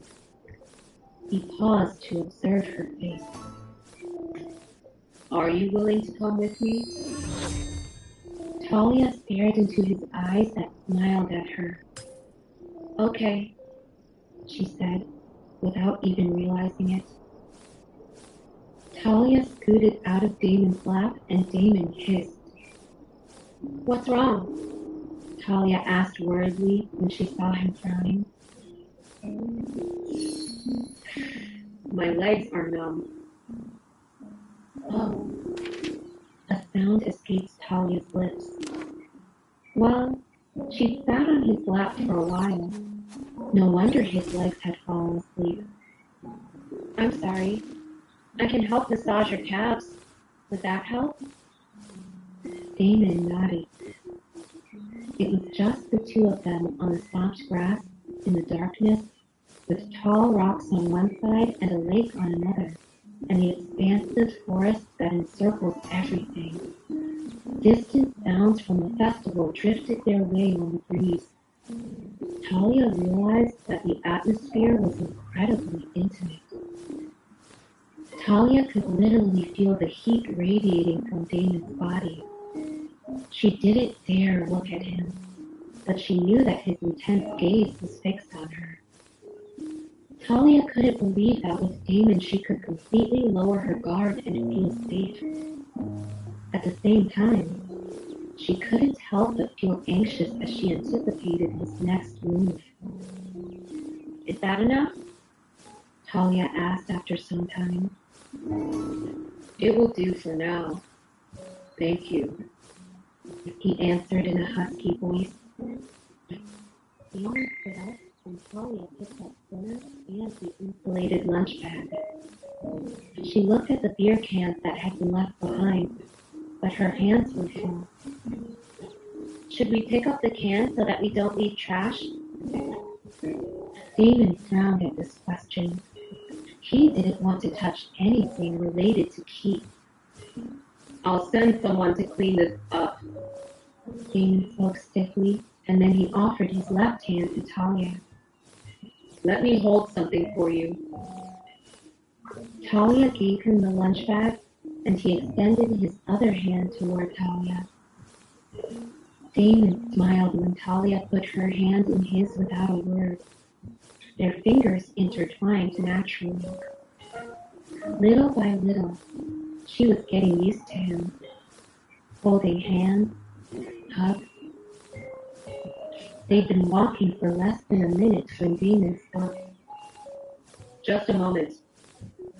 He let go of her hand. Talia watched as Damon went behind a tree. A moment later, he returned, pulling a dark gray t-shirt over his head. Where did that come from? Talia asked. We have stashes of clothes all over our territory.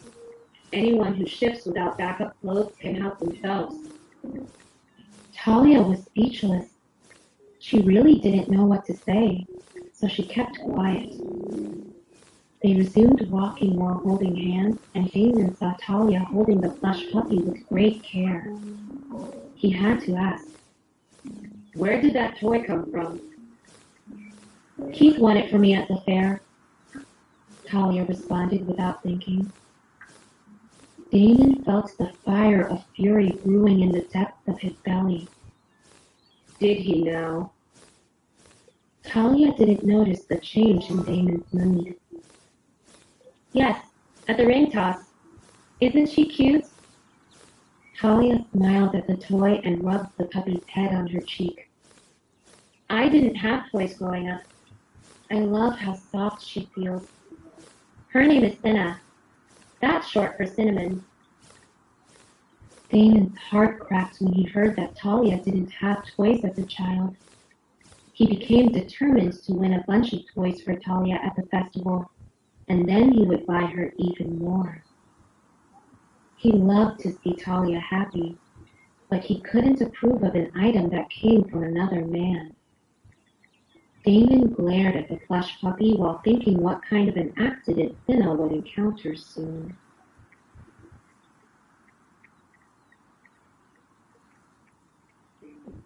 Talia was apprehensive about going into Darkthorn while holding hands with Damon, but she quickly realized that it wasn't a big deal.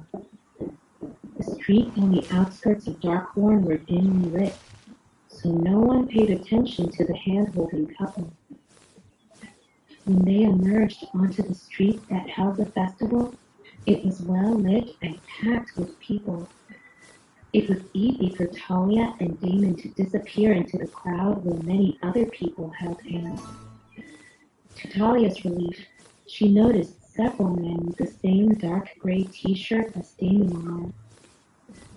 Those men came from the patrol and hadn't bothered to go home and change. As long as Damon suppresses his alpha aura, unless someone took a serious look at him, it was easy for him to pass as a regular warrior. Let me know which games or food interest you. Damon said to Talia, and she nodded in response. Damon thought of another thing.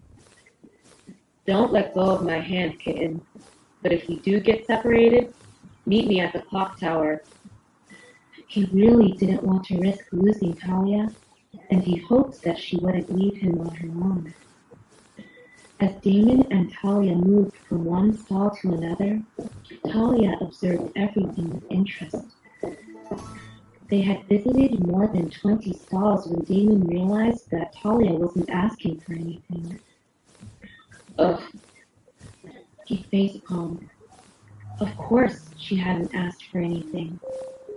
Talia was the girl who had left the kitchen hungry because she was uncomfortable. Talia was used to denying herself not only pleasures, but necessities as well. She would never ask for anything, even if she desperately wanted it. Damon decided to pay attention to Talia's nonverbal signs of interest. It was difficult. He had never before paid attention to what a woman wanted. 2 stalls later, they saw a man selling grilled chicken on a stick.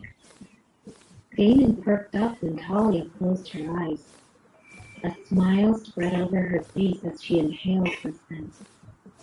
We'll take a few. Damon said to the vendor. Talia smiled as the vendor neatly wrapped several skewers and placed them into a box with a handle.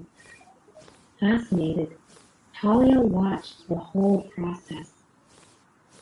It was only when he handed the box to Damon that the vendor realized who his customer was. Alpha, it's an honor. Damon waved at the man, indicating that he shouldn't fuss. How much for these? They're on the house. Damon didn't like this.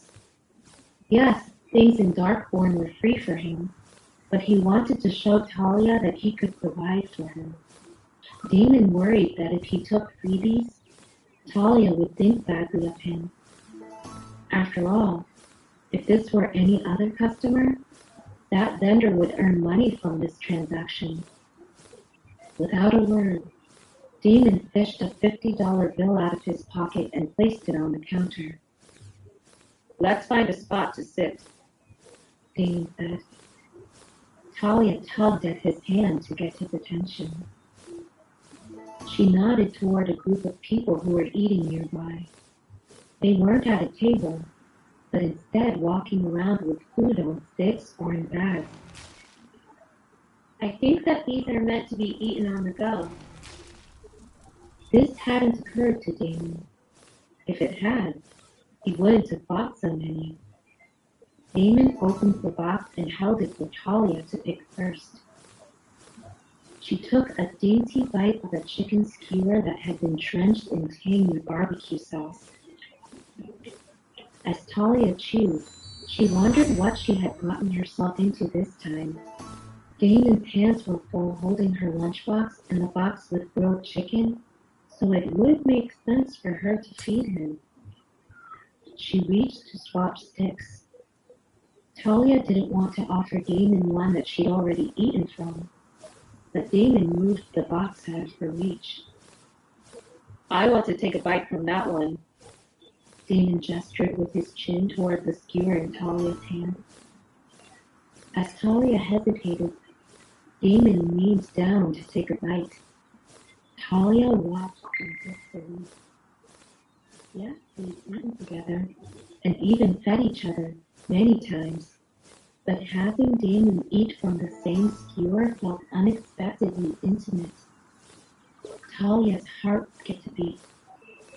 It almost felt like the two of them were a couple, like a real couple. Talia saw that Damon had a smidge of the sauce at the corner of his lips. Was she also messy? That seemed possible. Damon knew that it was the mate bond, urging him to get close to Talia, urging him to claim her as his, but he couldn't act on those feelings without freaking her out. Silently, Damon chanted a reminder to himself. Wait, wait, wait. They were definitely becoming closer. Although this was much slower than he wanted things to happen, at least they were moving in the right direction. That should suffice. It had to. One by one, Talia and Damon finished all the skewers.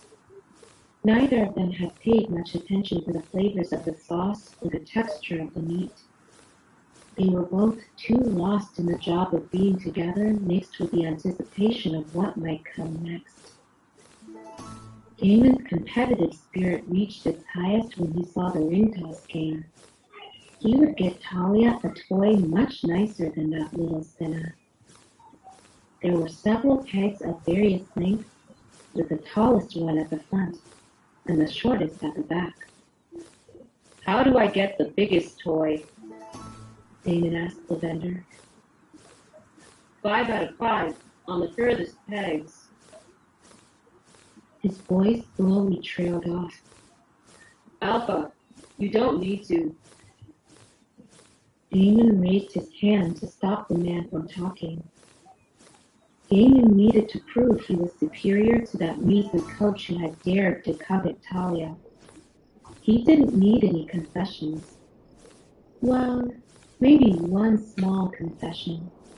The long line of people who were waiting to play the ring toss game needed to let him go first.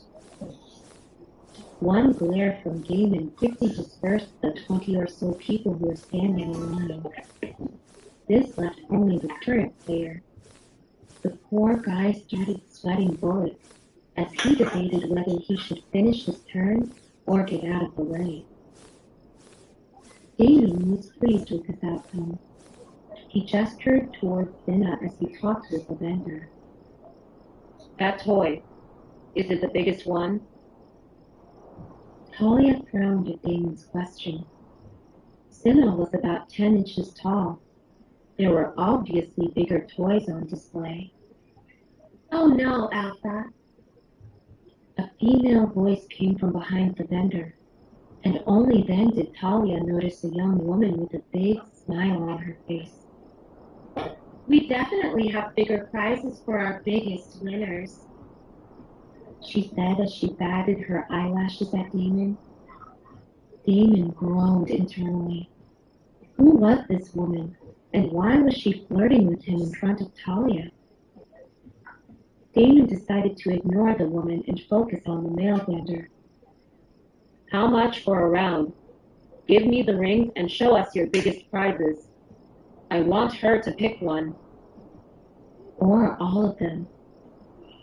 Damon put his hand on Talia's back and guided her to stand in front of him, to the obvious disappointment of the woman who had been inching closer to Damon. Really, I don't need... Talia's rejection abruptly cut off as she caught sight of a plush toy that was about twice the size of Senna. This toy was a wolf with black fur and blue eyes, just like the wolf in her dreams. Talia had first dreamed of him the night she fell asleep in the forest. Since then, she'd had the dream about the black wolf several more times. He'd been big and intimidating, but gentle too, and somehow she had known that he wouldn't hurt her. He was only there to protect her. See something you like? Damon's question made Talia blush. She wanted to deny it, but she ended up nodding. Damon was elated. Talia liked something and he would get it for her. Damon leaned closer to Talia and his breath fanned her ear. Which one, kitten? Talia jolted. Why was he calling her kitten? It was one thing if he teased her when it was just the two of them, but right now they were in public. What if someone heard? Sure, he'd spoken in a low voice, but most of the people around them were werewolves with enhanced hearing. Damon's gaze remained unwavering. The longer she looked at him, the more anxious she got, until finally Talia responded, I want the wolf.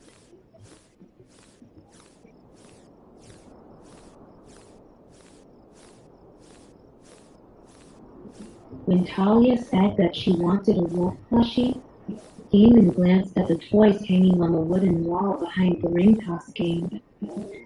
I see 5 of them. You will need to be more specific. Or do you want all of them? Talia quickly shook her head. Not all, just the black one. Damon's eyebrows lifted when he realized which toy caught her eye. It looked like a mini version of him. But he had never shown her his wolf form, except for that one time in the forest when she slept. Did someone tell her about his wolf? Damon decided not to overthink it. Damon took a few seconds to aim and then tossed all 5 rings neatly around the furthest post, one after another. Seeing Talia look at him with awe, Damon grinned victoriously. Eat that, you measly coach. He took the black wolf plushie from the vendor and handed it to Talia. Take good care of him, Talia, Damon said. I will. Thank you, Talia replied with a bright smile. Then she buried her face into the plush wolf's neck and hugged him tightly. Damon's lips twitched. He thought, I want to be that plush toy right now.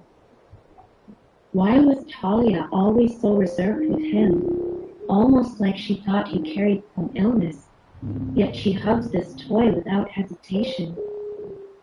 Look, Cinna, this is your brother, Talia said. He is bigger, so he will be your big brother, Blackie. Damon held back a laugh. She sounded like she had adopted a child. He could play along. Blackie Blake, Damon said with finality. Talia felt flustered. First, Keith said he was Cinna's father, and now Damon gave the new plushie his last name. Somehow, it sounded like more than just a nice gesture.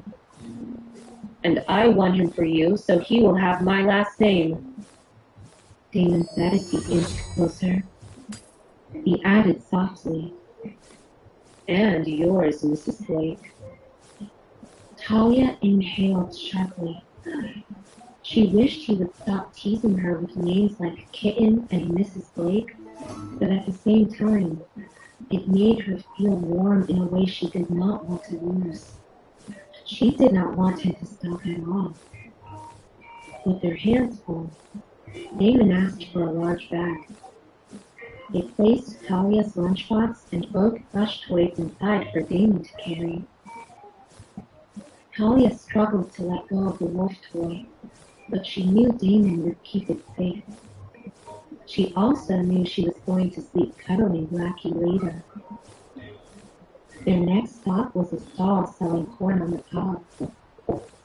Damon bought two, and Talia stood one step behind him, thinking that this really felt like a date. A real date. But first, Talia! someone screamed before Zena and Dawn came running. Congratulations on being the MVP of the tournament. Zena sang. Only then did Talia realize they were a bit unsteady, their eyes slightly unfocused. Even with all the festival smells around, she could pick up the faint scent of alcohol. It made sense. It was a festival. Thanks, Talia said. Where are you two going? we are going to the bonfire to dance. Dawn said and pointed at the flower garland around her neck. Zena pointed at the 3 garlands she wore. Do you want to join us? Our roommates are already there. Talia looked back and saw Damon paying for the corn. She was not sure about dancing, but she did want to see the bonfire and the ritual where women danced for the moon goddess. She had imagined it ever since Damon told her the story about unmated girls dancing under the moonlight to ask for good mates. But Damon was here, and she did not know if he would want to go. Also, if Damon showed up among a crowd of single women who hoped for mates, that would not end well. Could she go with him? Without him? Should she skip it? I don't know, Talia said helplessly. Come on! Dawn urged. Every girl should dance for the moon goddess at least once. How else will you find your mate? But then both Dawn and Zena froze and stared behind Talia. Talia knew Damon had returned. They did not know what was stranger, that he stood there holding corn, that he nodded at them politely, or that he stood beside Talia like he belonged there. You want to dance for the moon goddess? Damon asked Talia.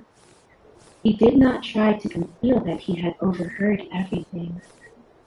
Talia felt her stomach twist when she saw Dawn and Zena staring at Damon. Oh no. Dawn and Zena now knew she was with Damon. She had forgotten that people might recognize them. She had gotten carried away by the mood and the hand-holding and forgot the rumors this could start. We are sorry, Alpha. Dawn and Zena said together and lowered their heads. They were tipsy, but not so far gone that they forgot who he was. Damon focused entirely on Talia like no one else existed. He could see her mood shift, and he assumed it had to do with dancing. I would like to see you dancing around the bonfire, Damon said gently. Dawn, Xena nodded right away. Damon found a spot off to the side and said to Talia, Dance as much as you want. When you finish, I will be right here. Xena handed Talia one of her garlands. How did you end up with Alpha? Dawn whispered as they walked toward the bonfire. Dozens of women twirled and swayed around the flames. Talia's mind stalled. Then she formed a plan. As the MVP of the tournament, I got to spend some time with him, she said. We talked, and I watched him play before he got born. That is all. Please don't get strange ideas or you'll get me in trouble. She definitely was not going to say that she sat on Damon's lap, cried on his shirt, watched fireworks with him, or about the kisses on her cheek. She also would not mention the nicknames, or Mrs. Blake. That would sound like bragging. Her MVP title seems like the safest explanation. The girls nodded and walked ahead, but Damon could hear every word with his Alpha hearing. He frowned. It felt like Talia did not want to admit how close they were. Damon let out a quiet sigh. Most women would brag about even the smallest contact with him, but Talia acted like he barely mattered. He didn't know if she hid it because of his status, her insecurities, his past, or all of it together. But he refused to believe it was because she did not like him. Thanks to the mate bond, Damon could feel her emotion. He knew her shy heart's leaned toward him, even if she did not understand it yet. But he had to be careful. One wrong move could add another scar to her already bruised soul. He just didn't know how to move forward without messing it up. Dear listener, now playing the next audio series.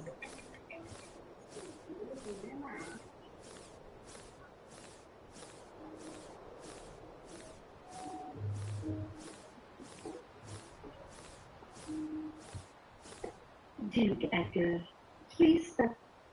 Hey, what are you doing? What does it look like? I'm playing King Shot. Doesn't that game have a ton of ads? No, King Shot has no ads. It's completely free, and there's over 70 million players worldwide. Watch, I'll literally finish this level, and you won't see a single ad. So we need to get some more troops because.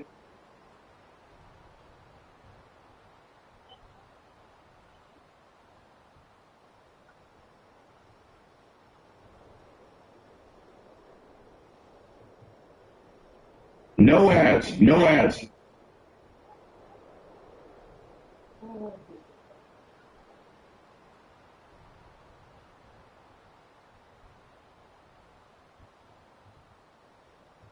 Can I watch ads without?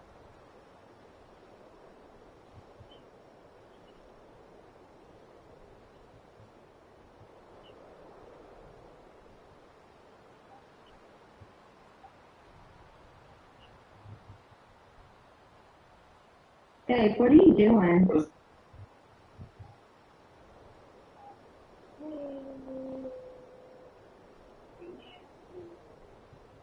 Hey, what are you doing? What does it look?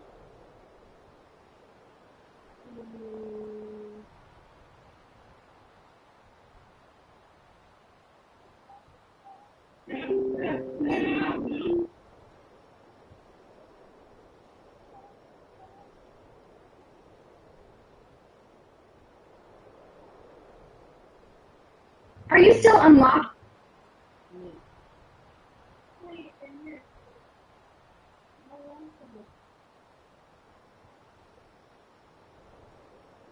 I was born with one golden eye and one silver gray. The healer who looked into my eyes bled from his ears and died screaming.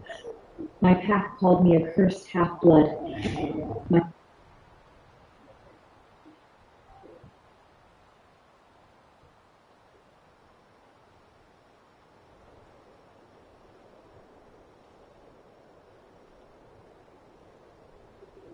Talia stared at the bonfire, standing at the edge of an irregular circle of dancing women. She didn't move. Come on. Vina tugged Talia's hand. There are no rules. Just move. The moon goddess will respond when the timing's right. Talia knew Damon was far from perfect, but she also knew he did his best for his pack and saved her from the attic. That had to count for something. Damon was moody and loved to tease her, but he was also gentle and caring.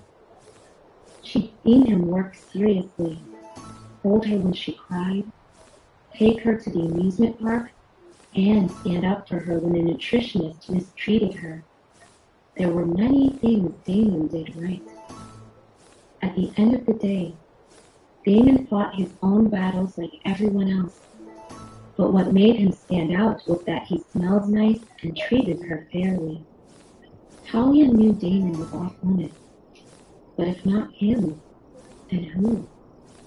Pete? Pierce? Liam? Her options were limited since she didn't interact with many men, if she excluded the soccer players. After some thought, Talia decided not to think about any man and to focus on the spectacle in front of her. This was about her, not a man, even if that man was Alpha Damon. Dawn already stood in the middle of the action, waving her arms and wiggling her hips. It looked out of rhythm and comical, but Talia admired that Dawn didn't care. She looked happy, free. Talia craved the kind of freedom where no one would look at her as a reason for bad things happening. No one would punish her for things she didn't do, and no one would judge her, where she could make her own decisions and wouldn't depend on anyone. Inhaling deeply, Talia stepped into the crowd, raised her arms, and closed her eyes, allowing the music to take her places she'd never visited before. Damon's presence didn't go unnoticed, no matter how far he stood from the bonfire or how much he suppressed his aura. But lower-ranked wolves didn't dare approach him without permission, and regardless of how much they looked at him, Damon's gaze was fixed on one figure swaying in the throng of others. It was easy for Damon to recognize Talia. She was elegant, moving to the beat of her own music, glowing brighter than the fire towering above her. To Damon, Talia was the only woman there, dancing only for him to see. Breathtaking. Damon used every bit of his willpower to resist the intoxicating urge to go there and claim Talia as his in front of everyone. Alpha Mattis's warning sounded at the back of Damon's mind. He probably shouldn't have come to the festival with Talia. People were watching him, and someone would notice her. But the Alpha in him refused to hide. If he couldn't protect his Luna, no one could. Damon didn't realize when it happened, but he decided that Talia would be his Luna. The only thing he still needed to figure out was how he'd announce that news to his pack and to Talia. Alpha! General Riker's voice sounded in Damon's mind. I have a situation in the northeast of Darkborn. Damon frowned. That was close to where he stood. Where are the betas? Beta Caden's at the west border investigating a group that tried to sneak into our territory. And Beta Maya's on the main road, south entrance to Darkborn, handling 3 individuals who came with fake IDs. Damon sighed. He knew this would happen. Every time the Dark Howlers Pack hosted a celebration, groups of werewolves tried to get in and cause problems. That's why they'd increased security, So if his general was contacting him now, it must be important. Most people in the crowd were werewolves, but some were inevitably human. The priority for Damon's warriors was maintaining safety without disrupting the festival. A big commotion would be a stain on their competence to secure their own territory and might expose them to humans. What's going on? Damon asked Riker through the mind link. We found 2 werewolves hiding in the forest. They were communicating with someone and refused to say who, but I suspect they're part of something bigger. Damon looked toward the bonfire where Talia was enjoying herself. He didn't want to interrupt her, but he couldn't leave this unattended. What if these men were coming for her, sent by Alpha Richard and Kathy? His warriors couldn't make others talk, but an Alpha had his aura. He could make them submit and force them to obey. Damon made a decision. I'm on my way, Damon told Riker. If Talia had a mind link, Damon would notify her that he'd return in a bit, but that wasn't an option, and if he went to her, it would cause a commotion. With no better option available, Damon mind linked Dawn and Xena. Watch over Talia. I'll be back in a bit. He was unsure what to do about the bag he carried. If a general requested Alpha to come, the probability of shifting into his wolf form was high, and he didn't want to risk losing or damaging the toy he'd won for Talia. Damon glanced at a group of guys standing nearby. He could sense they belonged to his pack. Keep an eye on this bag. It belongs to the MVP of the tournament. The guys nodded, and no one dared ask why Alpha would hold on to a bag for Talia, or why they needed to babysit it. What's the situation? Damon asked General Riker when he approached the group. 2 men knelt on the ground with their arms behind their heads, surrounded by Riker and 3 other warriors. Riker lowered his head in respect and responded. We noticed them acting suspiciously and followed them into the forest. They exchanged messages with someone using this. Riker handed a cell phone to Damon and continued.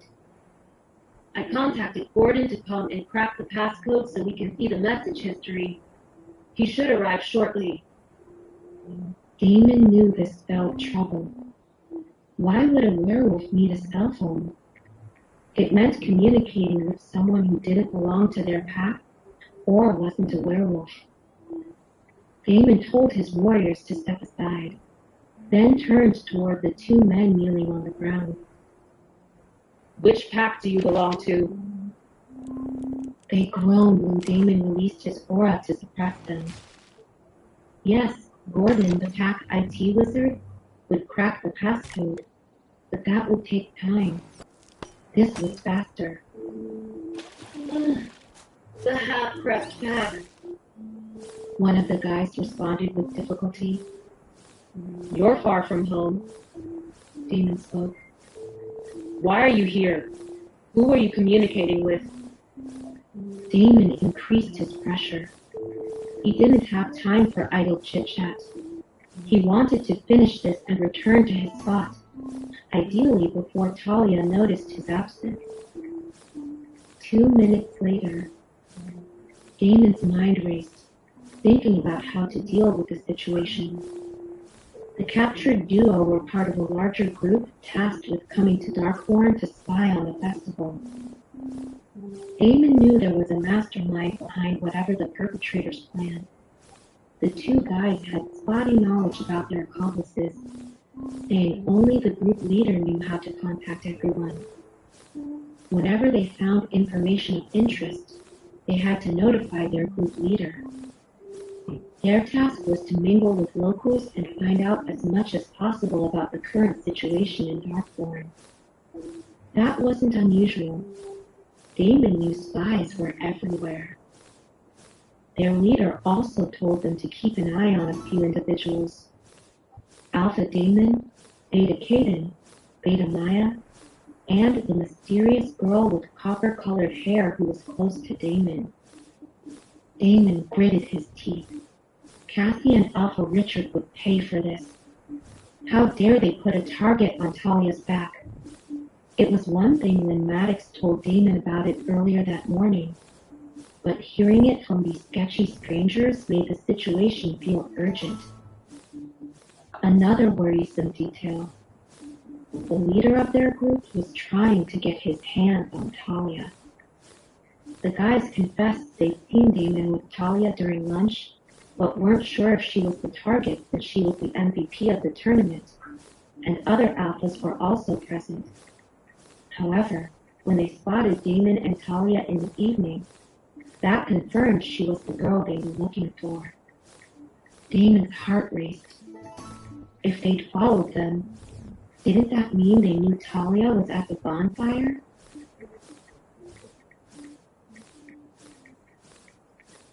Dear listener, now playing the next audio series.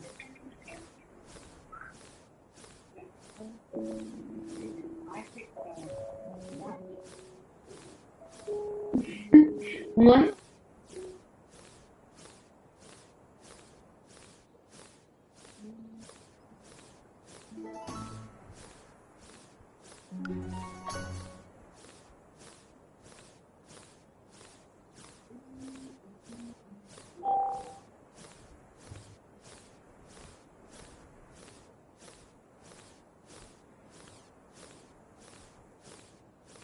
My own mate rejected me.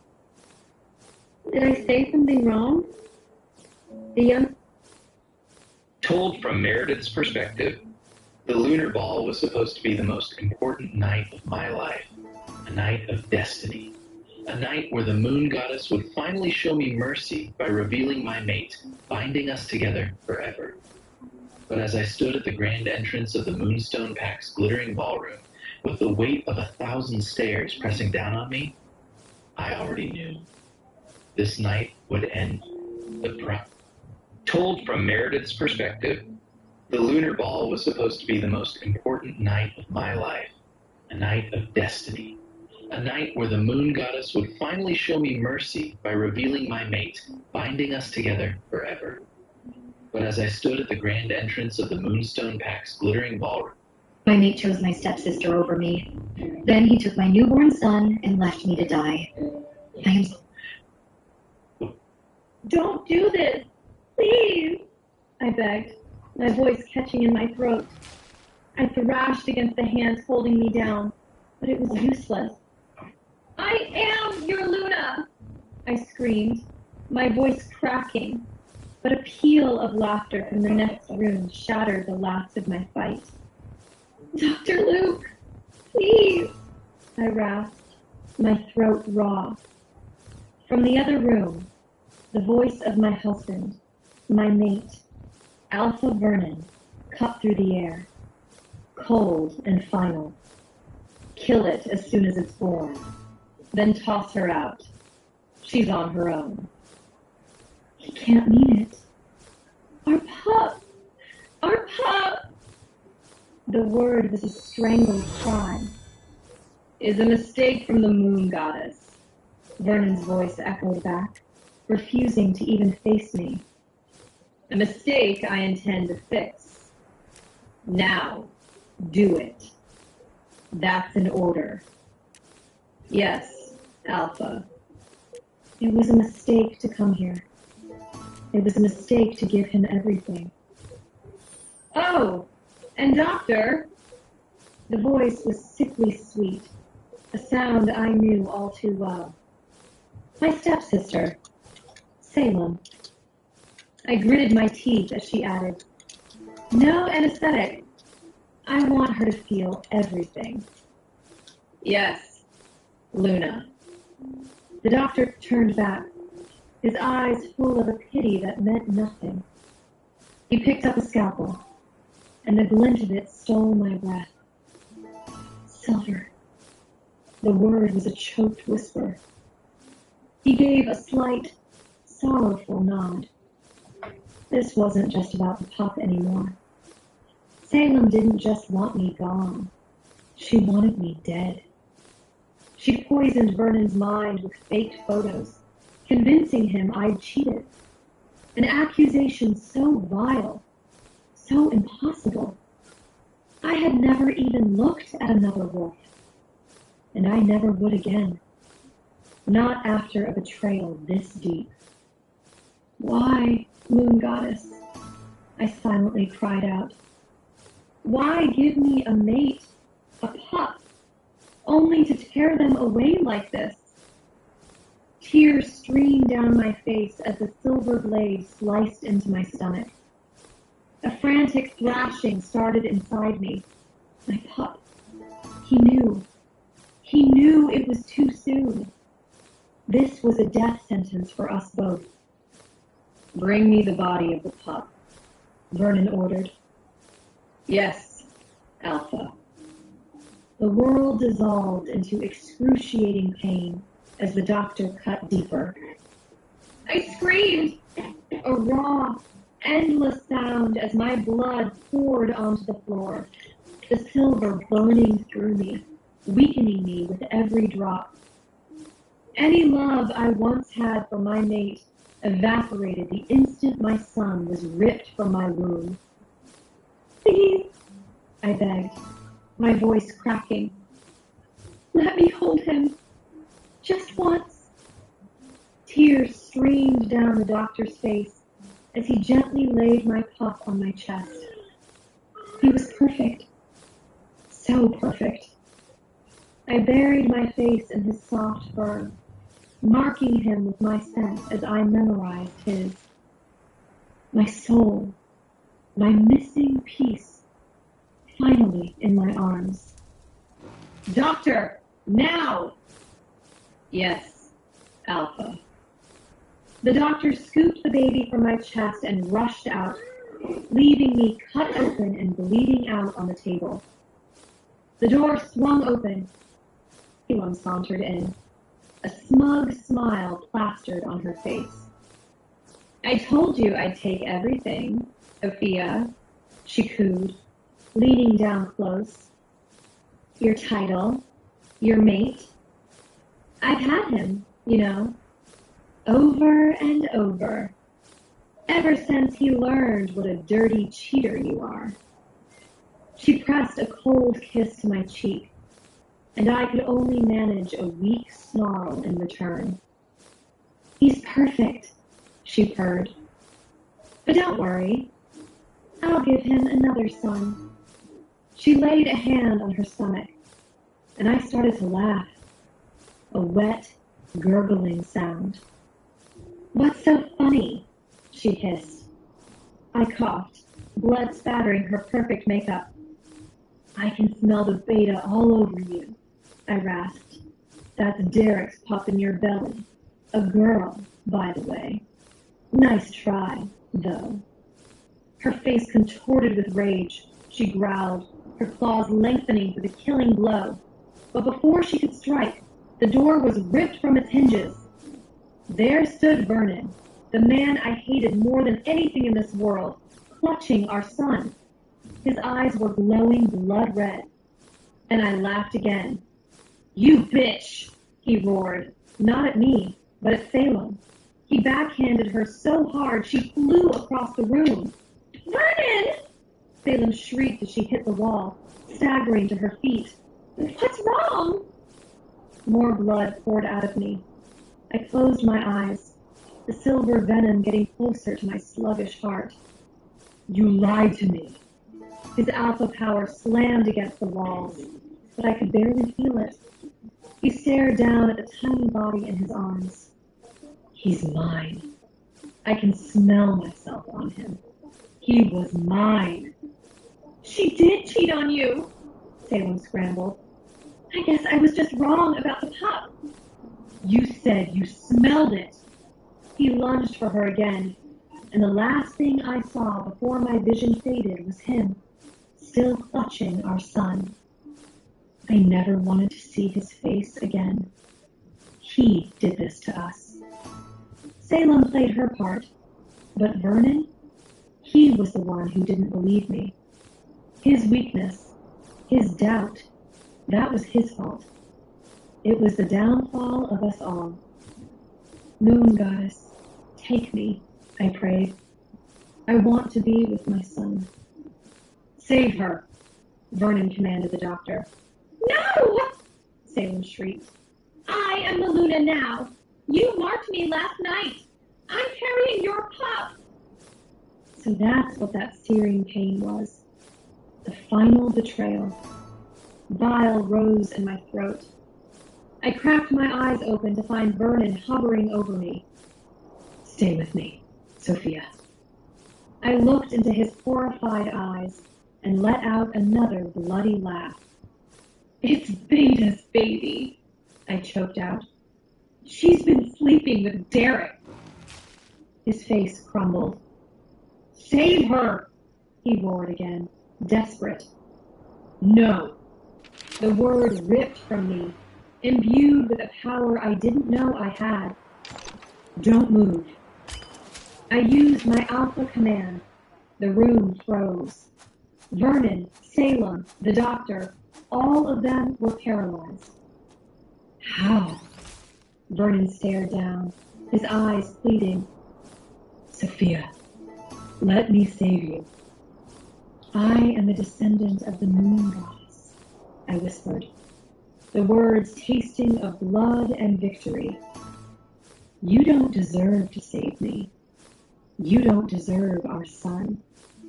You were weak, Vernon, and your weakness cost you everything. A faint smile touched my lips as I felt the last of my life slip away. And then I was free. I opened my eyes, shocked to find I was still alive. Sophia, hurry, you're going to be late. I jolted upright, my head whipping around. What was going on? Where was I? Sophia! The voice called again, snapping me out of my daze. I swung my legs over the side of the bed, my eyes scanning the room. Then it hit me. I knew this place. It was my childhood bedroom. I hadn't set foot in here since the day I'd met Vernon. A knock rapped on the door before my mother pushed it open. I didn't even think. I just launched myself into her arms. Mom, you're here, I sobbed, burying my face in her shoulder. I've missed you so much. Sophia, my girl, she chuckled, patting my back. I just saw you yesterday. She pulled back, her amber eyes, the same as mine, crinkling at the corners. Happy birthday, sweetheart. I leaned into her touch, and the realization hit me like a physical blow. Her words. My 18th birthday. This was the day it all went wrong. The day I met my mate. Thank you, Mom. Hopefully, you'll meet your mate today and start your new life. She smiled, but a chill iced its way through my veins. Her words were a death sentence. I couldn't meet Vernon. Not again. Not knowing what he would do. I'd rather stay here with you, I said, kissing her cheek, my heart seizing in my chest. I don't want to miss you. The memories flooded back, sharp and brutal. Vernon, his face twisted with rage, convinced I'd cheated. My mother, dying for the crime of helping me escape. And my stepfather, Salem's father, just standing there, watching it happen. He loved my mom. I knew he did. But he let his scheming daughter get away with everything. I guess I understood a father choosing his daughter, but I'd never forgive him for it. Sweetheart, you won't miss us. We'll be there every step of the way, she said, kissing my cheek. I wrapped my fingers tightly around hers. Mom, can we just leave? I asked. Just you and me? Forget Salem and Soren. Let's go back to Dad's pack. Of course she couldn't. My father, the alpha of the Silver Moon pack, had broken her. He might have been a good man, but he'd been a terrible husband. One drunken night, one act of betrayal, and it had cost them everything. including the baby brother I never got to meet. She'd never forgiven him. No, baby, I can't go back. My mother's face fell as she turned away. I don't want to be betrayed, Mom. Not like you were. And definitely not worse. I don't want a mate, I whispered, the word solidifying into a vow. Mates don't hurt each other, baby. She tried to smile, but I just shook my head. I knew exactly what they did to each other. Would you be mad if I refused my mate? I asked hesitantly. God, no, baby, she said, shaking her head. The moon goddess shows you a path, but it's up to you to walk it. If you don't want your mate, you can reject him. And if he's the alpha son? My mother's gaze sharpened. She knew that if my mate was the alpha son, I'd be trapped. They wouldn't let me leave. An alpha had to mate with his fated, even if only for a day, to come into his full power. What do you know? Her eyes searched mine. I pulled her deeper into my room, away from the open door. I don't know for sure, I whispered, my voice frantic. But I'm terrified my mate is Vernon. And if he is, I think I'll die right after we're mated. Mom, he's the alpha son. The chances of him matching with another alpha are way higher than with a beta's daughter like me. I could see her connecting the dots, the horror dawning in her eyes. Okay, baby, she said, her voice low and serious. But you can't just run. It would be too suspicious. You'll have to mask your scent whenever he's around. I threw my hands up in exasperation. And how am I supposed to do that? There's a lot you don't know. Things I hope to leave in the past. But if you're sure about this, she trailed off. I just nodded, my jaw set. Then let me make a few calls, she said, nodding. You don't have to go to school today. I leaped back into her arms. Thank you, Mom. I don't know what I would do without you. I love you, baby.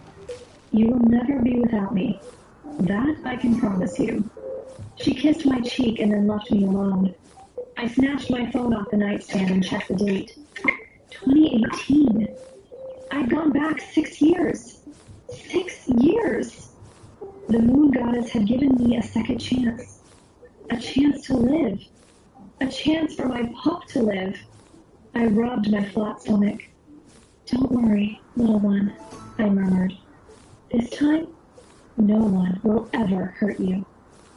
I headed into my attached bathroom and jumped in the shower. I wasn't facing today looking like I just rolled out of bed.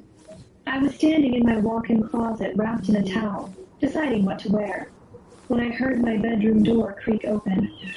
I opened my mouth to call for Mom, but froze. The footsteps were too light, too stealthy. Instinct took over. I ducked behind a rack of winter coats and held my breath. I'm telling you, if she's Vernon's mate, I'm going to kill her. It was Salem. She stood near my closet, phone held loosely in her hand, the call on speaker. You can't mean that, Sal, a nasally voice whined, echoing faintly through the room. I recognized it as Megan. Of course I do, Salem snapped. Vernon is mine. Only because you put out. He was hoping you'd actually give him the time of day. Shut your damn mouth, Azura, Salem snarled. He's mine. Whatever. I gotta go. Hurry up before I leave your butt behind, Megan said. The line went dead. A car horn honked outside. Salem turned, snatching something from the shelf, and I shot out from hiding and grabbed her hand. What do you think you're doing in my closet? I hissed. Sophia? Salem's jaw dropped. I squeezed her wrist until a sickening pop echoed in the closet. My other hand shot out, clamping over her mouth to smother the scream. You're lucky I only broke your wrist, I purred, my voice dangerously low. You just threatened to kill me. A beta's daughter threatening an alpha's, I added, shaking my head. I didn't do anything, she snarled, her hand already beginning to mend with a faint crackle. Lie again, and I'll break every single one of your fingers and make you feel them knit back together one by one, I said, a grin spreading across my face as she trembled. Did you threaten me? Yes, she shrieked. You're going to take Vernon from me. I don't want your pathetic Alpha. Not now, not ever. He's all yours, I said, shoving her away. Now get out of my room before I change my mind about hurting you permanently. I turned back to my clothes, pulling out a pair of low-rise jeans and a tank top. What is wrong with you? You are, I growled, letting my wolf's power bleed into my voice. Now leave! My eyes flashed, and I layered the command with all the alpha authority I possessed, physically forcing her back and out of my room. Idiot! My wolf snarled in my chest, incensed. How dare she come into our den and try to steal from us? I shook my head, forcing myself to refocus. Slamming the closet door shut, I hopped onto my bed and pulled out my phone. I had to remember everything that happened over the last 6 years, every detail that could help my plan. Because make no mistake, Vernon and Salem were going to pay. Good news! These opening episodes come with video, a bonus we've added just for you. Sit back and enjoy the story on screen. Pack your bags, Sophia. My mom's voice cut through my concentration, making me look up from the list I was writing. What? I blinked, confused. Why? You're spending the summer with your father, she said. I already cleared it with the Alpha. A slight smile touched her lips. Go on, honey. Start packing. I shot to my feet. Seriously? I can really go? I rushed over to her, the disbelief probably all over my face. Just for the summer, she confirmed, her voice softening. I had to promise you'd come back. That was the deal. My face fell. But Mom, I don't want to come back. I can't come back. Not if I wanted to avoid him. It's okay, sweetie, she said, shaking her head. You'll understand more when you talk to your dad. She smoothed my hair back and kissed my cheek. Now, go get ready. Okay, Mom. I kissed her back before she left me alone in my room. I quickly packed a suitcase, then headed for the bathroom to grab my toiletries. Just as I was zipping up my cosmetics bag, the front door downstairs slammed open with enough force to rattle the walls. I freaking knew it! Salem's shriek echoed up the stairs. I rolled my eyes and ignored her, grabbing my laptop and chargers and stuffing them into my backpack alongside my toiletries. With my suitcase in one hand and my backpack slung over my shoulder, I headed downstairs. When I wheeled my suitcase into the kitchen, I found my stepfather, Soren, sipping his coffee at the table while my mom bustled around. Salem, what is all this screaming about? He was asking. I'm not Vernon's mate, Daddy! Salem burst into the kitchen and threw herself into Soren's arms, her voice choked with melodrama. How can you be so sure? Soren asked, wrapping his arms around her. I couldn't help a small, bitter snort. Salem's head snapped in my direction, her eyes flashing with rage, and then she launched herself at me. It's you, you stupid witch! Her nails aimed for my eyes, but I reacted on instinct, catching her with a backhand that sent her stumbling back across the floor. Sophia! Soren shot to his feet, his face thunderous. My mom just made a disapproving sound from the counter. Soren, don't you dare yell at her for defending herself. Sal attacked her, she said sharply, placing a plate of eggs and toast on the table. Sophia, come eat. You have a long day ahead of you. Soren's eyes landed on my luggage. Darling, why does Sophia have a suitcase? She's spending the summer with her father. My mom turned to me, her expression softening. Come on, honey, eat up. Your ride will be here soon. I walked over, sat down, and started eating, pointedly ignoring the drama unfolding behind me. Why is she going to her dad's? Soren demanded, crossing the room to help a sniffling Salem to her feet. She wanted to spend the summer with him before she starts college. How could I say no?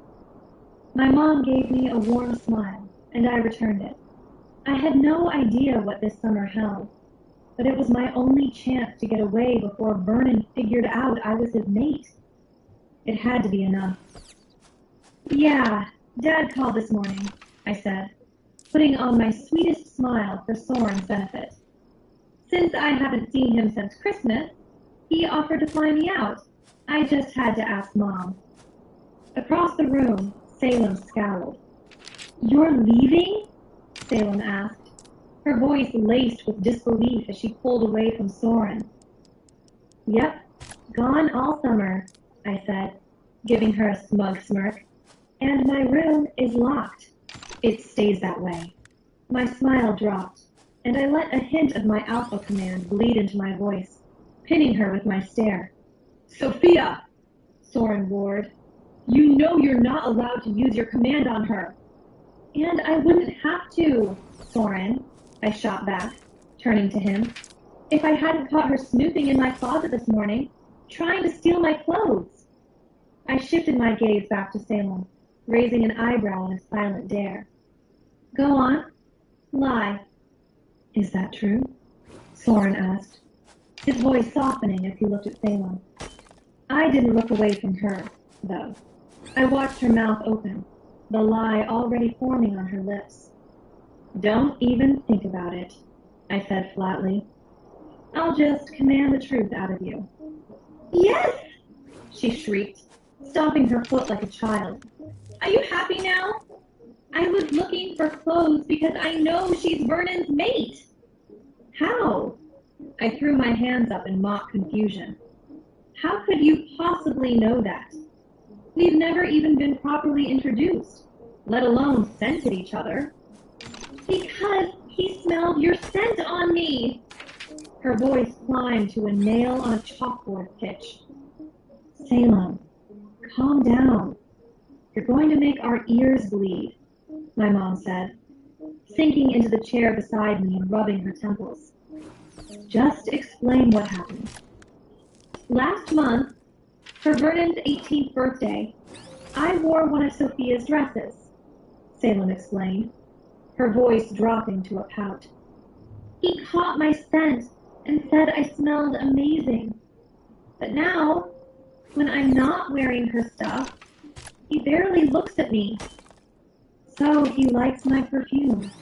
That doesn't mean we're mates, I pointed out. The very idea was repulsive. I was already rejecting him in my head. There was no bond if I refused to accept it, and I would never accept him. Not ever. Vernon was the last man on earth I would ever let touch me. Stop playing dumb, Sophia. We all know what it means when a wolf is drawn to a scent like that. Salem's voice broke, and she buried her face in her hands, her shoulders shaking with sobs. He's the one I want, Daddy. The only one I'll ever accept. But he wants her, she wailed, pointing a trembling finger at me. I scoffed. You can have him. I don't want your sloppy seconds, Salem. And for the record, even if he was my mate, which he isn't, it would be a whole day in hell before I'd ever accept him. I take the Viking King over Vernon any day. I threw my head back and laughed at the horrified gasp she let out. To werewolves, the Viking King was the boogeyman, the last of his kind, a feral creature of myth living somewhere out in the wild. They said only the council had ever seen his face and lived. But I wasn't lying. I'd rather take my chances with a monster than even look in Vernon's direction again. You're lying, she whispered, her eyes wide. He's going to be the alpha. And? I asked, raising an eyebrow. Everyone wants to be Luna, she insisted, as if that was the most obvious thing in the world. Only an idiot would want that, I muttered, turning back to my breakfast. I tuned them out, focusing on my food while Soren tried to calm Salem's hysterics. A moment later, a car horn honked from the driveway, and my mom stood up. That's your ride. I nodded, getting up to hug my mom tightly. I love you. I love you too, baby, she whispered back. Be safe. I grabbed my bags and walked out the door without a backward glance, leaving Salem's tears and whatever fate awaited Vernon far behind me. After tossing my bags in the back, I slid into the car, but before I could even buckle up, I was scrambling over the seats and into the driver's arms. Hey, love bug. The sound of his laugh was so familiar, it made my eyes sting. Uncle Raiden, I choked out. I've missed you so much. I clambered over the center console and dropped into the passenger seat beside him. What are you doing here? Raiden was my dad's beta. We weren't blood related, but he'd been a constant in my life for as long as I could remember. You think I was going to let my favorite sassy niece come to Packlands all by herself? Not a chance. Dad sent you? I had to laugh. Of course he did. The man's a total worrywart, he said, smiling over at me. The second your mom called, he had me on the private jet. He didn't have to do that, I murmured, shaking my head as I clicked my seatbelt into place. Of course he did. He never gets to see you enough as it is. Now you're spending the whole summer. What's going on, Pup? My uncle's gaze softened, but I just shook my head. I don't want to be here. Why not? I looked down at my hands, twisting them in my lap. I'm afraid my mate is here, and I really, really don't want to be right. I figured if I just ran away, I could put off the inevitable. Why wouldn't you want to find your mate? He asked, zipping down the highway toward the private airfield. I'll tell you and Dad. Just not right now. My uncle glanced over, his eyes searching my face for a long moment before he finally nodded. Fine, he said, sighing. But I'm getting the full story. You'll get it, I swear. I pointed back at the road. Now focus on driving before you kill us both. I yelped and instinctively grabbed the wheel, pulling us back into our lane. Shit! Raiden snatched the wheel back, his knuckles white as he refocused on the road. See? I just worry about you, Pup.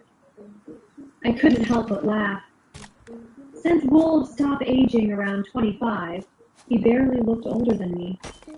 I know you do, I said, settling back into my seat with a sigh. And I promise, the real story isn't going to make you feel any better. I swiped at my damp cheeks. I don't even know why Mom is sending me to Dad. She just said he could help me. Well, let's get you there so we can figure it out, sugar, my uncle said, stepping on the gas. In what felt like no time, we were pulling up to the airfield. We loaded my bags onto the private jet and settled into the plush seats, the faint hum of the engines already working its way into my bones. Close your eyes, Raiden said softly. You look like you haven't slept in days, and we've got a few hours. He ruffled my hair in a familiar, grounding way before sitting across from me and flipping open his laptop. Work? I asked, watching him from beneath heavy lids. Work, he confirmed with a nod. A plan began to form in my mind, one that would not only keep me free from my pathetic mate, but also make me a lot of money. Independence, security, control. This summer, can you teach me some stuff?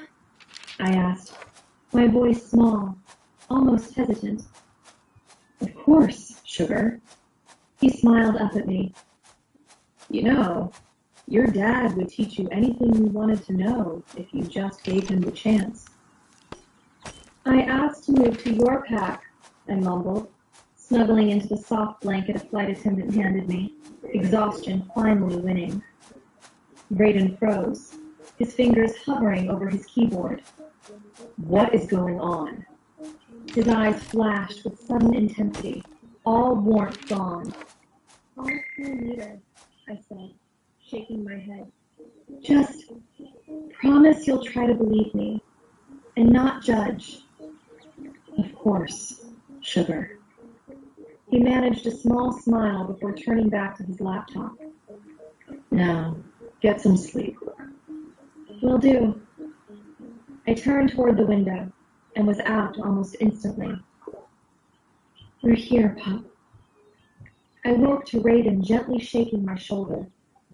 I let out a huge yawn that cracked my jaw. Okay, I mumbled, rubbing the sleep from my eyes as I handed the blanket back.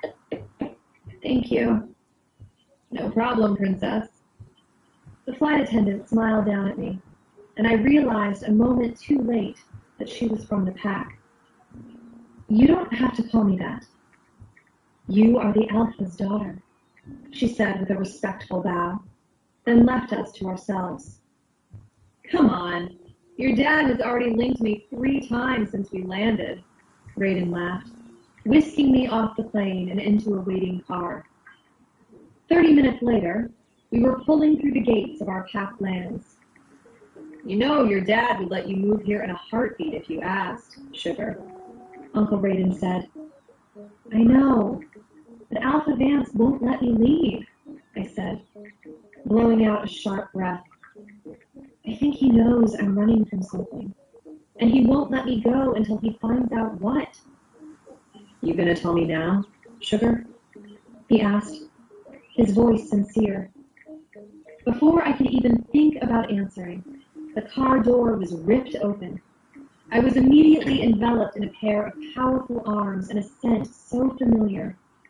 Pine, earth, and pure strength, that the frantic trembling inside me finally stilled. Dad. Hey, my pup. His deep voice was a balm to my frayed nerves, and I felt my eyes begin to water. I've missed you, I sniffled, as he unbuckled my seatbelt and pulled me fully into his arms. I've missed you too, he murmured, kissing my temple. Now, we have a lot to discuss. Before I could say another word, he was running with me cradled in his arms, Brayden jogging to keep up. Slow down, you jackass! Some of us aren't on super speed, Brayden panted from behind. My laughter echoed through the halls of the pack house, bright and unrestrained. A moment later, we were all in my father's office, with Brayden scowling and trying to catch his breath, one hand braced on his knee. God, I missed these two more than I'd realized. Tell me what's wrong, Pup. I looked between them, the words getting stuck in my throat, fear tightening my chest. My father gently cupped my face, forcing me to meet his gaze. Nothing you say will change a thing, Pup. I believe you, no matter how crazy it sounds. Agreed, sugar, Brayden added from his chair, his voice steady. The knot of anxiety in my stomach finally began to loosen. Seeing the fierce determination in my father's eyes, I knew it was true. No matter how wild my story was, they would believe every single word. Here, with them, I didn't have to wonder if I was losing my mind or standing alone. So, taking a deep breath, I settled into the safety of his office and finally told them everything. I lived another life, and I died. The words felt like ash in my mouth. I watched my father freeze, his entire body going rigid. One sharp glance from me had Raiden locking the office door and putting his hands up, a gesture that silenced the very air around us. But my eyes were fixed on my father. This morning, I woke up 6 years in the past, I said, my voice shaking. I lived until I was 24. I was pregnant. I was carrying my own pup, and my mate ripped him from my body. The snarls that erupted from my father and Raiden were primal, powerful enough to rattle the walls. I held up a hand to stop them. He betrayed me for my stepsister. She convinced him I'd cheated, that the pup wasn't his. He murdered us both with silver scalpels. I looked up at my father, tears finally breaking free and streaming down my face. And in that moment, he killed every last bit of love I ever had for him. Pop, my father chopped, his voice thick with emotion. I raised my hand again, cutting him off before he could move. I don't want him as my mate, Daddy, I said. I know I won't survive it a second time. I have to change everything, and that starts with hiding my scent. I told Mom what I needed, and she sent me to you. How are you going to help me? My voice climbed with panic. I don't want to die. I don't want my baby torn from my stomach just so his father can recognize his own scent on him before he kills him. I can't create a life just to have it stolen from me, Daddy. I can't. My soul felt like it was tearing in two. For all my talk of revenge, this was the first moment I could truly grieve my son. Sugar, Raiden said, his voice a strained whisper. And then I felt it, the shift as my father lost control. Who? His voice was pure darkness, a rumble from the depths of hell itself. His fist slammed into the heavy wooden desk, making it groan in protest. When I looked up, it wasn't my father's eyes staring back at me, but his wolf's. Who hurt you, my pup? Who killed my grandpup? Rome's voice was deeper than I'd ever heard it, his eyes promising a brutal reckoning. Vernon, I whispered the final, damning piece of the puzzle. The Alpha. As the name left my lips, the atmosphere shattered. A guttural roar ripped through the room as my father's body contorted, bones snapping and reshaping. I screamed as his massive, pure black wolf form burst into existence where he'd been standing. Raiden dove, planting himself firmly in front of the door. Rome snarled, a threat that promised death. But Raiden held his ground. You can't kill him for something that hasn't happened yet, Rome. You know the rules. You've been through this yourself. But the wolf just snarled again, ignoring reason. Daddy, please, I begged, my voice cracking. I knew if he got out of this room, Vernon and Salem would be dead within the hour, and the council would be on our doorstep by morning. Rome whirled on me, his predator's gaze sharp, but his expression softened the second he saw the raw devastation on my face. He padded silently across the room and gently licked the tears from my cheeks before retreating behind the desk and shifting back into his human form. I'm sorry, Sophia. I lost myself for a moment. He opened a closet, pulled on a pair of shorts, and wiped his face before sinking back into his chair. I guess it's our turn to come clean. Daddy? I sniffled, looking up at him, confused.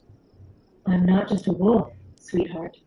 Though, as you can see, Rome is very much a part of me. He offered a weak laugh, and I managed a small, watery smile in return. My mother was something like a shaman for our people, a witch. My father was desperate to have her, even if it was just for one night. And from that, I was born. A witch? I whispered, my hands falling to my lap. He gave me a small, sad smile. Yeah, he said. You would have loved her. But witches don't live as long as we do. Their lives are as brief as a human's. She was gone long before I ever met your mother. He shook his head, a shadow passing over his eyes. One of her gifts was exactly what you just described, a second chance. The moon goddess saw fit to pass that power down to us. I got my own do-over when I was about your age, too. I jolted, leaning back as the implication hit me. What? I never cheated on your mother, he said softly. She came to me, told me she was pregnant with you. In my first life, I stayed with her. We had 3 wonderful pups together. But one night, our enemies attacked. All 4 of you were murdered. He swallowed hard, the memory still raw. Daddy! I couldn't lose you, not all of you. So when I woke up 4 years in the past, I took action. You were just a baby. I never got to meet your brothers or your sister, and that nearly broke me. But I still had you. He fought back tears as I scrambled out of my chair and went to his side. I made your mother believe I betrayed her. She said she felt it, I said, my voice small. He nodded slowly. When a wolf betrays their marked mate, the pain is the worst thing imaginable. Yes, it is. Raiden growled from across the room, his jaw tight. I glanced back at him, and suddenly, a piece I'd never understood clicked into place. Mom and Soren, I said, looking back at my dad. It doesn't happen often enough to make a big deal out of it, my dad grumbled, deflecting. But it happens enough that you feel the pain. Raiden shot back, his voice low and accusatory. Mom doesn't know, I realized aloud, wrapping my arms around my father's shoulders. She never would have let you go if she knew the truth. I know, Princess, Dad said, but you can't tell her.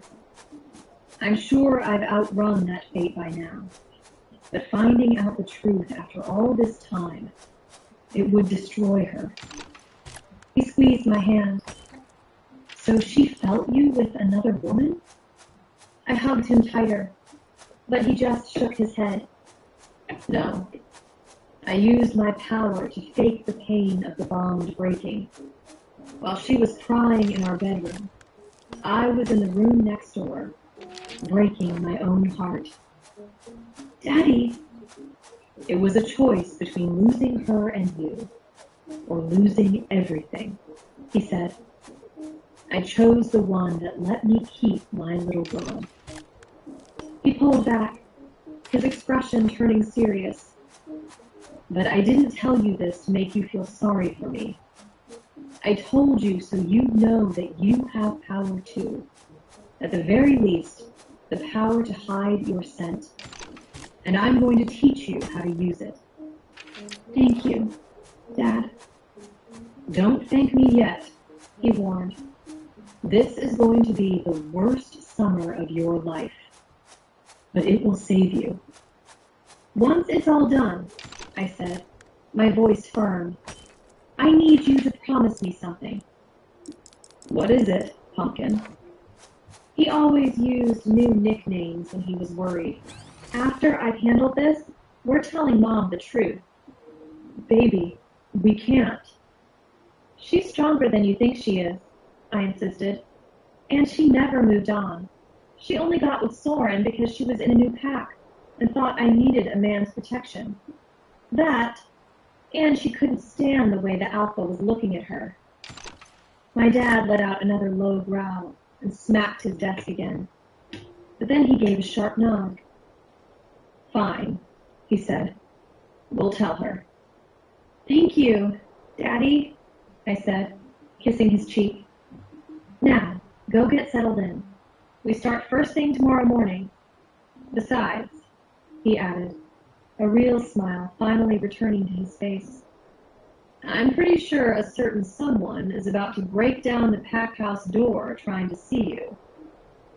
I smiled and shook my head. Camellia, my best friend, my soul sister, bonded since we were babies. Camellia? She's been champing at the bit since she heard you were coming. Go see her.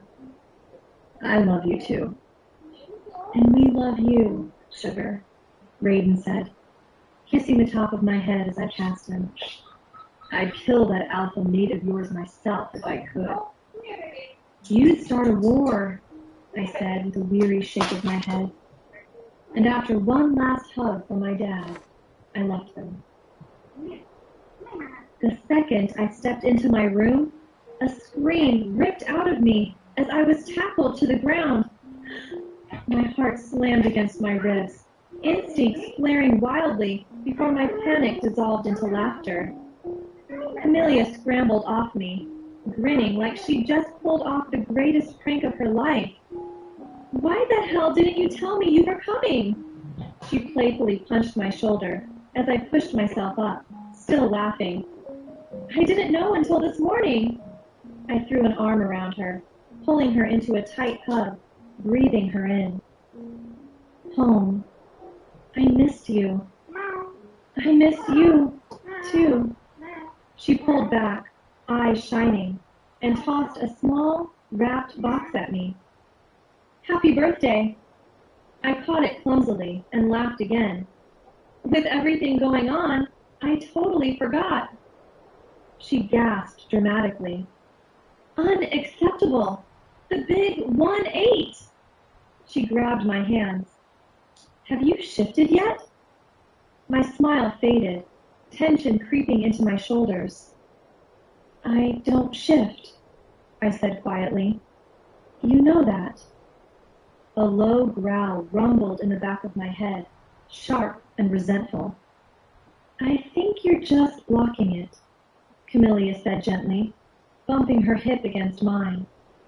You have a wolf. We can all feel her. She lowered her voice. And I can feel she wants out. My wolf growled again, louder this time, unmistakably in agreement. Camellia's smarter than you are. Cora's voice echoed in my mind. I couldn't help but smile despite myself.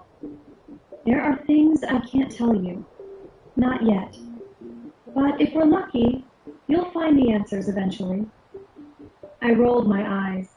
Classic Cora, the undisputed queen of non-answers.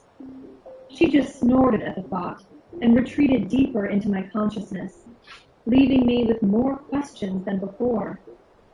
Cora still being cryptic? Camellia asked. She's talking, but it's just more riddles. I dropped my bag on the floor and unzipped it. You are not going to believe what happened today.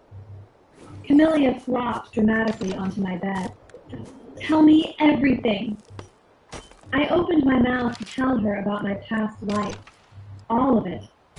But my father's voice cut through my thoughts, sharp and clear.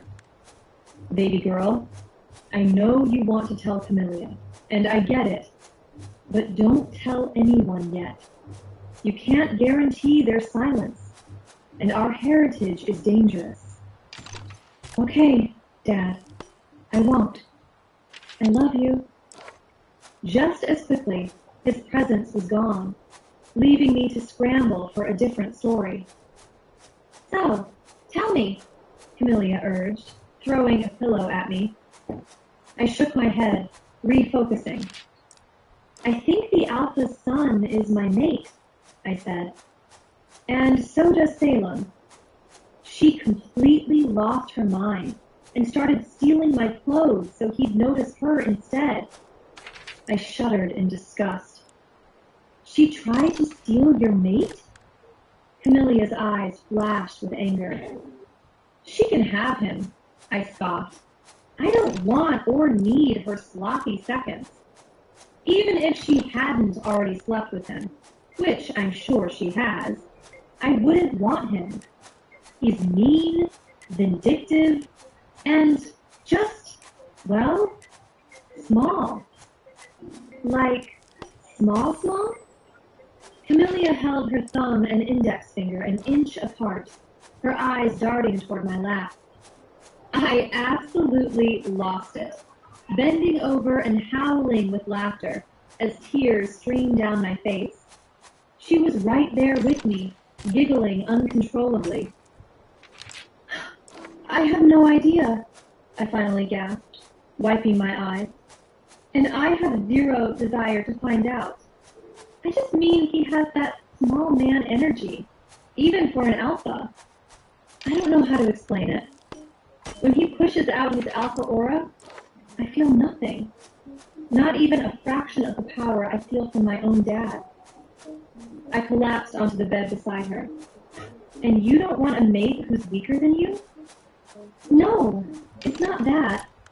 I shook my head, trying to find the right words. It's that I know he'd betray me at the first opportunity. His loyalty would be as weak as his aura. Oh, okay. Now I get it. Camellia rolled onto her back and sighed. That would be the absolute worst. I don't know how your dad is dealing with all that pain.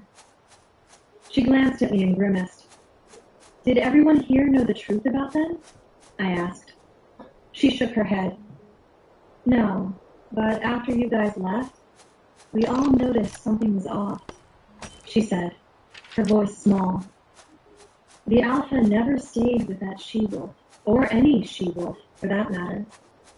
Then the pup was born, and we could all smell the other guy's scent on her. That's when we knew for sure they'd lied. We just never knew why. She rolled over to face me and asked, Do you? I nodded. Dad told me today, after I said I wanted to reject my mate. Okay, this is getting depressing. Can we please go do something? Camellia sat up, but I just shook my head. Come on. I have training in the morning, and Dad said it's going to be brutal, I said, sighing. So you can't go out? She frowned. Bullshit! Get up. We're going shopping, and I'm going to show you off to make everyone jealous that my best friend is the Alpha's daughter. I perked up at that. Has anyone been giving you a hard time here? I asked. Camellia shook her head a little too quickly, and I knew. Cammy? She let out a frustrated huff and gave a tiny nod. Just a few she-wolves who think their rank makes them hot shit, she said, her voice small. Sydney and her posse. It had to be. Are they giving you a lot of trouble? I asked, knitting my brows together, my voice dropping without me meaning it to. Only a little, she said, shrugging her shoulders like it was nothing, though her smile didn't quite reach her eyes. Enough about them. I don't care. She grabbed my arm and pulled me toward the door. I just miss you, and I want to parade around with my best friend. Let them see we're together. Deal. I couldn't say no, not when I knew she was being bullied. Camellia, and again, most people were.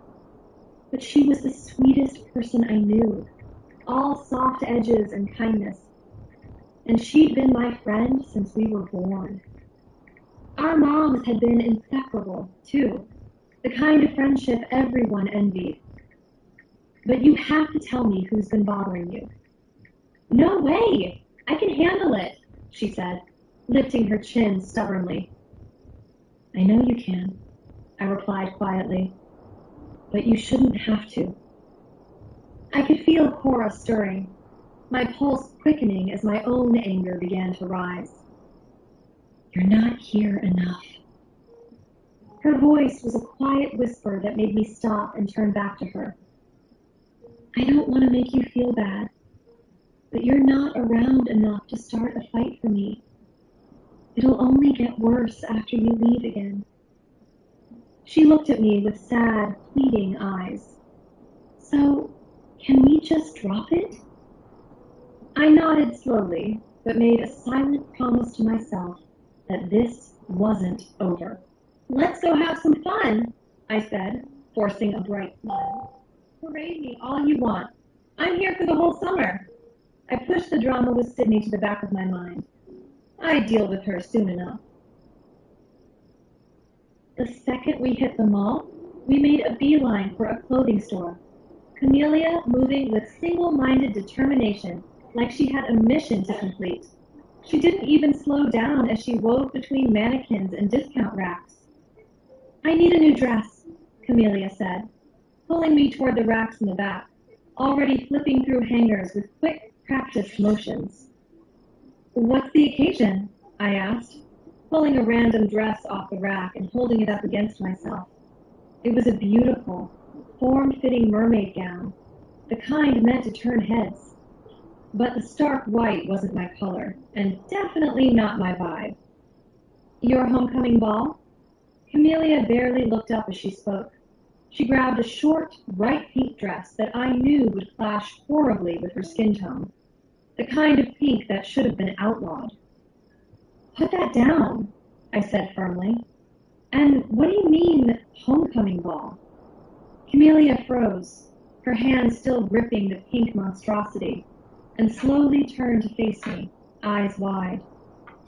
Don't tell your dad I told you. She rushed over and grabbed my hands. Crap, I knew I'd blow it, she added, shaking her head. You're my best friend, and I still managed to mess this up. Hey, calm down, I laughed, wrapping my arms around her shoulders and giving her a gentle shake. I'm not going to rat you out to my dad. Camellia, just breathe and tell me what's going on. She let out a shaky breath, shoulders relaxing, and smiled. Okay, I was supposed to take you dress shopping for a surprise homecoming party. Tonight. You know how your dad gets. Oh, I do, I said, smiling back, which is why I'm not even surprised. I gently pried the pink dress from her hands. But this needs to go back on the rack, and you have to promise me you'll never touch it again. She laughed as I slid it back into place and started browsing myself. My eyes landed on a pale golden sheath dress, simple but elegant, the kind that would glow against her skin. Here, I said, handing it to her. Try this on. I don't know, Sophia. Listen to your best friend. I nudged her toward the fitting rooms and went back to browsing, blissfully window shopping for myself, until a sharp voice cut through the air, making my hackles rise. Take it off, now. The raw power in that tone was unmistakable, and it was followed by Camelia's wavering reply. You have no right to command another wolf, Camellia said, her voice strained with pain. You're not ranked. You can't demand anything from us. Then take off the damn dress, and I won't have to. I rounded the corner, my own wolf, Cora, already seething. I found Camellia pinned face first against a wall by a snarling redhead and her posse. And why would she do that? I asked, my voice calm. I held my hand out, casually inspecting my nails as the sharp scent of fear began to taint the air.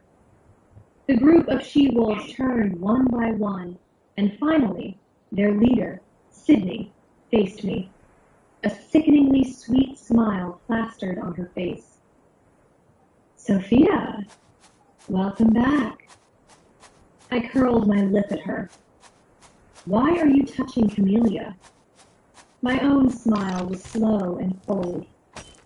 More importantly, why are you trying to take the dress I picked out for her? You picked this? It's amazing! I nodded. I know, I said, cocking my head to the side. That's why I picked it. It's perfect for Camellia. I walked over and smoothly pulled Camellia away from the hostile group. Let me see. The fear in my friend's eyes was a spark to a flame, and deep inside, Cora snarled. No one touched our friend. Camelia's wolf, Lily, was a timid brown wolf, and Cora had always had a soft spot for her. You're stunning, I told her sincerely. This is the one. Wait, Sydney said, stepping up beside us. I just saw it on her and thought it clashed with her usual style. And you thought it would look better on you? I scoffed. Sydney's eyes darted away, unable to hold my gaze.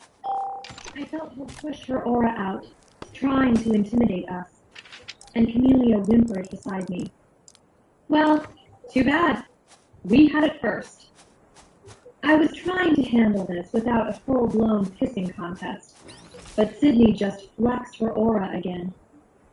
Camellia flinched and looked at me, her eyes pleading. I can just pick another dress, Sophia, she said, her voice shaking. It's okay. She started to turn back toward the fitting room, and I saw a flash of triumph on Sydney's face. No, I said firmly. If you don't want it, I'll buy it for myself. I picked it up first, so it's mine. You get it, don't you, Sydney? I smiled down at her, and I could practically smell her frustration boiling over. Fine, Sophia. It's yours. Camellia gave me a grateful smile before hurrying back to the fitting room. A moment later, she came out and handed me the golden dress. Did you want to try anything on? She asked. No, I'll just buy this one and the white one, and we can go look at jewelry. I smiled over at Sydney and her crew. Hope you guys find something for tonight. With that, we left them stewing. The moment we were out of earshot, the snarl I'd been choking back finally ripped from my throat. The air around us seemed to rumble, heavy and charged, and Camellia instinctively ducked her head, shoulders curling inward. A sliver of my aura leaked out with the sound, sharp and unmistakable, and a wave of guilt hit me, but I was still livid, fury burning hot beneath my skin. Don't be mad, Sophia. Camellia reached for my arm, but flinched when she met the gaze of Cora's golden eyes staring back at her, ancient and unblinking. When I spoke, the voice wasn't mine. It was Cora's, deep, smoky, and old enough to carry centuries of judgment. She'd taken over the second my temper had snapped, seizing control without hesitation. She is not the one who is angry, little one, Cora rumbled. I am. For such a weak wolf to think she can wield power that way. What has happened to this pack? What the hell is wrong with my father's pack? Without a Luna, all the unmated she-wolves are like this, Camellia explained, bowing her head. They think the more power they throw around, the more likely they are to attract a mate. None of that, little one. Cora's voice softened, losing its edge. You do not bow to me. Using my hand, she gently lifted Camelia's chin and rubbed our cheek against hers, marking her with our scent, protective and possessive. You are ours. Unranked wolves have no right to demand anything from you. That is not our way. All are equal. Not here, Camellia whispered, wiping at her eye before forcing a smile. Can Sophia come back, Cora? We have to get ready for tonight. Of course.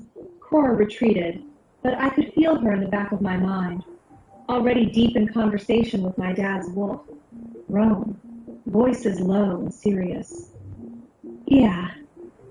Tonight's talk with my father was going to be interesting. So, are we going to talk about it? I glanced over at Camellia, but she was just staring straight ahead. Cammy?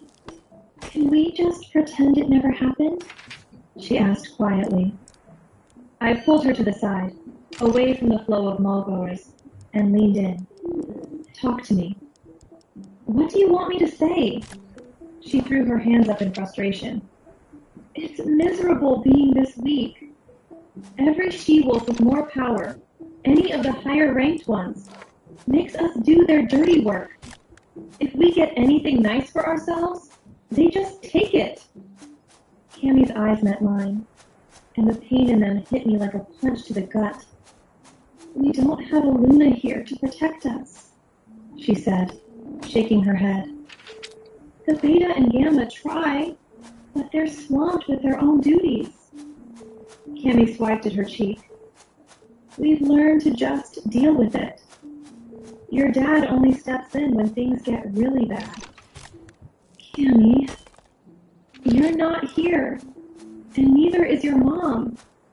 If you get too involved, it just makes things worse for us after you leave. She gave her head a sharp shake, as if to clear the thought. Come on, let's go pick out some jewelry for your dress. Which one are you wearing? Don't worry about my dress, I said. You're coming over to get ready with me, right? I can do your hair and makeup. I don't have anything to wear, Camellia mumbled, looking down. That's ridiculous. You can just borrow something of mine. Now let's go find you some jewelry. I linked my arm through hers and pulled her toward a jewelry store. Really? I can wear something of yours? A genuine smile finally broke across Cammy's face as we walked inside. Of course you can! You're my best friend, I said, bumping her with my hip before walking up to the counter. A sleek silver and onyx set caught my eye, but then I saw it. A breathtaking gold and diamond set that glittered under the store lights. Excuse me? Yes? The saleswoman came over, and I pointed to the two sets. You have a good eye, she said, laying them out on the velvet display. They were even more stunning up close. I'll take them both, I said with a smile. I'll just wrap them up for you. Hold on a moment, a sharp voice cut in. A she-wolf I'd never seen before swept into the store, with Sydney trailing behind her. I want that gold and diamond set, for my niece. I turned, fixing a polite smile on my face for Sydney and her chaperone. Sorry, but I'm already buying it, I said. The woman drew herself up, arching an arrogant eyebrow. And you're the one who bought the dress my niece wanted, aren't you? There must be a misunderstanding. We had the dress first, I said, my smile unwavering. She just sneered and flared her aura, trying to intimidate me. She was strong, sure, but not even close to a Gamma's level. You don't speak to me that way, little girl. Auntie, Sydney started, but I shot her a look that could freeze fire. Cora, get in her head, I said. Forbid her wolf from telling this woman who I am. Smart, my wolf purred in my mind. I felt Cora's power lash out, and Sydney flinched as if zapped. A small smirk played on my lips. Who do you think you are? The aunt snarled, then turned her glare on the poor saleswoman. I want that gold and diamond jewelry set. This little girl can't possibly afford it. Oh yeah? Who says? I cocked an eyebrow. The nerve on this woman was almost impressive. I do! Do you have any idea who I am? She actually stomped her foot like a child. I was so over this and turned back to the counter. Don't you dare turn your back on me. I don't care, and I don't want to know. I'm the future wife of the man in charge here, she declared, looking impossibly smug. The statement was so absurd that Camellia and I just burst out laughing. Please wrap these up for me, I said, smiling at the terrified saleswoman and handing her my black card. The card was my father's, but this time around, I would make my own money. My mind drifted back to my previous life, where my father's pack went bankrupt due to Vernon and Cora snarled in my mind.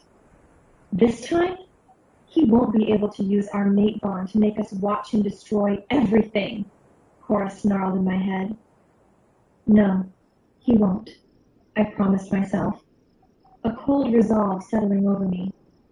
This time, he'll regret every single thing he ever did to us. I said no! The woman lunged, but I was faster, pulling my hand back. Do not touch me, Cora growled, and I had to actively clamp down on her power. Here you are, miss, the saleswoman said, quickly handing me the bag with both jewelry boxes and the card. Thank you, I smiled, linking my arm back through Camelia's. I turned to face Sydney and her aunt one last time. You will not speak of this to anyone. I pushed the command toward the aunt, reinforcing the one on Sydney. Good, Cora approved. I'll see you all tonight, I smirked, turning to go. But the woman grabbed my arm again, and a low growl rumbled in my chest. I already told you once not to touch me, I said, my voice dropping. Future wife or not, I know the man in charge, and he would not approve of you manhandling young girls. I let my eyes flash, giving her a brief warning of the wolf inside. You would be wise to give me that jewelry, she growled. And you would be wise to remember this conversation tonight. I ripped my arm from her grasp and pulled Camellia out of the store. Once we were a safe distance away, I let out a breath. Okay, who the hell was that, Helene? Camellia said. A she-wolf who moved to the pack last year. She has a huge thing for your dad, and he actually seemed interested the last time I saw them together. No way. I shook my head as we headed toward my favorite conveyor belt sushi place. My dad would never. Well, some of us think he will, she said. And she would be the worst possible choice for this pack. She's the one encouraging the higher-ranked wolves to push everyone else around. The beta and gamma won't step on her toes because of the attention your father is giving her. I'll handle him. We slid into a booth, and I clapped my hands, determined to shake off the bad mood. Now, I am not letting her ruin our day. I have been craving this place for so long, I squealed, and Camellia finally laughed. I still don't get why you love this place so much. Because it's amazing. I started snatching plates from the belts. Let's eat. Then we can head back to my house. And for the next hour, that's exactly what we did. Pushing Helene and pack drama out of our minds, one delicious plate at a time. There are my two favorite girls. Dad's voice preceded him as he stepped into my room just after we got back. Hey, Dad. I walked over and gave him a hug. Camellia dipped her head respectfully. Hi, Alpha Garrett. None of that, Camellia, he said. I've told you, when it's just us, just call me Gare. Cammy blushed and nodded. Can I speak with my daughter alone for a minute? Of course, sir. Cammy glanced at me, a flash of panic in her eyes, before she turned to leave. I tried to give her a reassuring look, but there wasn't much I could do. She knew exactly what this conversation was about. I followed my dad to his office, where my Uncle Raiden was already waiting. I sat down across from them. "So, talk," he said. "What's going on with this pack, Dad?" I demanded. "What do you mean?" he asked, his brows furrowing.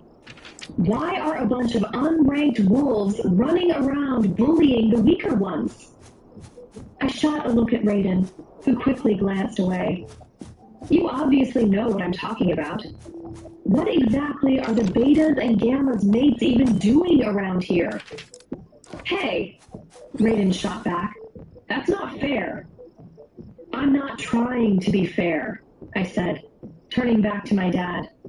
"This pack is falling apart from the inside out, and you're just letting it happen. I want to know why." I held my father's gaze, my challenge clear. A low growl rumbled in his chest, Rome, his wolf, warning me to back down. But my own wolf, Cora, answered with a snarl of her own. I refused to back down when a pack I loved was crumbling. The threatening rumble deepened, but I didn't flinch. A long moment passed before my dad's hard expression finally broke into a smile. Inside me, Cora settled. "You've really grown up." I nodded, raising an eyebrow. My dad let out a huff. "It wasn't supposed to get this bad this fast." "What are you even talking about?" I asked.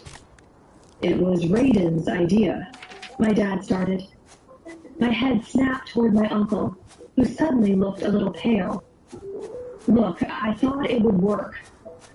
"What exactly?" I pressed. My dad's voice grew quieter with each word. "I thought if your mother heard her friends and family were struggling, she would come home." I threw my hands up in frustration. "She doesn't talk to anyone from here anymore. She literally had her new alpha forbid anyone from mentioning this pack to her, just so she could get some peace. What were you thinking?" I wasn't. My dad buried his face in his hands. "It's been years, Sophia. Years without my mate." "I know." I got up and wrapped an arm around his shoulders. "Mom thinks you betrayed her. She's still really broken up about it." "I know. But I thought her duty as Luna would be stronger than the betrayal." My dad looked up at me with such a lost expression that I couldn't help but laugh a little. "You can be a real idiot sometimes, Dad." I shook my head, sinking back into my chair. Then I turned to Raiden. "You too, Uncle." "Hey," he protested, but I just stared him down until he finally gave a reluctant nod. "We have to fix this. This summer," I declared. "I can't go back to Mom's pack knowing I left this mess behind." "All right, kiddo. We'll fix it." "No." Cora stirred inside me, agreeing before I even spoke. "You two can't fix this. This is a problem for the women to solve. I want a meeting with the Beta and Gamma before the party tonight." My dad jolted, and I laughed. "You seriously asked my best friend to keep a secret from me? Dad, come on. First, that's a rookie mistake. You know Cammy can't keep a secret to save her life. Second, even if she hadn't blurted it out, I would have figured something was up from Helene." I glanced at my dad and watched his expression cloud over instantly. "Great. Now you've done it," Raiden groaned, slumping back in his chair. "What?" "Anytime someone says her name, or he even sees her, he gets this glazed over look and just goes on and on about her."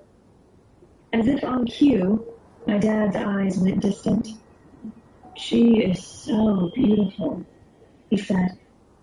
The most beautiful woman I've ever seen. Even prettier than Mom? I asked without thinking, fully expecting a no.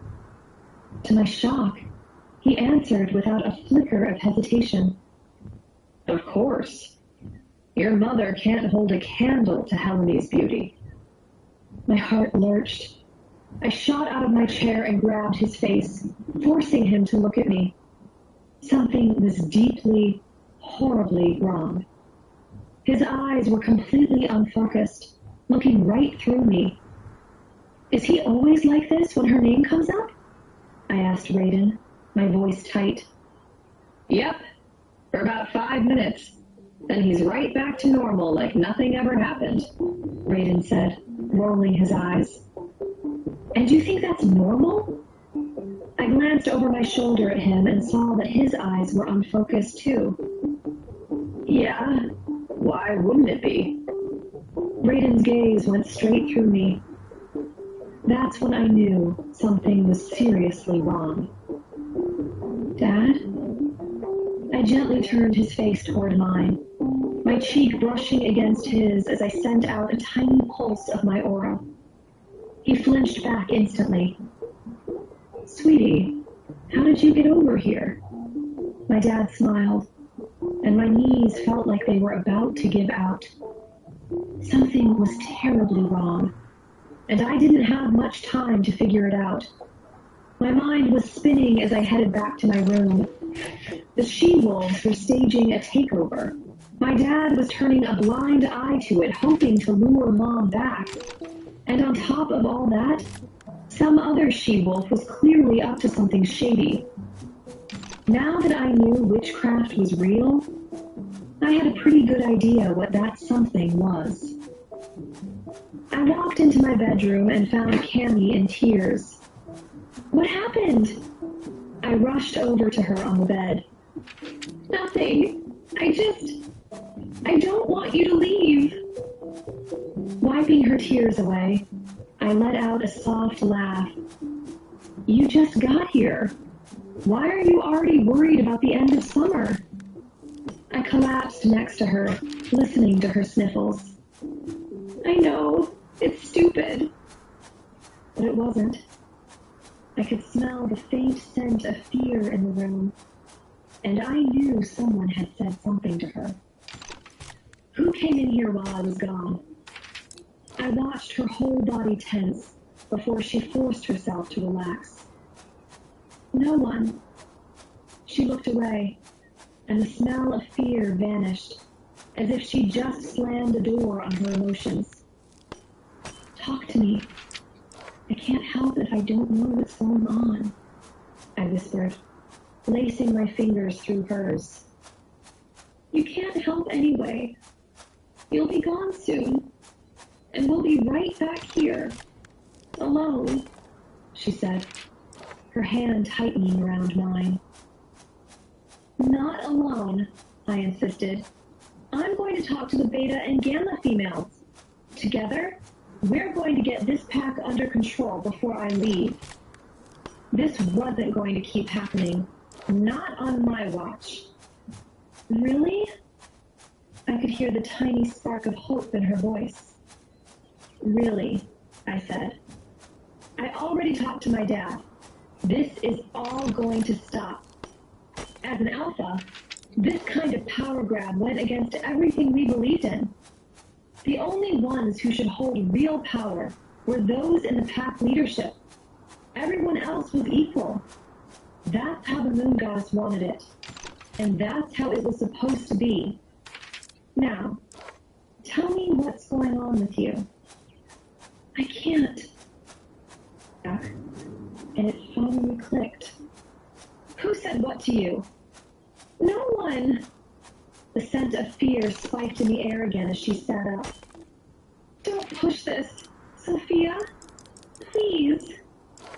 I watched my best friend, my soul sister, practically begging me to drop it. Fine, I gave in. What else could I do? Let's get ready. I pulled her up and led her to the chair in front of my vanity. No peeking.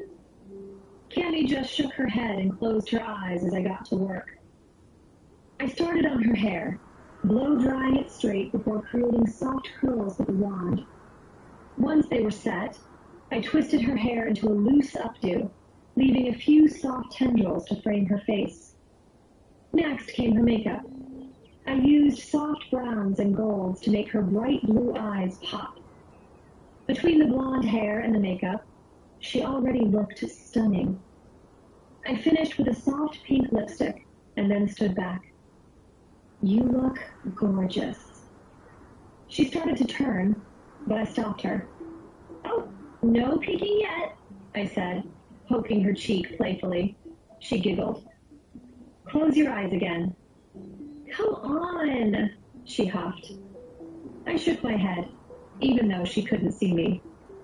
Nope, no looking. I'll help you up. I guided her to the bed. You can open your eyes while I get ready, but you have to promise not to look in any mirrors. Fine, Cammy grumbled, opening her eyes. I laughed. I want you to see the full transformation all at once, but I'm not going to make you sit there with your eyes closed the whole time. I went back to the vanity and quickly dried my own hair, styling it in loose beach waves. A dark, smoky eye and a bold red lip, and I was done. You look amazing, Camellia said, smiling. The dark hair and makeup really suit you. I know, I said, smiling back at her. All right, time to close your eyes again. I walked over, helped her stand, and led her to my closet. I pulled out her dress and handed it to her. Step into it. Then close your eyes and tell me when you're ready. I shut the closet doors and waited, tapping my foot impatiently. I was just about to barge in when I heard her soft, I'm ready. I opened the door to find Cammy standing there, shoulders tense, hands clasped in front of her. I guided her the rest of the way into the dress and zipped her up, smoothing the fabric into place. Then I quickly changed into my own dress before leading her out of the closet. One last thing and we're done. I slipped on my necklace and the matching bracelet and earrings. Then I put the second set on Cammy and positioned us in front of my full-length mirrors. There.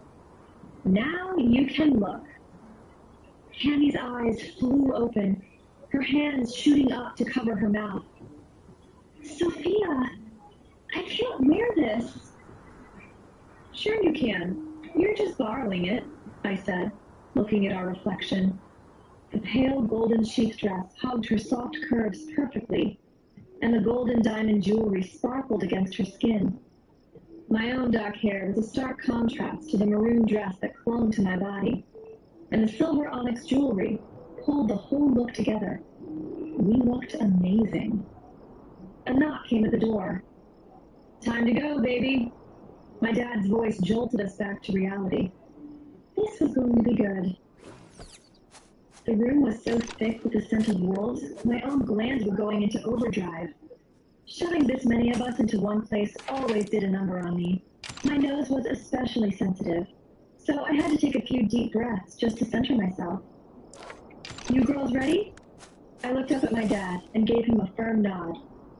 Do you mind if we go in ahead of you guys? I asked. Why? He asked, a knowing look in his eye. I glanced over at Cammy, who was already on Raiden's arm. Well, you're planning something with the other girls, aren't you? Yep, I grinned up at him, slipping my arm out of his. If you hear a full-on brawl break out, then you can show up. But I swear, Dad, if I catch you fawning over some other she-wolf in front of me, I will punch you. My dad threw his head back and laughed. I promise I won't. And on the off chance I do, you have my full permission to deck me. He smiled down at me, and I stood on my toes to kiss his cheek. Thanks, Daddy. You're welcome, sweetheart. Pulling away, I held my hand out for Cammy. Let's go. Are you sure, Sophia? She whispered, her eyes wide. Positive. I shot her a reassuring smile, and she just shook her head, a small smile of her own finally breaking through. Chin up. Don't worry. I've got your back. She nodded, and together we pushed open the doors and started down the grand staircase. By the time we were halfway down, every head in the room had turned. The music, the chatter, it all seemed to fade as we descended, becoming the center of attention. They're staring, Cammy whispered, shrinking a little. It's because we look amazing, I whispered back, just as the cloying scent of lust hit her like a physical wave. She stumbled, but I caught her arm, steadying her. We kept moving, one step after another, until we reached the bottom. Let's go get a drink. I pulled her toward the bar, pointedly ignoring the dozens of eyes still glued to us. Why is everyone staring? She asked again. Like I said, we look incredible. I handed her a flute of champagne and clinked my glass against hers. Your birthday is only a few days away, and every guy here is a potential mate. Just try to enjoy tonight. Your whole life is about to change when you turn 18. I already knew Cammy would find her mate on her 18th birthday. I couldn't remember his name. Some guard, I think. But I knew he was a good man, and that she'd be happy. A pang of bitterness hit me. I'd stopped coming to these things after I accepted Vernon. He'd forbidden me, claiming he couldn't stand me being so far away. It sounded sweet at the time, but I eventually realized it was just another way for him to control me. What the hell are you wearing, you bitch? A screech sliced through the party's buzz, and the crowd around us went dead silent. Cammy went pale, but I just gave her a reassuring pat on the back. A slow smile touched my lips as I took a final sip from my glass before turning around. Excuse me? I asked calmly, facing Helene. She was poured into a white sheath dress with a matching pearl necklace, looking prim and severe. Beside her, Sydney fidgeted in a pale blue dress, her eyes fixed on the floor. They both looked stunning, sure, but they had nothing on us. That dress and the necklace, they were supposed to be for my niece, Sydney mumbled, not daring to look up. I raised an eyebrow. I bought them. They're mine. So I let my best friend borrow them. What's the problem? I tilted my head, pinning them both with a stare. That's bullshit, Helene snapped. You bought them knowing Sydney wanted them, and then you let this weakling strut in here wearing them right in front of us. I took a slow, deliberate breath and squared my shoulders. So? Helene actually recoiled, sputtering for a second, as if she couldn't believe I talked back. I took a small step closer. Who are you to tell me what I can or can't do? Are you a gamma? A beta? An alpha? No? Then why, exactly, does your opinion matter? A low growl rumbled in Helene's throat. It matters because weaker wolves need to know their place. I agree, I growled back, letting just a flicker of my wolf, Cora, flash in my eyes. Weaker wolves should know their place. At my side, Sydney started to tremble. But the threat went right over Helene's head. She just puffed out her chest and lunged for Cammy. I moved in a flash, blocking her path. Move, she snarled, stomping her foot and unleashing her aura of dominance. The wave of power crashed against my own shields, and I almost laughed.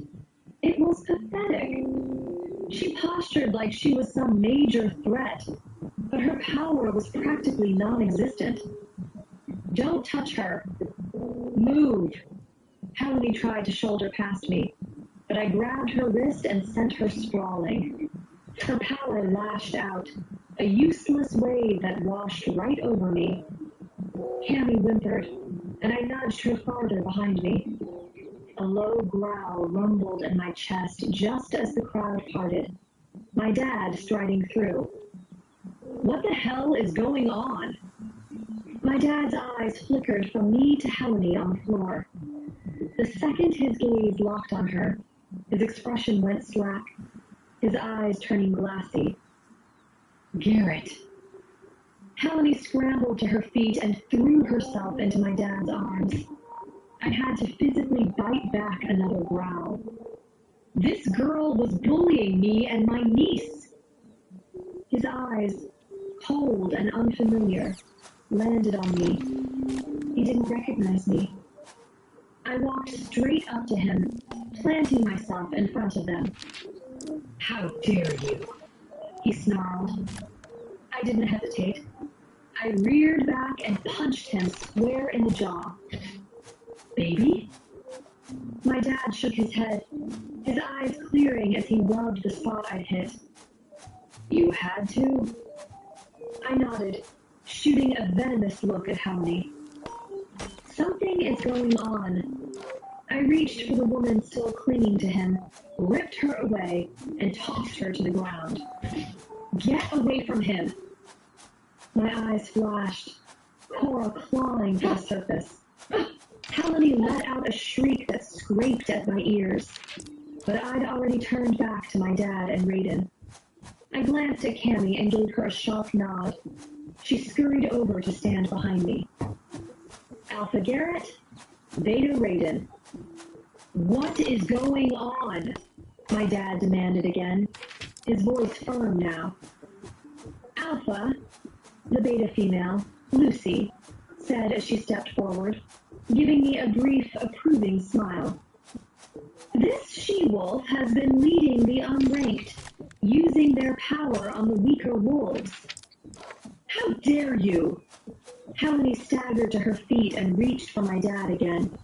I let out a warning growl. Don't touch him.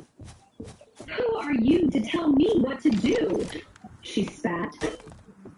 She's my daughter. My dad's voice cut through the air, his lip curling in disgust. And the only alpha female in this pack. Helene, we will discuss this tomorrow. He took my arm, and we strode to the front of the room, Cammy and Raiden falling into step behind us. Welcome! My dad's voice boomed, silencing the room as everyone bowed their heads. My daughter, Sophia, has come to learn for the summer, so we will have an alpha female in our midst. It's become obvious that things have been happening under my nose. From now on, she'll be handling it. He pushed me gently in front of him. I faced the pack for the first time. Hello, everyone. I offered a little wave. A scoff echoed from the crowd, followed by a whisper. An alpha female? Fine. They wanted a show? I'd give them one. I let out a slow breath and unleashed my aura. Power slammed into the room like a physical blow, forcing everyone to their knees. Wave after wave crashed over them, a crushing pressure that filled every corner of the hall. And for the first time in a very long time, I could finally breathe. Time to pack it in, love, my dad whispered through gritted teeth. I nodded, slowly pulling my aura back in, clenching a fist in my mind and reeling it in strand by strand. I was shaking with the effort by the time the last of it was locked away again. As the pressure vanished, people shakily got to their feet. Sorry, I said, though I wasn't. I just thought it was important to make a point. I am an alpha female, and I will not stand for how some wolves here have been acting. I will get to the bottom of this, and those who followed this practice will answer to me. I gave a sweet smile, my eyes scanning the room, taking note of who looked relieved and who looked terrified. Unsurprisingly, Sydney and her little clique looked like they were about to be sick. I resisted the urge to growl and instead looped my arm through my dad's. "Now this is a party," he roared, raising his free arm. "Mingle, eat, and enjoy. Tomorrow, we get back to a normal routine." "Actually," I said, looking up at him, "if it's all right with you, I'd like to start a new training program with the Beta and Gamma females tomorrow, for all the females in the pack." Lucy and Riri immediately made their way to the front and nodded their assent. I hadn't had time to ask, but I knew I could count on them. "Anything for you," my dad said, smiling down at me before addressing the room.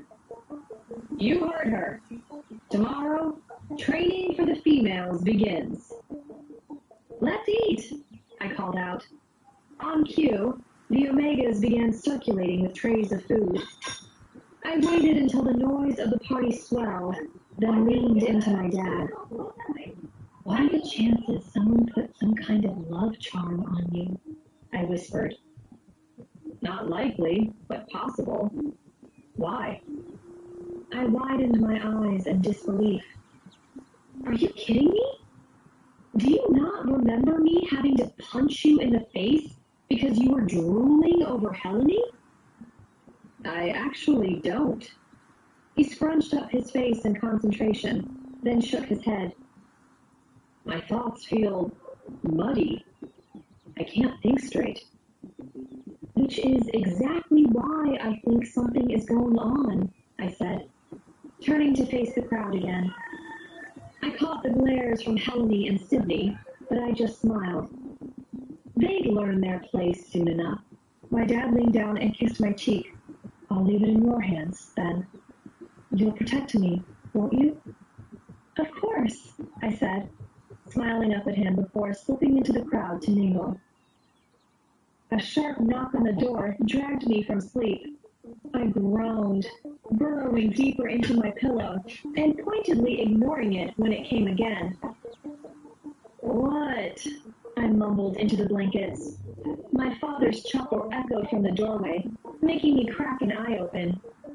"Someone have a little too much fun last night?" he teased.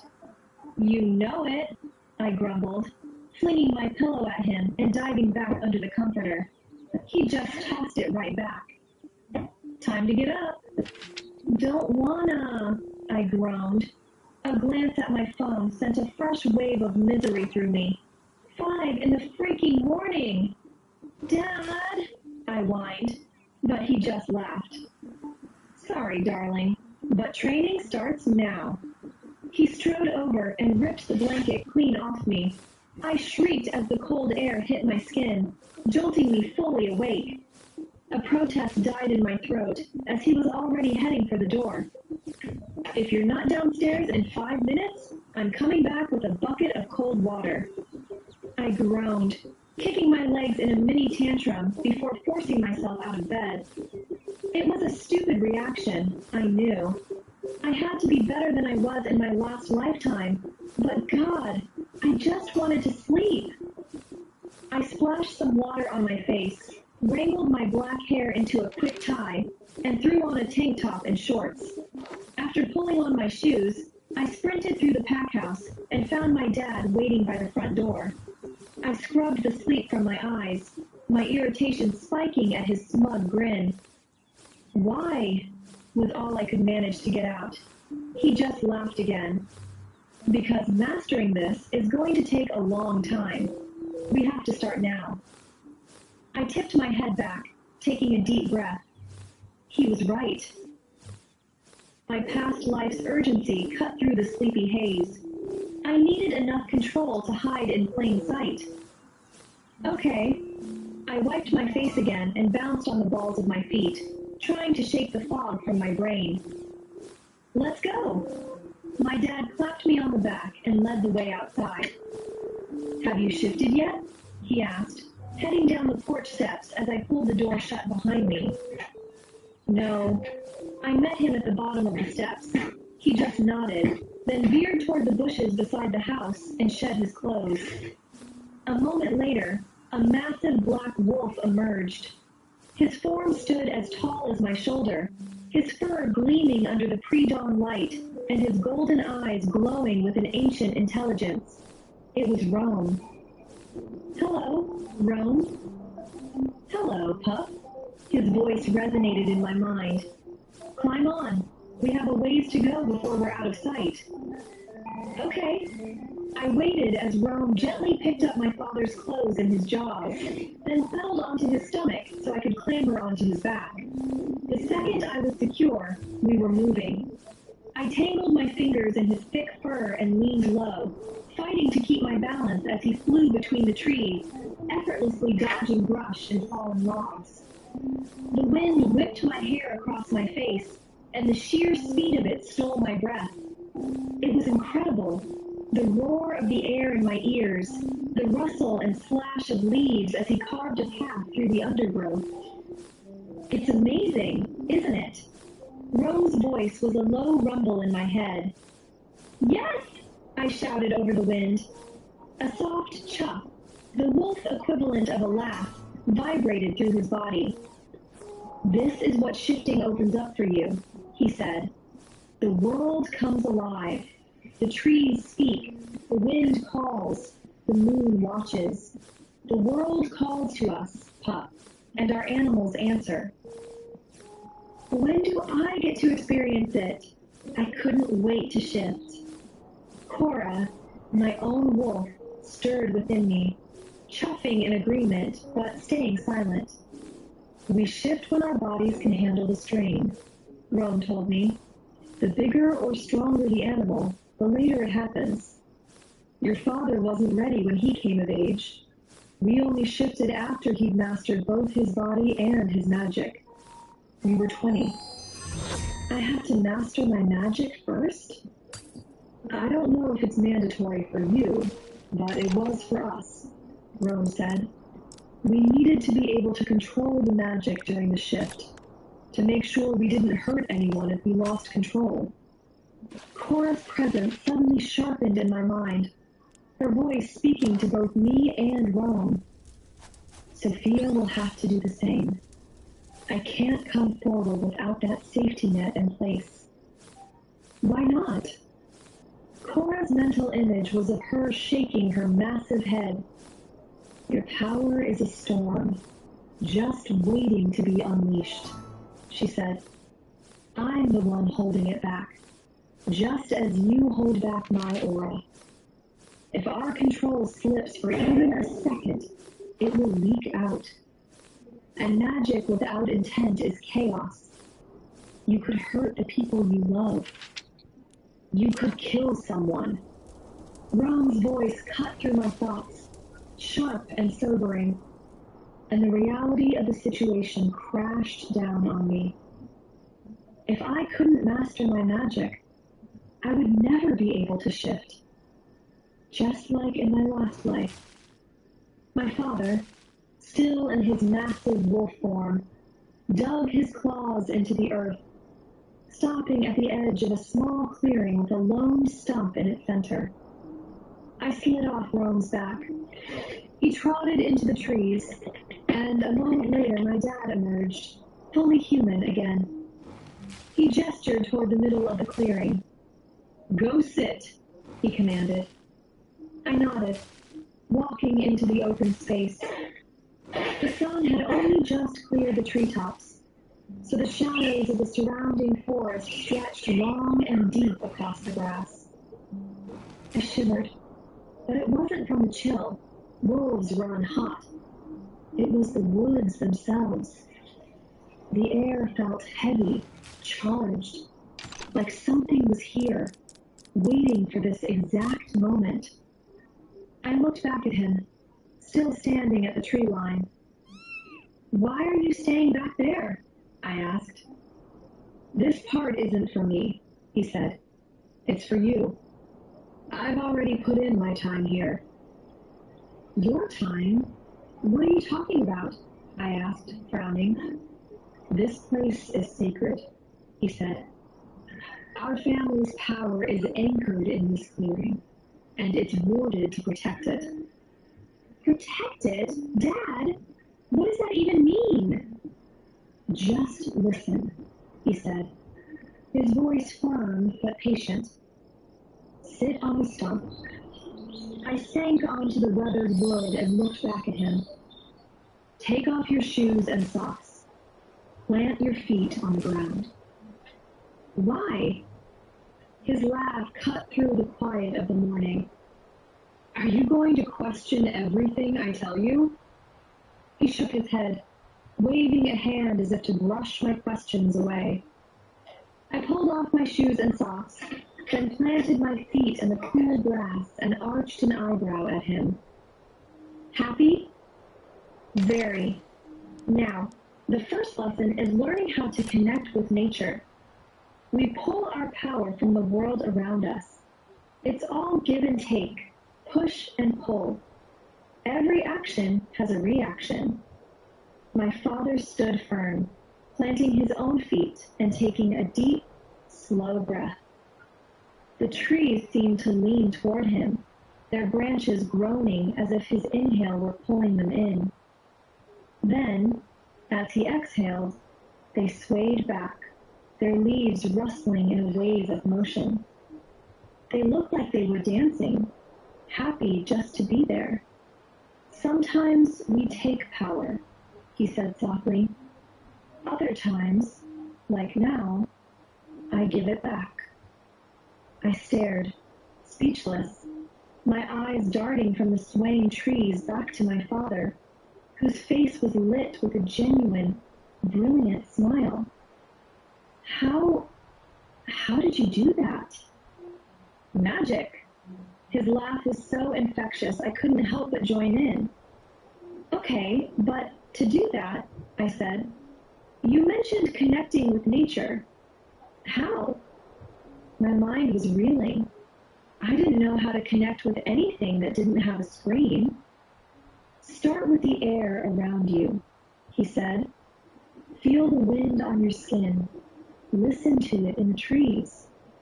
Then your feet, the tickle of the grass, the solid ground holding you up. Think about how the trees pull energy from the sun and soil, how the animals survive on this land. Everything is connected. Once you tap into that, you can feel it all.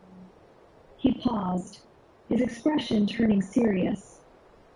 It'll be overwhelming at first, but you'll feel alive, truly alive, for the very first time.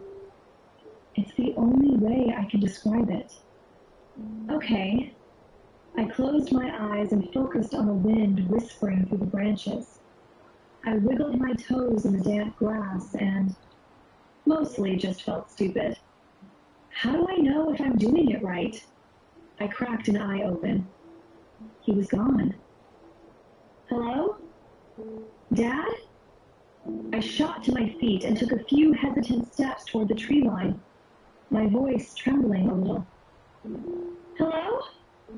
The shadows between the trees seemed to writhe, and I stumbled back. I was alone. The woods felt impossibly dense, too dark to try and navigate by myself. And I couldn't shake the creepy feeling that I was being watched. Goosebumps prickled my arms, and I spun away from the oppressive darkness. Dad? Hello? I shouted, panic finally starting to claw its way up my throat. How was I supposed to get back? He told you everything he could. Focus. He'll come back for you after you've tried for a few hours, Cora said. Her voice was a calm anchor in my head. I'd been so fixated on him being gone. I don't know what I'm doing, I whispered to the empty clearing. You can't tell us any more than that, she said. Rome told me the same thing. He said what he was allowed to, and now it's up to us to figure out the rest. I sagged back onto the stump and shut my eyes again. But now every snap of a twig, every rustle of leaves made me jump. There's nothing to be afraid of here. This is a sacred place. You're safe. Now focus. Taking a deep, cleansing breath, I tried to push the fear down.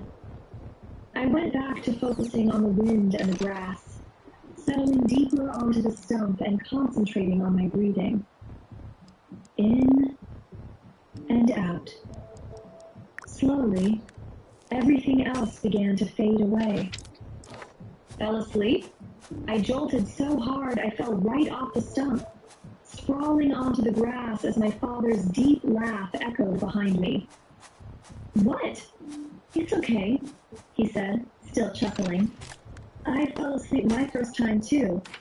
Come on, it's lunchtime. I scrambled to my feet, and he reached out, ruffling my hair. Let's go, Sleeping Beauty. I'm starving. He turned, shifting mid-stride back into Rome. I hopped onto his broad back, and we headed home. Come on! Let's go! Faster! I screamed until my throat was raw. You're werewolves, not human! Pick up the pace! My voice echoed across the training ground, carrying over the heavy thud of feet and ragged breathing. Sweat and frustration hung thick in the air. Standing beside me, our Beta and Gamma, Lucy and Riri, watched the she-wolves struggle around the track. I turned to face them, my eyes wide with disbelief as another woman stumbled. What is going on with them? Lucy just shook her head, her gaze fixed on the gasping women. The she-wolves here only train if they feel like it. Your father doesn't force us. I told him it was a mistake. Riri, the pack's Gamma, sneered. Look at them. It's been 2 laps, and they're already about to pass out. The muscular woman threw her hands up in disgust. I don't get this laziness. What happens if we get attacked? Do they just lie down and wait? Well, I'm here for 2 months, I said, my tone leaving no room for argument. And when I leave, you two are going to keep this up. No excuses. They both met my gaze and nodded. I already talked to my father. He caved when I told him about the last pack that bought into that outdated idea about she-wolves. What pack? Lucy asked, her brow furrowing. Stonebrook pack, I said, shaking my head at the memory. The council transferred a few of their survivors to our territory right before I left. What? Lucy's head snapped back toward the exhausted women on the track. Riri's mouth fell open. The whole pack is gone? Riri asked, and I just nodded. Wow. If the second biggest pack in the region can fall, where does that leave us?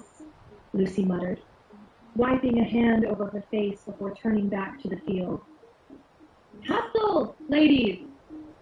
A collective groan rippled through the group, but I just smirked. It leaves us right here, I said, training these women to fight for themselves. I clapped my hands sharply. All right, that's enough. Bring it in. The she-wolf stumbled over, and I had to bite back a laugh at the pathetic sight. Ladies, that was horrible, Lucy cut in. Sad, Riri added.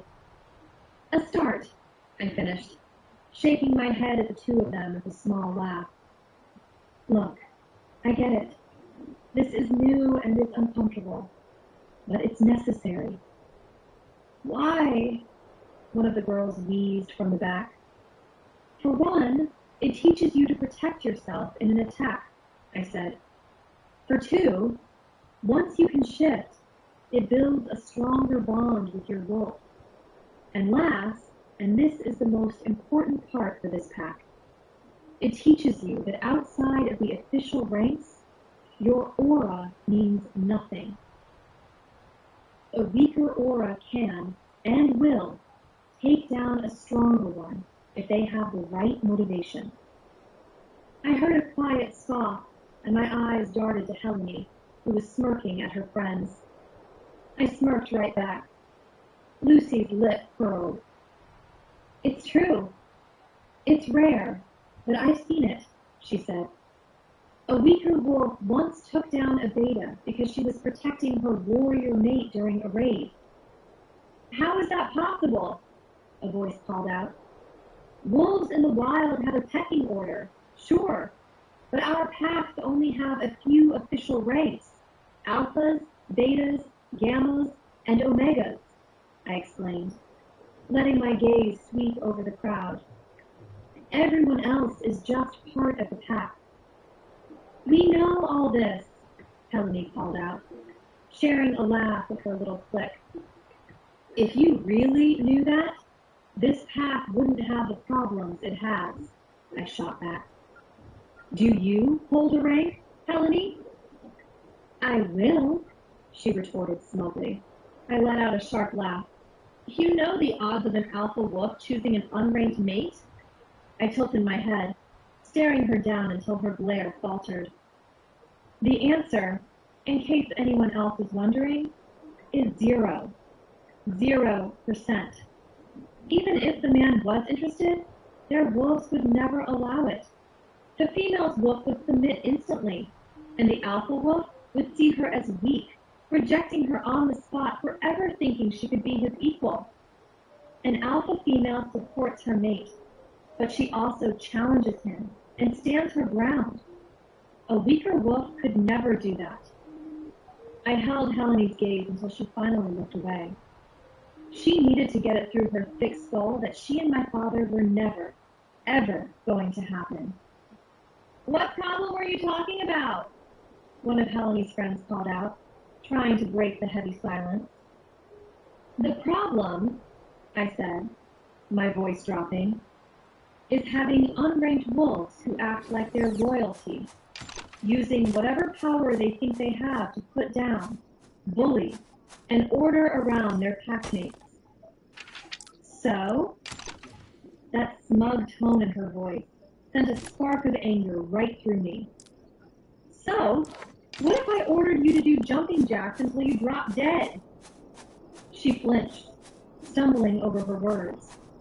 You can't do that. And who's going to stop me? I scoffed. Her eyes darted around the room, begging for someone, anyone, to back her up. The silence was absolute. The council, she finally managed.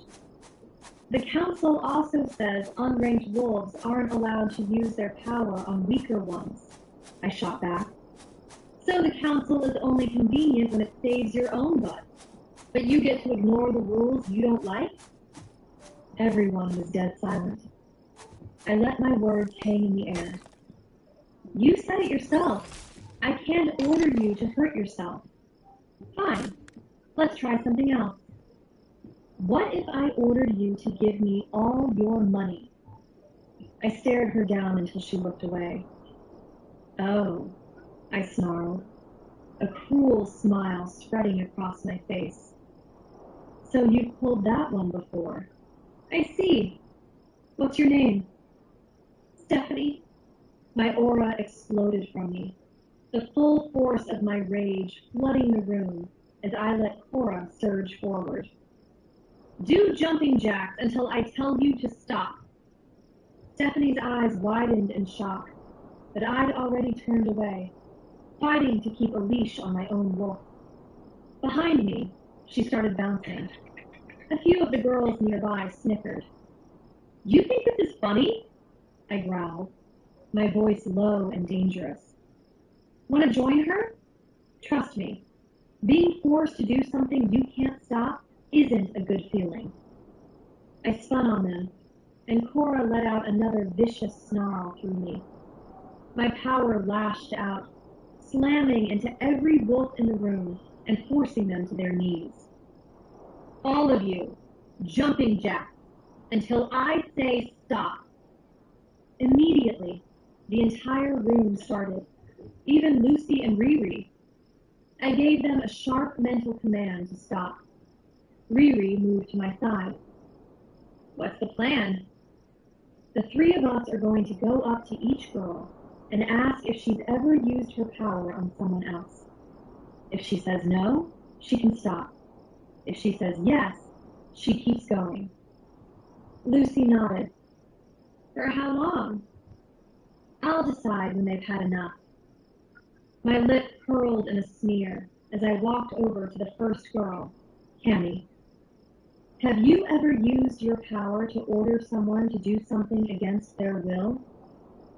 Cammy panted, her face already flushed from the effort. No. You can stop, I said, releasing her from the command with a flicker of my power. I clapped her on the shoulder. It'll get better. Then I moved on. Lucy, Riri, and I moved through the room, a slow, methodical tide of judgment. One by one, women were released until only a small, exhausted cluster remained, huddled around Sydney and Helene. We weren't surprised. I walked back to the front of the room. 40 women were scattered about, some bent over with their hands on their knees, all trying to catch their breath. And then there were the last 8, still jumping, their movements growing sloppy with exhaustion. The rest of you are done for the day, I announced. We're doing this again tomorrow, so make sure you're getting extra protein with every meal. I'll see you then. The women filed out, leaving only the 8 who were still jumping. Need us to stay? Riri asked. I nodded. Yeah, I need you here for when these girls finally collapse. I watched them, waiting for the inevitable, their arms and legs already trembling with each ragged movement. Stop this! Helene yelled. I just laughed. For what? I shot back. Please, Sydney cried out, her voice cracking with exhaustion. I stalked toward them, getting right in Sydney's face. Getting tired, Sydney? I sneered. Feeling a little weak? Don't want to do jumping jacks anymore? Yes, she panted. And the girls you forced to do things for you? You think they wanted to? I fired back. Did they want to hand over their money? Do your chores? Run your errands? Did it ever occur to you they had their own lives to live? Tears welled in Sydney's eyes, her lower lip trembling. No. So why should I stop this when none of you ever did? I snarled. Why is it that the council's rules are good enough to protect you, but not good enough for you to follow? I don't know, she sobbed. So you think you're above the law? No, she screamed. Then what gave you the right to demand anything from anyone? Nothing, she choked out, her whole body shaking. Then why did you do it? I demanded. The silence from the rest of them was its own answer. Why did any of you think it was okay to order people around? It was... Someone started. Shut up! Helene shrieked, and my glare snapped to her. You don't give the orders here, I snarled back, my voice dripping with contempt. Her attempt at defiance was pathetic. Actually, an idea, cold and sharp, solidified in my mind. I focused, then slammed my power into the 8 of them. They screamed as the command hit, their bodies still jerking through the jumping jack. Stop jumping! They collapsed in a heap, gasping for air. One of them immediately crawled away and threw up on the floor. Pay attention, I said, my voice dropping to a deadly calm. I am ordering all of you to never use your command on another wolf. Ever. Again. Helene shrieked. That's not fair! I'm supposed to be a Luna! You will never be a Luna, I said flatly. And on the off chance you somehow manage it, you won't be able to command your own pack. You've proven you can't be trusted with that kind of power. I turned to Lucy and Riri. Get them home.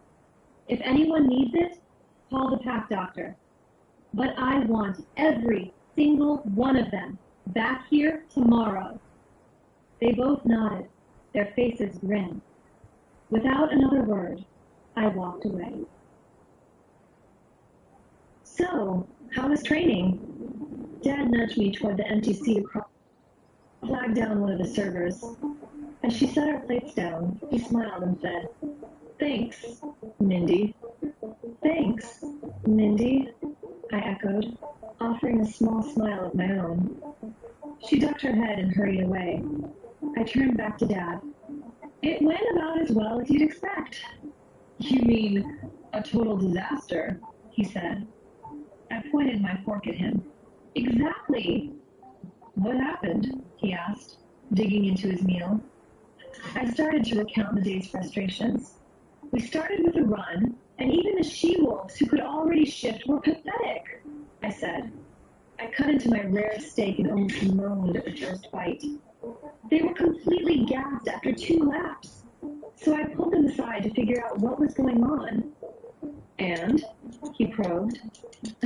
"And a few of them started giving me shit about having the authority to command anyone," I scoffed. "So, I made a point." "What kind of point?" Dad's attention was fully on me now, and I winced. I had a feeling he wasn't going to like this. "They tried hiding behind the council's authority," I growled, the memory still fresh. "But they shut up fast when I reminded them that undermining me was against